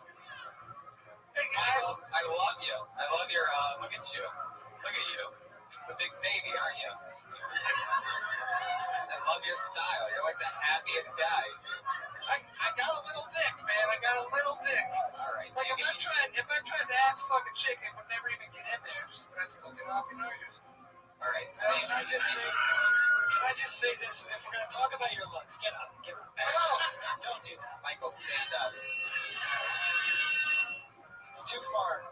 You have Penny Lyons hair on your already terrible shirt. And Your shirt's bad, but just in general, like, you look like, don't take this the wrong way. You look like you have toupee, fake teeth, and fake glasses, but they're all real. Isn't that odd? You're absolutely dead on. I got a bush that's so thick that if I put glasses on my dick, it would look Jewish. Stop. When does the meat I told him a couple weeks ago, I told him that he looks like a giant lesbian. Did you, like, freshly wrinkled that shirt for tonight? Like, I mean, I figured if you tried, you wouldn't be that fresh or wrinkled. Like, I use this shirt as my cover ad when I jerk off. All right, I see what you're doing. Michael, you have such a great energy that you have to let that shine. Not the thoughts that are in your head. You had, with a look like yours, let me tell you something, because I don't get this privilege, because I look like a villain. All right? No, you don't. You look And for me to get laughs, what I say has to be funny. Now, you, on the other hand, you look like just settle down. Settle down. You look like the white Kim Jong-un. I think the attire, and it just looks like this. We're back in the 80s Comedy Store days. You know, the guy that just rolled in after a coke binge. It's like, oh, all right. Michael, sit down, stay a while. I'm here. What's your take, guys, on the man on stage in flip-flops? What's your reaction? You know what my take is. You want to fuck me, don't you? Kim Jong-un acceptable. That's what I say about that. He looks like the Campbell soup boy grew up, doesn't he? Hey, Redman, where's Redman? All right, you gotta stop. Michael, just keep smiling. This is what I'm telling you. You can't talk. People like you end up just saying what people like me write for you. That's your only chance. Right. A lot of times tell a comedian, just be yourself. You have to try to be a different self. Michael. I love everything you're doing. Michael is Microsoft. Big baby. I like everything he does, and I like everything every time I watch it. I love it. So I want more. I want to watch 5 minutes. Do you really? I do. Yeah. Cool, man. I love you. I just have to roast you. You're a pig. You look like. Oh, Jesus. Here we go.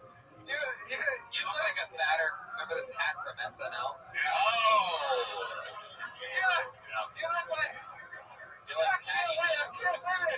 look like Steve-O from Jackass, except you have hair and vagina. Is that a compliment? Yeah.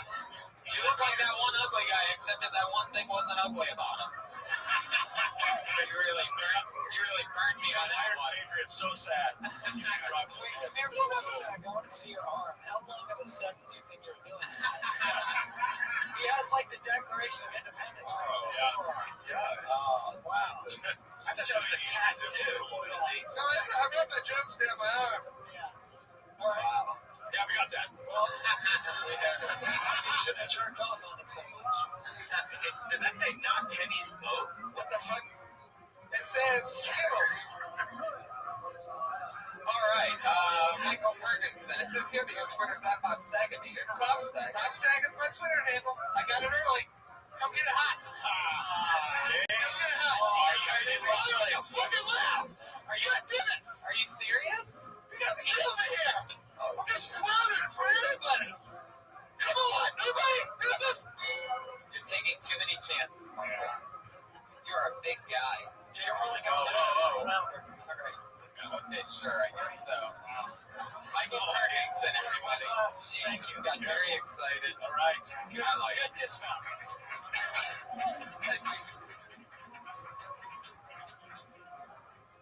Let's just move on. Well, it went handshake, bear mall. Right, exactly. Great classes. Sometimes these guys they get a little excited. Greg, something I always ask guests their first time on the show is there anything that you did when you very first started doing comedy that you can't believe that you did, like that's sort of maybe embarrassing or, or something that you regret doing? I think I told a lot of like fat chick jokes. You know, I was in college and I was very much like I had a mullet and I used to drink a lot. I used to take jokes about fat chicks and get blowjobs. Like I was definitely, I was a different person before I quit drinking. And I'm not embarrassed by that guy, but I'm really glad there's no videotape. But, yeah, you know, and I know, like I started with Rogan and he remembers, but he doesn't have the bad memories. I don't know that he saw me in the first few months. It was really really bad. Wow. It was like a lot of, you know, just cockiness without any fucking Do comedy. you remember any of the lines or anything? Thank you. Because it's not on video, but let's change that.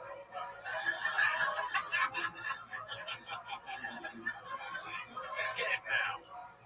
I think it was like I want to fuck a 10, but I usually end up as just like a number 4, and I would stand there like I was jerking off because it looks like the number Right, 4. that's funny. I like that. But it didn't. Right. That was the old me. The new me will be doing that same joke on Thursday night downstairs. Matt, have I asked you that? Have I asked you that what you've done? I don't remember. Okay, well, what was he hearing? Oh, I just, I do magic about myself. So I was heavier and I had hair like this long. I had a beard at the time. And I remember the fucking worst joke of my joke was, I know you're thinking, Christ the Lord really let himself go. It's not my fault. Like, one whole credit for 5. And it's like, who eats a fucking whole loaf of bread? Wow. Did you consider doing one slice of bread? See? Where were you? I was telling fat jokes. It's amazing. You guys could have helped each other since you made a lot of jokes about bad chicks and Rocker was talking about himself. Right. You could have been like That's a shot put callback from earlier. Anybody remember that? Shot put? Well, you know, this is just the fucking random luck of the bucket again. You're never going to believe this. Put your hands together for Kenny Lyon. He's back. He earned it. Kenny Lyon just got pulled out of the bucket. He's not coming, and you know what that means. He just got blacklisted, everybody. Wait, where is somebody? Oh, wait, here he comes! Oh my God! There it is. Still no shirt for some fucking reason. Oh, he's still getting his haircut. It's all over his face. Oh my God! Guys, give it up for Kenny Lyons! Unbelievable. The time starts. Already started, dumbass.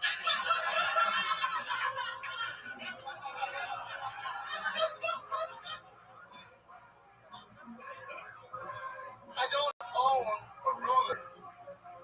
My life has no rules.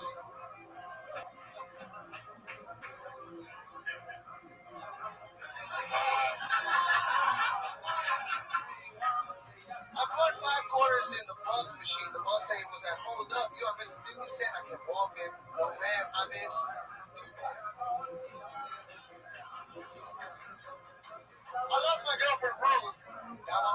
nipples.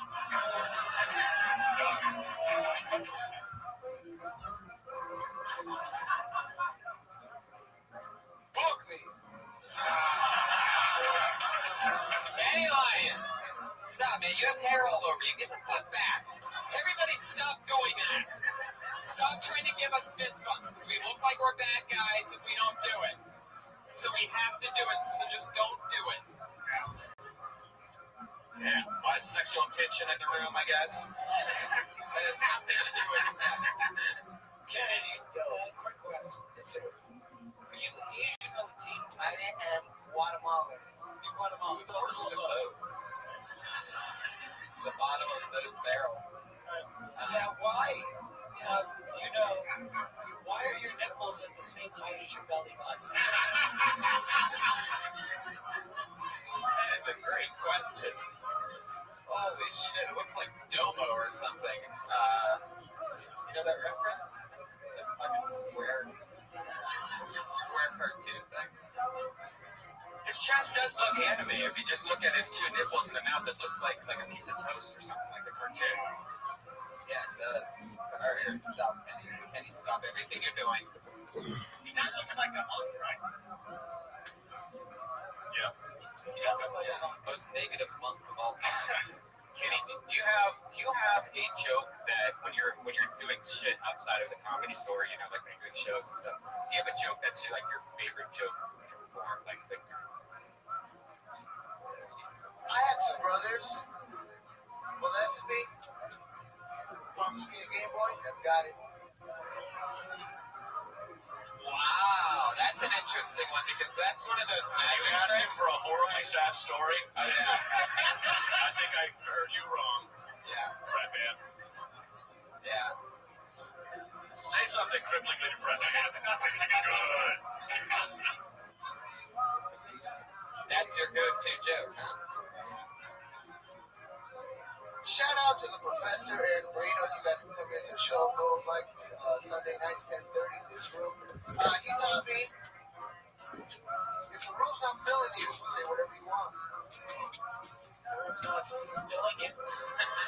Feeling. Oh, feeling. It's like said That's my Guatemalan accent, I guess. Fuck yeah, Kenny. Well, you went for it tonight. You landed some blows. Now you were gonna do one joke. Is that something you've been working on? Is do a joke and then put the mic in the mic stand? Like that could possibly be enough to impress us? You think that people just will see that and be like, "Whoa, he must have been awesome"?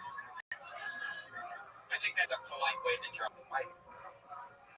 Tony, I've been grinding every motherfucking day in these streets, man. I love it, Kenny. I love it. You think I let everybody get a haircut on my fucking lawn? I love you, dude. I come to this comedy store and I get accepted by Tony Hinchcliffe, Brian, Redman. I love these At Reagan. I love Willie Hunter, man. You know, Willie's having a seizure right now, by the way. What is happening? Hey, by the way, your hair looks way better right now. I can't wait to see the improvement we saw in Q9. Guy had a rotten fucking dreadlock on the top of his head. Now get rid of Terrible. Now get rid of the 12-year-old Mexican female mustache. drill. Yeah. And maybe instead of grinding so hard at stand-up, do a sit-up or a push-up once.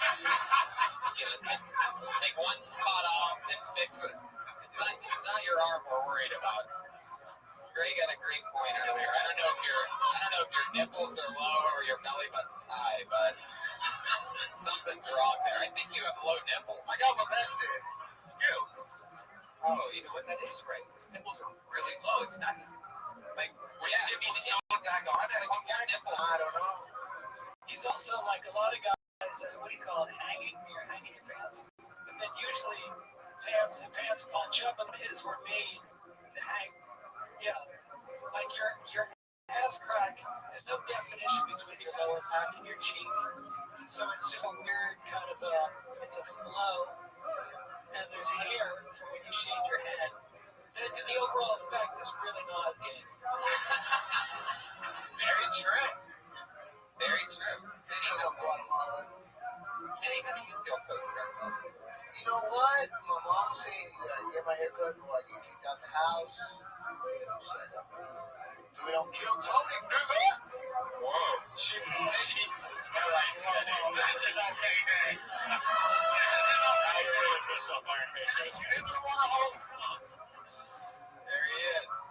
Maybe your mom should have kicked you out of the house before your brother. She did. I've been homeless. I grind. Stepped on my front lawn. Where does Comedy 101. where does mom live? I live in South Central LA. I was over in Manchester. Wow. I get chased by dogs every fucking morning.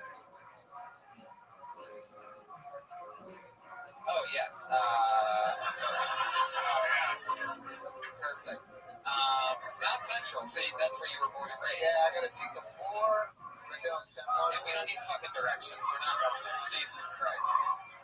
So you are born and raised South Central, and now No. I'm born and raised Hollywood. I went to Hollywood. I barely graduated. Wow. That's a shock. So if we want to find you, just look for the dogs. In South Central. You're pretty close. So how long have you lived in South Central? Just from July when I came back from New York. Grinding New York too, son. All right, we all work hard, Kenny. You get it. It's fucking unbelievable. It's fucking stand-up comedy. You're talking about grinding like you're building houses with your bare hands. You're fucking waiting lines, having a coffee, and then it's the end of the night. You get stoned to the gills. Every time I see you, you're just in the back of the comedy store smoking pot. So the only thing I've seen you grind is a bunch of weed, so... Maybe that's what he meant, Tony. Maybe if you were grinding harder, you wouldn't have to move to the worst neighborhood in Los Angeles. Yeah. What the fuck is that? It's true. It's not a good neighborhood. Oh, shit. Right. No, it's okay, Greg. Come back. Kenny, what's the craziest thing you've seen in South Central? Dead dogs, dead cats. Dead dogs, dead cats. What are you in the South Central Zoo? What are you talking about? I didn't know that's what we're known for. Casually mentioned he was a veterinarian just right now. Oh, I didn't say that. I'm a vet. Oh. I put down 3 dogs. One dog caught up to me. I was skating real hard, bit my ass. I've been molesting my ass. Been through enough by now. Oh, no, it doesn't work if you do that either. That doesn't just erase our memory of what you said. The book of Powell only works when magicians do it. And they have a whole trick behind them that happened when they do that. But I would see the magician that was like, hi, I was molested. Like a rabbit come out of a hat. Like, why did you share that? That would be That's so strange. That would If you learn the art of magic, is this your card? My brother's made my self-esteem disappear. So dead dogs and dead cats is the craziest thing that you'll see. How come I never hear these in any of the rap songs? I've never heard that before. You'll never hear that in a Pat Regan song. That doesn't make any sense. You would if it was well written around it. Annie, why do you hate Pat Regan? What is it? Dude, because that dude talks about sucking dick, and that dude's never sucked a dick or it's just fucking lame, dude. That was a fake. You're a fake. You're a fucking fake. No, he's not a fake. He's an artist, Kenny. It's all creative. Every white person knows how to play an instrument. You gotta.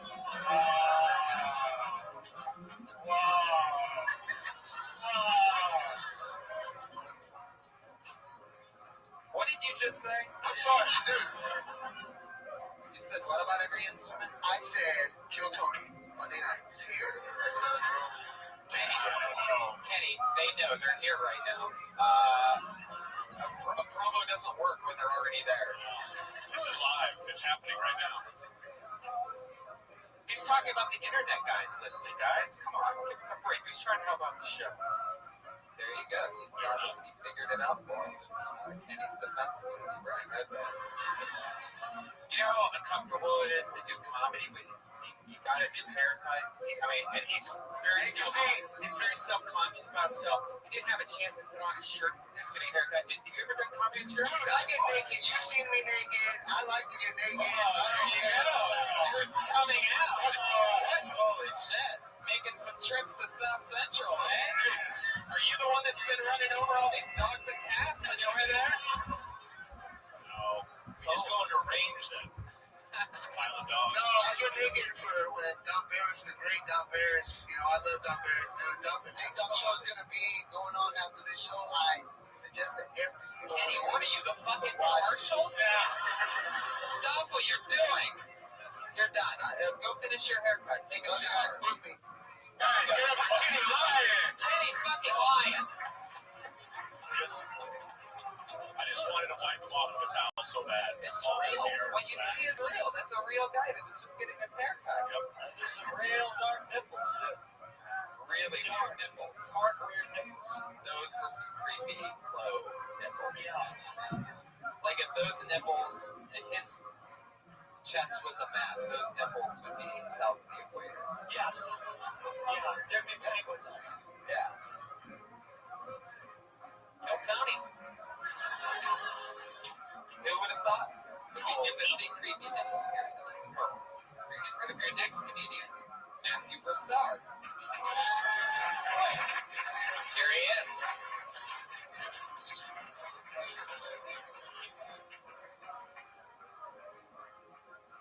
Everybody, I look like a douchebag. It's not really like a joke. I just want to make sure you know that I know where I see mirrors. So I watch a lot of comedy and I watch a lot of people too. Like there's a lot of bad things going on in the news, and comedians will write jokes about controversial subjects that are funny, but also like you realize I can't do that. Like I'm too privileged to have it. You know what I mean? Like I feel like I don't know. I can't just go here and like, okay, here's a black. Throw their boat shoes. No. You don't get to have a bold stance on race and issues.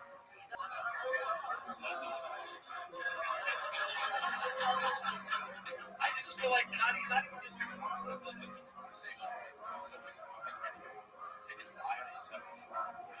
Attitudes. So, honestly, I feel like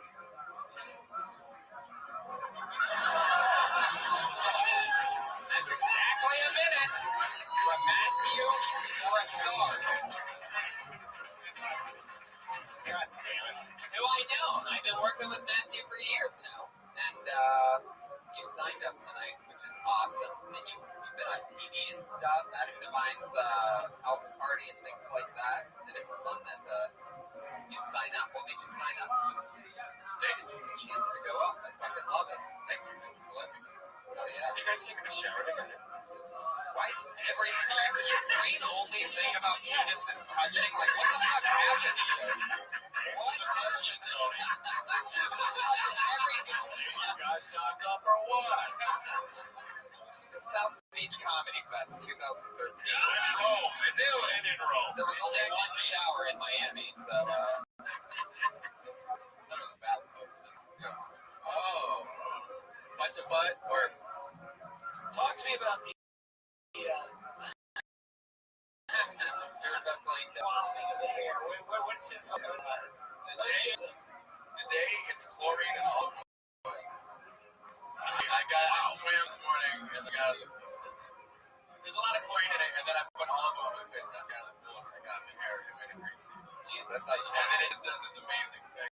So I got wow. olive oil on your face. Yeah. Is that something you learned in like New England or something that like just handsome college men do that I never knew about? I'm from the South actually, but I get Connecticut a lot. It's very flat. I mean, you said Florida. you said you look like a douchebag. Yeah. When you describe it, like the olive oil and the chlorine, it really is it's a really whole other level of douchebag. Well, this is olive oil and chlorine. What a dick. I mean, holy shit. Unbelievable. Just feel like a fucking I will never shower with you again, Matthew Broussard. and also like that false sense of like How did it get like this today? Oh, I swam. Did I swim? I swam. I'm sorry, guys. I didn't swim. I actually did CrossFit. Just sit on this stool and suck your own dick already. Tony, CrossFit, olive oil. No, I can do that. Are you serious? I'm serious. Shameless plug. I'm on the current season of Geico. And we did a panel thing, and I admitted on national television that I did it once. Did what? How did you get lips around it? Yeah, I got like 2 inches up. Oh, wow. What'd you do with the other inch? Here's the thing. Was that the actual was that the actual moment you felt totally in love with yourself? Was that the actual moment? What are the odds that I tell you to suck your own dick and you're like, I can actually do that? I love it. All I need is a little olive oil and yeah. Can we cue some guys have all the luck by Rod Stewart right now? So Vic is the guy that needs to do it himself less than anybody else in the world. right. So I'd imagine that this is something that you do once in a great while. Just one time. One time It ever. was very unpleasant. I can't say this line is mine. I read this on Reddit. Somebody described it as it feels more like sucking a dick than it is. Very spot on. Interesting. That's actually true. Yeah, I would imagine that it really would I be. would like some feedback on my jokes, but this is You just got to make it throw to him with the great Byron Bowers. Byron Byron Bowers, everybody. One of my favorite comedians. Hey, Byron, can you suck your own dick?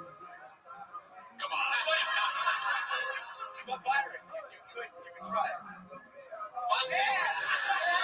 You gotta try it once. Once. I did it once. Yeah, I think I'll try once. I was just like, oh, this is weird. Yeah. Look at it sideways. Fun fact.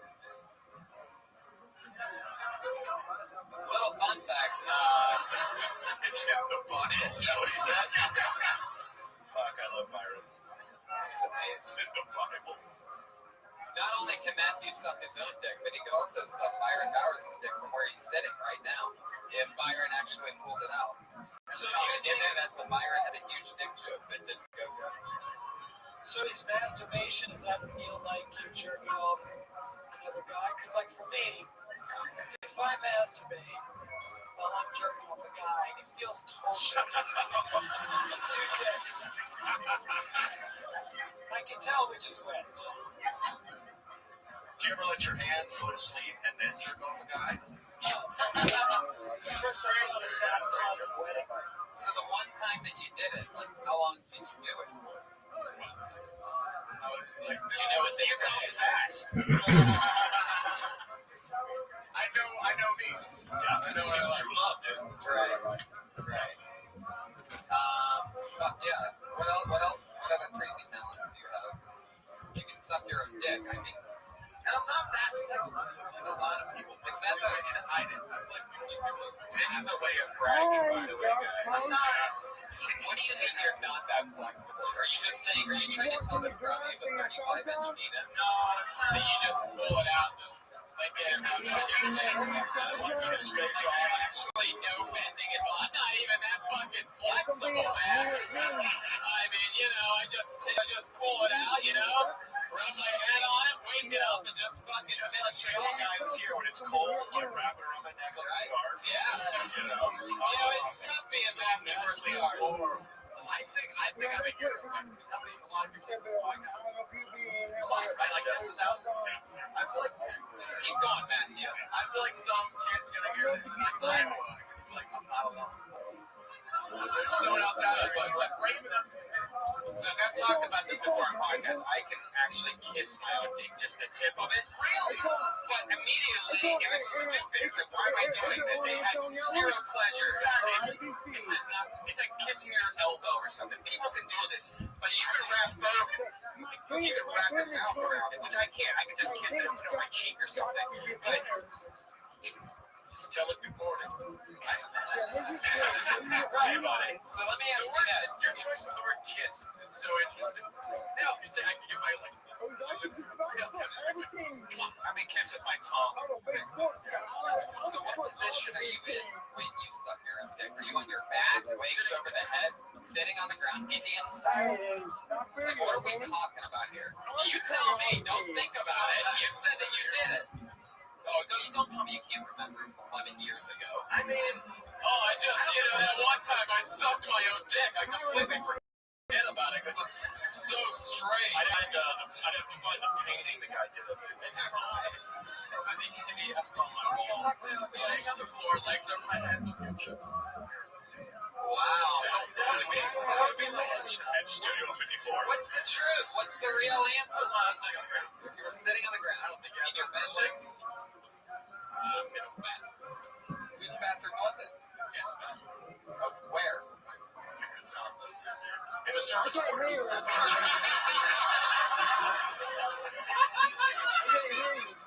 Out on Old Cape Cod. So you're sitting there. How are you sitting? Indian style? No, just like so. So you're just sitting there, grab the back straight out, and your back is straight. I was in my bed and put my legs, like I pretty much just go into a ball. Stop, you're doing it. You're knocking over things. Yeah, like that. Oh, standing. No, I can't do it standing. You can do it standing? Yeah. Guys, who wants to see him suck his own? I mean, it's been a hell of a show so far. Alright, so show us how you would do it. You ding it? Holy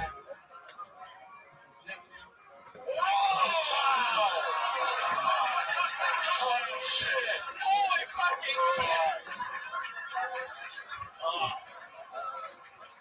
Oh my god. Congratulations. Sucking dick for Twitter followers. Just happened. Oh my god. Fucking love it. You can puke on your own dick. Oh, that's the other thing I can do. I can throw up on command. You can what? I can throw up on command. I don't have a missing muscle in my stomach because against me. Oh, no, Jello, it's going to die. What are you going to do? What do you mean? Where were you going to puke just now? On the stage? I got it to here. Jesus Christ. I knew it clear. The only way I can make myself throw up is if I slip in the chicken.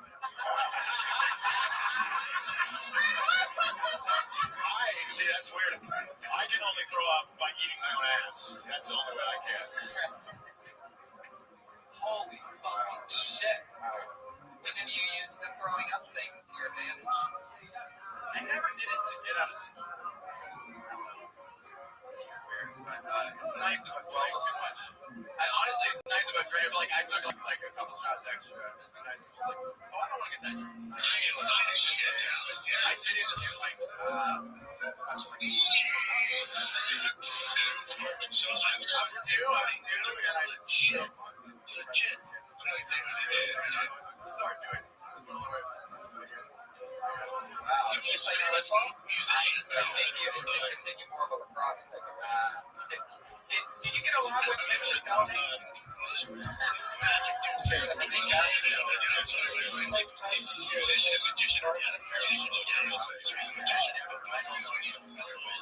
He's there at a 5-year-old day party. The cash up successfully. That they had a chicken that was made out of their kid. And they're like, I know that don't tell his parents, this is some wild shit. You see the famous. I was solid. I enjoyed my own company. Yeah, hey, who do you guys want to have lunch with? Bill's got a weed. Jerry's got a 6 on the show. You know, hey, everything suck his own dick. Yeah. I don't listen to that tweet for yourself. Yeah, I got it. I'm gonna watch it. Good job. Yeah. Yeah, it's spending.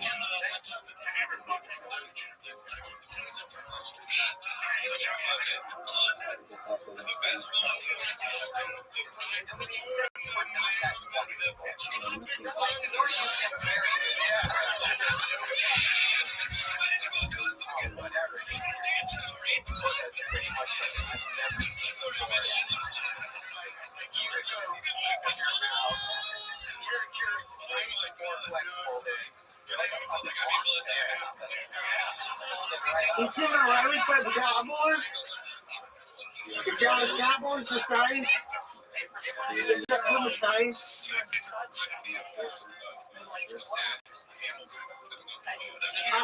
I'm a fan of the Ravens, and my team plays. My team's game. My NFL team's game.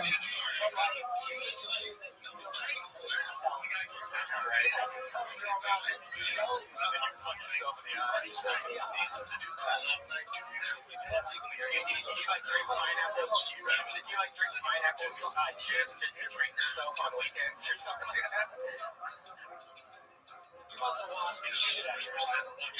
You clean your ass for a big thing. Go axe body spray on the old brown eye. That was something else you did.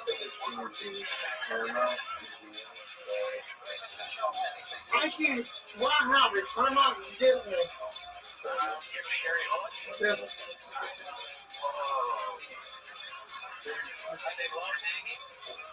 My game, the latest game is gonna be on CBS and Paramount.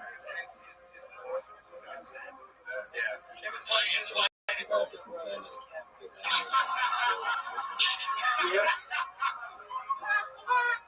I mean, I'm not smart. But yeah, that's smart. Yeah.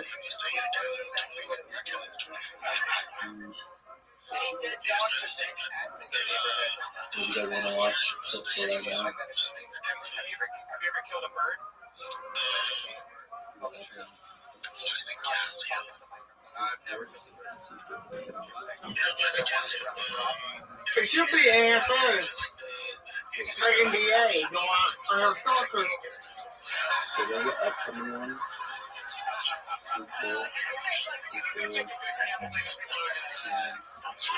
What about NBA?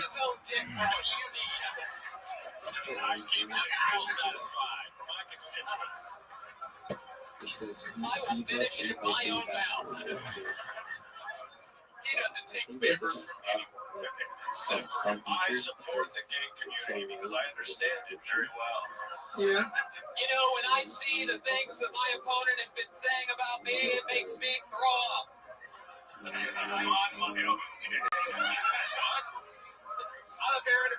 boy on my hair. What's that, Brian? I didn't catch it. What did you say? The microphone just committed suicide. Oh, yeah. I stumbled. Yeah, I think you'd be great Congressman, Matthew. Should I get NBA TV? It's only $8. Can I ask you this and be honest? NBA, No. like NBA, MLB. Yeah. MLB That's, TV. that shows your screen. We're trying to say fuck it and That get you this have on. that number immediately available. Yeah. That's pretty fucking psychotic for you guys this month. That'd be cool. That'd be something cool.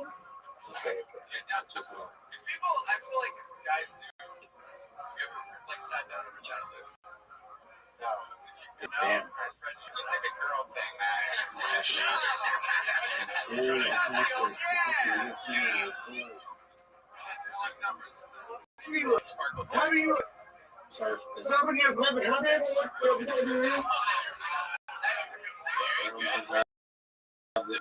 Only the ones that Right. want something. Yeah, they were all sexist.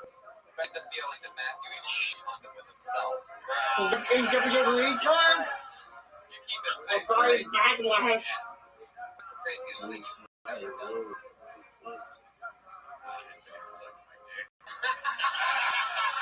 I think you're right, yeah.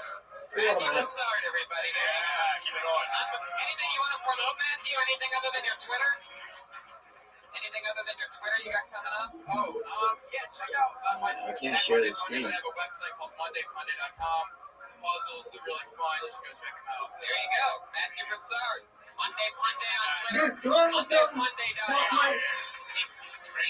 Don't make it black. You just really Can can't I make it black? Come on. Hey, I ain't whatever you got. Like, got me black. That was crazy. I've never seen somebody bend that far. I think it's just Discord itself. It doesn't allow it to stream. So Well, I use the Xtreme or YouTube stream. Do it. Alex Strong, everybody. Alex Strong. Here he is. From what I use, YouTube TV is good. Even with the braces. Ladies, let me know, alright? I go downtown. But again, shame, because I got the braces, right? Don't like it.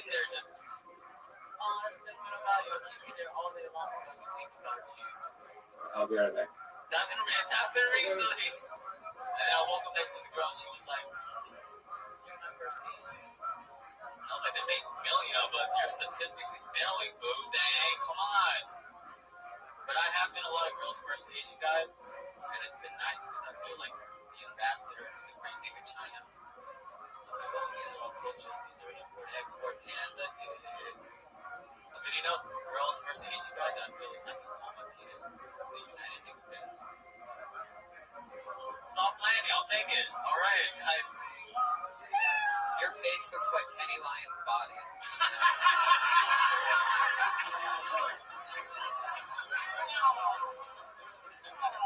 Oh my God. And your eyes are the low-hanging nipples. They're spread apart. You can clearly see. Kenny, are you around? Come back up. Take your fucking shirt off. He's gone.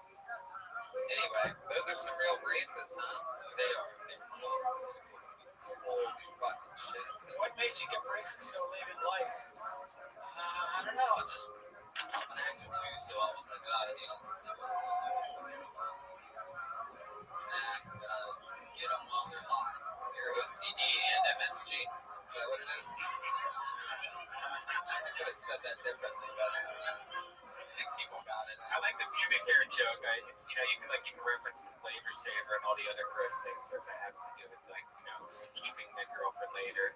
Where you can smell your little hand while you're driving. All right, I think the braces are coming off in 2 weeks, and I think it's time to move on to just good enough face material. Like if you're gonna make fun of yourself, you just gotta go for it. You look like the guy that takes your money when you go to massage place. Yeah. You're the guy at the front desk next to the neon foot. Yeah. And you look like a client. You're the sad start before the happy ending. But yeah, when those braces come up, you're gonna have to talk about your giant teeth. Yeah. Although you have really big lips, though. Like you have nice, like sensual lips. Yeah. You can check out pockets. Yeah. What's a crazy thing that you can do that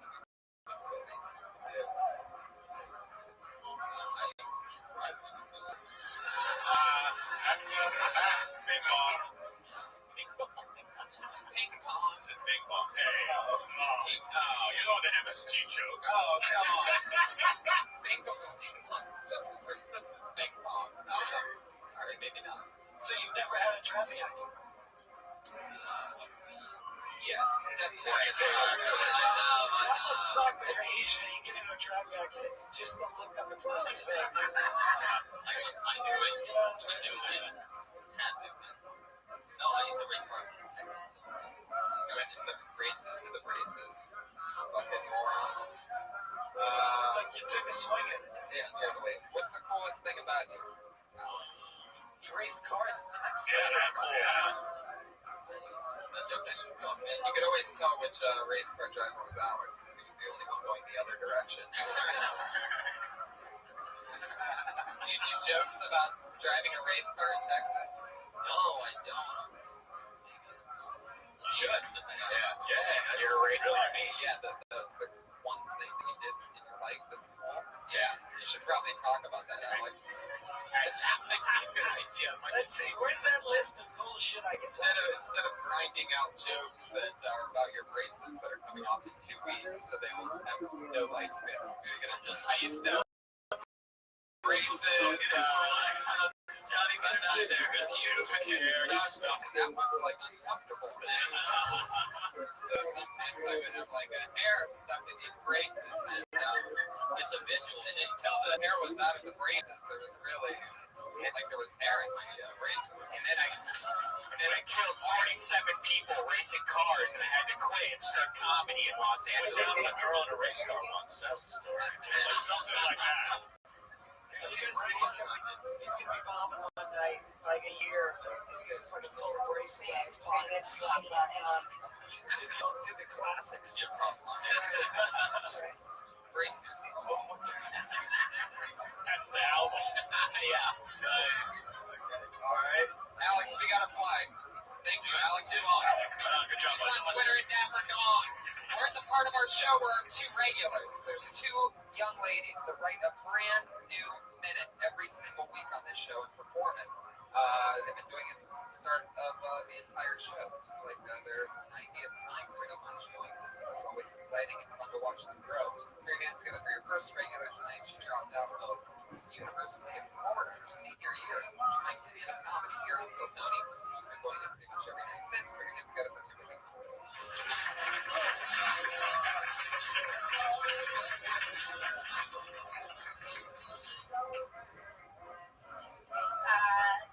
The guy that I'm seeing now said that he wanted to be friends with benefits, and I was really excited about that because I've never had 401k before.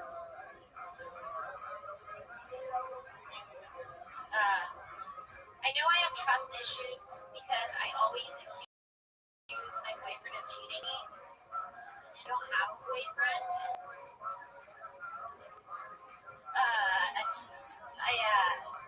I hate people that get attached. Like the guy I'm fucking right now is super obsessed with his girlfriend. I think life's not fair sometimes. Like a guy can play with my hair and it's really cute. And if I start doing the same thing, it's voodoo. That's it. It's fine. Are these four different guys in each joke that you're talking about? Are these all the same guy? I know. There's a way to tie that all together. Yeah. Of course, like not resetting it. You know, felt like there was four different guys. Like there's another guy, David and you know, You describe them. You know, right? And then like there's something about. Right, you can take the Alex Walks, which you just talked about. The beauty places. Kim, when you do more than a minute, do you actually have like 3 to 5 minute hits? You know, like, or is it more? Because like I mean, those were all pretty decent, but it was all very familiar. It was very set up, knockout. I just wonder, do you ever take those like your best ones and make tags for longer jokes, or you don't? Yeah, and we just did that for 5 minutes. When I come up here and do the 60 seconds, I just like to take as much setup. I'm not that good at the storytelling where I can tell it in 60 seconds. I like the premise of the friends with benefits thing. I was thinking, like, what if he said, I want a guy, I'm dating a guy, I really just want friends with benefits. He's black, so that would mean I'd end up with Obamacare. That's hilarious. Yeah. There you go. Round that up at the gift shop. It's all yours. Oh yeah. The attachment joke.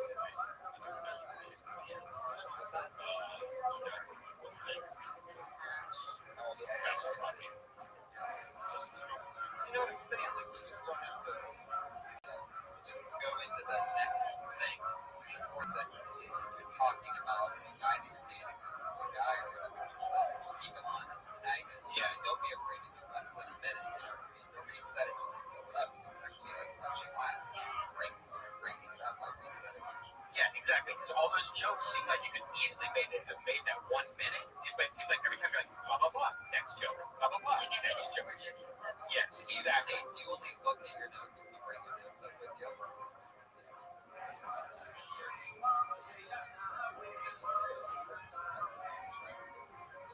Unless it's No, it's always personal. Have you thought about writing one? I don't know where I got that from. Maybe you just came to me, but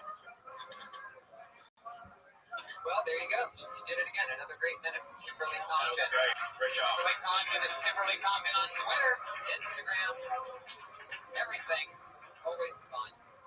Our other regular, we're regular on this show, regular on this. Very, very, very, very funny. The stylings of Sarah Weinstein. What's up? Went to my parents' house. Saw my dad using a shoe horn.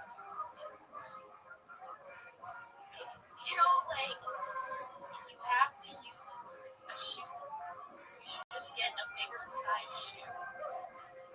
Normally you can just like build your way in. I looked up shoe horns because I'm really low.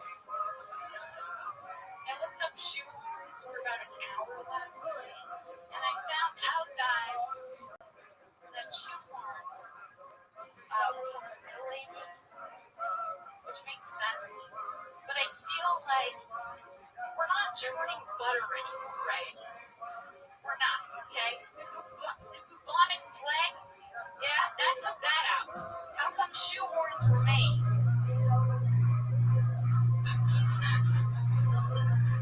That's my question. You can also use shoe horning or shoe horning.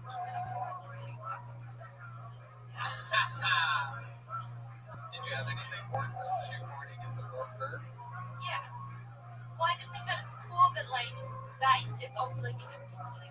Well, first of all, on Wikipedia, they refer to it as a first-class lever, which I found really funny. I meant to say that. yeah, it's just weird for me, guys, because I'm old now, and so I used to always think shoe horns were dumb as fuck until I actually started using them, and now I really like shoe horns. Really? That was Brian. That was Brian Redband shoehorning a joke. I mean, like I have really expensive shoes, and I can't like. It's really hard to get. Here we go. But when you get it, That's how you use it as a verb. Right. Yeah. And it's also the only horn that does not make a sound. Yeah. I had yeah. Have you ever tried to play a shoe horn? You look like a real asshole. that's not true. There's the horn of plenty. There's the horn of Africa. Yeah, there's a lot of Horn of Africa? Yeah. the horn of Africa. Yeah. What is that? Sorry. Unless you don't know. It's a racist horn. We're getting really horny up here, guys. And I don't even know. I think that's what you meant. Yeah, but it's a thing. The horn of Africa is actual thing to curve. No, it's not. Yes, it is. No, it's not. Okay. All right. And so I feel like because we're on a podcast, I'm probably wrong, but if you dig it, Brian's literally asking Siri what the horn of Africa. it says right there. It's a peninsula in North Africa. Cape of Good Horn, it says. Juts hundreds of kilometers in the Arabian Sea and lies along the southern side of the Gulf of Aden. That makes no This noise. is all stuff, Sarah, that you're not going to want to use for the Don't use it. Don't use it. I'm just calling you on your shit. Just you're so full of shit with your horns that make no sense. So If you're going to go, if we're counting geographical horns, then you can go right ahead. okay. But again, just like I don't think people are checking the generational wealth of Eric Carter's bloodline of Mississippi, I don't think they're going to apply the geographical horn. Horn dogs make the noises. They make all the noises. Corn dogs. Wait, I thought you said horn dogs. You're just completely forgetting what we're even talking about. I know. You and your shoehorn and corn dog. Look at you. Look at you over here. Well, I love it. I mean, it's a very line-shank topic, you know. What about other articles of clothing that you can use a horn for, like a bra horn? You know, because women have those push-up bras, and you need a horn. I need a horn for that. Guys, Pants. right? Yeah.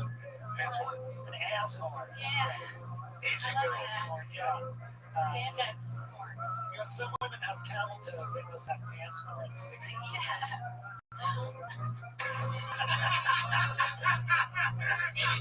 Maybe You can make like a dick that only Matthew Broussard would play. He would apply it with his mouth. Sarah, that's fun. We had fun.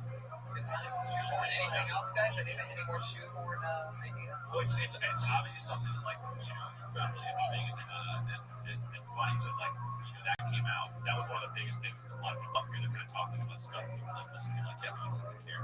Like, and obviously, it's something that you're like, Jesus Christ, Dad, you know, why are you so shoehorn? Yeah. You know, so that's great. Basically, you flesh it out. Yeah, work on this shit. All right.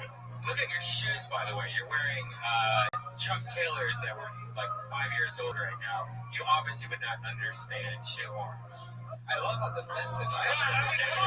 Like a baby on shoehorns over here. Seriously, you're wearing like fucking old shoes. Shoehorn hater. You ain't fucking talking about You're gonna get that shoehorn when you buy it from like cold dead hands. a shoehorn. Fucking On your shoehorn Achilles in heel. my car. Literally. Sarah Weinshank, thank you so much. Princess Shank on Twitter. Unbelievable as always. Guys, Willie Hunter did it. Will Hunter Show on Twitter. At Josh Mark Comic, at Elise Lane. Greg Fitzsimmons, anything you want to promote? Yeah, Give to Wounded Warrior Project. There you go. .org. Fuck yeah, I love it. That's true. How you gonna follow that? You did something really nice. You're just gonna promote I'll go yourself. completely selfish. Yeah, my special Big Dumb Animal comes out February 6th. Yes! Comedy Central, 1 hour. Yeah. Good job, brother. Powerful. I love having you guys. Matt This is fun, man. Greg Thanks for having me. Fitzsimmons, Willie Hunter, Brian Redband. I'm Thank you, live audience. I love you. Thanks, Good guys. night. Ding Dong Show is up next.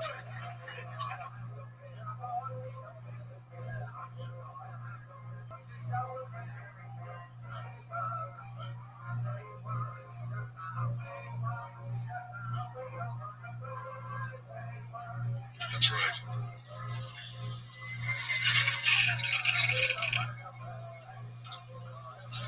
So done.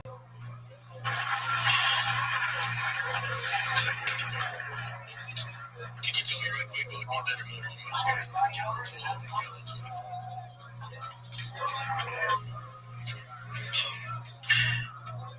24. I didn't know pizza places made motors. Could you tell me right quick what would be a better motor for my Mustang at Caliber 12 or a Caliber 24 and 24? What year is your Mustang? Can you some more info? Hi, everybody. Happy Monday. Almost episode 100. The Galileo. Hi, everybody. Welcome. You guys ready for a crazy Yeah, why the Galileo? If you can, I like the 85 swap when it comes to Ford. I can't get enough of 5 running off today at radio. It's the best engine Ford has ever made. There's so many parts for it. Always so much power out of it. Do the final.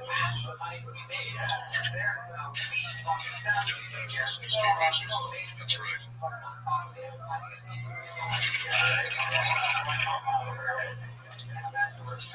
So done. Looks like we're gonna be part of it. Can you tell me right quick what would be better motor for my skin? Caliber 12 or Caliber 24?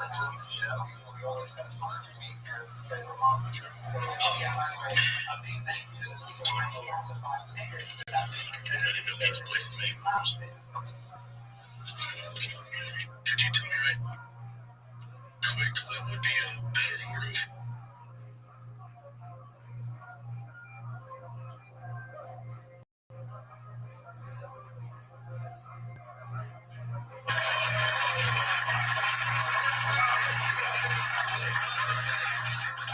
Mondays feel like Fridays. How you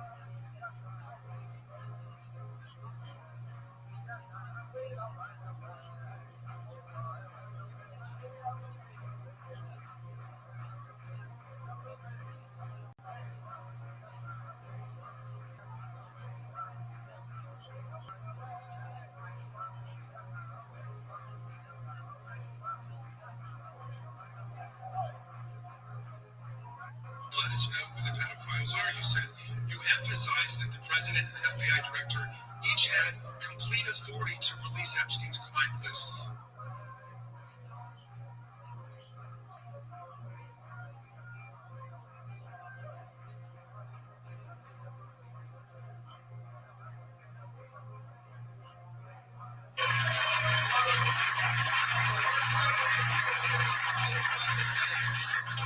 Mondays feel like Fridays. How you guys doing?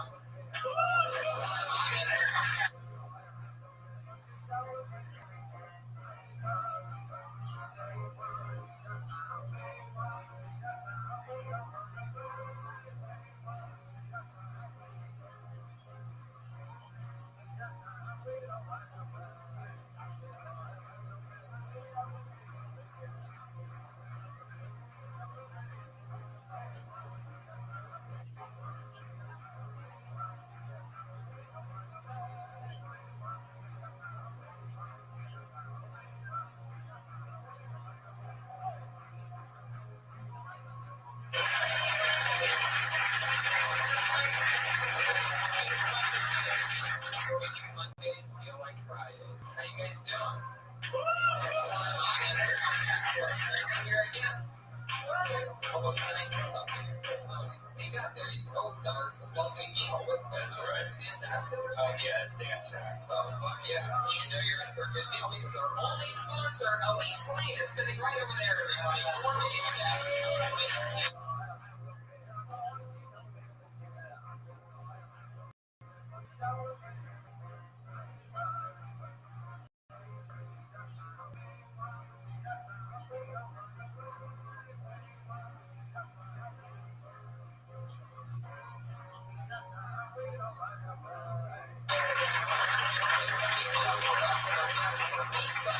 Last week she cooked for our guest Russell Peters, and he hired her to be his new chef. She's starting today in Malibu.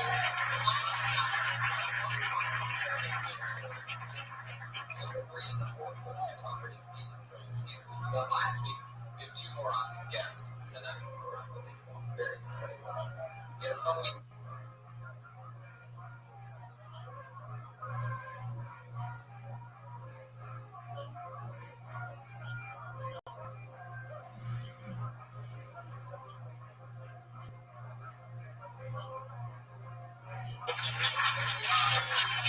Holy moly!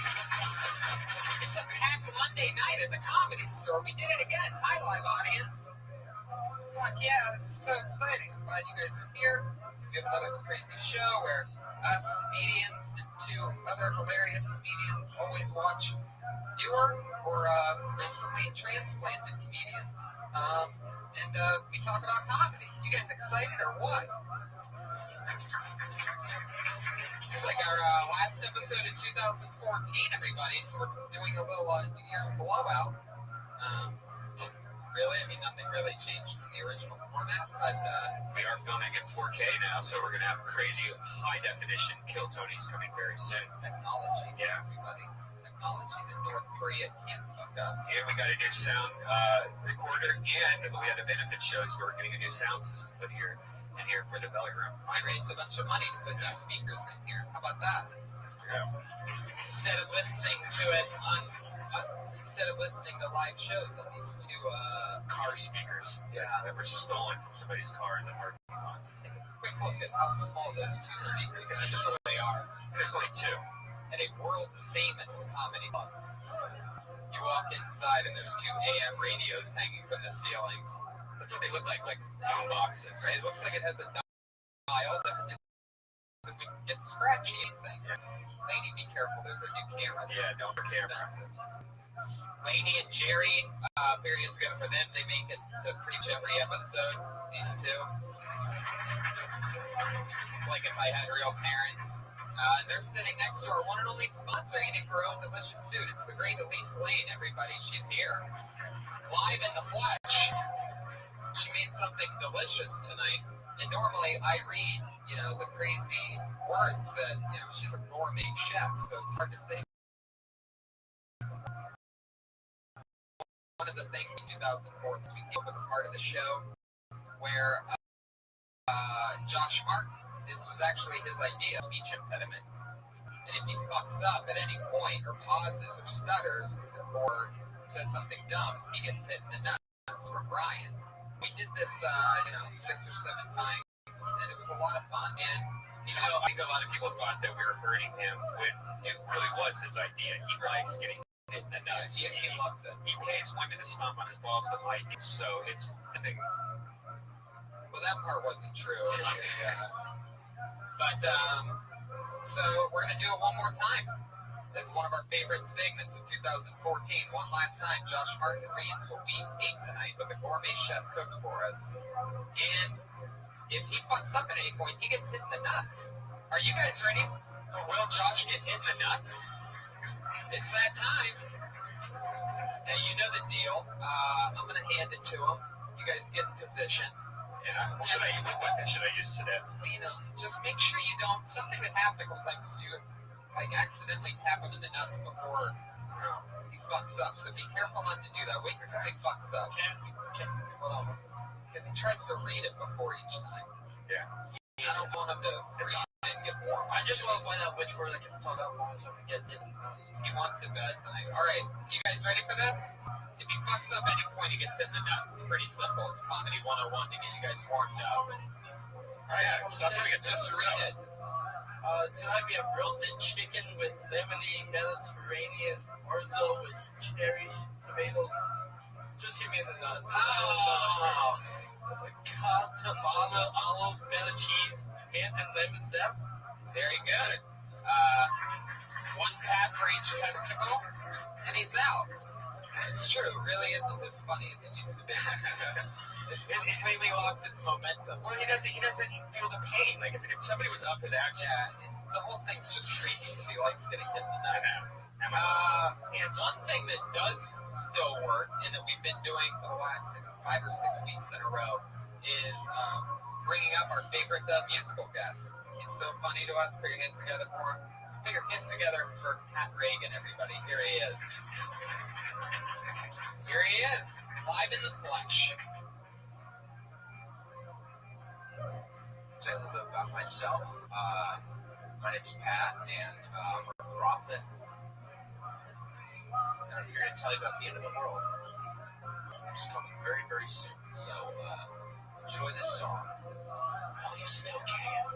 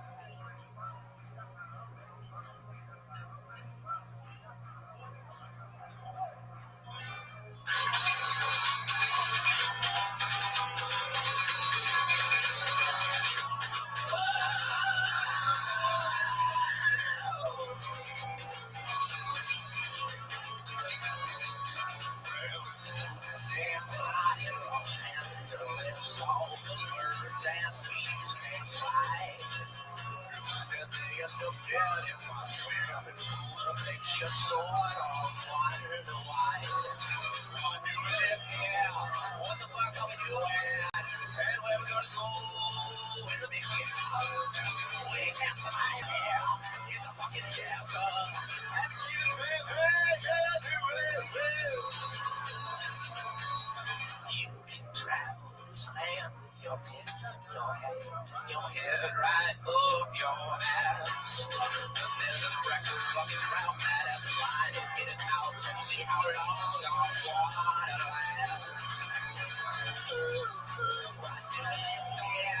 What the fuck are we doing? And where we gonna go they don't belong here. Probably gonna be an earthquake, and we're all gonna die.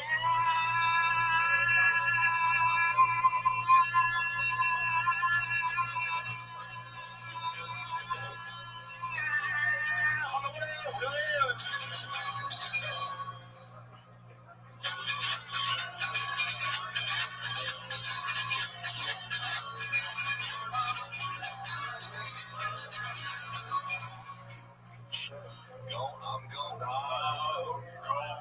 Shut up those souls of lights.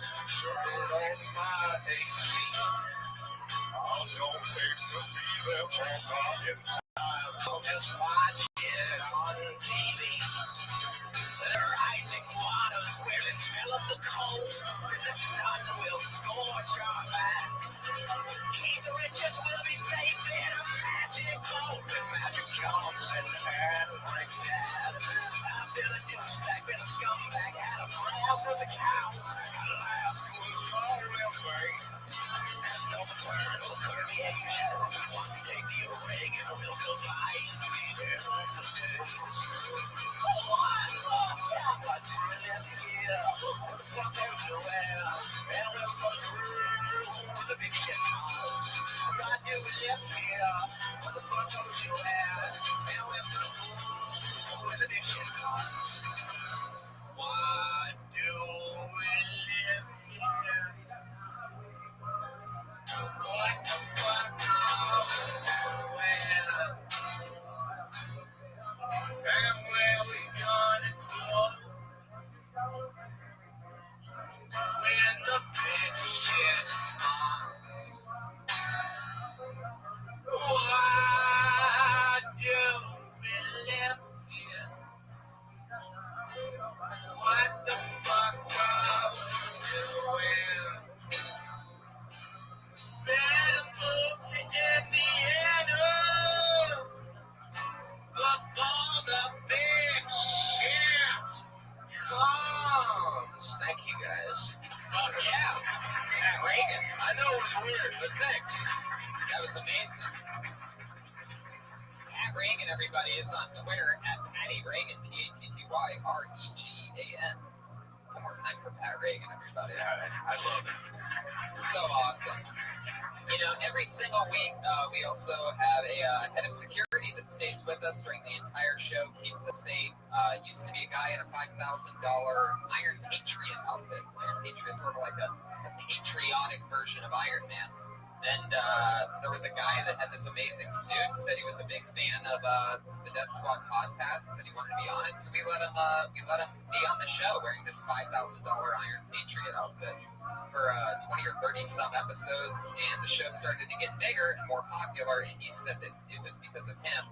And he left the show and demanded that I only contact him when it gets put on TV, which the whole point of it is that it can't be put on TV because it's raw.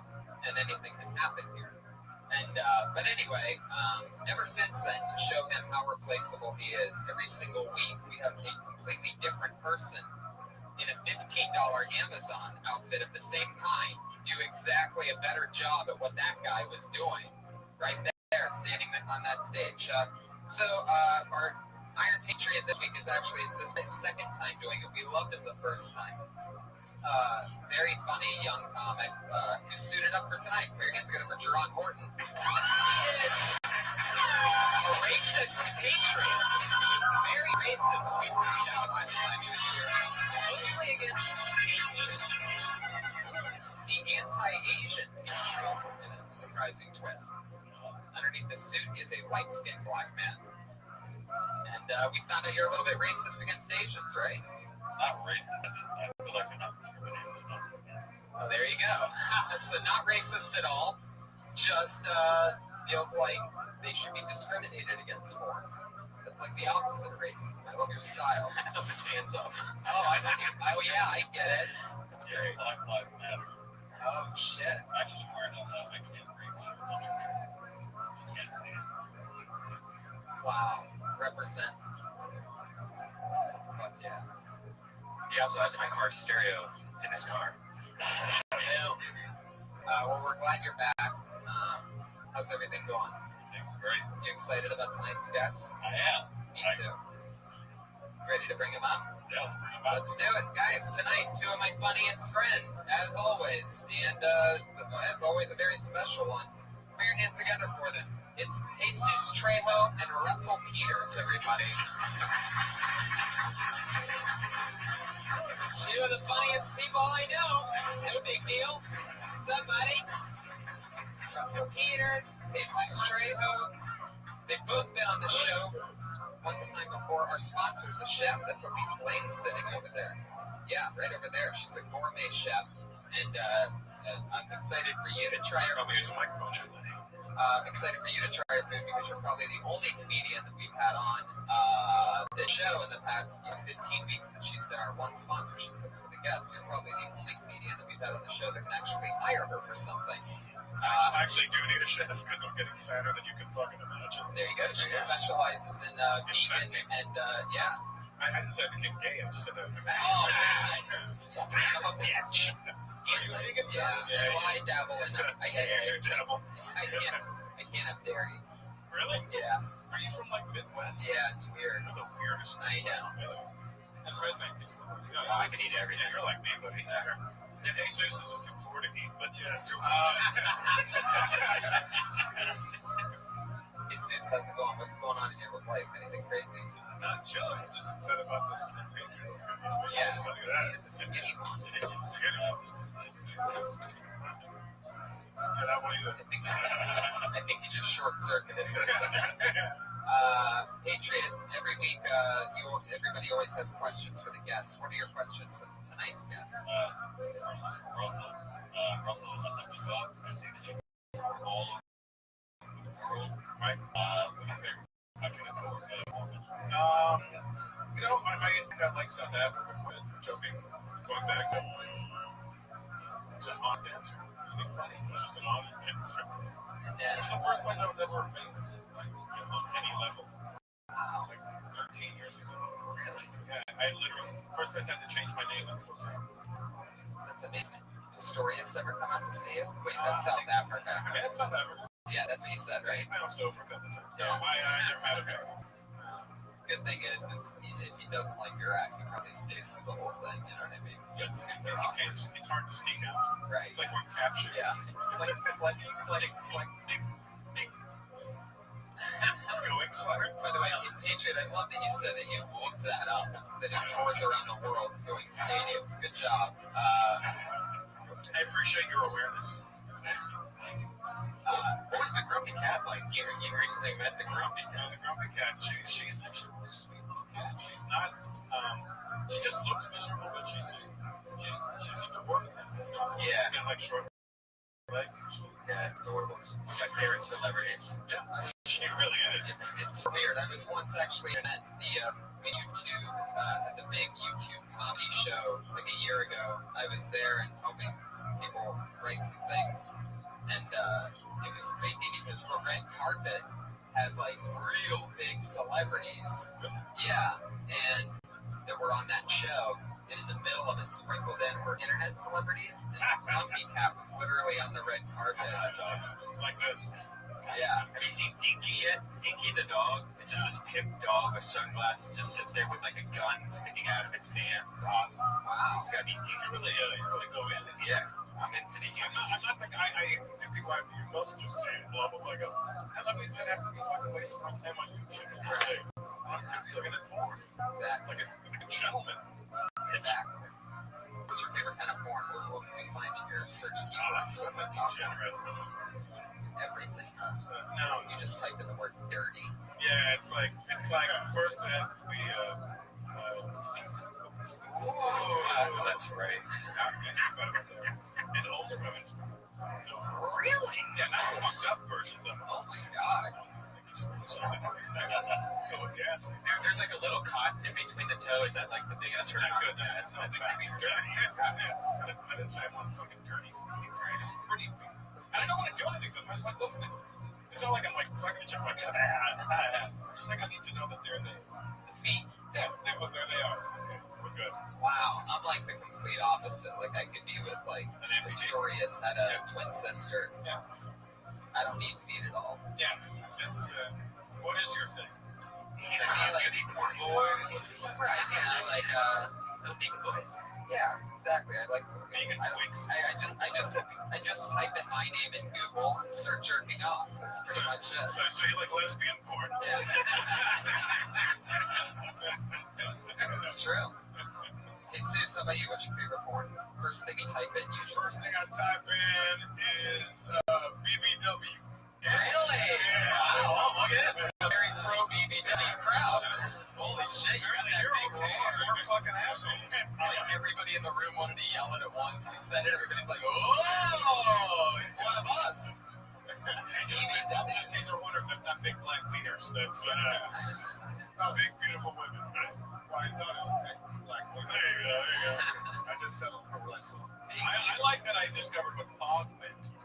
I used to be able to work cutouts. Pog. Wait, what is it? Pog the game. Perfect ass pineapples. Oh, P-A-W-G. I know what BBBW is now. It's big, black, beautiful. So that's what I usually. Yeah, they're usually suggested. Yeah. If you like these ones, try the other one. Jerron, what's your question for Jesus? There ain't shit up there. I just said your birthday passed. That's Christmas. No? All right.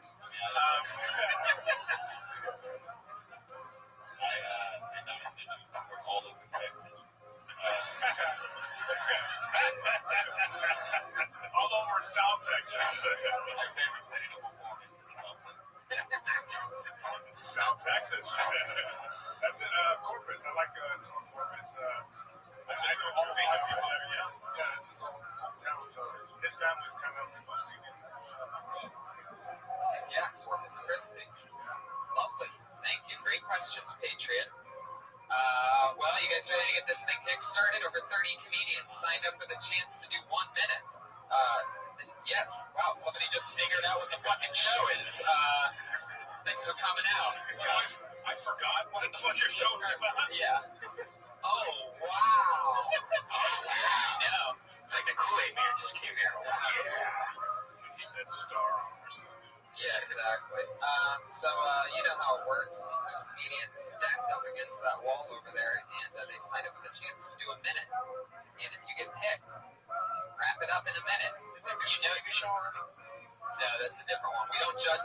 There's no winners and losers here. We just try to talk. 1 minute's up, and you hear the sound of a kitty. That means wrap it up then, or else you're going to bring out the angry West Hollywood bear.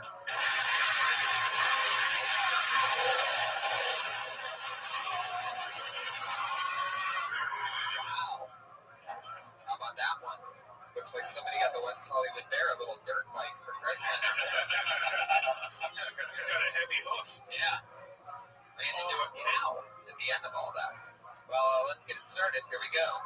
Your first comedian tonight doing 1 minute is Tommy Rico. Yeah.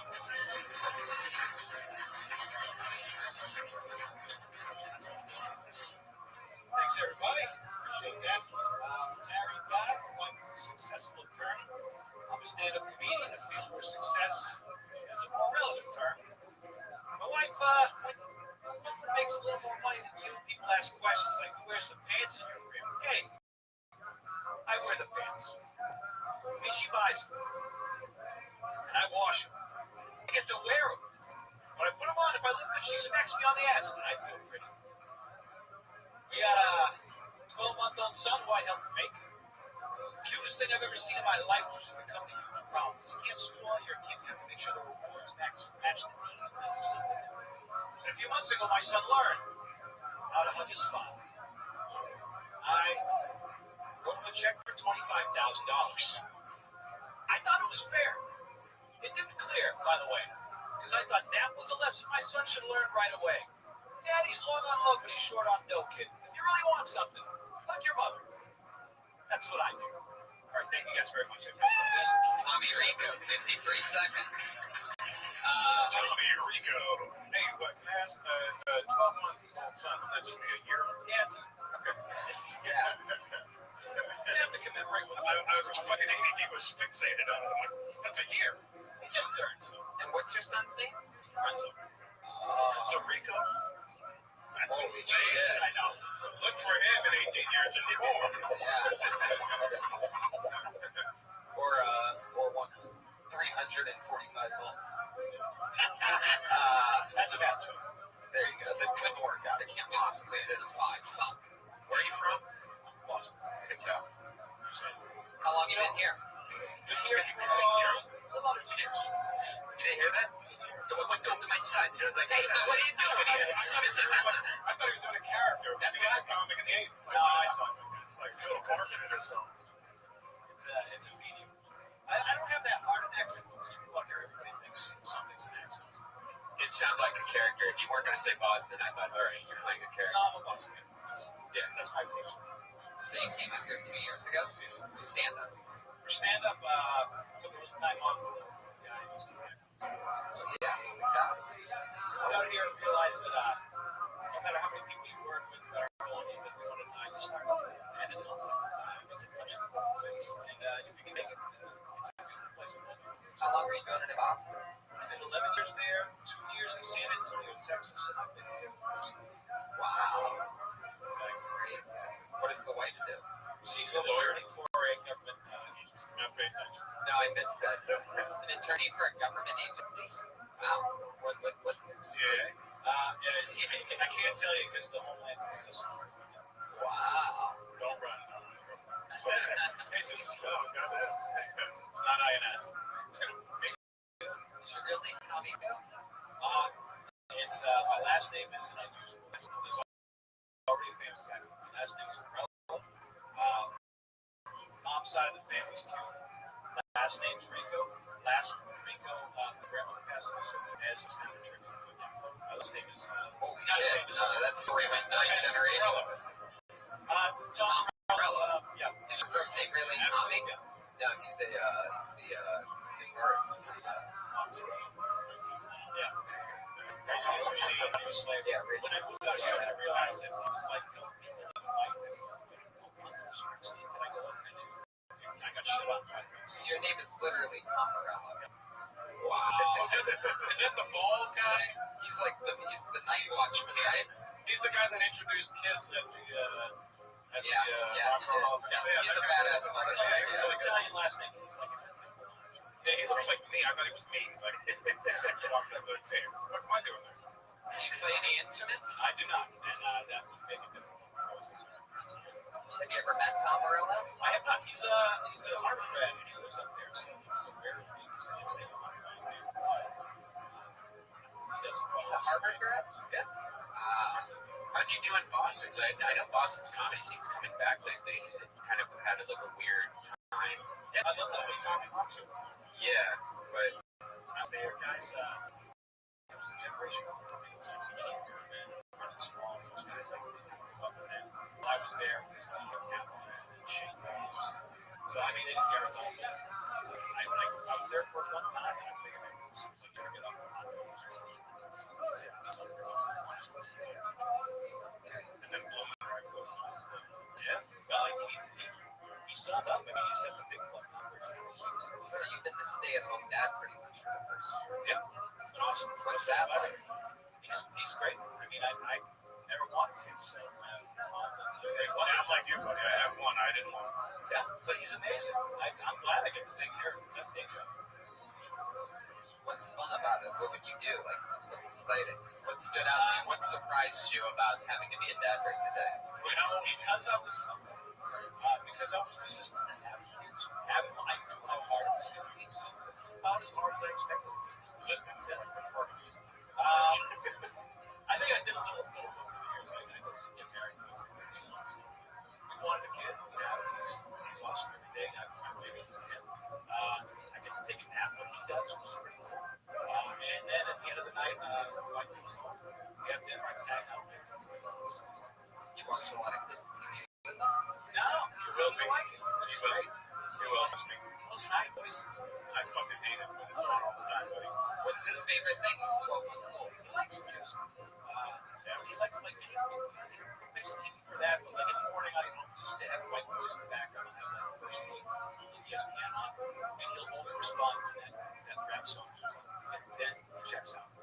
shit.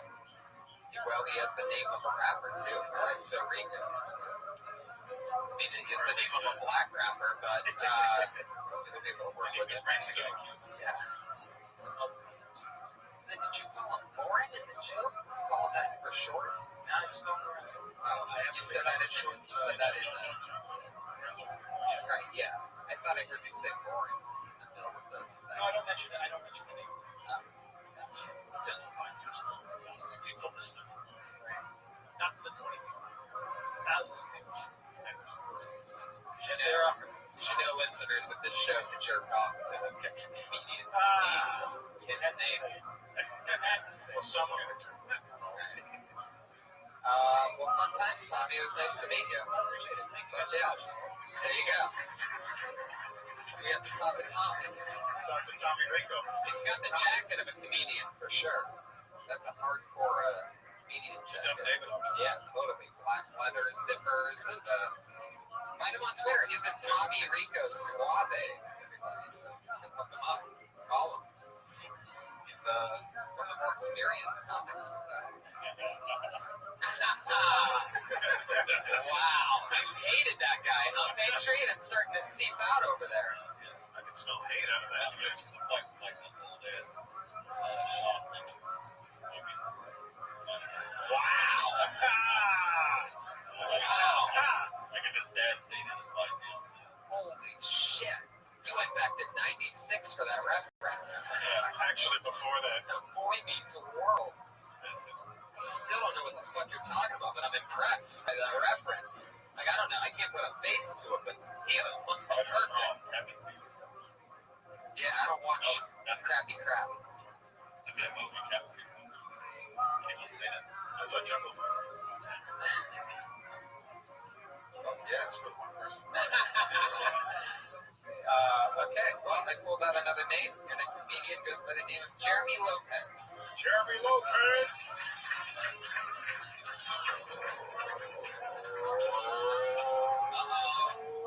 He just missed his spot. You know what that means. He just got... Is that you, Jeremy? Just take Yeah, it. there he is. But yeah, I had to grab his Come on, J-Lo. So, What you know about orange chicken? What you guys know about orange chicken? Orange chicken is the best chicken ever invented, man. Whoever came up with orange chicken is a fucking genius, man. Love it, man. What you know about chocolate milk? What you know about chocolate milk, dog? Whoever made that chocolate milk should be awarded a medal, dude. Hold on.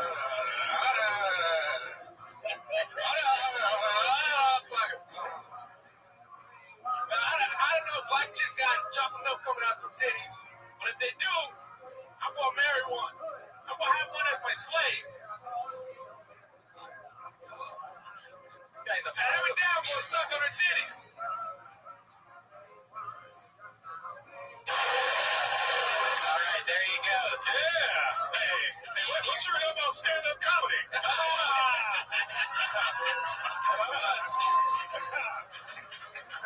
Yeah, man. Dude. What happened, man? Did you get orange chicken and chocolate milk for the first time ever this week? Yeah. You can't eat those two together. You're gonna shit yourself. You showed up a premises to a gunfight, goddamn. Jesus. Yeah. Get off the premises. I was waiting for anything. You just kept naming things that you like a lot, huh? Well, not so much that. It's, you just want to know what you knew about it. Right. It was like I think it was like a group Google search. Orange chicken, what you know about that? It was like an aggressive Jeopardy or some shit. What you know about orange chicken for 400? Aggressive Jeopardy. Yeah. So, you know, black chocolate milk and black women and slaves, three words that should never go together. Right. Yeah, the slave part. I mean, you would have told me that the worst part was still to come in the middle of that. I would have been like, no way. But that was the worst. I was waiting on the ironic part there. I'm like, man. And of all the nights for you to do it, the only time Lil Wayne is sitting in the front row. easy isn't easy. He kept tagging his ignorance. It just kept going and going. I was watching, by the way. You know, we have like the best cameras for people sitting in the front row. And as soon as he said slave, he was sitting like this. I saw him react. I'm like, oh, his eyes just closed like this. Yeah, you know what it looked like? You know when you get that sharp pain, like you're sitting there, Right. Fuck was that? He's got on a hemorrhoid in his head. Shit about hemorrhoids. Oh, honey. What's in the backpack, man? I don't know, but if he leaves it behind, I'm out of here. I don't think he's gonna double bomb.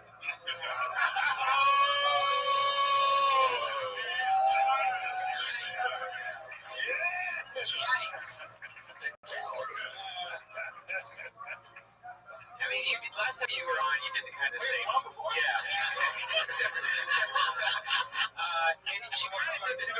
You did the same thing, kind of, where you're not really doing material, and if you are, it's like, what? Like, is this? Do you really want to be a comic, like, or like the autistic alternative comedy scene, or like, do you watch a lot of John? I can do this. Like, I think first.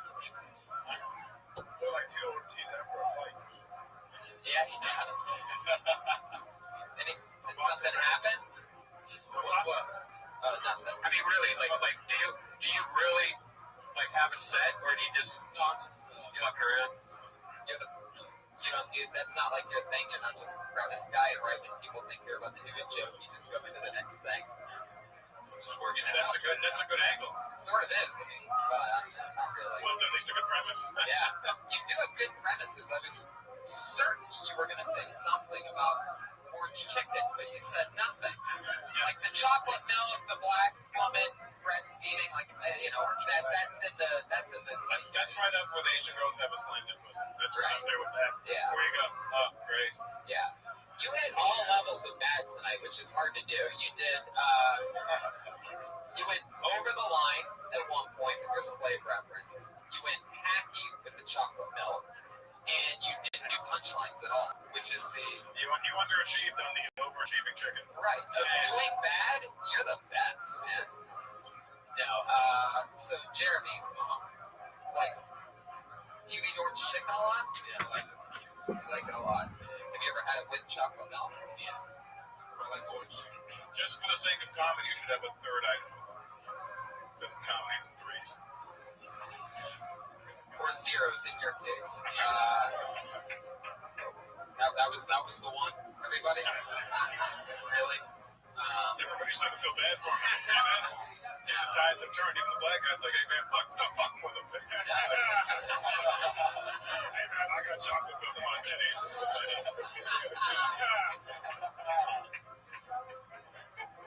What were you gonna say about orange chicken? Did you forget something, or did you just? Was that it? Were you even thinking about it? No. Maybe you should think about it next time you're chewing something. Yeah. Just really think about what it is about this chicken that makes you go, fuck, I need another line. I mean, you're Mexican, right? Why? Jesus is like, no. What? What did you say?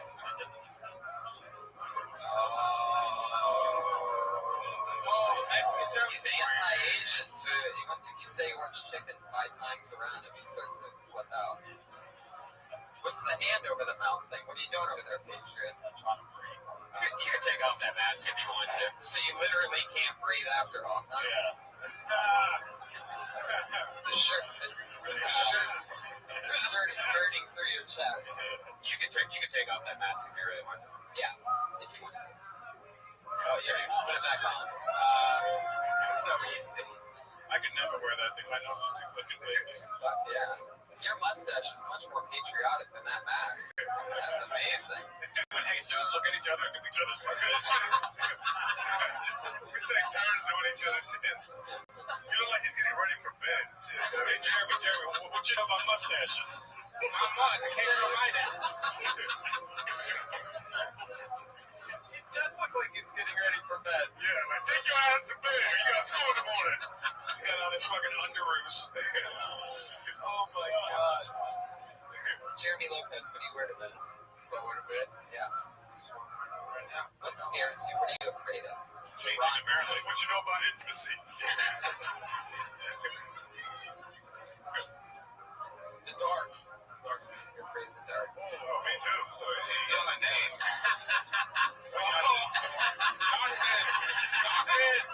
Darkness. This guy's a serious black guy too. He even has the Bluetooth around his neck right now, just waiting to take a Those are phone call. headphones. Oh shit. I think somebody just threw something. Oh, it's Lainey. She just realized there's a black guy sitting in front of her. She's from Beverly Hills. That's the sound of a white lady grabbing her purse. Oh my god, that is what it was. Holy shit. She held it so tight it broke the scratch. Oh shit. She snaps her own purse. I'm gonna steal it first. Okay, Jeremy, fun times. Have a good day. Good job, Jeremy. Yeah. I mean, for us. Right. I think we just helped him. I don't think they'll ever go on stage. I think he'll do the exact same thing. He said he'll be helping him more. Seems like there's a good Mexican chick. Joe's only getting better already. Oh, really? That's why as soon as he started with this, Joe's always joke. Holy shit. This young lady made her debut on this show 2 weeks ago, her LA comedy scene debut, and she blew our minds. We've been starstruck ever since. This is her second time ever on the show. I'm excited to have her back. Sometimes this bucket pays off, it's rough. But it's fun to have somebody back who I'm excited to see again. Her name is Jessica Wellington, everybody.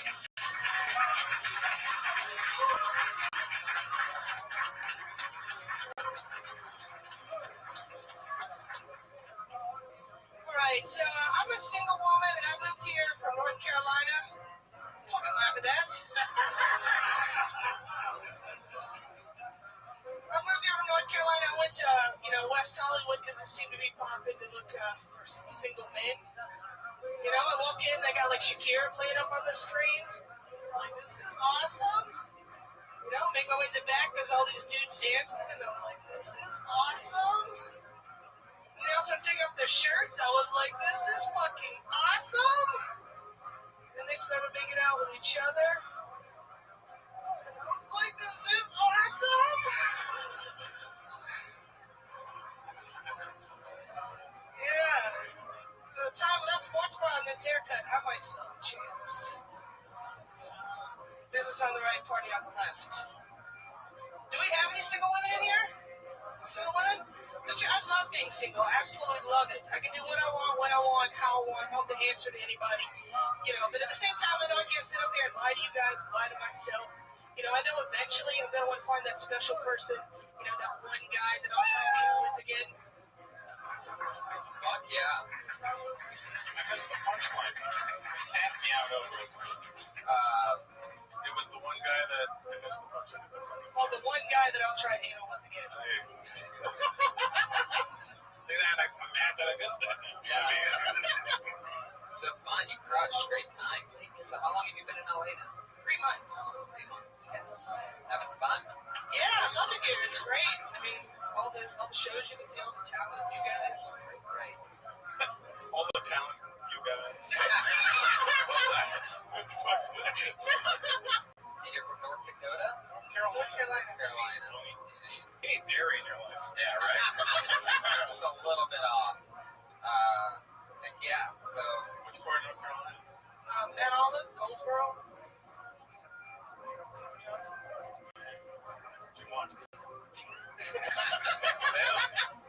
You're on fire. Come on, son. I've been on stage in a while. I love it. Build up. Yeah. Well, tell us more. How long have you been telling jokes? 3 years this January. What's your home club? Comedy Spot in Sacramento. Oh, you started up there. Yeah. I just moved down here. Right. No, I was in the Air Force for 6 years, so I left. Back in the Air Force. Yeah. Boom. What I did there. Spinnerelli. Get here. And how long were you in Sacramento for? 3.5 years. Going there tomorrow night.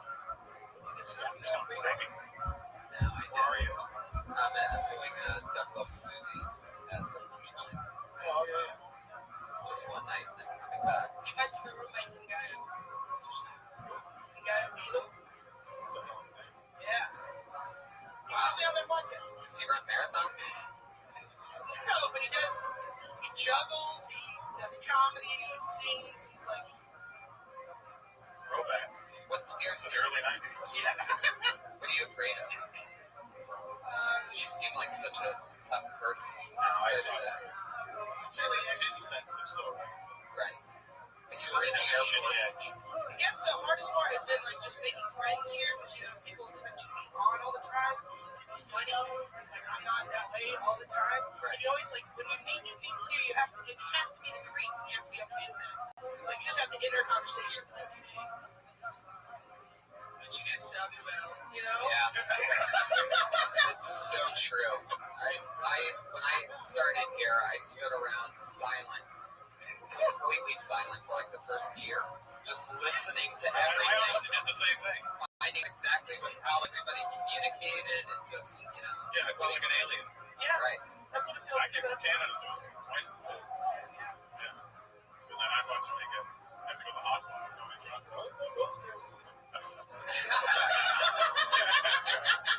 Americans. Did you start in Toronto? Yeah, 25 years ago. Wow. Amazing. Here you are. Kill Tony podcast. 25 That's years right. later. Number 3, Monday at 8 p.m. That's right. See, Jessica, so good things can happen if you wait. That's true. I love it. So, what scares you though? Just that? Having to communicate with people? Like social anxiety a little bit? Yeah, a little bit. What really scares you? Yeah, what's he scared? Like this, like Dr. Phil shit. I'm scared. It's my favorite question. It's the Ron Funches question. He famously asked it to people when he was on the show, and it's always an intriguing thing to find. What's your favorite read or new material that's not right on the surface? What's your favorite corn? Is a better question. Oh, corn. I said corn. Corn. You like Sweet PG? roasted pop. What do you like? It's true. What search word would we find for you? I like black men, but I don't like. I'm not just. Yeah, he's angry. Just like that. It's gonna be great. It's gonna be like I'm not going to sound like I'm fucking hitting on you. He's all mad, right? Yeah. We need to have. You don't like blue-haired bitches. What's wrong with you? I watch you guys fight and fuck. I pay for both of those double feature. And Jeremy Lopez will be sitting around eating orange chicken and jerking. Not writing jokes. What you know about fucking? Should have a new character on the show where he just sits there like underneath like an umbrella in the corner, just doing faces. The lounging, The P. Diddy umbrella. I like any man that can piss my dad off. So. Black guy is. Yeah. Works at or Puerto Rican. I did it. Your dad's middle. Oh yeah, he sent me to my priest when I was a kid. My first crush was on a black boy. I don't know, like exercising demons out of me. I don't know. I don't get it. But he sent me to my priest, and I told the priest, I was like, I thought Jesus loved everybody, you know, like red, yellow, blue, and white. Yeah, and he's like, but you gotta honor your mother and father. This is fucked up. do you talk about that on stage? A little bit, yeah, because I'm like tied that to. What does your dad do for work?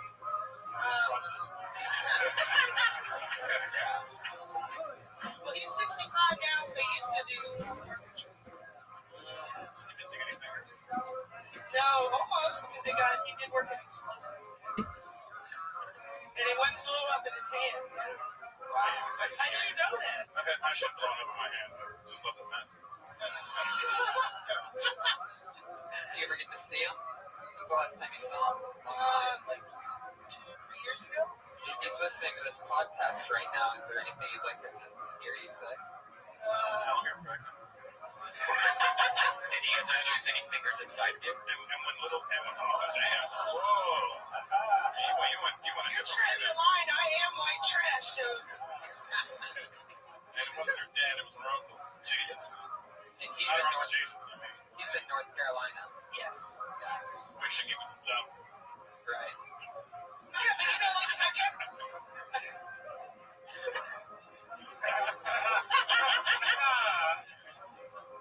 I love it. Well,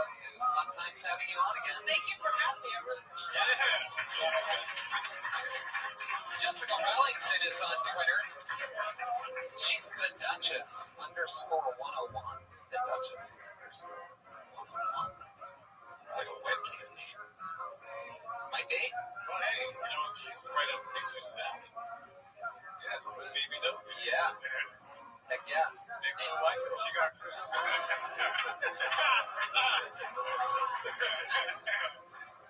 Have you ever been with a big woman, or it's just something you fantasize about? No, yeah, Yeah. I'm not afraid of it. Yeah, I'll play. Yeah, a big girl, I'll focus on that one part she has. I'm afraid of it. Personality. They gotta know, they can't be big and have a flat ass. You see that? Right. Like, wait, what the fuck? How kind of shit deal is this? Yeah. Spend a lot of time sitting down, that's why. Yeah. They're tired all the time. It looks like a yield sign from the back. SpongeBob SquarePants. I'm not into big women. Not in the bedroom in front of me in like the movie theater popcorn line and shit like that. They just take forever. Anyway, Have you ever been with a big woman, Tony? yeah, I got that drunk one night. It feels better. It's more skin. It's It's wetter. super fun. It's like hard to not laugh. It's like both a comedy and sex at the same time. Big women to me. It's like it feels good. I'll give it that. It's like the same thing. Like the same. I'll tell you what, I recently banged a big Look, Jessica can handle what I'm saying. I'm not into big women. Everybody's into different. I'm also not into black men, but I didn't go, ooh, when she said that. Well, not anymore. Bunch of weirdos in here, man. Can't make fun of big people anymore. Oh my god, he said that they order a lot at the concession stand. It's like, yeah, they do. Yeah, I like that you went into like a gay voice, and then back to your voice, and almost the same. Yeah. Oh my god, they order a lot at the concession stand. Isn't that rude? Son of a bitch. Real character. I do not even talk like that. Jerron, how you doing? Did you plow Jessica? What's your thing? She's got enough personality to like make it funny. I think her dad would like me. I don't think so. No, I grew up black guy in a fucking Captain America costume. You are everything her dad fears. I have a deal with her. Oh, well, that might work. Just show me debit card with no money on it. Way to rub it in, Russell.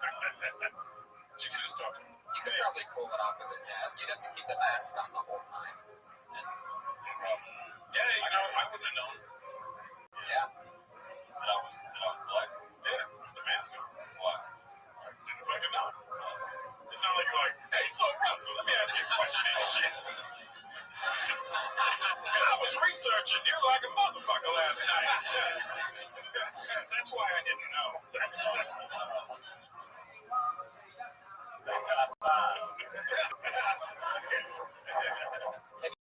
You been with a big woman before? almost. What? Wow, that's crazy. Not my fault. I wouldn't have been able to have sex with her. I'm not saying that big women are bad or anything. He's just staying in your shirt I'm on. hungry. It would have been awesome. How old are you? Yeah. Well, no, that's funny. I'm 44. At this age, you're like, oh, take that shit. You gotta go home. Yeah, I don't know. You don't even know sometimes. Like, I did this big chick, and she was, there's like skinny chicks with big ass. No, yeah, but those are fake. This is real. You can tell by the ankles and legs. From the knees down, if it's skinny like that ass, You're gonna get into big women. About 26, 27. I'm 35. Beers in one night, and you'll totally end up with. Stepped up your foot. But no, you made it better. You played right into it. 35. They just didn't hear us because they're not ready for some shit that's hard to happen in the middle of nowhere. Anyway, your next comedian is Robin Ryan. Oh snap! Sounds like a new name to me. Oh my shit!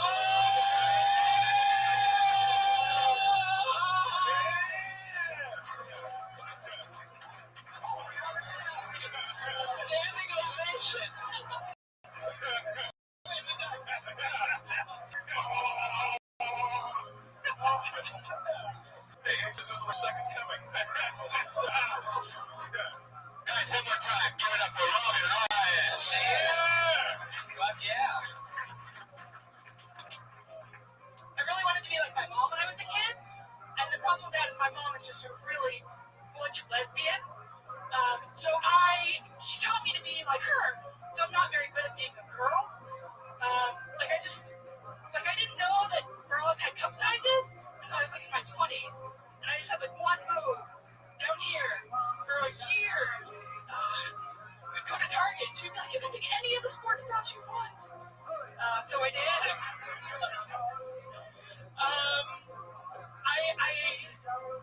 I had a mullet when I was in 8th grade, because lesbians have mullets. And I was like, "Mom, I think I want a different hairstyle." She was like, "That's the way our hair grows, Robin." My mom still has a mullet. She lives in Palm Springs, because that's where lesbians would die. I wanted to be just like her. I don't know how to put on makeup. Oh, that's it for now. Stop it. You can finish it. Finish that one. Finish it, Robin. Finish You it. know how to put on makeup. I don't know how to put on makeup, so I put on like a sunscreen, just like this. Wow. And it was worth finishing. Hell yeah, totally. It's nice to meet you, Robin. Where are you from? I'm from Napa.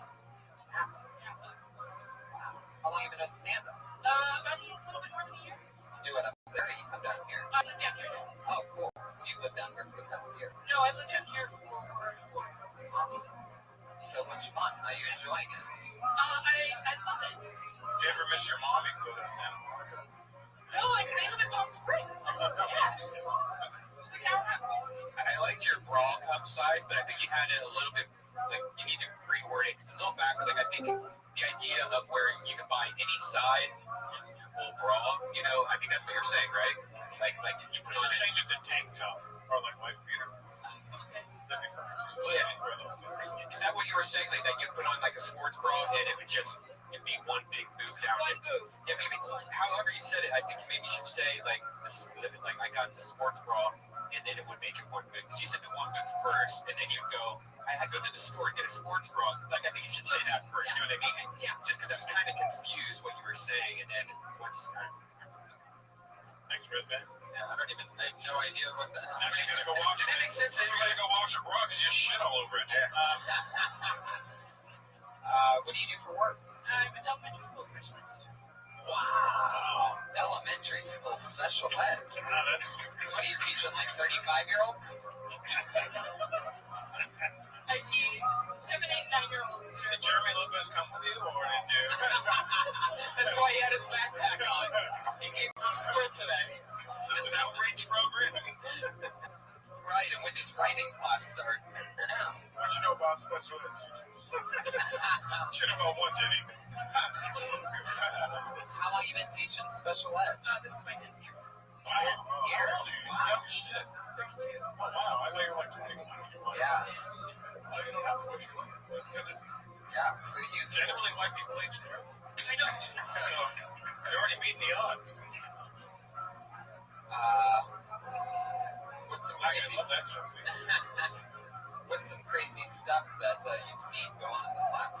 I had a parent one time who gave her kid a laxative, like the night before. To a special ed kid? Right. Special ed kid. Oh.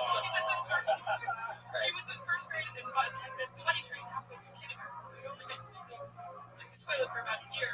And he came running out of the bathroom with just a t-shirt on, running out onto the playground during recess, sobbing. And I walked in the bathroom and there was just shit spread all over on the walls, and he couldn't figure out what to do because he just shit so much. Wow. Did you videotape it? I didn't know. I don't know. Why'd she get I'm on going the to get an Instagram pic. Because he had proven it for a week. Oh my god! For a week? Yeah, Wow. That's a week's worth of shit on the wall. Yeah. That's a Was there a fan in there? Because it would have been amazing You know, to hit that. I just told you. Wow, there's a... Like, do you work with autistic kids? Or Yeah, the students that I work with have autism and a lot of ADHD and Are you gonna hire her or something? You're also a comedian and a principal? So was I. Yeah, so was I. But back in the 80s, there was no diagnosis Right. ADHD, they just know it's a special class. Oh, me too. I'm with you, Tex. I had regular school, but they made me take Ritalin every day. Teachers appreciated that. Yeah. I got that in that shit. They used to call me down to the office, like, after lunch, if you forgot to go take your pill, they just go over the entire school intercom and rattle off all the kids with ADD that are so ADD that they forget to take their medicine. Like, looking back on it, I'm like, how the fuck did this go on? And it bothered me then, big time, because it was, like, totally embarrassed back then. But, well, I just spoke it all away. I just remember reading books. Like, I remember reading books with those big ass headphones. Like me, like I was like the book would be done, stop turning pages with the audio kept going like shit. Yeah. I can't even find this. Yeah, it's like being in church. Priest like a page, yeah. And you look like looks like a page of God. So, are there a lot of things? Do you talk about the special ed thing in your stand-up at all?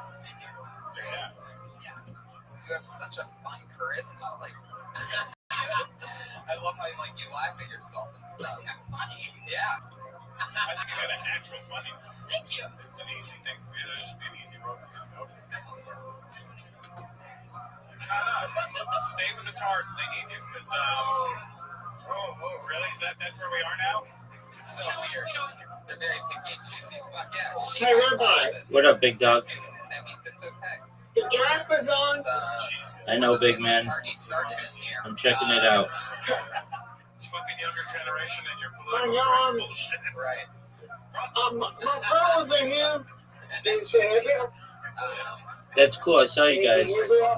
He never came back. Oh, he'll be back. Robin Ryan. So what else? What else is He wants to know upstairs here, apparently. What are you afraid of? Desks. There you came. The KC Chiefs. There you go.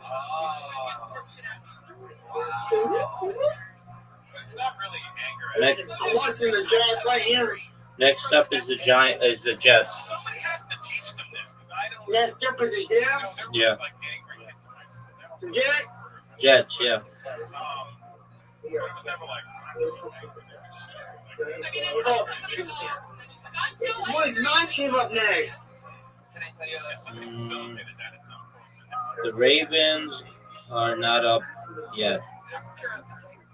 The Ravens are not up yet? Correct. It's I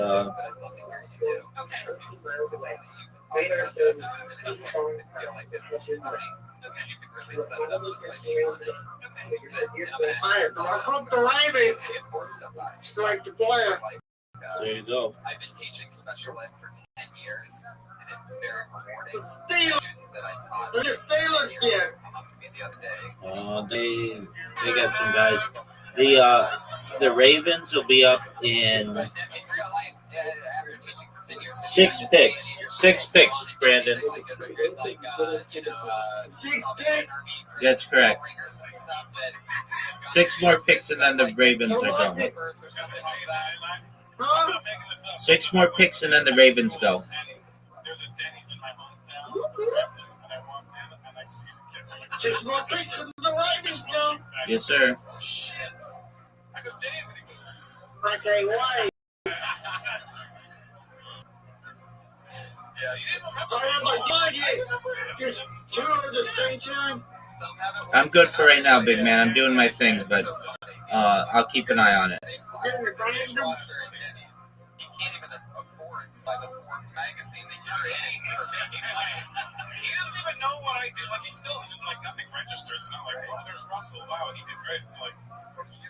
Yeah. I'm like, we were in class together for 2 years.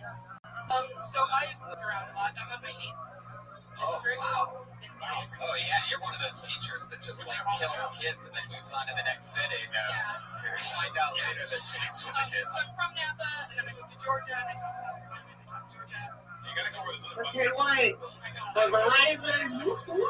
And then I moved back to Napa, and then I moved to Sacramento, and then I moved to I think Jessica, the reason Okay, I guys. asked you to wear aviation, that was my first job right out of college. I did that for a whole year. weird when you said best fly. Like, I can totally relate because there were times where you show up and they were upset. There was like something had set them off, and I mean, you just see pencils fly. Like, I remember this teacher got clotheslined by the student for no reason, because he didn't have a sticker on his desk. So it's like, it's hard. I got my ass kicked every morning. So Yeah. I know. Yeah. I had a kid throw a book at me, and it just left like on my chest to the point where I was like, If I had to do this, are you allowed to do things like I would just keep a dead bird in a box and show them, like, look, if anyone does anything fucked up, I'm gonna throw this dead bird at you. I think that would work. I was like, I wouldn't even do it. Even in my school, I'd be like, a bird. Okay, like really gross. It wouldn't even register that things dead. Birdie. no, because then I would just have people like all day long be like, did you see the dead bird? What a poop. Like the big turd. It's a cow turd. Or just have the laxative kids shit on Yeah. people. You should have taken the whole class and gone, see this? This is what you're gonna do. He's actually the favorite kid I've ever had. What's it? Oh, well, I guess. Because he's the shit. Oh my god. Why do you like Well, so the much? disco You always there, see right? shit on the walls like that every day. What happened, big man? Actually, he's one that I get updates about. My friend. I found the giant. There you go. And he like just sit there and like he was like a super sweet kid. And we got him like sit with the other kids. And he was so now he's like reading and he's talking and he's friends. So he's kind of great now. How old is he? Remember my sister walks doing the ones that's burning Anchorage in Kentucky.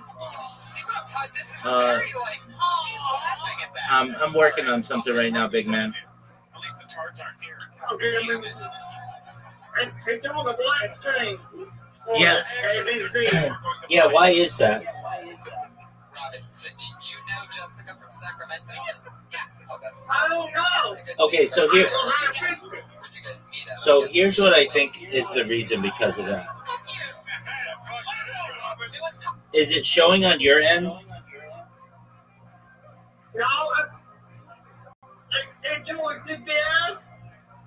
Hey, ABC. Hey, now trying to pick us in. Okay.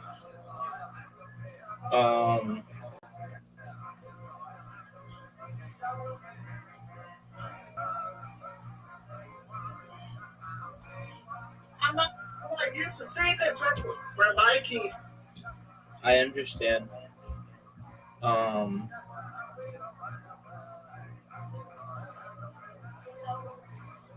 Okay, so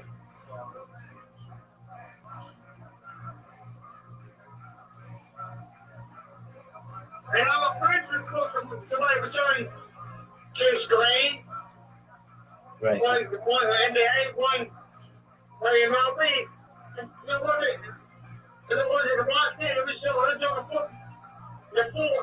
the full screen. Okay. You can see it. Okay.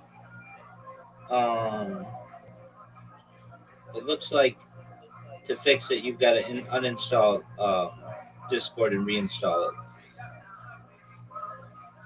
I'm going to go in when it's on. Yeah.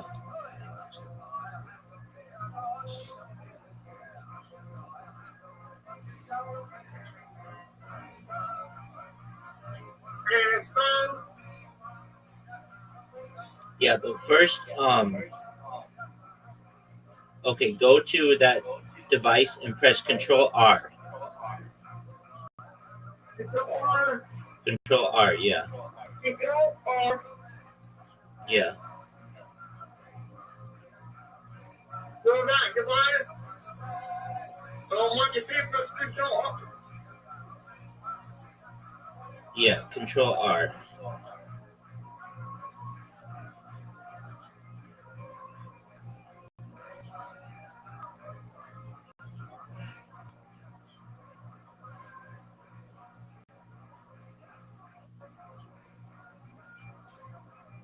Are you on a desktop computer, Brandon? Yeah. Okay, another thing you can do is go to the settings of that computer, whatever one's showing black. And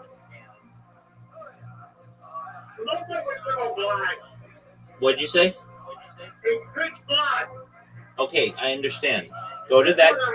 I understand. Go to that computer and go to user settings. So go to your, then go to advanced.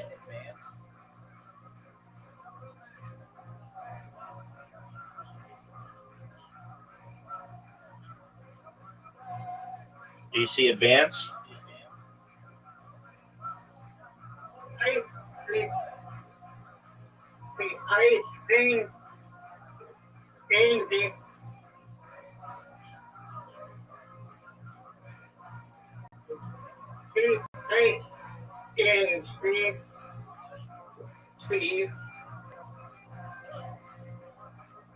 Do you Your phone make devices. Okay, do you see advanced? Subscription to account privacy. Keep reading. Order history payment. Let's say rewards, subscriptions. Guys, kids. I just going to put other. I can read it. We got to start up. And I mean, your accounts, late devices, signing options, your info. You don't see advanced? No. Are you using the browser or are you using the app? I'm in the browser. Oh, that's why. Okay.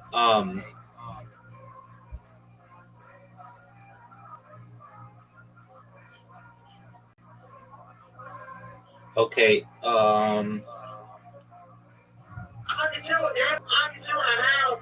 No, no, you don't have to do that right now.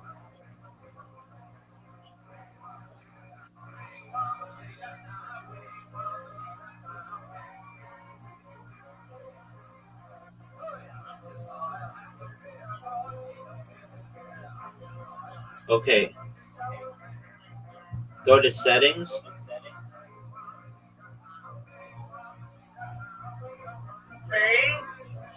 Yeah. Okay. Did it used to work? It used to. You know, it was on a black screen. It never worked?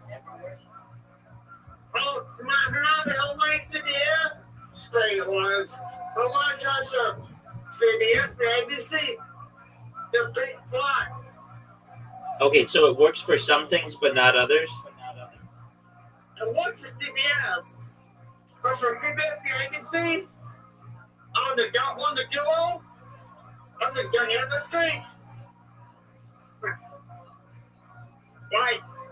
Like there, like this again, the Lord.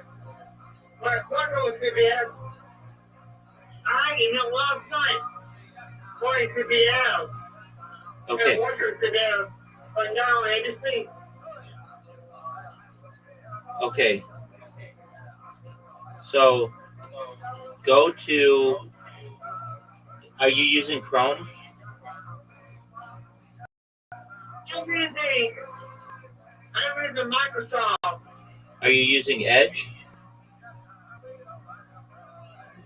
No. Okay. Are you using a browser? Favorite browser, yeah. Okay, what browser?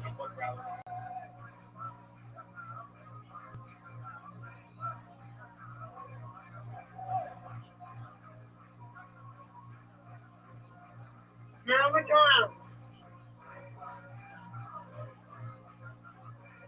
Yeah. Okay, just a moment. I'm looking.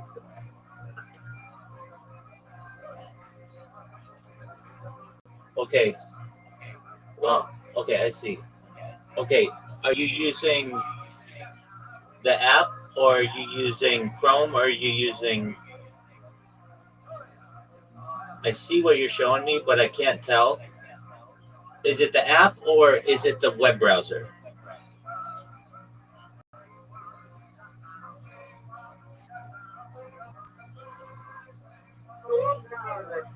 Okay, which web browser are you using? Are you using Chrome?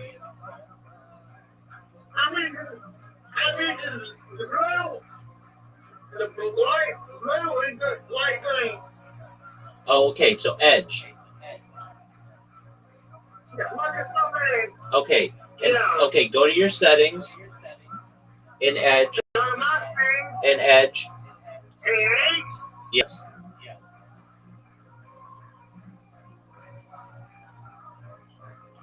Are you there? yeah, Okay, in the search, type in the word hardware. HARD. HARD.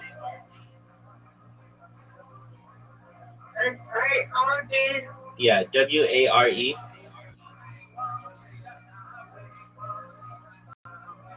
Okay. Does anything show up?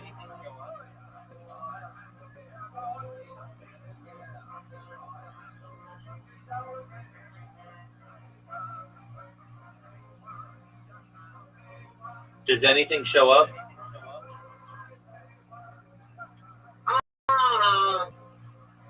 Chad Bison Bears say hard with a HARD. Yeah, I said Okay, you see hardware? system. Yeah, go to system. Go to system. Okay. Do you see something that's used graphics acceleration available? Yeah. Shut that off. Okay. Now refresh.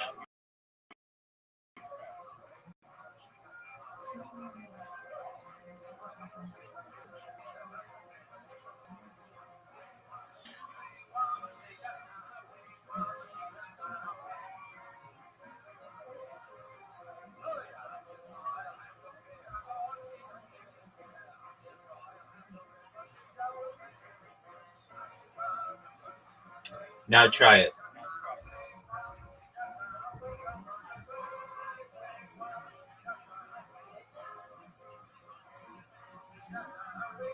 Hard.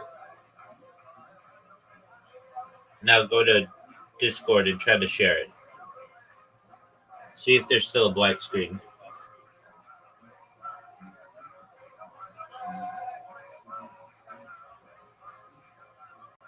It's still some of the black screen. Okay, go back to your settings. Okay. And go back to system and go back to use graphic acceleration when available and make sure it's still oh, apology. Yeah, make sure it's off.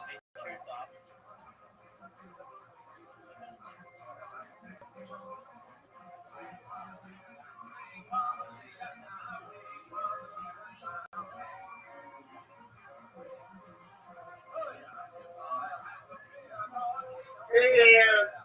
Is it off? You tell them back down. Is it off? Is it off? Is it? It's off. Okay. Close Edge and reopen it.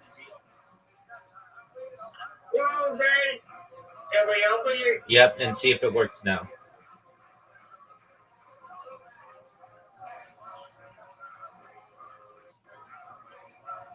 Close Edge. Correct. Reopen it. Correct.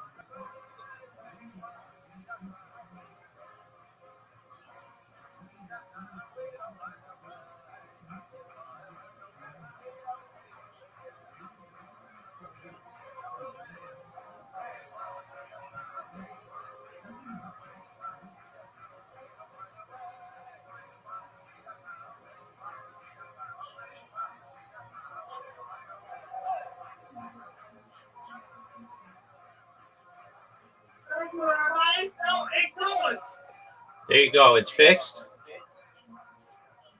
Yeah. Okay, there you go, big man. Larry, stick his hand. There you go. Whoop, whoop. Ryan, stick his hand. There you go, big man. Get ready.